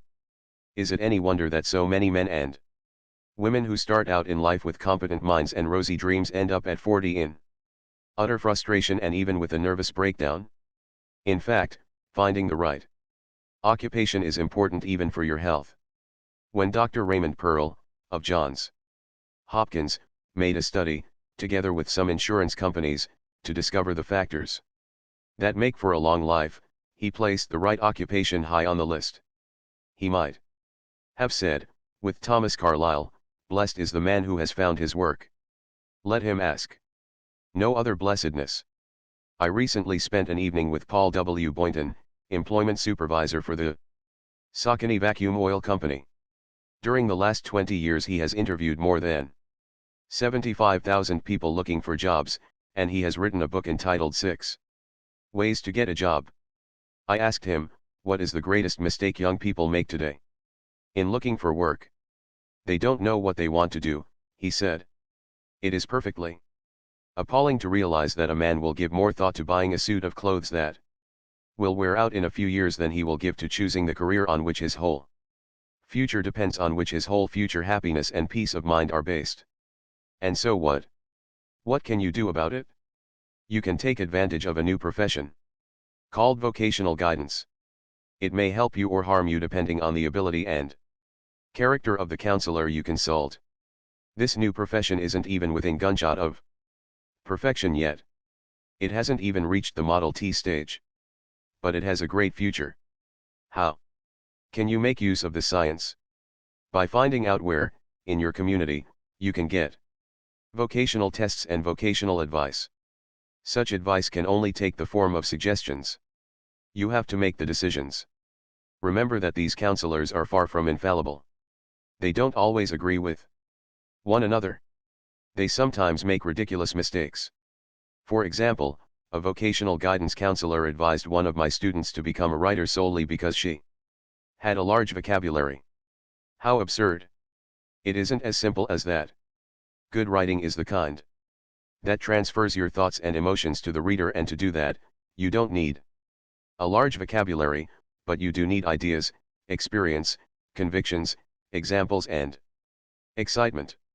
The vocational counselor who advised this girl with a large vocabulary to become an author succeeded in doing only one thing: he turned an erstwhile happy stenographer into a frustrated, would-be novelist. The point I am trying to make is that vocational guidance experts, even as you and I, are not infallible. Perhaps you had better consult several of them and then interpret their findings in the sunlight of common sense. You may think it strange that I am including a chapter like this in a book devoted to worry. But it isn't strange at all, when you understand how many of our worries, regrets, and frustrations are spawned by work we despise. Ask your father about it, or your neighbor, or your boss. No less an intellectual giant than John Stuart Mill declared that industrial misfits are among the heaviest losses of society. Yes, and among the unhappiest people on this earth are those same industrial misfits who hate their daily work. Do you know the kind of man who cracked up in the army? The man who was misplaced. I'm not talking about battle casualties, but about the men who cracked up in ordinary service. Dr. William Menninger, one of our greatest living psychiatrists, was in charge of the Army's neuropsychiatric division during the war, and he says, "We learned much in the Army as to the importance of selection and of placement, of putting the right man in the right job. A conviction of the importance of the job at hand was extremely important. Where a man had no interest, where he felt he was misplaced, where he thought he was not appreciated, where he believed his talents were being misused, invariably we found a potential if not an actual psychiatric casualty. Yes, and for the same reasons, a man may crack up in industry. If he despises his business, he can crack it up, too. Take, for example, the case of Phil Johnson. Phil Johnson's father owned a laundry, so he gave his son a job, hoping the boy would work into the business. But Phil hated the laundry, so he dawdled, loafed, did what he had to do and not a lick more. Some days he was absent. His father was so hurt to think he had a shiftless, ambitionless son that he was actually ashamed before his employees. One day Phil Johnson told his father he wanted to be a mechanic, work in a machine shop. What? Go back to overalls? The old man was shocked. But Phil had his way. He worked in greasy dungarees. He did much harder work than was required at the laundry. He worked longer hours, and he whistled at his job. He took up engineering, learned about engines, puttered with machines, and when Philip Johnson died, in 1944, he was president of the Boeing Aircraft Company, and was making the flying fortresses that helped to win the war. If he had stuck with the laundry, what would have happened to him and the laundry, especially after his father's death? My guess is he would have ruined the business, cracked it up and run it into the ground. Even at the risk of starting family rows, I would like to say to young people, don't feel compelled to enter a business or trade just because your family wants you to do it. Don't enter a career unless you want to do it. However, consider carefully the advice of your parents. They have probably lived twice as long as you have. They have gained the kind of wisdom that comes only from much experience and the passing of many years. But, in the last analysis, you are the one who has to make the final decision. You are the one who is going to be either happy or miserable at your work. Now, having said this, let me give you the following suggestions, some of them warnings about choosing your work. 1. Read and study the following 5 suggestions about selecting a vocational guidance counselor. These suggestions are right from the horse's mouth. They were made by one of America's leading vocational guidance experts, Professor Harry Dexter Kitson of Columbia University. A. Don't go to anyone who tells you that he has a magic system that will indicate your vocational aptitude. In this group are phrenologists, astrologers, character analysts, handwriting experts. Their systems do not work. B. Don't go to anyone who tells you that he can give you a test that will indicate what occupation you should choose. Such a person violates the principle that a vocational counselor must take into account the physical, social, and economic conditions surrounding the counselee, and he should render his service in the light of the occupational opportunities open to the counselee.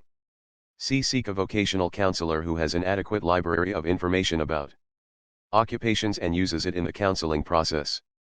D. A thorough vocational guidance service generally requires more than one interview. E. Never accept vocational guidance by mail. 2. Keep out of business and professions that are already jam-packed and overflowing. There are many thousands of different ways of making a living. But do young people know this? Not unless they hire a swami to gaze into a crystal ball. The result: in one school, 2/3 of the boys confined their choices to 5 occupations, 5 out of 20,000, and 4/5 of the girls did the same. Small wonder that a few business and professions are overcrowded. Small wonder that insecurity, worry, and anxiety neuroses are rampant at times among the white-collar fraternity. I beware of trying to elbow your way into such overcrowded fields as law, journalism, radio, motion pictures, and the glamour occupations. 3. Stay out of activities where the chances are only 1 out of 10 of your being able to make a living. As an example, Take selling life insurance.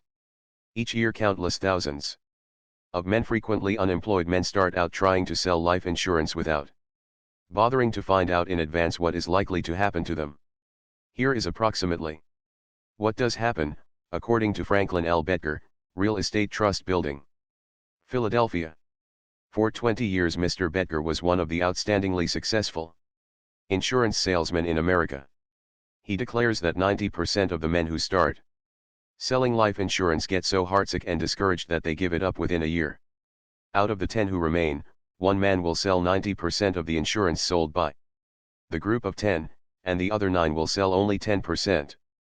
To put it another way, if you start selling life insurance, the chances are 9 to 1 that you will fail and quit within 12 months, and the chances are only 1 in 100 that you will make 10,000 a year out of it. Even if you remain at it, the chances are only 1 out of 10 that you will be able to do anything more than barely scratch out a living. 4. Spend weeks, even months, if necessary, finding out all you can about an occupation before deciding to devote your life to it. How? By interviewing men and women who have already spent 10, 20, or 40 years in that occupation. These interviews may have a profound effect on your future. I know that from my own experience. When I was in my early 20s, I sought the vocational advice of 2 older men. As I look back now, I can see that those 2 interviews were turning points in my career. In fact, it would be difficult for me even to imagine what my life would have been like had I not had those 2 interviews. How can you get these vocational guidance interviews? To illustrate, let's suppose that you are thinking about studying to be an architect. Before you make your decision, you ought to spend weeks interviewing the architects in your city and in adjoining cities. You can get their names and addresses out of a classified telephone directory. You can call at their offices either with or without an appointment. If you wish to make an appointment, write them something like this: "Won't you please do me a little favor? I want your advice. I am 18 years old, and I am thinking about studying to be an architect. Before I make up my mind, I would like to ask your advice. If you are too busy to see me at your office, I would be most grateful if you would grant me the privilege of seeing you for half an hour at your home. Here is a list of questions I would like to ask you. A. If you had your life to live over, would you become an architect again? B. After you have sized me up, I want to ask you whether you think I have what it takes to succeed as an architect. C. Is the profession of architecture overcrowded? D. If I studied architecture for 4 years, would it be difficult for me to get a job? What kind of job would I have to take at first? E. If I had average ability, how much could I hope to earn during the first 5 years? F. What are the advantages and disadvantages of being an architect? G. If I were your son, would you advise me to become an architect? If you are timid, and hesitate to face a big shot alone, here are 2 suggestions that will help. First, get a lad of your own age to go with you. The 2 of you will bolster up one another's confidence. If you haven't someone of your own age to go with you, ask your father to go with you.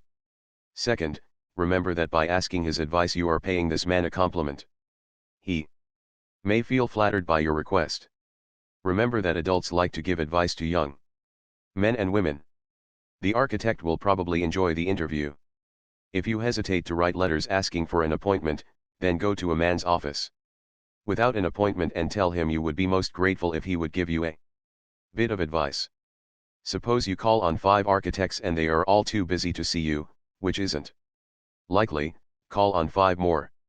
Some of them will see you and give you priceless advice that may save you years of lost time and heartbreak. Remember that you are making one of the 2 most vital and far-reaching decisions of your life. So, take time to get the facts before you act. If you don't, you may spend half a lifetime regretting it. If you can afford to do so, offer to pay a man for a half hour of his time and advice. 5. Get over the mistaken belief that you are fitted for only a single occupation. Every normal person can succeed at a number of occupations, and every normal person would probably fail in many occupations. Take myself, for example.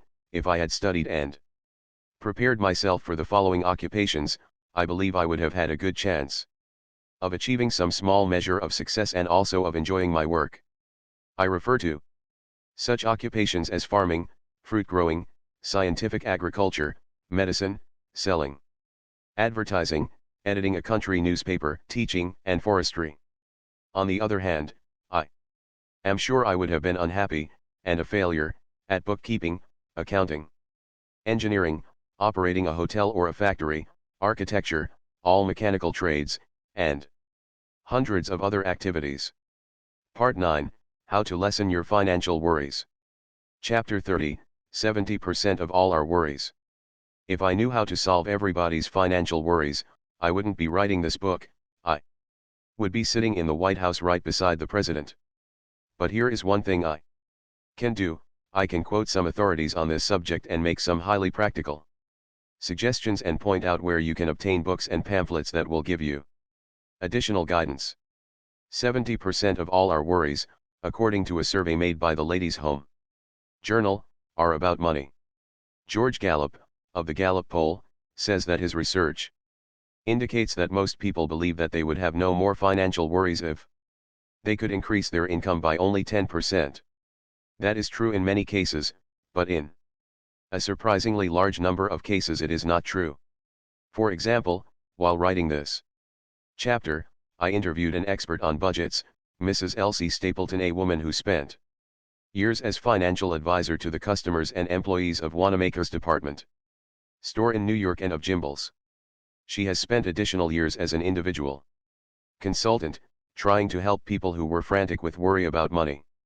She has helped people in all kinds of income brackets, all the way from a porter who earned less than $1,000 a year to an executive earning $100,000 a year.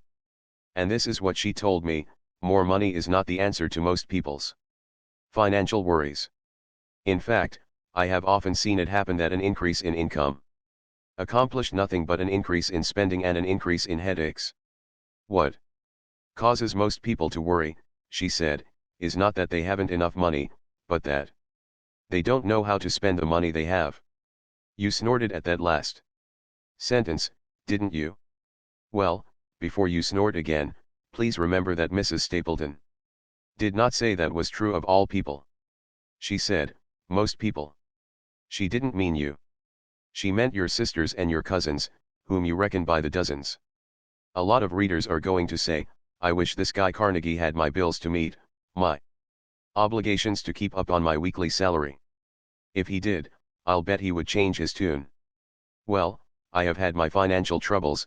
I have worked 10 hours a day at hard physical labor in the cornfields and hay barns of Missouri, worked until my one supreme wish was to be free from the aching pains of utter physical exhaustion. I was paid for that grueling work not $1 an hour, nor 50 cents, nor even 10 cents. I was paid 5 cents an hour for a 10-hour day. I know what it means to live for 20 years in houses without a bathroom or running water. I know what it means to sleep in bedrooms where the temperature is 15 degrees below zero. I know what it means to walk miles to save a nickel car fare and have holes in the bottom of my shoes and patches on the seat of my pants.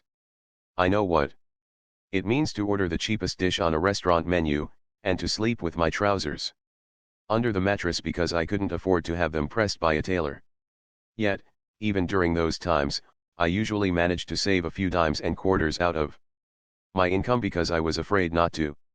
As a result of this experience, I realized that if you and I long to avoid debt and financial worries, then we have to do what a business firm does: we have to have a plan for spending our money and spend according to that plan. But most of us don't do that. For example, my good friend, Leon Shimkin, general manager of the firm that publishes this book, pointed out to me a curious blindness that many people have in regard to their money.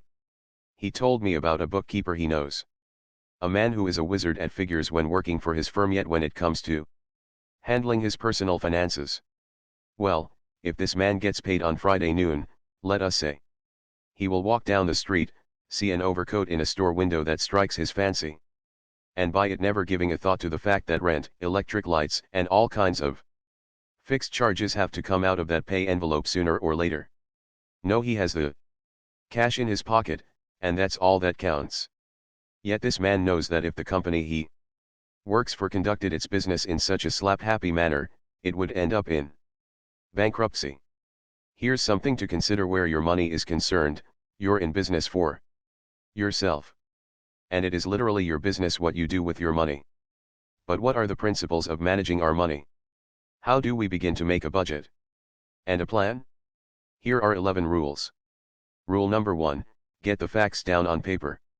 When Arnold Bennett started out in London 50 years ago to be a novelist, he was poor and hard-pressed. So he kept a record of what he did with every sixpence. Did he wonder where his money was going? No. He knew. He liked the idea so much that he continued to keep such a record even after he became rich, world-famous, and had a private yacht. John D. Rockefeller, Sr., also kept a ledger. He knew to the penny just where he stood before he said his prayers at night and climbed into bed. You and I, too, will have to get notebooks and start keeping records. For the rest of our lives? No, not necessarily.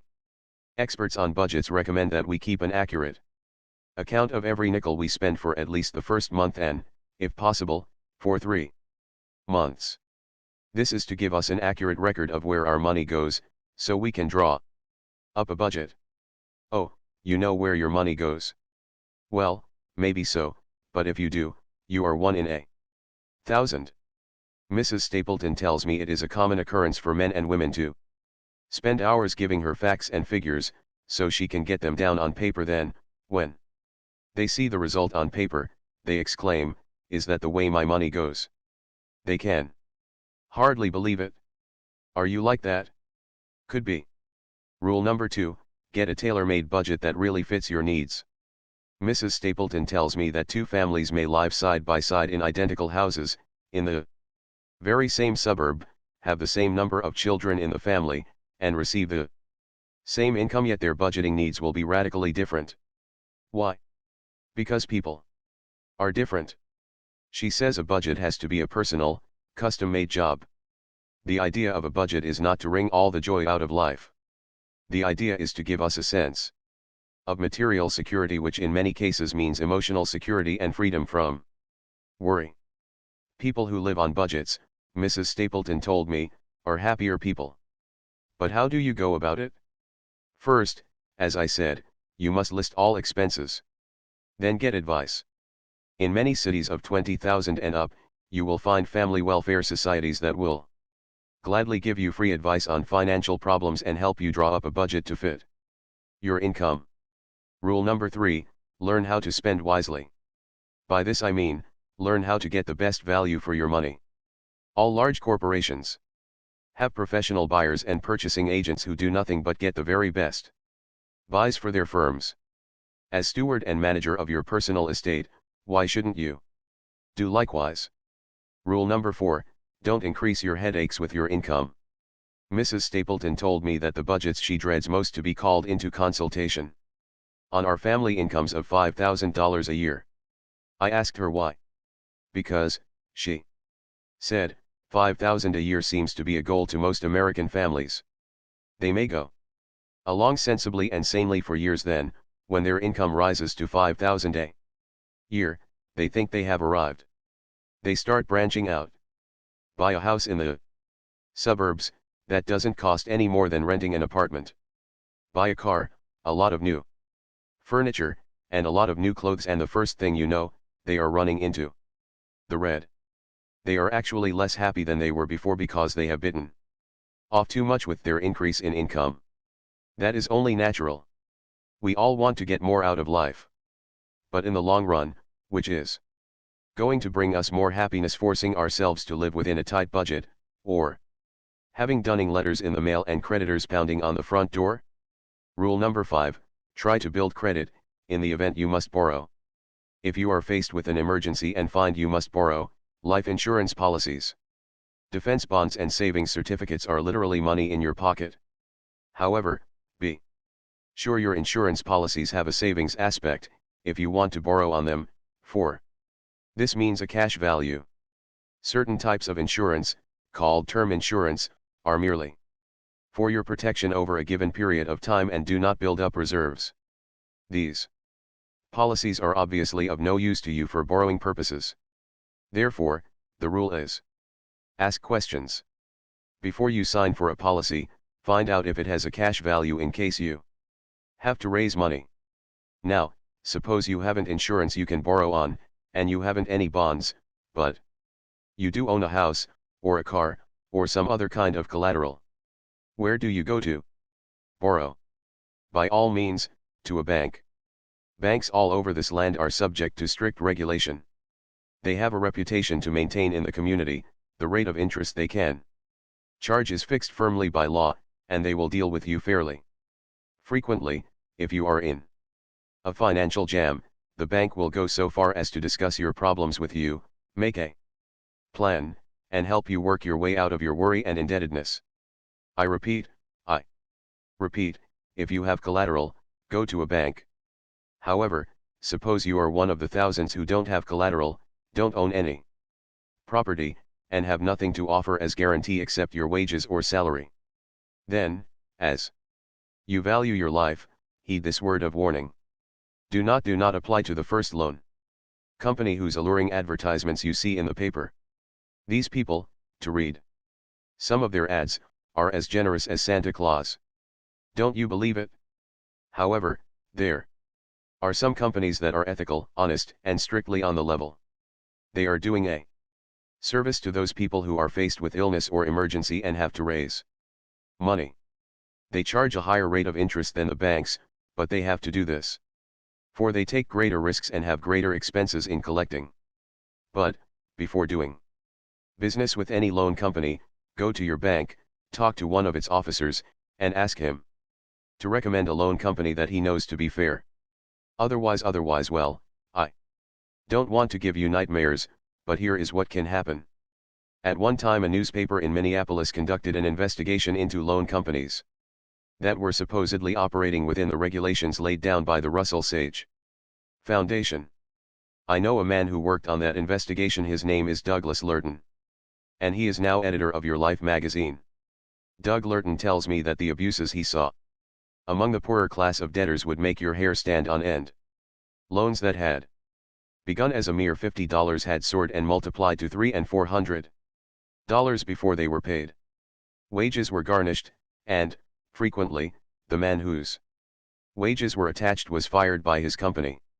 In numerous instances, when the man was unable to pay, the loan shark simply sent an appraiser into his home to evaluate his furniture and cleaned out the home. People were found who had been paying on small loans for 4 and 5 years and still owed money. Unusual cases? To quote Doug Lurton, in our campaign, we so flooded the court with cases of the sort that the judges cried uncle, and the newspaper itself had to set up an arbitration bureau to take care of the hundreds of cases. How is such a thing possible? Well, the answer, of course, is in all sorts of hidden charges and extra legal fees. Here is a rule to remember in dealing with loan companies: if you are absolutely certain, beyond the shadow of a doubt, that you can pay the money off quickly, then your interest will be low, or reasonably low, and you will get off fairly. But if you have to renew, and keep on renewing, then your interest can mount into figures that would make Einstein dizzy. Doug Lurton tells me that in some cases these additional fees had swollen the original indebtedness to 2,000%, or about 500 times as much as a bank would charge. Rule number 6, protect yourself against illness, fire, and emergency expenses. Insurance is available, for relatively small sums, on all kinds of accidents, misfortunes, and conceivable emergencies. I am not suggesting that you cover yourself for everything, from slipping in the bathtub to catching German measles, but I do suggest that you protect yourself against the major misfortunes that you know could cost you money and therefore do cost you worry. It's cheap at the price. For example, I know a woman who had to spend 10 days in a hospital last year and, when she came out, was presented a bill for exactly $8. The answer? She had hospital insurance. Rule number 7, do not have your life insurance proceeds paid to your widow in cash. If you are carrying life insurance to provide for your family after you're gone, do not, I beg of you, Have your insurance paid in one lump sum? What happens to a new widow with new money? I'll let Mrs. Marion S. Eberly answer that question. She is head of the Women's Division of the Institute of Life Insurance, 60 East 42nd Street, New York City. She speaks before women's clubs all over America on the wisdom of using life insurance proceeds to purchase a life income for the widow, instead of giving her the proceeds in cash. She tells me one widow who received $20,000 in cash and lent it to her son to start in the auto accessory business. The business failed, and she is destitute now. She tells of another widow who was persuaded by a slick real estate salesman to put most of her life insurance money in vacant lots that were assured to double in value within a year. 3 years later, she sold the lots for 1/10 of what she paid for them. She tells of another widow who had to apply to the Child Welfare Association for the support of her children within 12 months after she had been left $15,000 in life insurance. 100,000 similar tragedies could be told. The average lifetime of $25,000 left in the hands of a woman is less than 7 years. That statement was made by Sylvia S. Porter, financial editor of the New York Post, in the Ladies' Home Journal. Years ago, the Saturday Evening Post said in an editorial, the ease with which the average widow without business training, and with no banker to advise her, can be wheedled into putting her husband's life insurance money into wildcat stocks by the first slick salesman who approaches her is proverbial. Any lawyer or banker can cite a dozen cases in which the entire savings of a thrifty man's lifetime, amassed by years of sacrifice and self-denial, were swept away simply because a widow or an orphan trusted one of the slick crooks who rob women for a livelihood. If you want to protect your widow and your children, why not take a tip from J.P. Morgan, one of the wisest financiers who ever lived? He left money in his will to 16 principal legatees. 12 were women. Did he leave these women cash? No. He left trust funds that insured these women a monthly income for life. Rule number 8, teach your children a responsible attitude toward money. I shall never forget an idea I once read in Your Life magazine. The author, Stella Weston Turtle, described how she was teaching her little girl a sense of responsibility about money. She got an extra checkbook from the bank and gave it to her 9-year-old daughter. When the daughter was given her weekly allowance, she deposited the money with her mother, who served as a bank for the child's funds. Then, throughout the week, whenever she wanted a cent or two, she drew a check for that amount and kept track of her balance. The little girl not only found that fun, but began to learn real responsibility in handling her money. This is an excellent method, and if you have a son or daughter of school age, and you want this child to learn how to handle money, I recommend it for your consideration. Rule number 9, too necessary, make a little extra money off your kitchen stove. If after you budget your expenses wisely you still find that you don't have enough to make ends meet, you can then do one of two things: you can either scold, fret, worry, and complain, or you can plan to make a little additional money on the side. How? Well, all you have to do to make money is to fill an urgent need that isn't being adequately filled now. That is what Mrs. Nellie Spear, 37-09 83rd Street, Jackson Heights, New York, did. In 1932, she found herself living alone in a 3-room apartment. Her husband had died, and both of her children were married. One day, while having some ice cream at a drugstore soda fountain, she noticed that the fountain was also selling bakery pies that looked sad and dreary. She asked the proprietor if he would buy some real homemade pies from her. He ordered 2. Although I was a good cook, Mrs. Spear said, as she told me the story, I had always had servants when we lived in Georgia, and I had never baked more than a dozen pies in my life. After getting that order for 2 pies, I asked a neighbor woman how to cook an apple pie. The soda fountain customers were delighted with my first 2 home-baked pies, 1 apple, 1 lemon. The drugstore ordered 5 the next day. Then orders gradually came in from other fountains and luncheonettes. Within 2 years, I was baking 5,000 pies a year. I was doing all the work myself in my own tiny kitchen, and I was making a $1,000 a year clear, without a penny's expense except the ingredients that went into the pies. The demand for Mrs. Spear's home-baked pastry became so great that she had to move out of her kitchen into a shop and hire 2 girls to bake for her pies, cakes, bread, and rolls. During the war, people stood in line for an hour at a time to buy her home-baked foods. "I have never been happier in my life," Mrs. Spear said. "I work in the shop 12 to 14 hours a day, but I don't get tired because it isn't work to me. It is an adventure. In living, I am doing my part to make people a little happier. I am too busy to be lonesome or worried. My work has filled a gap in my life left vacant by the passing of my mother and husband and my home." When I asked Mrs. Spear if she felt that other women who were good cooks could make money in their spare time in a similar way, in towns of 10,000 and up, she replied, "Yes, of course they can. Mrs. Ora Snyder will tell you the same thing. She lives in a town of 30,000 Maywood, Illinois. Yet she started in business with the kitchen stove and 10 cents worth of ingredients. Her husband fell ill. She had to earn money. But how? No experience. No skill. No capital. Just a housewife. She took the white of an egg and sugar and made some candy on the back of the kitchen stove, then she took her pan of candy and stood near the school and sold it to the children for a penny apiece as they went home. Bring more pennies tomorrow, she said. I'll be here every day with my homemade candy. During the first week, she not only made a profit, but had also put a new zest into living. She was making both herself and the children happy. No time now for worry. This quiet little housewife from Maywood, Illinois, was so ambitious that she decided to branch out to have an agent sell her kitchen-made candy in roaring, thundering Chicago. She timidly approached an Italian selling peanuts on the street. He shrugged his shoulders. His customers wanted peanuts, not candy. She gave him a sample. He liked it, began selling her candy, and made a good profit for Mrs. Snyder on the first day. 4 years later, she opened her first store in Chicago. It was only 8 feet wide. She made her candy at night and sold it in the daytime.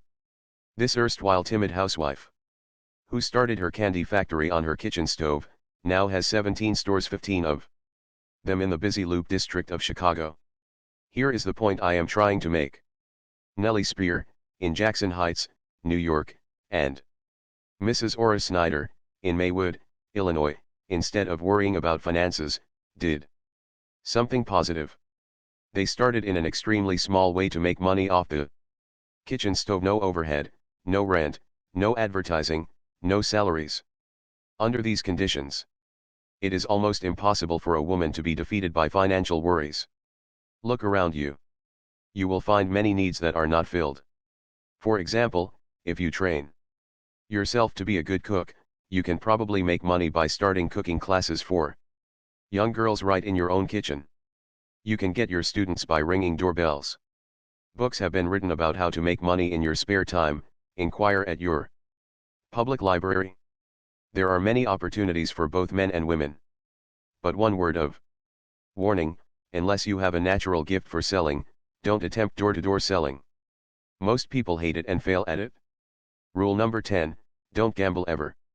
I am always astounded by the people who hope to make money by betting on the ponies or playing slot machines. I know a man who makes his living by owning a string of these one-armed bandits, and he has nothing but contempt for the foolish people who are so naive as to imagine that they can beat a machine that is already rigged against them. I also know one of the best-known bookmakers in America. He was a student in my adult education classes. He told me that with all his knowledge of horse racing, he couldn't make money betting on the ponies. Yet the facts are that foolish people bet $6 billion a year on the races, 6 times as much as our total national debt back in 1910. This bookmaker also told me that if he had an enemy he despised, he could think of no better way of ruining him than by getting him to bet on the races. When I asked him what would happen to the man who played the races according to the tipster sheets, he replied, "You could lose the mint by betting that way. If we are determined to gamble, let's at least be smart." Let's find out what the odds are against us. How? By reading a book entitled How to Figure the Odds, by Oswald Jacoby, an authority on bridge and poker, a top-ranking mathematician, a professional statistician, and an insurance actuary.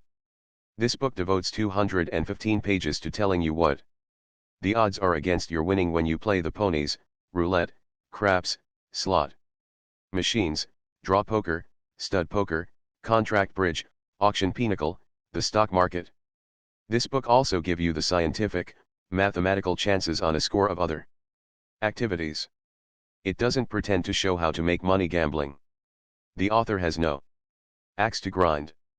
He merely shows you what the odds are against your winning in all the usual ways of gambling, and when you see the odds, you will pity the poor suckers who stake their hard-earned wages on horse races or cards or dice or slot machines. If you are tempted to shoot craps or play poker or bet on horses, this book may save you 100 times, yes, maybe 1,000 times what it costs. Rule number 11, if we can't possibly improve our financial situation, let's be good to ourselves and stop resenting what can't be changed. If we can't possibly improve our financial situation, maybe we can improve our mental attitude towards it. Let's remember that other people have their financial worries, too. We may be worried because we can't keep up with the Joneses, but the Joneses are probably worried because they can't keep up with the Ritzes, and the Ritzes are worried because they can't keep up with the Vanderbilts. Some of the most famous men in American history have had their financial troubles. Both Lincoln and Washington had to borrow money to make the trip to be inaugurated as president. If we can't have all we want, let's not poison our days and sour our dispositions with worry and resentment. Let's be good to ourselves. Let's try to be philosophical about it. If you have what seems to you insufficient, said one of Rome's greatest philosophers, Seneca, then you will be miserable even if you possess the world. And let's remember this, even if we owned the entire United States with a hogtight fence around it, we could eat only 3 meals a day and sleep in only one bed at a time. To lessen financial worries, let's try to follow these 11 rules. 1. Get the facts down on paper. 2. Get a tailor-made budget that really fits your needs. 1. 3. Learn how to spend wisely. 4. Don't increase your headaches with your income. 5. Try to build credit, in the event you must borrow. 6. Protect yourself against illness, fire, and emergency expenses. 7. Do not have your life insurance proceeds paid to your widow in cash. 8. Teach your children a responsible attitude towards money. 9. If necessary, make a little extra money off your kitchen stove. 10. Don't gamble ever. 11. If we can't possibly improve our financial situation, let's be good to ourselves and stop resenting what can't be changed. Part 10, How I Conquered Worry. 32 True Stories. 6 Major Troubles Hit Me All at Once. By C.I. Blackwood. Proprietor, Blackwood Davis Business College, Oklahoma City, Oklahoma. In the summer of 1943, it seemed to me that half the worries of the world had come to rest on my shoulders. For more than 40 years, I had lived a normal, carefree life with only the usual troubles which come to a husband, father, and businessman. I could usually meet these troubles easily, but suddenly wham! Wham! Wham! Wham! Wham! Wham! 6 major troubles hit me all at once. I pitched and tossed and turned in bed all night long, half dreading to see the day come, because I faced these 6 major worries. 1. My business college was trembling on the verge of financial disaster because all the boys were going to war, and most of the girls were making more money working in war plants without training than my graduates could make in business offices with training. 2. My older son was in service, and I had the heart-numbing worry common to all parents whose sons were away at war. 3. Oklahoma City had already started proceedings to appropriate a large tract of land for an airport, and my home, formerly my father's home, was located in the center of this tract. I knew that I would be paid only 1/10 of its value, and, what was even worse, I would lose my home, and because of the housing shortage, I worried about whether I could possibly find another home to shelter my family of 6. I feared we might have to live in a tent. I even worried about whether we would be able to buy a tent. 4. The water well on my property went dry because a drainage canal had been dug near my home. To dig a new well would be throwing $500 away because the land was probably being appropriated. I had to carry water to my livestock in buckets every morning for 2 months, and I feared I would have to continue it during the rest of the war. 5. I lived 10 miles away from my business school and I had a Class B petrol card. That meant I couldn't buy any new tires, so I worried about how I could ever get to work when the superannuated tires on my old Ford gave up the ghost. 6. My oldest daughter had graduated from high school a year ahead of schedule. She had her heart set on going to college, and I just didn't have the money to send her. I knew her heart would be broken. One afternoon while sitting in my office, worrying about my worries, I decided to write them all down, for it seemed no one ever had more to worry about than I had. I didn't mind wrestling with worries that gave me a fighting chance to solve them, but these worries all seemed to be utterly beyond my control. I could do nothing to solve them. So I filed away this typewritten list of my troubles, and, as the months passed, I forgot that I had ever written it. 18 months later, while transferring my files, I happened to come across this list of my 6 major problems that had once threatened to wreck my health. I read them with a great deal of interest and profit. I now saw that not one of them had come to pass. Here is what had happened to them. 1. I saw that all my worries about having to close my business college had been useless, because the government had started paying business schools for training veterans and my school was soon filled to capacity. 2. I saw that all my worries about my son in service had been useless, he was coming through the war without a scratch. 3. I saw that all my worries about my land being appropriated for use as an airport had been useless because oil had been struck within a mile of my farm and the cost for procuring the land for an airport had become prohibitive. 4. I saw that all my worries about having no well to water my stock had been useless, because, as soon as I knew my land would not be appropriated, I spent the money necessary to dig a new well to a deeper level and found an unfailing supply of water. 5. I saw that all my worries about my tires giving out had been useless, because by recapping and careful driving, the tires had managed somehow to survive. 6. I saw that all my worries about my daughter's education had been useless, because just 60 days before the opening of college, I was offered almost like a miracle an auditing job which I could do outside of school hours, and this job made it possible for me to send her to college on schedule. I had often heard people say that 99% of the things we worry and stew and fret about never happen, but this old saying didn't mean much to me until I ran across that list of worries I had typed out that dreary afternoon 18 months previously. I am thankful now that I had to wrestle in vain with those 6 terrible worries. That experience has taught me a lesson I'll never forget. It has shown me the folly and tragedy of stewing about events that haven't happened, events that are beyond our control and may never happen. Remember, today is the tomorrow you worried about yesterday. Ask yourself, how do I know this thing I am worrying about will really come to pass? I can turn myself into a shouting optimist within an hour. By Roger W. Babson. Famous economist. Babson Park, Wellesley Hills, Massachusetts. When I find myself depressed over present conditions, I can, within 1 hour, banish worry and turn myself into a shouting optimist. Here is how I do it. I enter my library, close my eyes, and walk to certain shelves containing only books on history. With my eyes still shut, I reach for a book, not knowing whether I am picking up Prescott's Conquest of Mexico or Suetonius' Lives of the 12 Caesars. With my eyes still closed, I open the book at random. I then open my eyes and read for an hour, and the more I read, the more sharply I realize that the world has always been in the throes of agony, that civilization has always been tottering on the brink. The pages of history fairly shriek with tragic tales of war, famine, poverty, pestilence, and man's inhumanity to man. After reading history for an hour, I realize that bad as conditions are now, they are infinitely better than they used to be. This enables me to see and face my present troubles in their proper perspective, as well as to realize that the world as a whole is constantly growing better. Here is a method that deserves a whole chapter. Read history.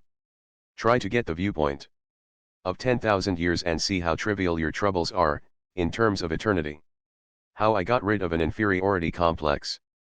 By Elmer Thomas, United States Senator from Oklahoma. When I was 15, I was constantly tormented by worries and fears and self-consciousness. I was extremely tall for my age and as thin as a fence rail. I stood 6 feet 2 inches and weighed only 118 pounds. In spite of my height, I was weak and could never compete with the other boys in baseball or running games. They poked fun at me and called me Hatchface. I was so worried and self-conscious that I dreaded to meet anyone, and I seldom did, for our farmhouse was off the public road and surrounded by thick virgin timber that had never been cut since the beginning of time. We lived half a mile from the highway, and a week would often go by without my seeing anyone except my mother, father, and brothers and sisters. I would have been a failure in life if I had let those worries and fears whip me. Every day and every hour of the day, I brooded over my tall, gaunt, weak body. I could hardly think of anything else. My embarrassment, my fear, was so intense that it is almost impossible to describe it. My mother knew how I felt. She had been a school teacher, so she said to me, "Son, you ought to get an education, you ought to make your living with your mind because your body will always be a handicap." Since my parents were unable to send me to college, I knew I would have to make my own way, so I hunted and trapped a possum, skunk, mink, and raccoon one winter, sold my hides for $4 in the spring, and then bought 2 little pigs with my $4. I fed the pigs slop and later corn and sold them for $40 the next fall. With the proceeds from the sale of the 2 hogs, I went away to the Central Normal College located at Danville, Indiana. I paid $1.40 a week for my board and 50 cents a week for my room. I wore a brown shirt my mother had made me. Obviously, she used brown cloth because it wouldn't show the dirt. I wore a suit of clothes that had once belonged to my father. Dad's clothes didn't fit me and neither did his old Congress Gator shoes that I wore, shoes that had elastic bands in the sides that stretched when you put them on. But the stretch had long since gone out of the bands, and the tops were so loose that the shoes almost dropped off my feet as I walked. I was embarrassed to associate with the other students, so I sat in my room alone and studied. The deepest desire of my life was to be able to buy some store clothes that fit me, clothes that I was not ashamed of. Shortly after that, 4 events happened that helped me to overcome my worries and my feeling of inferiority. One of these events gave me courage and hope and confidence, and completely changed all the rest of my life. I'll describe these events briefly. First, after attending this normal school for only 8 weeks, I took an examination and was given a 3rd grade certificate to teach in the country public schools. To be sure, this certificate was good for only 6 months, but it was fleeting evidence that somebody had faith in me, the first evidence of faith that I ever had from anyone except my mother. Second, a country school board at a place called Happy Hollow hired me to teach at a salary of $2 per day, or $40 per month. Here was even more evidence of somebody's faith in me. Third, as soon as I got my first check, I bought some store clothes that I wasn't ashamed to wear. If someone gave me $1 million now, it wouldn't thrill me half as much as that first suit of store clothes for which I paid only a few dollars. Fourth, the real turning point in my life, the first great victory in my struggle against embarrassment and inferiority, occurred at the Putnam County Fair held annually in Bainbridge, Indiana. My mother had urged me to enter a public speaking contest that was to be held at the fair. To me, the very idea seemed fantastic. I didn't have the courage to talk even to one person, let alone a crowd. But my mother's faith in me was almost pathetic. She dreamed great dreams for my future. She was living her own life over in her son. Her faith inspired me to enter the contest. I chose for my subject about the last thing in the world that I was qualified to talk on, the fine and liberal arts of America. Frankly, when I began to prepare a speech, I didn't know what the liberal arts were, but it didn't matter much because my audience didn't know, either. I memorized my flowery talk and rehearsed it to the trees and cows 100 times. I was so eager to make a good showing for my mother's sake that I must have spoken with emotion. At any rate, I was awarded the first prize. I was astounded at what happened. A cheer went up from the crowd. The very boys who had once ridiculed me and poked fun at me and called me hatchet-faced now slapped me on the back and said, "I knew you could do it, Elmer." My mother put her arms around me and sobbed. As I look back, in retrospect, I can see that winning that speaking contest was the turning point of my life. The local newspapers ran an article about me on the front page and prophesied great things for my future. Winning that contest put me on the map locally and gave me prestige, and, what is far more important, it multiplied my confidence 100-fold. I now realize that if I had not won that contest, I probably would never have become a member of the United States Senate, for it lifted my sights, widened my horizons, and made me realize that I had latent abilities that I never dreamed I possessed. Most important, however, was the fact that the first prize in the oratorical contest was a year's scholarship in the Central Normal College. I hungered now for more education. So, during the next few years from 1896 to 1900 I divided my time between teaching and studying. In order to pay my expenses at DePauw University, I waited on tables, looked after furnaces, mowed lawns, kept books, worked in the wheat and cornfields during the summer, and hauled gravel on a public road construction job. In 1896, when I was only 19, I made 28 speeches, urging people to vote for William Jennings Bryan for president. The excitement of speaking for Bryan aroused a desire in me to enter politics myself. So when I entered DePauw University, I studied law and public speaking. In 1899 I represented the university in a debate with Butler College, held in Indianapolis, on the subject resolved that United States senators should be elected by popular vote. I won other speaking contests and became editor-in-chief of the class of 1900 College Annual, the Mirage, and the university paper, the Palladium. After receiving my AB degree at DePauw, I took Horace Greeley's advice, only I didn't go west, I went southwest. I went down to a new country, Oklahoma. When the Kiowa, Comanche, and Apache Indian Reservation was opened, I homesteaded a claim and opened a law office in Lawton, Oklahoma. I served in the Oklahoma State Senate for 13 years, in the lower house of Congress for 4 years, and at 50 years of age, I achieved my lifelong ambition. I was elected to the United States Senate from Oklahoma. I have served in that capacity since March 4, 1927. Since Oklahoma and Indian Territories became the state of Oklahoma on November 16, 1907, I have been continuously honored by the Democrats of my adopted state by nominations, first for State Senate, then for Congress, and later for the United States Senate. I have told this story, not to brag about my own fleeting accomplishments, which can't possibly interest anyone else. I have told it wholly with the hope that it may give renewed courage and confidence to some poor boy who is now suffering from the worries and shyness and feeling of inferiority that devastated my life when I was wearing my father's cast-off clothes and gaiter shoes that almost dropped off my feet as I walked. Editor's note: it is interesting to know that Elmer Thomas, who was so ashamed of his ill-fitting clothes as a youth, was later voted the best-dressed man in the United States Senate. I lived in the Garden of Allah. By R.V.C. Bodley. Descendant of Sir Thomas Bodley, founder of the Bodleian Library, Oxford, author of Wind in the Sahara, The Messenger, and 14 other volumes. In 1918, I turned my back on the world I had known and went to Northwest Africa and lived with the Arabs in the Sahara, the Garden of Allah. I lived there 7 years. I learned to speak the language of the nomads.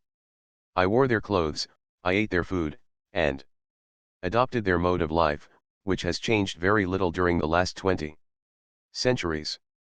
I became an owner of sheep and slept on the ground in the Arabs' tents. I also made a detailed study of their religion. In fact, I later wrote a book about Mohammed, entitled The Messenger. Those 7 years which I spent with these wandering shepherds were the most peaceful and contented years of my life. I had already had a rich and varied experience. I was born of English parents in Paris, and lived in France for 9 years. Later I was educated at Eton and at the Royal Military College at Sandhurst. Then I spent 6 years as a British Army officer in India, where I played polo, and hunted, and explored in the Himalayas as well as doing some soldiering. I fought through the First World War and, at its close, one was sent to the Paris conference as an assistant military attaché. I was shocked and disappointed at what I saw there. During the 4 years of slaughter on the Western Front, I had believed we were fighting to save civilization. But at the Paris Peace Conference, I saw selfish politicians laying the groundwork for the Second World War, each country grabbing all it could for itself, creating national antagonisms, and reviving the intrigues of secret diplomacy. I was sick of war, sick of the army, sick of society. For the first time in my career, I spent sleepless nights, worrying about what I should do with my life. Lloyd George urged me to go in for politics. I was considering taking his advice when a strange thing happened, a strange thing that shaped and determined my life for the next 7 years.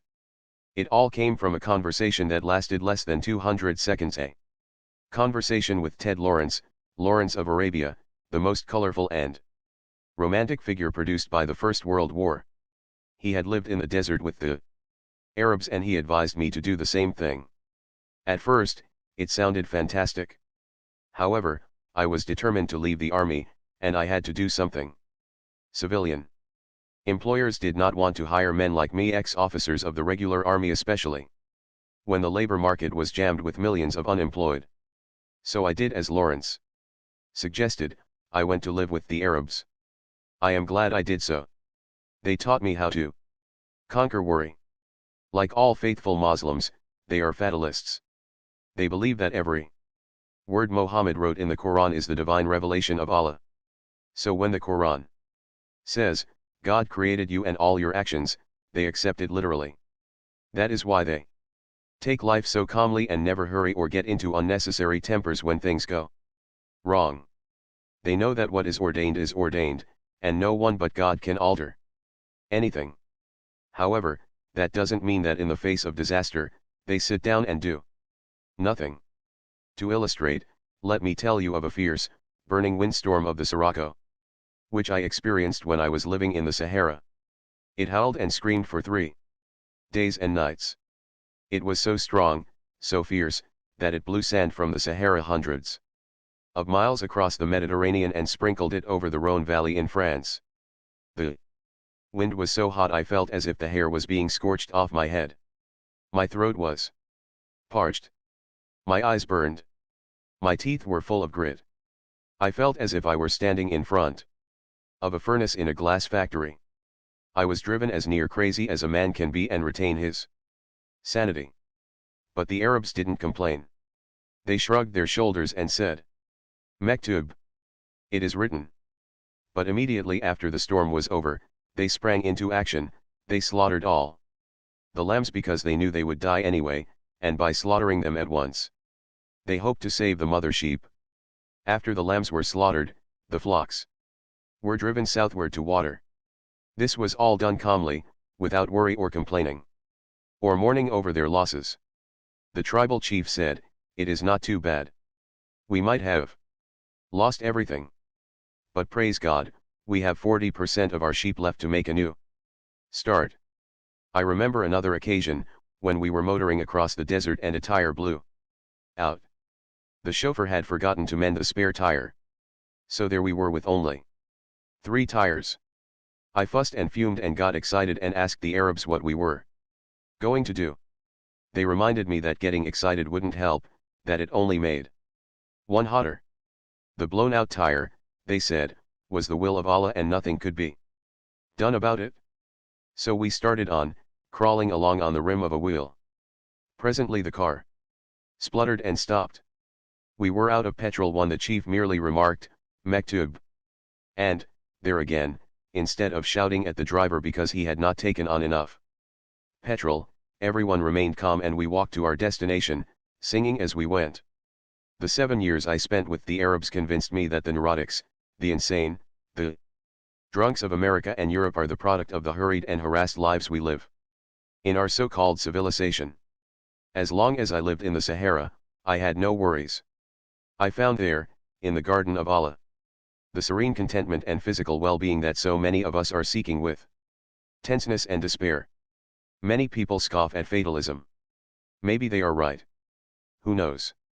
But all of us must be able to see how our fates are often determined for us.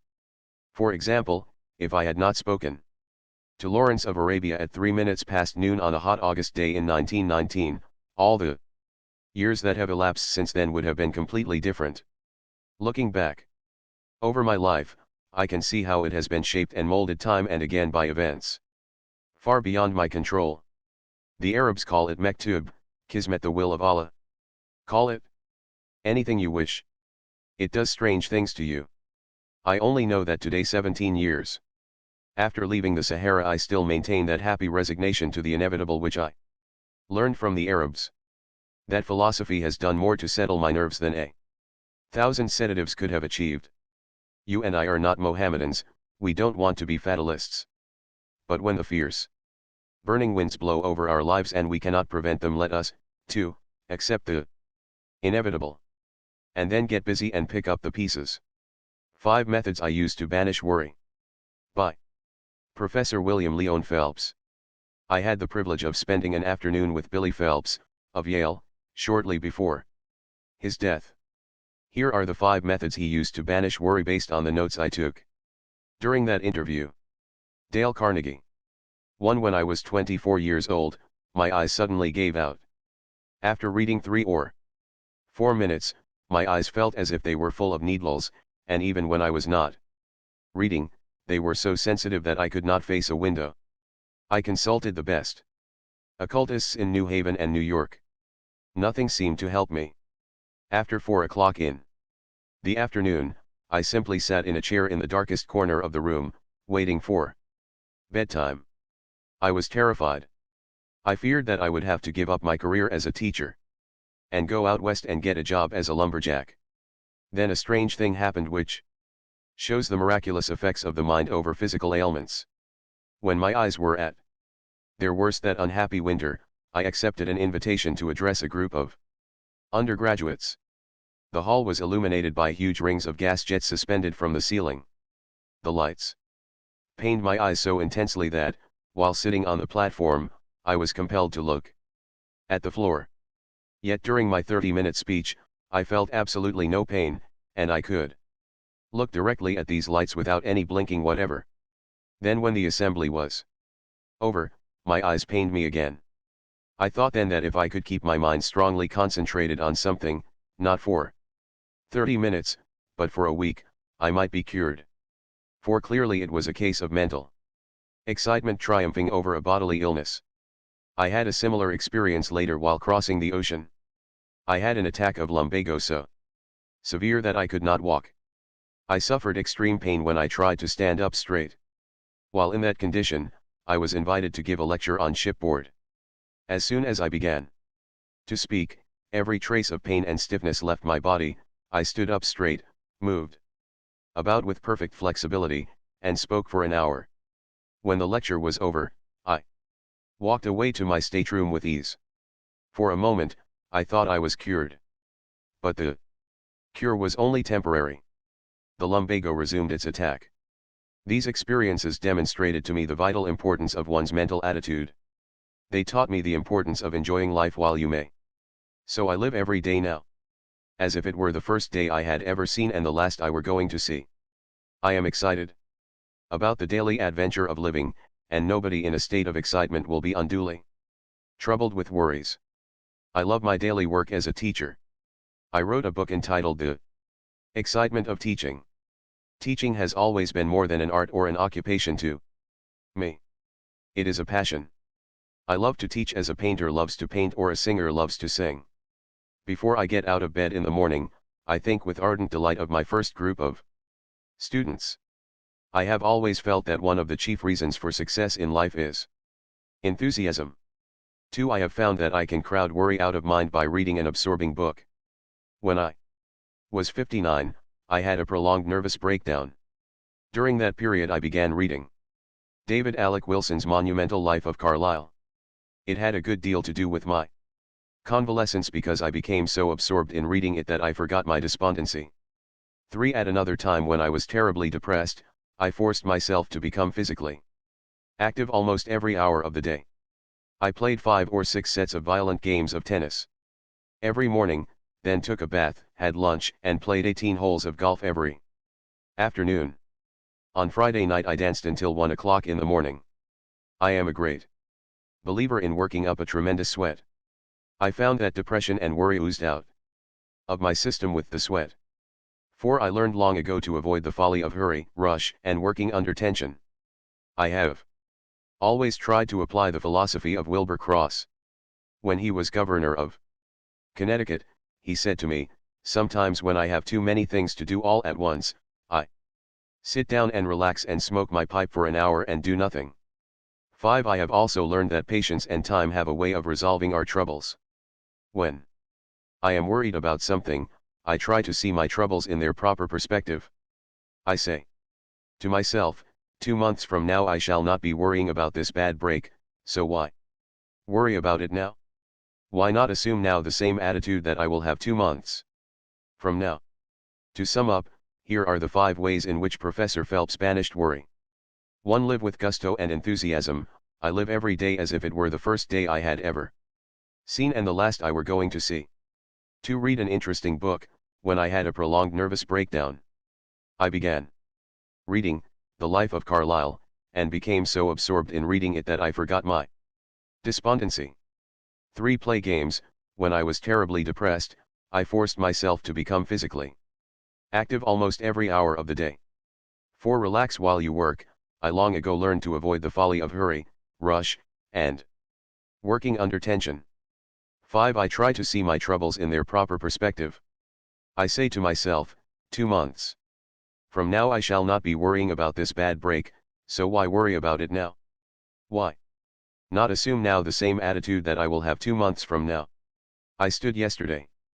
I can stand today. By Dorothy Dix. I have been through the depths of poverty and sickness. When people ask me what has kept me going through the troubles that come to all of us, I always reply, I stood yesterday. I can stand today. And I will not permit myself to think about what might happen tomorrow. I have known want and struggle and anxiety and despair. I have always had to work beyond the limit of my strength. As I look back upon my life, I see it as a battlefield strewn with the wrecks of dead dreams and broken hopes and shattered illusions, a battle in which I always fought with the odds tremendously against me, and which has left me scarred and bruised and maimed and old before my time. Yet I have no pity for myself, no tears to shed over the past and gone sorrows, no envy for the women who have been spared all I have gone through. For I have lived. They only existed. I have drank the cup of life down to its very dregs. They have only sipped the bubbles on top of it. I know things they will never know. I see things to which they are blind. It is only the women whose eyes have been washed clear with tears who get the broad vision that makes them little sisters to all the world. I have learned in the great university of hard knocks a philosophy that no woman who has had an easy life ever acquires. I have learned to live each day as it comes and not to borrow trouble by dreading the morrow. It is the dark menace of the future that makes cowards of us. I put that dread from me because experience has taught me that when the time comes that I so fear, the strength and wisdom to meet it will be given me. Little annoyances no longer have the power to affect me. After you have seen your whole edifice of happiness topple and crash in ruins about you, it never matters to you again that a servant forgets to put the doilies under the finger bowls, or the cook spills the soup. I have learned not to expect too much of people, and so I can still get happiness out of the friend who isn't quite true to me or the acquaintance who gossips. Above all, I have acquired a sense of humor, because there were so many things over which I had either to cry or laugh. And when a woman can joke over her troubles instead of having hysterics, nothing can ever hurt her much again. I do not regret the hardships I have known, because through them I have touched life at every point I have lived. And it was worth the price I had to pay. Dorothy Dix conquered worry by living in daytight compartments. I did not expect to live to see the dawn. By J.C. Penney. On April 14, 1902, a young man with $500 in cash and $1 million in determination opened a dry goods store in Kemmerer, Wyoming, a little mining town of 1,000 people, situated on the old covered wagon trail laid out by the Lewis and Clark expedition. That young man and his wife lived in a half-story attic above the store, using a large empty dry goods box for a table and smaller boxes for chairs. The young wife wrapped her baby in a blanket and let it sleep under a counter while she stood beside it, helping her husband wait on customers. Today the largest chain of dry goods stores in the world bears that man's name, the J.C. Penney stores, over 1,600 of them covering every state in the Union. I recently had dinner with Mr. Penney, and he told me about the most dramatic moment of his life. Years ago, I passed through a most trying experience. I was worried and desperate. My worries were not connected in any way whatever with the J.C. Penney Company. That business was solid and thriving, but I personally had made some unwise commitments prior to the crash of 1929. Like many other men, I was blamed for conditions for which I was in no way responsible. I was so harassed with worries that I couldn't sleep, and developed an extremely painful ailment known as shingles, a red rash and skin eruptions. I consulted a physician, a man with whom I had gone to high school as a boy in Hamilton, Missouri, Dr. Elmer Eggleston, a staff physician at the Kellogg Sanatorium in Battle Creek, Michigan. Dr. Eggleston put me to bed and warned me that I was a very ill man. A rigid treatment was prescribed. But nothing helped. I got weaker day by day. I was broken nervously and physically, filled with despair, unable to see even a ray of hope. I had nothing to live for. I felt I hadn't a friend left in the world, that even my family had turned against me. One night, Dr. Eggleston gave me a sedative, but the effect soon wore off and I awoke with an overwhelming conviction that this was my last night of life. Getting out of bed, I wrote farewell letters to my wife and to my son, saying that I did not expect to live to see the dawn. When I awoke the next morning, I was surprised to find that I was still alive. Going downstairs, I heard singing in a little chapel where devotional exercises were held each morning. I can still remember the hymn they were singing, "God will take care of you." Going into the chapel, I listened with a weary heart to the singing, the reading of the scripture lesson, and the prayer. Suddenly something happened. I can't explain it. I can only call it a miracle. I felt as if I had been instantly lifted out of the darkness of a dungeon into warm, brilliant sunlight. I felt as if I had been transported from hell to paradise. I felt the power of God as I had never felt it before. I realized then that I alone was responsible for all my troubles. I knew that God with His love was there to help me. From that day to this, my life has been free from worry.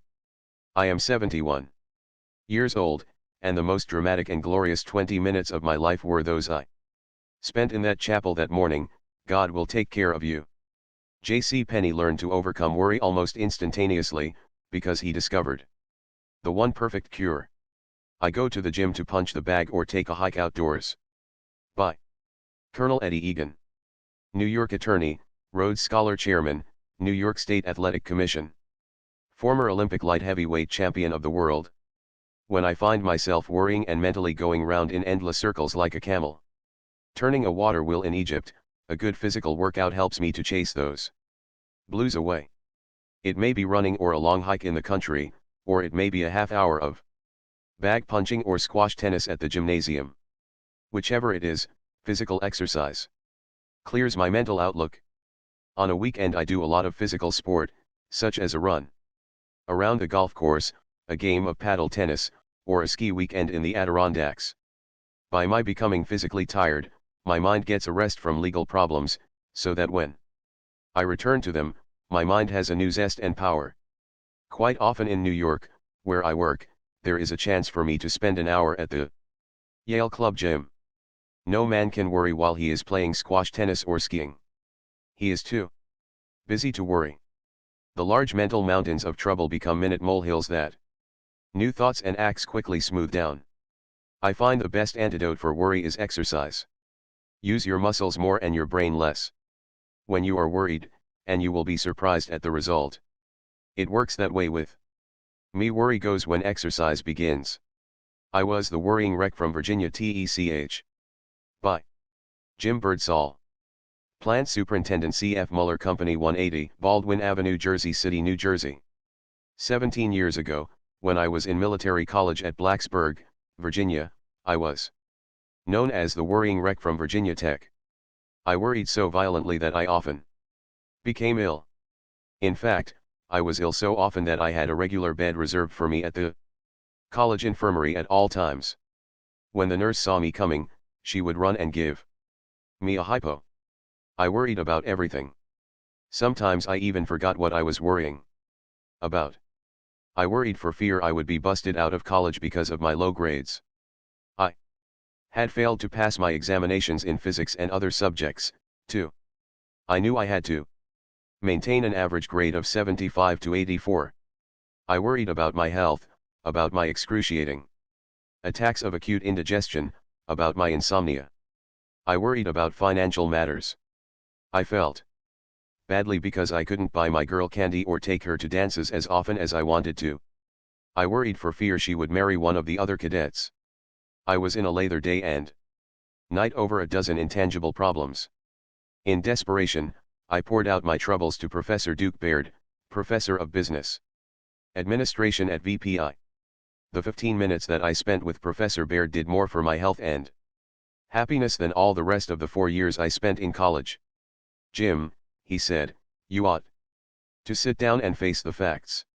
If you devoted half as much time and energy to solving your problems as you do to worrying about them, you wouldn't have any worries. Worrying is just a vicious habit you have learned. He gave me 3 rules to break the worry habit. Rule 1. Find out precisely what is the problem you are worrying about. Rule 2. Find out the cause of the problem. Rule 3. Do something constructive at once about solving the problem. After that interview, I did a bit of constructive planning. Instead of worrying because I had failed to pass physics, I now asked myself why I had failed. I knew it wasn't because I was dumb, for I was editor-in-chief of the Virginia Tech Engineer. I figured that I had failed physics because I had no interest in the subject. I had not applied myself because I couldn't see how it would help me in my work as an industrial engineer. But now I changed my attitude. I said to myself, if the college authorities demand that I pass my physics examination before I obtain a degree, who am I to question their wisdom? So I enrolled for physics again. This time I passed because instead of wasting my time in resentment and worrying about how hard it was, I studied diligently. I solved my financial worries by taking on some additional jobs, such as selling punch at the college dances, and by borrowing money from my father, which I paid back soon after graduation. I solved my love worries by proposing to the girl that I feared might marry another cadet. She is now Mrs. Jim Birdsall. As I look back at it now, I can see that my problem was one of confusion, a disinclination to find the causes of my worry and face them realistically.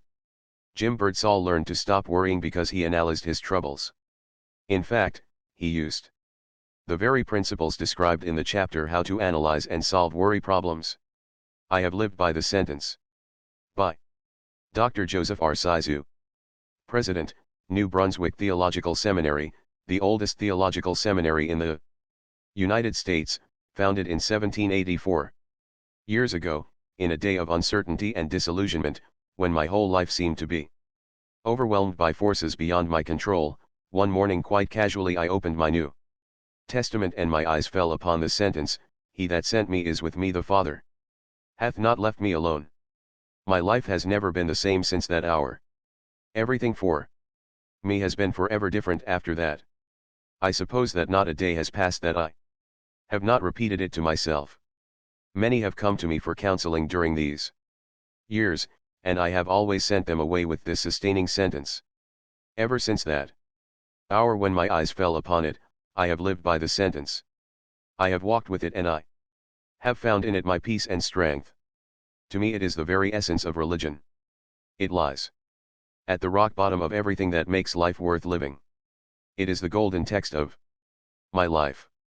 I hit bottom and survived. By Ted Erickson. 16237 South Cornuta Avenue, Bellflower, California. Southern California Representative. National Enameling and Stamping Company. I used to be a terrible worrywart. But no more.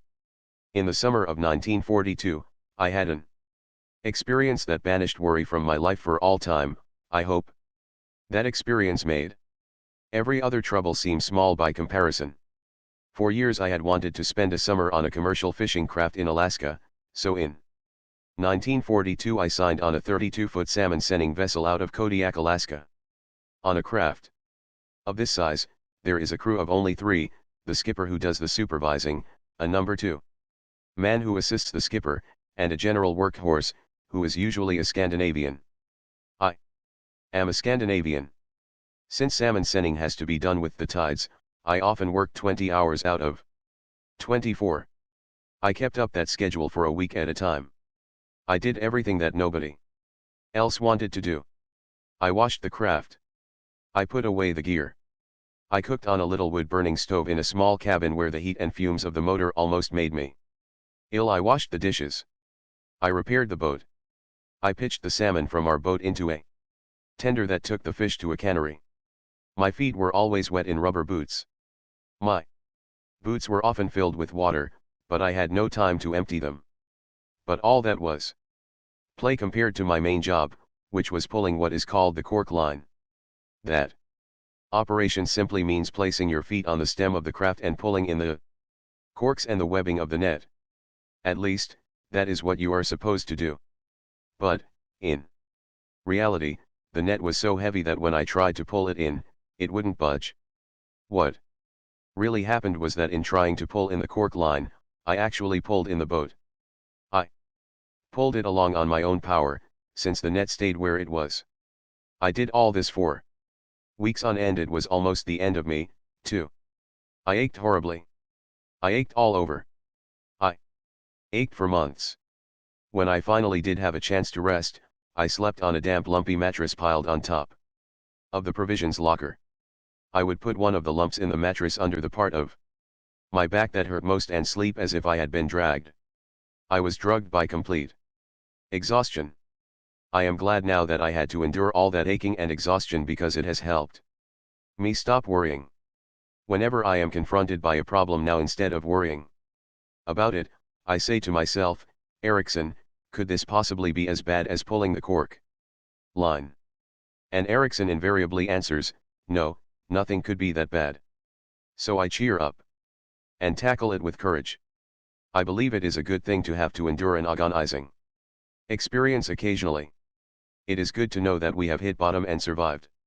That makes all our daily problems seem easy by comparison. I used to be one of the world's biggest jackasses.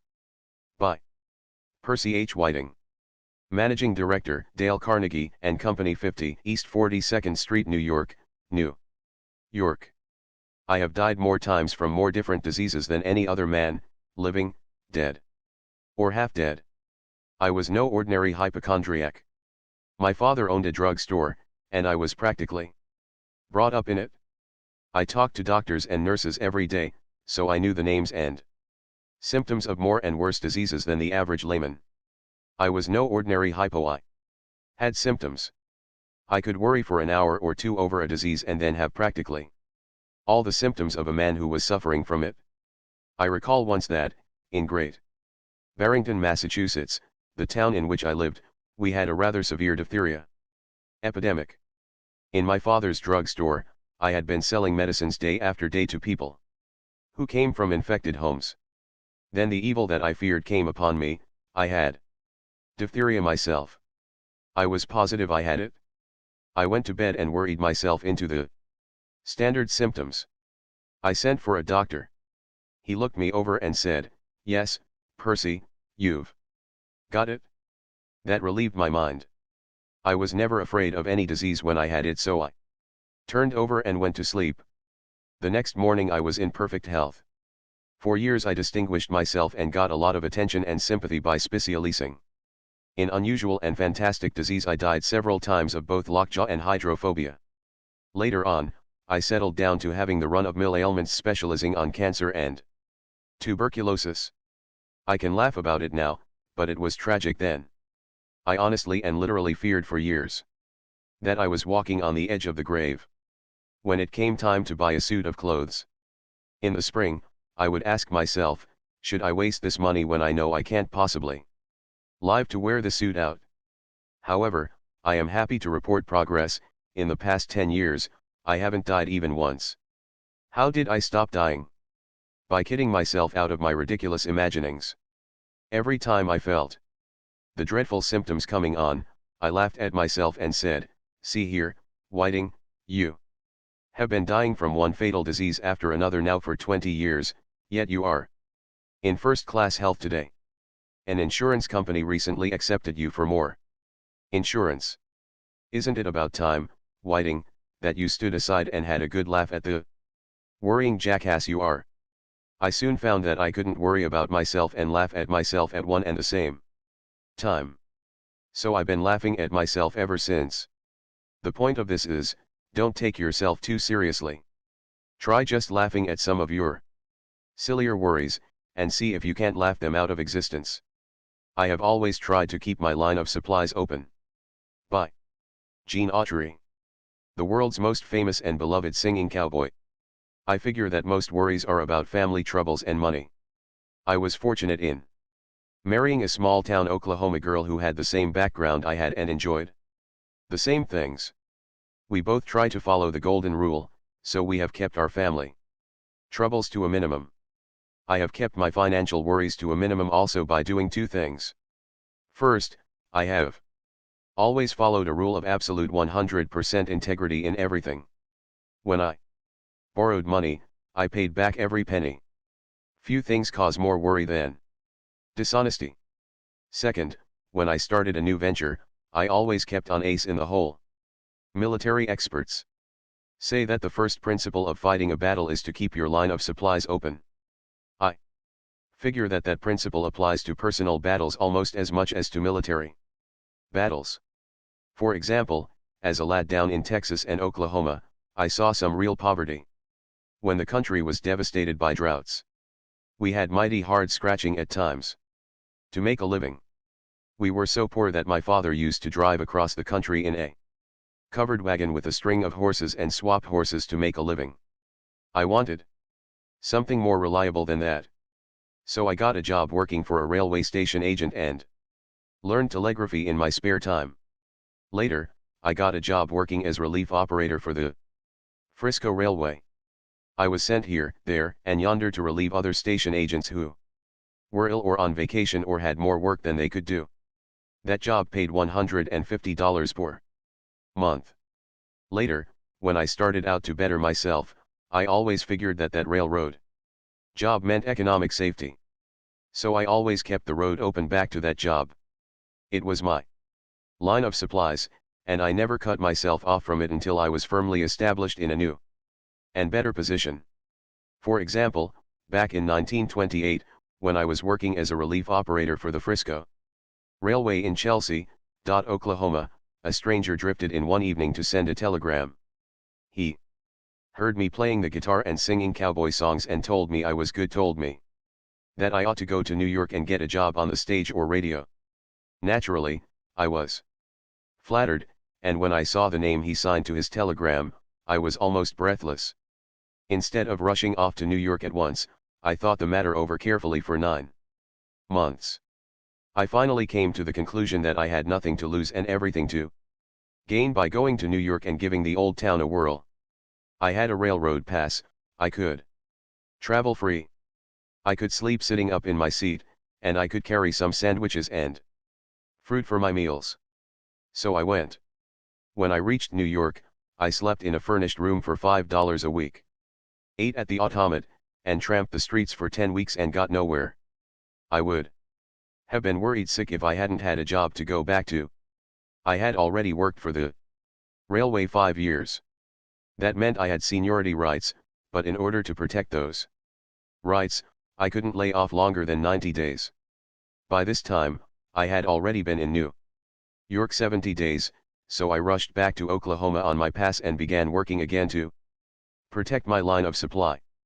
I worked for a few months, saved money, and returned to New York for another try. This time I got a break.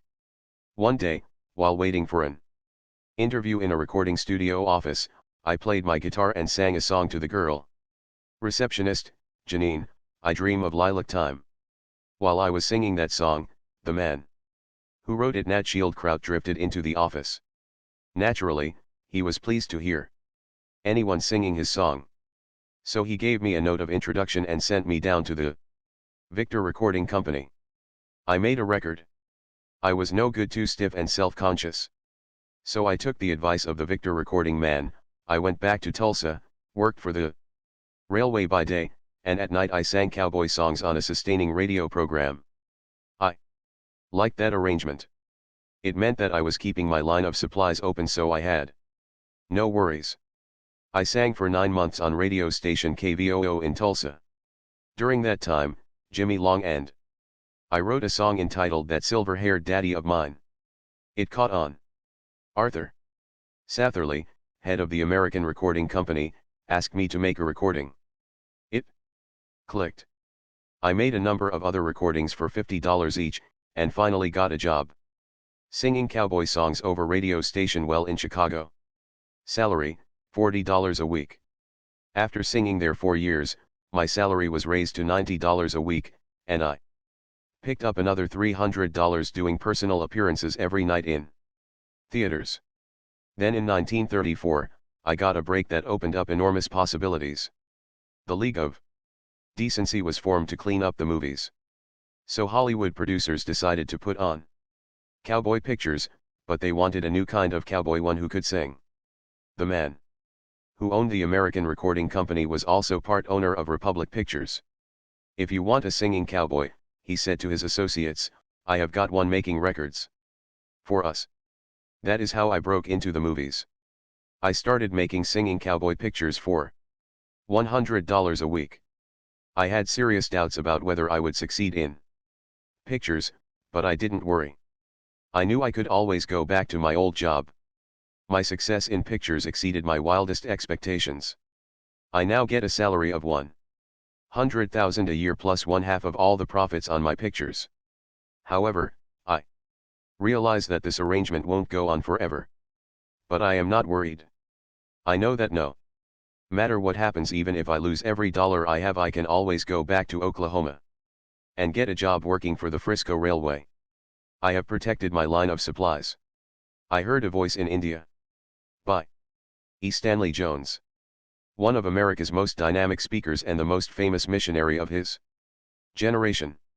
I have devoted 40 years of my life to missionary work in India. At first, I found it difficult to endure the terrible heat plus the nervous strain of the great task that stretched before me. At the end of 8 years, I was suffering so severely from brain fatigue and nervous exhaustion that I collapsed, not once but several times. I was ordered to take a year's furlough in America. On the boat returning to America, I collapsed again while speaking at a Sunday morning service on the ship, and the ship's doctor put me to bed for the remainder of the trip. After a year's rest in America, I started back to India, but stopped on the way to hold evangelistic meetings among the university students in Manila. In the midst of the strain of these meetings, I collapsed several times. Physicians warned me that if I returned to India, I would die. In spite of their warnings, I continued on to India, but I went with a deepening cloud upon me.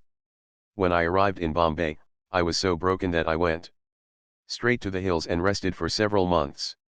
Then I returned to the plains to continue my work. It was no use. I collapsed and was forced to return to the hills for another long rest. Again I descended to the plains, and again I was shocked and crushed to discover that I couldn't take it. I was exhausted mentally, nervously, and physically. I was completely at the end of my resources. I feared that I would be a physical wreck for the balance of my life. If I didn't get help from somewhere, I realized that I would have to give up my missionary career, go back to America, and work on a farm to try to regain my health. It was one of my darkest hours. At that time I was holding a series of meetings in Lucknow. While praying one night, an event happened that completely transformed my life. While in prayer and I was not particularly thinking about myself at the time, a voice seemed to say, "Are you yourself ready for this work to which I have called you?" I replied, "No, Lord, I am done for. I have reached the end of my resources." The voice replied, "If you will turn that over to me and not worry about it, I will take care of it." I quickly answered, "Lord, I close the bargain right here." A great peace settled into my heart and pervaded my whole being. I knew it was done. Life, abundant life, had taken possession of me. I was so lifted up that I scarcely touched the road as I quietly walked home that night. Every inch was holy ground.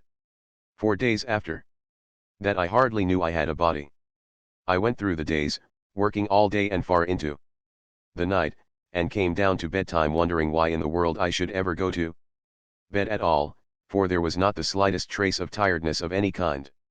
I seemed possessed by life and peace and rest by Christ Himself. The question came as to whether I should tell this. I shrank from it, but I felt I should and did. After that it was sink or swim before everybody. More than a score of the most strenuous years of my life have gone by since then, but the old trouble has never returned. I have never had such health. But it was more than a physical touch. I seemed to have tapped new life for body, mind, and spirit. After that experience, life for me functioned on a permanently higher level. And I had done nothing but take it. During the many years that have gone by since then, I have traveled all over the world, frequently lecturing 3 times a day, and have found time and strength to write The Christ of the Indian Road and 11 other books. Yet in the midst of all this, I have never missed, or even been late to, an appointment. The worries that once beset me have long since vanished, and now, in my 63rd year, I am overflowing with abounding vitality and the joy of serving and living for others. I suppose that the physical and mental transformation that I have experienced could be picked to pieces psychologically and explained. It does not matter. Life is bigger than processes and overflows and dwarfs them.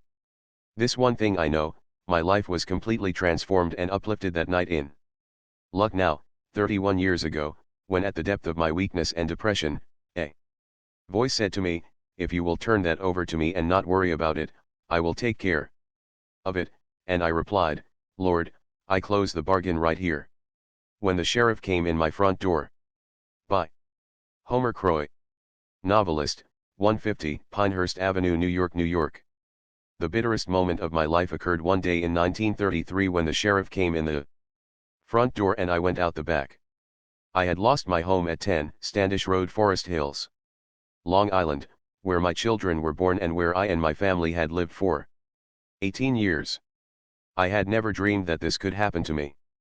12 years before, I thought I was sitting on top of the world. I had sold the motion picture rights to my novel West of the Water Tower for a top Hollywood price. I lived abroad with my family for 2 years. We summered in Switzerland and wintered on the French Riviera, just like the idle rich. I spent 6 months in Paris and wrote a novel entitled They Had to See Paris. Will Rogers appeared in the screen version. It was his first talking picture. I had tempting offers to remain in Hollywood and write several of Will Rogers' pictures. But I didn't. I returned to New York. And my troubles began. It slowly dawned on me that I had great dormant abilities that I had never developed. I began to fancy myself a shrewd businessman. Somebody told me that John Jacob Astor had made millions investing in vacant land in New York. Who was Astor? Just an immigrant peddler with an accent. If he could do it, why couldn't I? I was going to be rich. I began to read the yachting magazines. I had the courage of ignorance. I didn't know any more about buying and selling real estate than an Eskimo knows about oil furnaces. How was I to get the money to launch myself on my spectacular financial career? That was simple. I mortgaged my home, and Bought some of the finest building lots in Forest Hills. I was going to hold this land until it reached a fabulous price, then sell it and live in luxury. I who had never sold a piece of real estate as big as a doll's handkerchief. I pitied the plotters who slaved in offices for a mere salary. I told myself that God had not seen fit to touch every man with the divine fire of financial genius. Suddenly, the Great Depression swept down upon me like a Kansas cyclone and shook me as a tornado would shake a hen coop. I had to pour $220 a month into that monster-mouthed piece of good earth. Oh, how fast those months came. In addition, I had to keep up the payments on our now mortgaged house and find enough food. I was worried. I tried to write humor for the magazines. My attempts at humor sounded like the lamentations of Jeremiah. I was unable to sell anything. The novel I wrote failed. I ran out of money. I had nothing on which I could borrow money except my typewriter and the gold fillings in my teeth. The milk company stopped delivering milk. The gas company turned off the gas.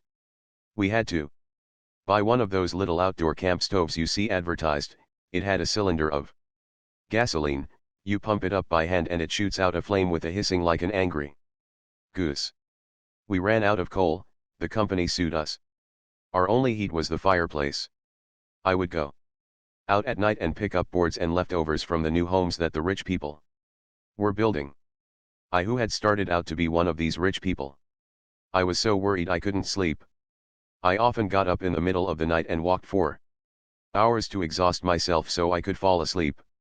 I lost not only the vacant land I had bought, but all my heart's blood that I had poured into it. The bank closed the mortgage on my home and put me and my family out on the street. In some way, we managed to get hold of a few dollars and rent a small apartment. We moved in the last day of 1933. I sat down on a packing case and looked around. An old saying of my mother's came back, "Don't cry over spilt milk." But this wasn't milk. This was my heart's blood. After I had sat there a while I said to myself, well, I've hit bottom and I've stood it. There's no place to go now but up. I began to think of the fine things that the mortgage had not taken from me. I still had my health and my friends. I would start again. I would not grieve about the past. I would repeat to myself every day the words I had often heard my mother say about spilt milk. I put into my work the energy that I had been putting into worrying. Little by little, my situation began to improve. I am almost thankful now that I had to go through all that misery. It gave me strength, fortitude, and confidence. I know now what it means to hit bottom. I know it doesn't kill you. I know we can stand more than we think we can. When little worries and anxieties and uncertainties try to disturb me now, I banish them by reminding myself of the time I sat on the packing case and said, I've hit bottom and I've stood it. There is no place to go now but up. What's the principle here? Don't try to saw sawdust. Accept the inevitable. If you can't go lower, yon can try going up. The toughest opponent I ever fought was worry. By Jack Dempsey. During my career in the ring, I found that old man worry was an almost tougher opponent than the heavyweight boxers I fought. I realized that I had to learn to stop worrying, or worry would sap my vitality and undermine my success. So, little by little, I worked out a system for myself. Here are some of the things I did. 1. To keep up my courage in the ring, I would give myself a pep talk during the fight. For example, while I was fighting Firpo, I kept saying over and over, nothing is going to stop me. He is not going to hurt me. I won't feel his blows. I can't get hurt. I am going to keep going, no matter what happens. Making positive statements like that to myself and thinking positive thoughts helped me a lot. It even kept my mind so occupied that I didn't feel the blows.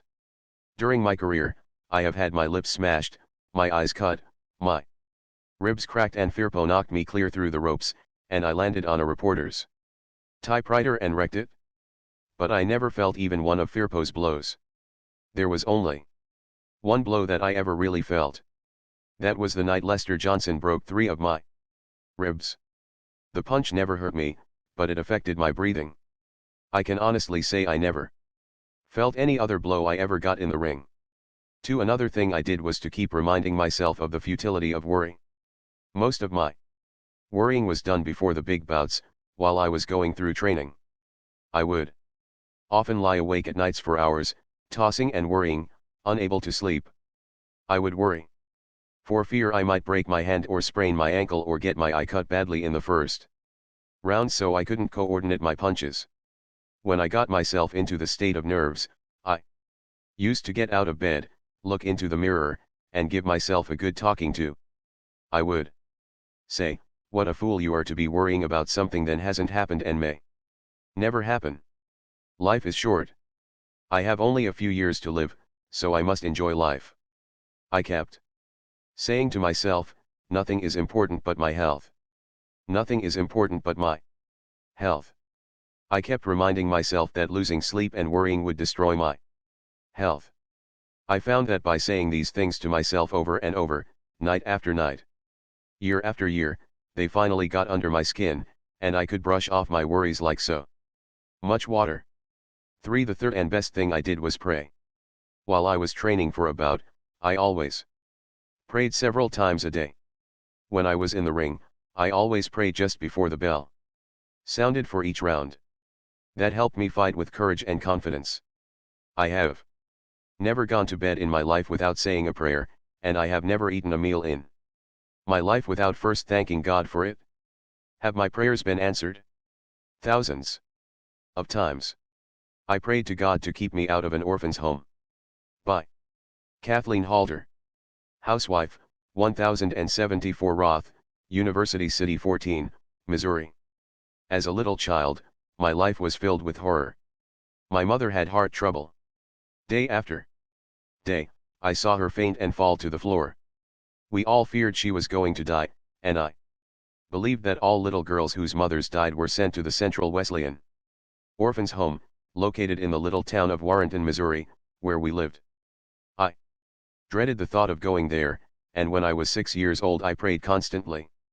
"Dear God, please let my mummy live until I am old enough not to go to the orphans' home."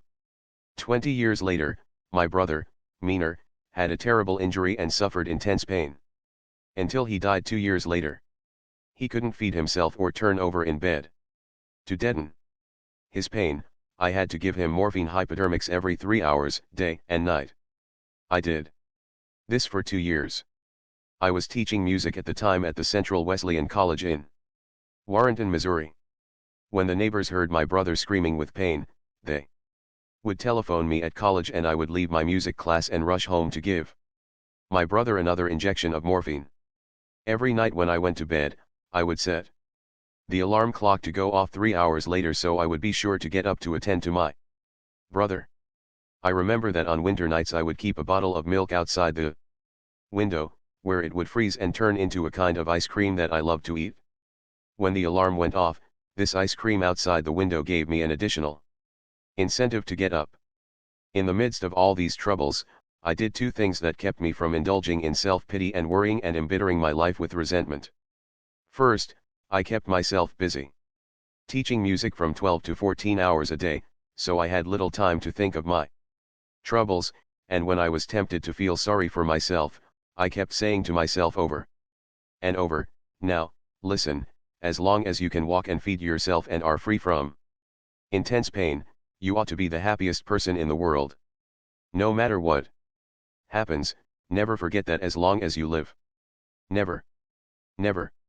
I was determined to do everything in my power to cultivate an unconscious and continuous attitude of gratefulness for my many blessings. Every morning when I awoke, I would thank God that conditions were no worse than they were, and I resolved that in spite of my troubles I would be the happiest person in Warrenton, Missouri.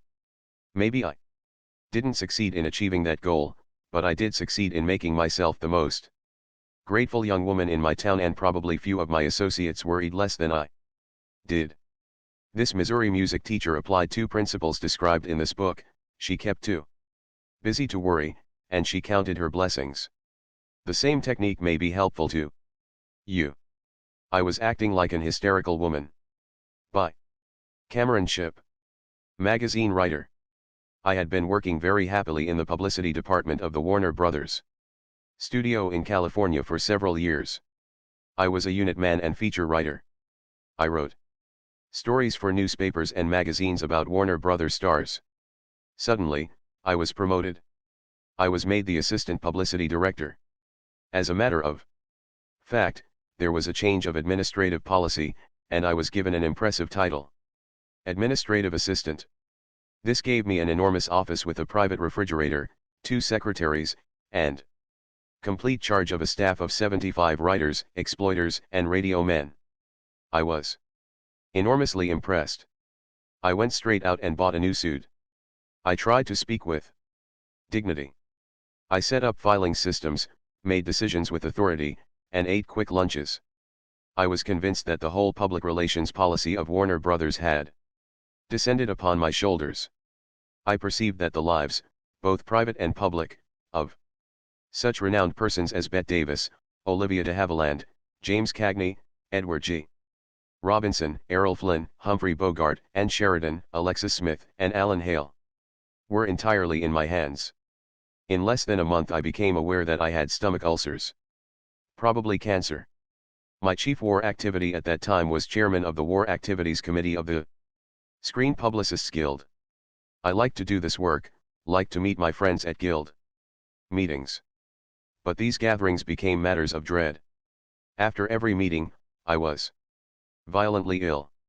Often I had to stop my car on the way home, pulling myself together before I could drive on. There seemed to be so much to do, so little time in which to do it. It was all vital. And I was woefully inadequate. I am being perfectly truthful, this was the most painful illness of my entire life. There was always a tight fist in my vitals. I lost weight. I could not sleep. The pain was constant. So I went to see a renowned expert in internal medicine. An advertising man recommended him. He said this physician had many clients who were advertising men. This physician spoke only briefly, just enough for me to tell him where I hurt and what I did for a living. He seemed more interested in my job than in my ailments, but I was soon reassured. For 2 weeks, daily, he gave me every known test. I was probed, explored, x-rayed, and fluoroscoped. Finally, I was instructed to call on him and hear the verdict. "Mr. Shipp," he said, leaning back and offering me a cigarette, "we have been through these exhaustive tests. They were absolutely necessary, although I knew of course after my first quick examination that you did not have stomach ulcers. But I knew, because you are the kind of man you are and because you do the kind of work you do, that you would not believe me unless I showed you. Let me show you." So he showed me the charts and the x-rays and explained them. He showed me I had no ulcers. "Now," said the doctor, "this costs you a good deal of money, but it is worth it to you. Here is the prescription, don't worry." Now he stopped me as I started to expostulate. "Now, I realize that you can't follow the prescription immediately, so I'll give you a crutch. Here are some pills. They contain belladonna. Take as many as you like. When you use these up, come back and I'll give you more. They won't hurt you, but they will always relax you. But remember, you don't need them. All you have to do is quit worrying. If you do start worrying again, you'll have to come back here and I'll charge you a heavy fee again. How about it?" I wish I could report that the lesson took effect that day and that I quit worrying immediately. I didn't. I took the pills for several weeks, whenever I felt a worry coming on. They worked. I felt better at once. But I felt silly taking these pills. I am a big man physically. I am almost as tall as Abe Lincoln was and I weigh almost 200 pounds. Yet here I was taking little white pills to relax myself. I was acting like an hysterical woman. When my friends asked me why I was taking pills, I was ashamed to tell the truth. Gradually I began to laugh at myself. I said, "See here, Cameron Shipp, you are acting like a fool. You are taking yourself and your little activities much, much too seriously." Bette Davis and James Cagney and Edward G. Robinson were world famous before you started to handle their publicity, and if you dropped dead tonight, Warner Brothers and their stars would manage to get along without you. Look at Eisenhower, General Marshall, MacArthur, Jimmy Doolittle and Admiral King. They are running the war without taking pills. And yet, you can't serve as chairman of the War Activities Committee of the Screen Publicists Guild without taking little white pills to keep your stomach from twisting and turning like a Kansas whirlwind. I began to take pride in getting along without the pills.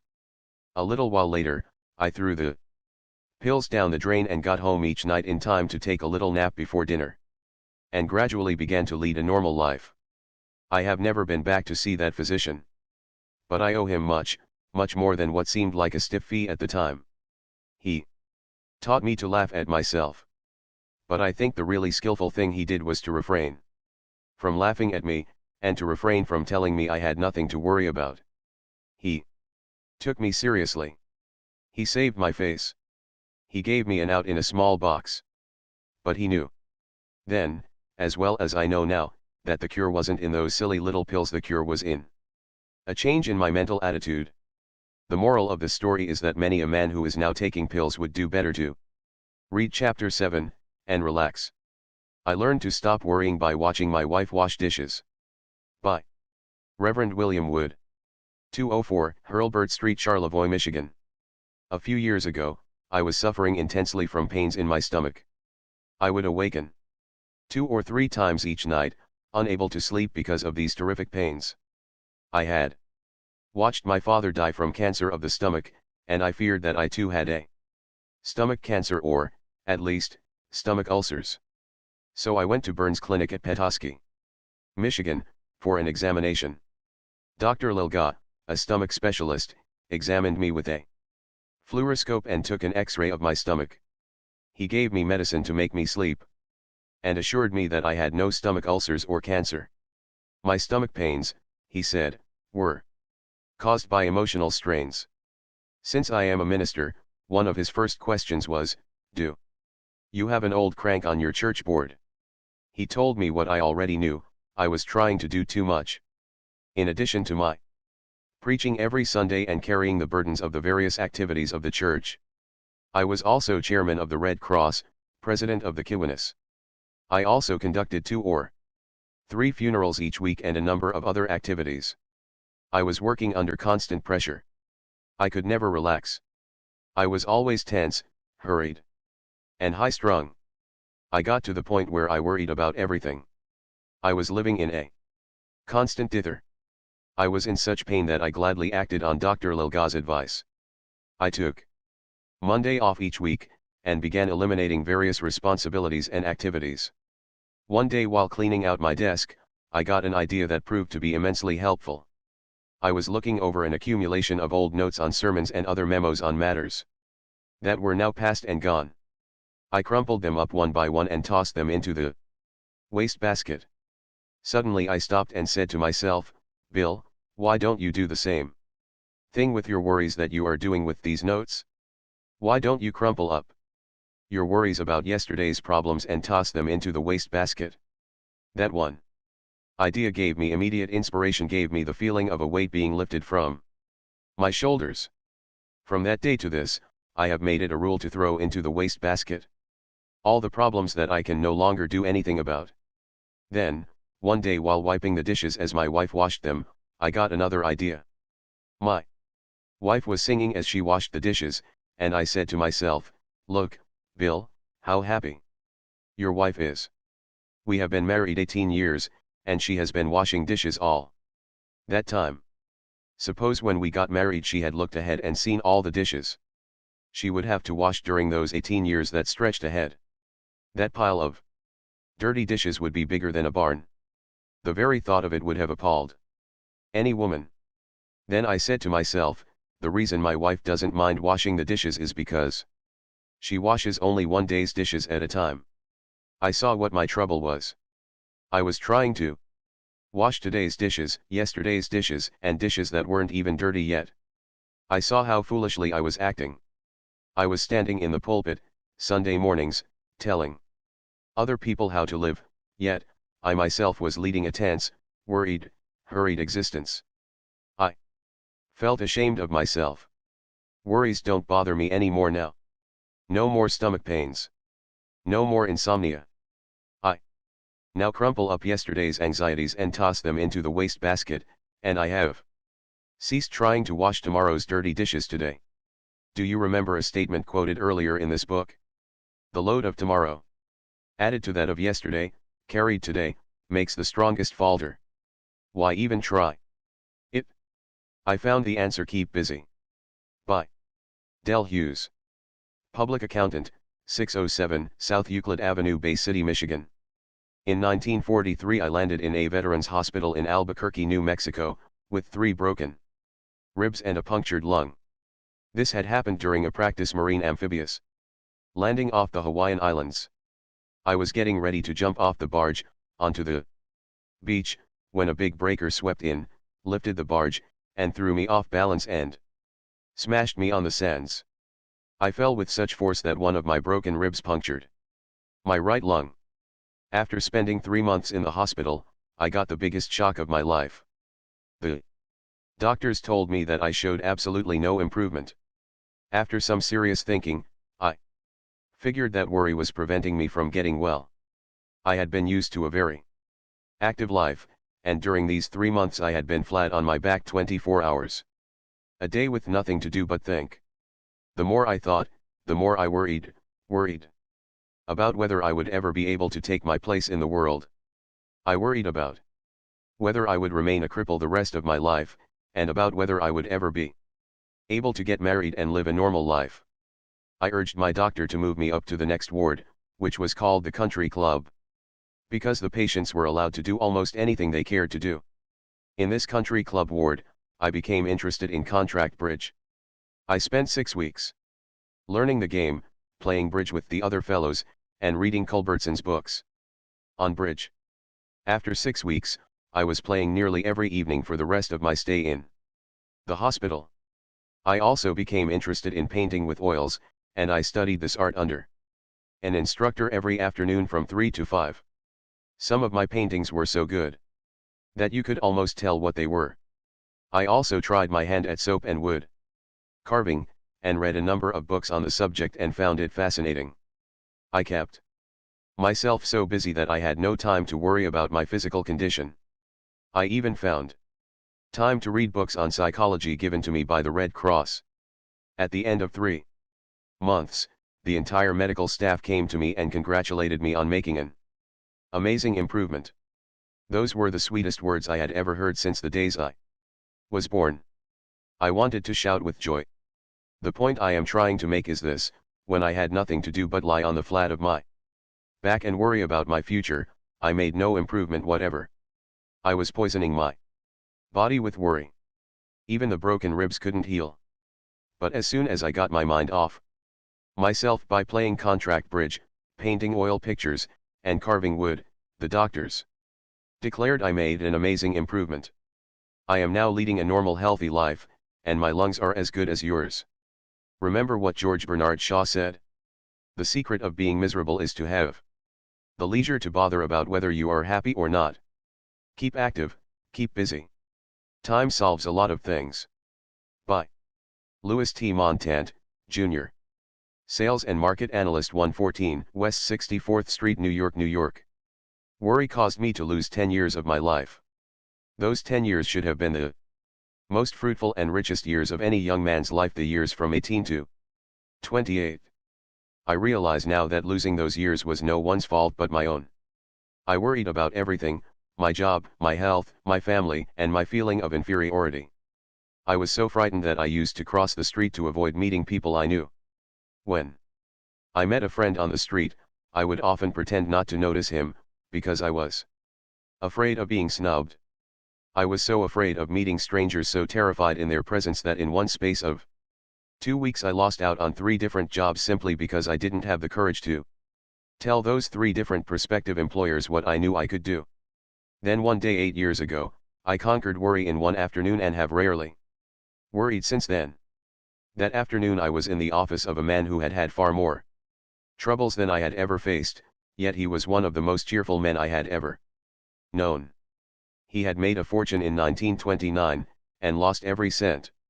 He had made another fortune in 1933, and lost that, and another fortune in 1937, and lost that, too. He had gone through bankruptcy and had been hounded by enemies and creditors.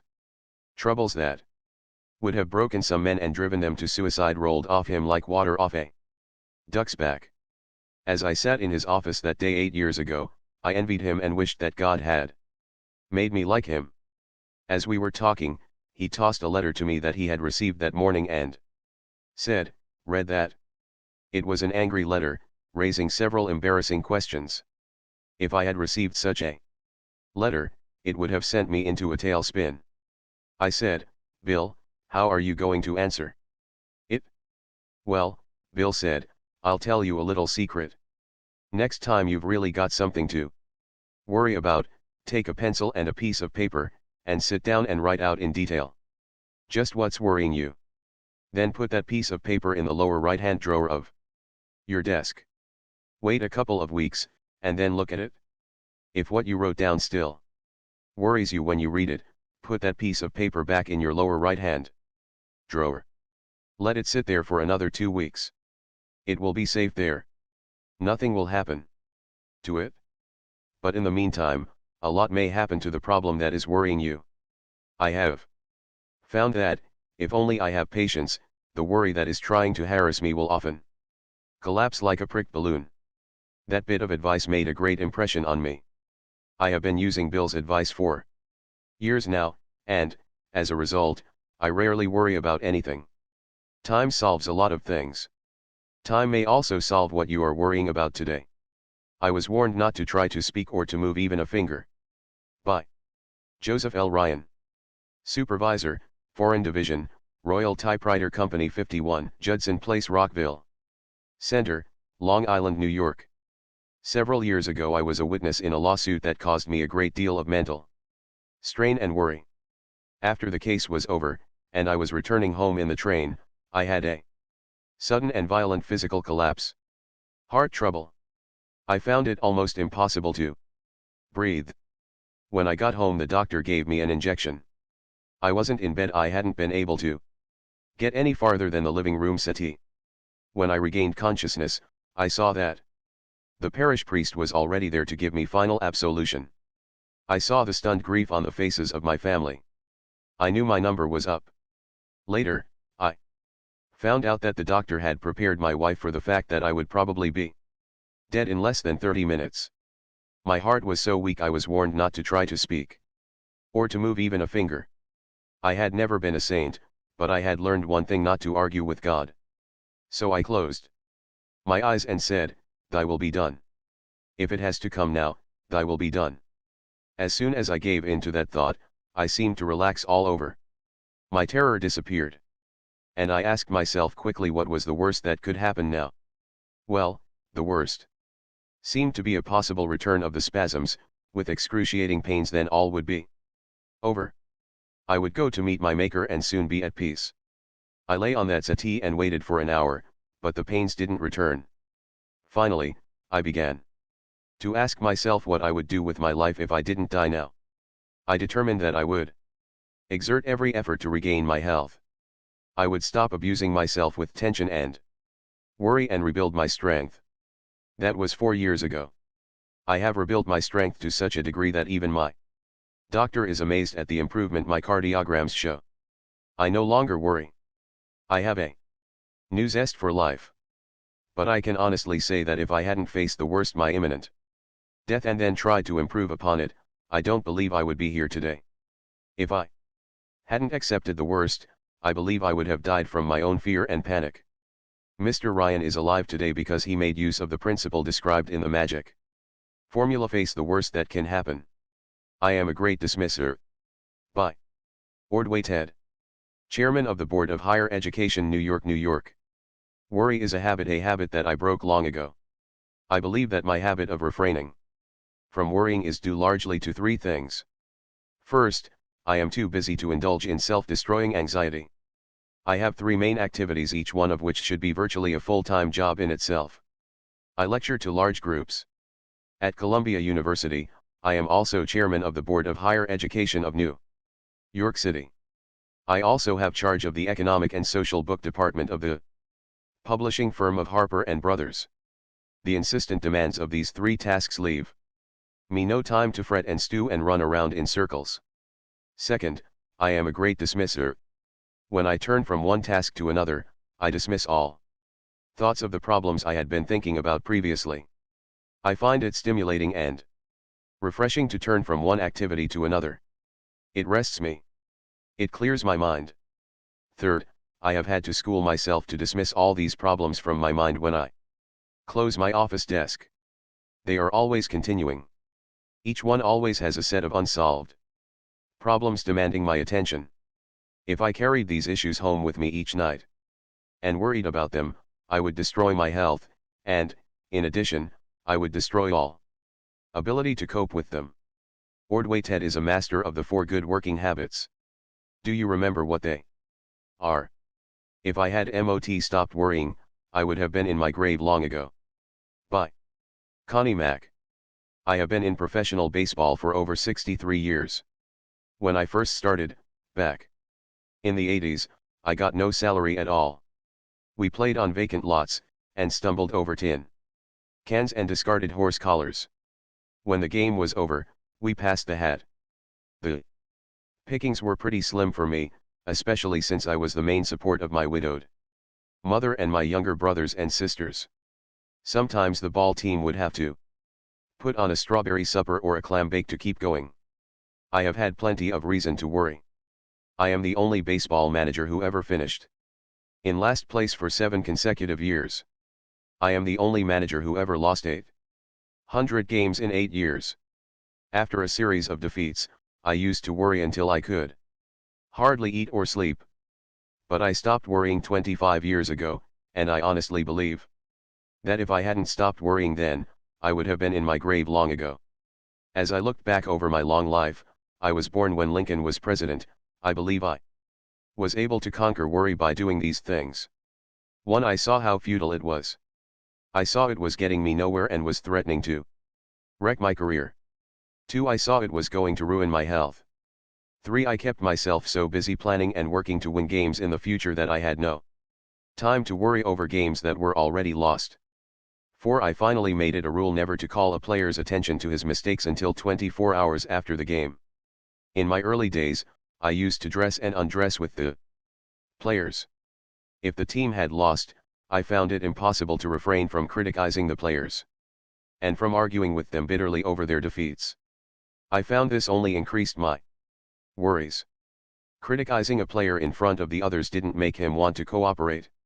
It really made him bitter.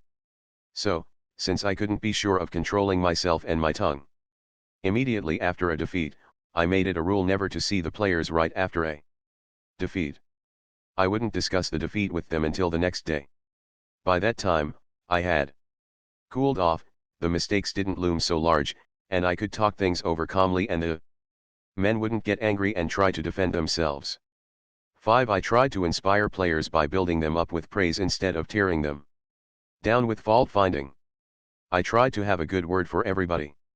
6. I found that I worried more when I was tired, so I spend 10 hours in bed every night. And I take a nap every afternoon. Even a 5-minute nap helps a lot. 7. I believe I have avoided worries and lengthened my life by continuing to be active. I am 85, but I am not going to retire until I begin telling the same stories over and over. When I start doing that, I'll know then that I am growing old.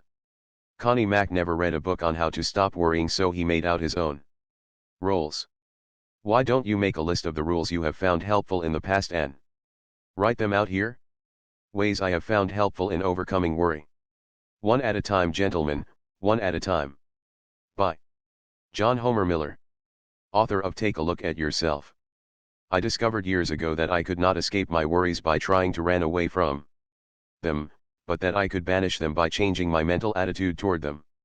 I discovered that my worries were not outside but inside myself. As the years have gone by, I have found that time automatically takes care of most of my worries.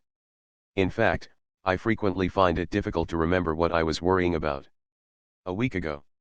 So I have a rule, never to fret over a problem until it is at least a week old. Of course, I can't always put a problem completely out of mind for a week at a time, but I can refuse to allow it to dominate my mind until the allotted 7 days have passed. Either the problem has solved itself or I have so changed my mental attitude that it no longer has the power to trouble me greatly. I have been greatly helped by reading the philosophy of Sir William Osier, a man who was not only a great physician, but a great artist in the greatest of all arts, the art of living. One of his statements has helped me immensely in banishing worries. Sir William said, at a dinner given in his honor, more than to anything else, I owe whatever success I have had to the power of settling down to the day's work and trying to do it well to the best of my ability and letting the future take care of itself. In handling troubles, I have taken as my motto the words of an old parrot that my father used to tell me about. Father told me of a parrot that was kept in a cage hanging over the doorway in a hunting club in Pennsylvania. As the members of the club passed through the door, the parrot repeated over and over the only words he knew, one at a time, gentlemen, one at a time. Father taught me to handle my troubles that way. One at a time, gentlemen, one at a time. I have found that taking my troubles one at a time has helped me to maintain calm and composure amidst pressing duties and unending engagements. One at a time, gentlemen, one at a time. Here again, we have one of the basic principles in conquering worry: live in daytight compartments. Why don't you turn back and read that chapter again? I now look for the green light. By Joseph M. Cotter. 1534, Fargo Avenue, Chicago, Illinois. From the time I was a small boy, throughout the early stages of young manhood, and during my adult life, I was a professional worrier. My worries were many and varied. Some were real, most of them were imaginary. Upon rare occasions I would find myself without anything to worry about, then I would worry for fear I might be overlooking something. Then, 2 years ago, I started out on a new way of living. This required making a self-analysis of my faults and a very few virtues, a searching and fearless moral inventory of myself. This brought out clearly what was causing all this worry. The fact was that I could not live for today alone. I was fretful of yesterday's mistakes and fearful of the future. I was told over and over that today was the tomorrow I had worried about yesterday. But it wouldn't work on me. I was advised to live on a 24-hour program. I was told that today was the only day over which I had any control and that I should make the most of my opportunities each day. I was told that if I did that, I would be so busy I would have no time to worry about any other day, past or future. That advice was logical, but somehow I found it hard to put these darned ideas to work for me. Then, like a shot from out of the dark, I found the answer, and where do you suppose I found it? On a Northwestern Railroad platform at 7 p.m. on May 31, 1945. It was an important hour for me. That is why I remember it so clearly. We were taking some friends to the train. They were leaving on the City of Los Angeles, a streamliner, to return from a vacation. War was still on, crowds were heavy that year. Instead of boarding the train with my wife, I wandered down the tracks towards the front of the train. I stood looking at the big shiny engine for a minute. Presently I looked down the track and saw a huge semaphore. An amber light was showing. Immediately, this light turned to a bright green. At that moment, the engineer started clanging a bell. I heard the familiar "all aboard," and, in a matter of seconds, that huge streamliner began to move out of that station on its 2,300-mile trip. My mind started spinning. Something was trying to make sense to me. I was experiencing a miracle. Suddenly it dawned on me. The engineer had given me the answer I had been seeking. He was starting out on that long journey with only one green light to go by. If I had been in his place, I would want to see all the green lights for the entire journey. Impossible, of course, yet that was exactly what I was trying to do with my life, sitting in the station, going no place, because I was trying too hard to see what was ahead for me. My thoughts kept coming. That engineer didn't worry about trouble that he might encounter miles ahead. There probably would be some delays, some slowdowns, but Wasn't that why they had signal systems? Amber lights reduce speed and take it easy. Red lights real danger up ahead stop. That was what made train travel safe. A good signal system. I asked myself why I didn't have a good signal system for my life. My answer was I did have one. God had given it to me. He controls it, so it has to be foolproof. I started looking for a green light. Where could I find it? Well, if God created the green lights, why not ask Him? I did just that. And now by praying each morning, I get my green light for that day. I also occasionally get amber lights that slow me down. Sometimes I get red lights that stop me before I crack up. No more worrying for me since that day 2 years ago when I made this discovery. During those 2 years, over 700 green lights have shone for me. And the trip through life is so much easier without the worry of what color the next light will be. No matter what color it may be, I will know what to do. How John D. Rockefeller lived on borrowed time for 45 years. John D. Rockefeller, Sr., had accumulated his first million at the age of 33.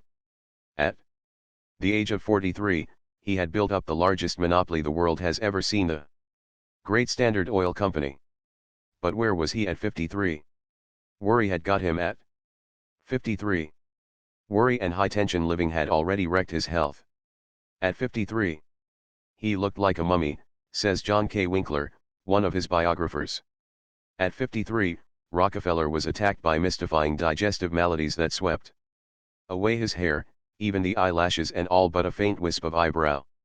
So serious was his condition, says Winkler, that at one time John D. was compelled to exist on human milk. According to the doctors, he had alopecia, a form of baldness that often starts with sheer nerves. He looked so startling, with his stark bald dome, that he had to wear a skull cap. Later, he had wigs made $500 apiece, and for the rest of his life he wore these silver wigs. Rockefeller had originally been blessed with an iron constitution. Reared on a farm, he had once had stalwart shoulders, an erect carriage, and a strong, brisk gait. Yet at only 53, when most men are at their prime, his shoulders drooped and he shambled when he walked. When he looked in a glass, says John T. Flynn, another of his biographers, he saw an old man. The ceaseless work, the endless worry, the streams of abuse, the sleepless nights, and the lack of exercise and rest had exacted their toll. They had brought him to his knees. He was now the richest man in the world, yet he had to live on a diet that a pauper would have scorned. His income at the time was $1 million a week, but $2 a week would probably have paid for all the food he could eat. Acidulated milk and a few biscuits were all the doctors would allow him. His skin had lost its color, it looked like old parchment drawn tight across his bones. And nothing but medical care, the best money could buy, kept him from dying at the age of 53. How did it happen? Worry, shock, high pressure and high tension living. He drove himself literally to the edge of the grave. Even at the age of 23, Rockefeller was already pursuing his goal with such grim determination that, according to those who knew him, nothing lightened his countenance save news of a good bargain. When he made a big profit, he would do a little war dance, throw his hat on the floor and break into a jig. But if he lost money, he was ill. He once shipped $40,000 worth of grain by way of the Great Lakes. No insurance. It cost too much, $150. That night a vicious storm raged over Lake Erie. Rockefeller was so worried about losing his cargo that when his partner, George Gardner, reached the office in the morning, he found John D. Rockefeller there, pacing the floor. "Hurry," he quavered. "Let's see if we can take out insurance now, if it isn't too late." Gardner rushed uptown and got the insurance, but when he returned to the office, he found John D. in an even worse state of nerves. A telegram had arrived in the meantime, the cargo had landed, safe from the storm. He was sicker than ever now, because they had wasted the $150. In fact, he was so sick about it that he had to go home and take to his bed. Think of it. At that time, his firm was doing gross business of $500,000 a year, yet he made himself so ill over $150 that he had to go to bed. He had no time for play, no time for recreation, no time for anything except making money and teaching Sunday school. When his partner, George Gardner, purchased a second-hand yacht, with 3 other men, for $2,000, John D. was aghast, refused to go out in it.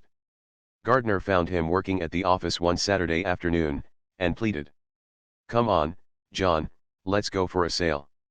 It will do you good. Forget about business. Have a little fun." Rockefeller glared. "George Gardner," he warned, "you are the most extravagant man I ever knew. You are injuring your credit at the banks and my credit, too. First thing you know, you'll be wrecking our business. No, I won't go on your yacht. I don't ever want to see it."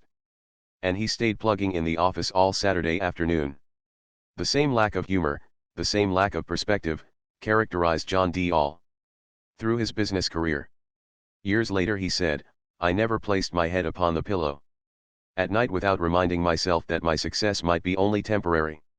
With millions at his command, he never put his head upon his pillow without worrying about losing his fortune. No wonder worry wrecked his health. He had no time for play or recreation, never went to the theater, never played cards, never went to a party. As Mark Hanna said, the man was mad about money. Sane in every other respect, but mad about money. Rockefeller had once confessed to a neighbor in Cleveland, Ohio, that he wanted to be loved, yet he was so cold and suspicious that few people even liked him. Morgan once balked at having to do business with him at all. "I don't like the man," he snorted. "I don't want to have any dealings with him." Rockefeller's own brother hated him so much that he removed his children's bodies from the family plot. "No one of my blood," he said, "will ever rest in land controlled by John D." Rockefeller's employees and associates lived in holy fear of him, and here is the ironic part, he was afraid of them, afraid they would talk outside the office and give secrets away. He had so little faith in human nature that once, when he signed a 10-year contract with an independent refiner, he made the man promise not to tell anyone, not even his wife. "Shut your mouth and ran your business," that was his motto. Then at the very peak of his prosperity, with gold flowing into his coffers like hot yellow lava pouring down the sides of Vesuvius, his private world collapsed. Books and articles denounced the robber baron war of the Standard Oil Company, secret rebates with railroads, the ruthless crashing of all rivals. In the oil fields of Pennsylvania, John D. Rockefeller was the most hated man on earth. He was hanged in effigy by the men he had crushed. Many of them longed to tie a rope around his withered neck and hang him to the limb of a sour apple tree. Letters breathing fire and brimstone poured into his office, letters threatening his. He hired bodyguards to keep his enemies from killing him. He attempted to ignore this cyclone of hate. He had once said cynically, "You may kick me and abuse me provided you will let me have my own way." But he discovered that he was human after all. He couldn't take hate and worry too. His health began to crack. He was puzzled and bewildered by this new enemy illness which attacked him from within. At first he remained secretive about his occasional indispositions, tried to put his illness out of his mind. But insomnia, indigestion, and the loss of his hair, all physical symptoms of worry and collapse, were not to be denied. Finally, his doctors told him the shocking truth. He could take his choice, his money and his worries, or his life. They warned him he must either retire or die. He retired. But before he retired, worry, greed, fear had already wrecked his health. When Ida Tarbell, America's most celebrated female writer of biographies, saw him, she was shocked.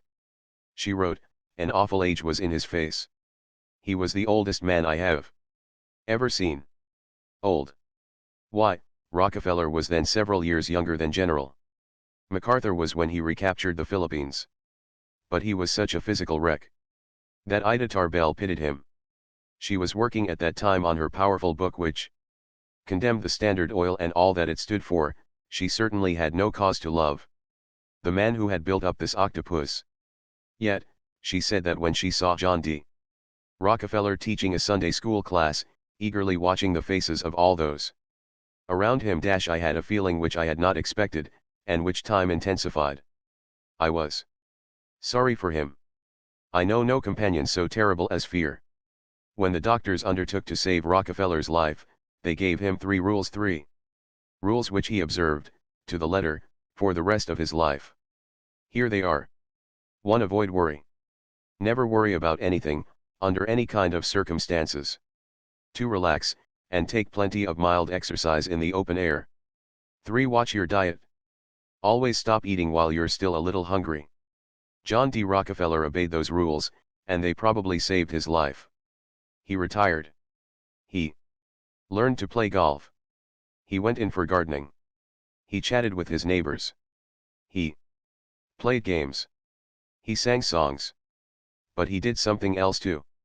During days of torture and nights of insomnia, says Winkler, John D. had time for reflection. He began to think of other people. He stopped thinking, for once, of how much money he could get, and he began to wonder how much that money could buy in terms of human happiness. In short, Rockefeller now began to give his millions away. Some of the time it wasn't easy. When he offered money to a church, pulpits all over the country thundered back with cries of tainted money. But he kept on giving.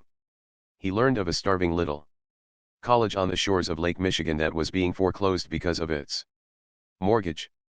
He came to its rescue and poured millions of dollars into that college and built it into the now world-famous University of Chicago. He tried to help the Negroes. He gave money to Negro universities like Tuskegee College, where funds were needed to carry on the work of George Washington Carver. He helped to fight hookworm. When Dr. Charles W. Stiles, the Hookworm Authority, said, 50 cents worth of medicine will cure a man of this disease which ravages the South, but who will give the 50 cents? Rockefeller gave it. He spent millions on hookworm, stamping out the greatest scourge that has ever handicapped the South. And then he went further. He established a great international foundation, the Rockefeller Foundation, which was to fight disease and ignorance all over the world. I speak with feeling of this work, for there is a possibility that I may owe my life to the Rockefeller Foundation. How well I remember that when I was in China in 1932, cholera was raging all over the nation.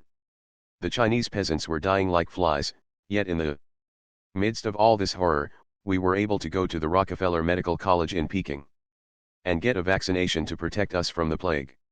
Chinese and foreigners alike, we were able to do that. And that was when I got my first understanding of what Rockefeller's millions were doing for the world. Never before in history has there ever been anything even remotely like the Rockefeller Foundation. It is something unique. Rockefeller knew that all over the world there are many fine movements that men of vision start. Research is undertaken, colleges are founded, doctors struggle on to fight a disease, but only too often this high-minded work has to die for lack of funds. He decided to help these pioneers of humanity, not to take them over, but to give them some money and help them help themselves. Today you and I can thank John D. Rockefeller for the miracles of penicillin, and for dozens of other discoveries which his money helped to finance. You can thank him for the fact that your children no longer die from spinal meningitis, a disease that used to kill 4 out of 5. And you can thank him for part of the inroads we have made on malaria and tuberculosis, on influenza and diphtheria, and many other diseases that still plague the world. And what about Rockefeller? When he gave his money away, did he gain peace of mind? Yes, he was contented at last. If the public thought of him after 1900 as brooding over the attacks on the Standard Oil, said Alan Kevins, the public was much mistaken. Rockefeller was happy. He had changed so completely that he didn't worry at all. In fact, he refused even to lose one night's sleep when he was forced to accept the greatest defeat of his career. That defeat came when the corporation he had built, the huge Standard Oil, was ordered to pay the heaviest fine in history. According to the United States government, the Standard Oil was a monopoly, in direct violation of the antitrust laws. The battle raged for 5 years. The best legal brains in the land fought on interminably. In what was, up to then, the longest court war in history. But Standard Oil lost. When Judge Kennesaw Mountain Landis handed down his decision, lawyers for the defense feared that old John D. would take it very hard. But they didn't know how much. He'd changed. That night one of the lawyers got John D. on the phone. He discussed the decision as gently as he could, and then said with concern, "I hope you won't let this decision upset you, Mr. Rockefeller. I hope you'll get your night's sleep." And old John D.? Why, he crackled right back across the wire, "Don't worry, Mr. Johnson. I intend to get a night's sleep. And don't let it bother you either. Good night." That from the man who had once taken to his bed because he had lost $150. Yes, it took a long time for John D. to conquer worry. He was dying at 53 but he lived to 98. Reading a book on sex prevented my marriage from going on the rocks. By BRW. I hate to make this story anonymous. But it is so intimate that I could not possibly use my name. However, Dale Carnegie will vouch for the truth of this story. I first told it to him 12 years ago. After leaving college, I got a job with a large industrial organization, and 5 years later, this company sent me across the Pacific to act as one of its representatives in the Far East. A week before leaving America, I married the sweetest and most lovable woman I have ever known. But our honeymoon was a tragic disappointment for both of us, especially for her. By the time we reached Hawaii she was so disappointed, so heartbroken, that she would have returned to the States, had she not been ashamed to face her old friends and admit failure in what can be and should be life's most thrilling adventure. We lived together 2 miserable years in the Orient. I was so unhappy that I had sometimes thought of suicide. Then one day I chanced upon a book that changed everything. I have always been a lover of books, and one night while visiting some American friends in the Far East, I was glancing over their well-stocked library when I suddenly saw a book entitled Ideal Marriage, by Dr. Van de Velde. The title sounded like a preachy, goody-goody document. But, out of idle curiosity, I opened it. I saw that it dealt almost entirely with the sexual side of marriage and dealt with it frankly and without any touch of vulgarity. If anyone had told me that I ought to read a book on sex, I would have been insulted. Read one? I felt I could write one. But my own marriage was such a bust that I condescended to look this book over, anyway. So I got up the courage to ask my host if I could borrow it. I can truthfully say that reading that book turned out to be one of the important events of my life. My wife also read it. That book turned a tragic marriage into a happy, blissful companionship. If I had $1 million, I would buy the rights to publish that book and give free copies of it to the countless thousands of bridal couples. I once read that Dr. John B. Watson, the distinguished psychologist, said, "Sex is admittedly the most important subject in life. It is admittedly the thing which causes the most shipwrecks in the happiness of men and women." If Dr. Watson is correct, and I am persuaded that his statement, sweeping as it is almost, if not wholly, true, then why does civilization permit millions of sexual ignoramuses to marry each year and wreck all chances for married happiness? If we want to know what is wrong with marriage, we ought to read a book entitled What is Wrong with Marriage? By Dr. G.V. Hamilton and Kenneth McGowan. Dr. Hamilton spent 4 years investigating what is wrong with marriage before writing that book, and he says, it would take a very reckless psychiatrist to say that most married friction doesn't find its sources in sexual maladjustment. At any rate, the frictions which arise from other difficulties would be ignored in many, many cases if the sexual relation itself were satisfactory. I know that statement is true. I know from tragic experience. The book that saved my marriage from shipwreck, Dr. Van de Velde's Ideal Marriage, can be found in most large public libraries, or bought at any bookshop. If you want to give a little gift to some bride and groom, don't give them a carving set. Give them a copy of Ideal Marriage. That book will do more to increase their happiness than all the carving sets in the world. Note by Dale Carnegie, if you find ideal marriage too expensive, here is another book I can recommend, A Marriage Manual, by Drs. Hannah and Abraham Stone. I was committing slow suicide because I didn't know how to relax. By Paul Sampson. Direct mail advertising, 12,815 Sycamore, Wyandotte, Michigan. Up to 6 months ago, I was rushing through life in high gear. I was always tense, never relaxed. I arrived home from work every night worried and exhausted from nervous fatigue. Why? Because no one ever said to me, Paul, you are killing yourself. Why don't you slow down? Why don't you relax?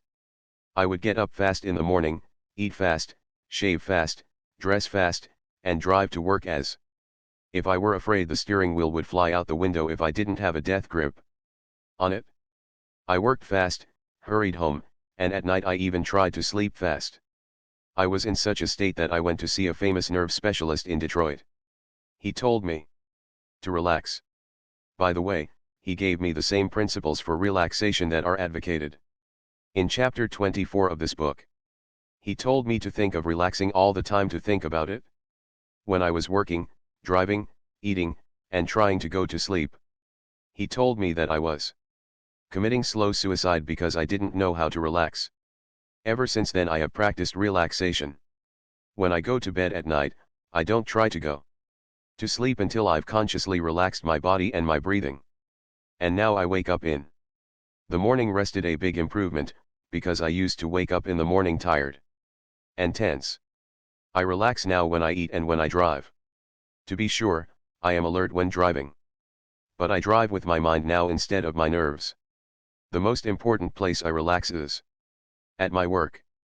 Several times a day I stop everything and take inventory of myself to see if I am entirely relaxed.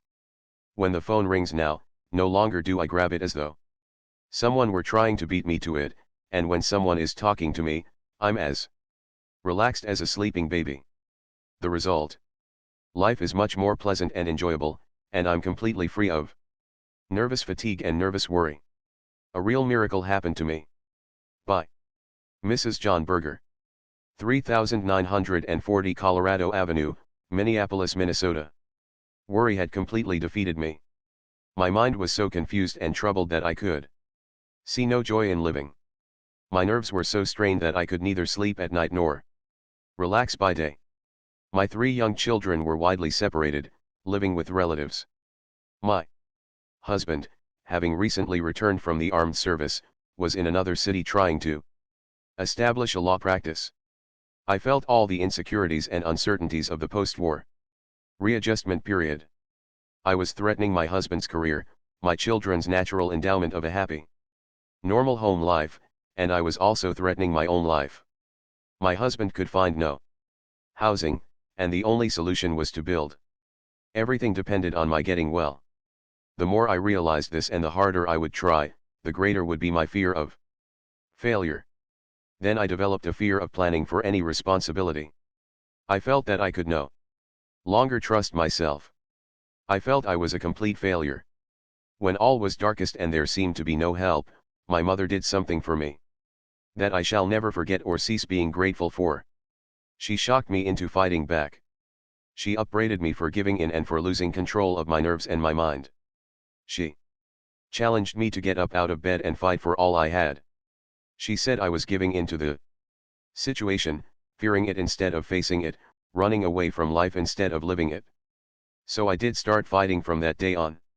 That very weekend I told my parents they could go home, because I was going to take over, and I did what seemed impossible at the time. I was left alone to care for my 2 younger children. I slept well, I began to eat better, and my spirits began to improve. A week later, when they returned to visit me again, they found me singing at my ironing. I had a sense of well-being because I had begun to fight a battle and I was winning. I shall never forget this lesson. If a situation seems insurmountable, face it.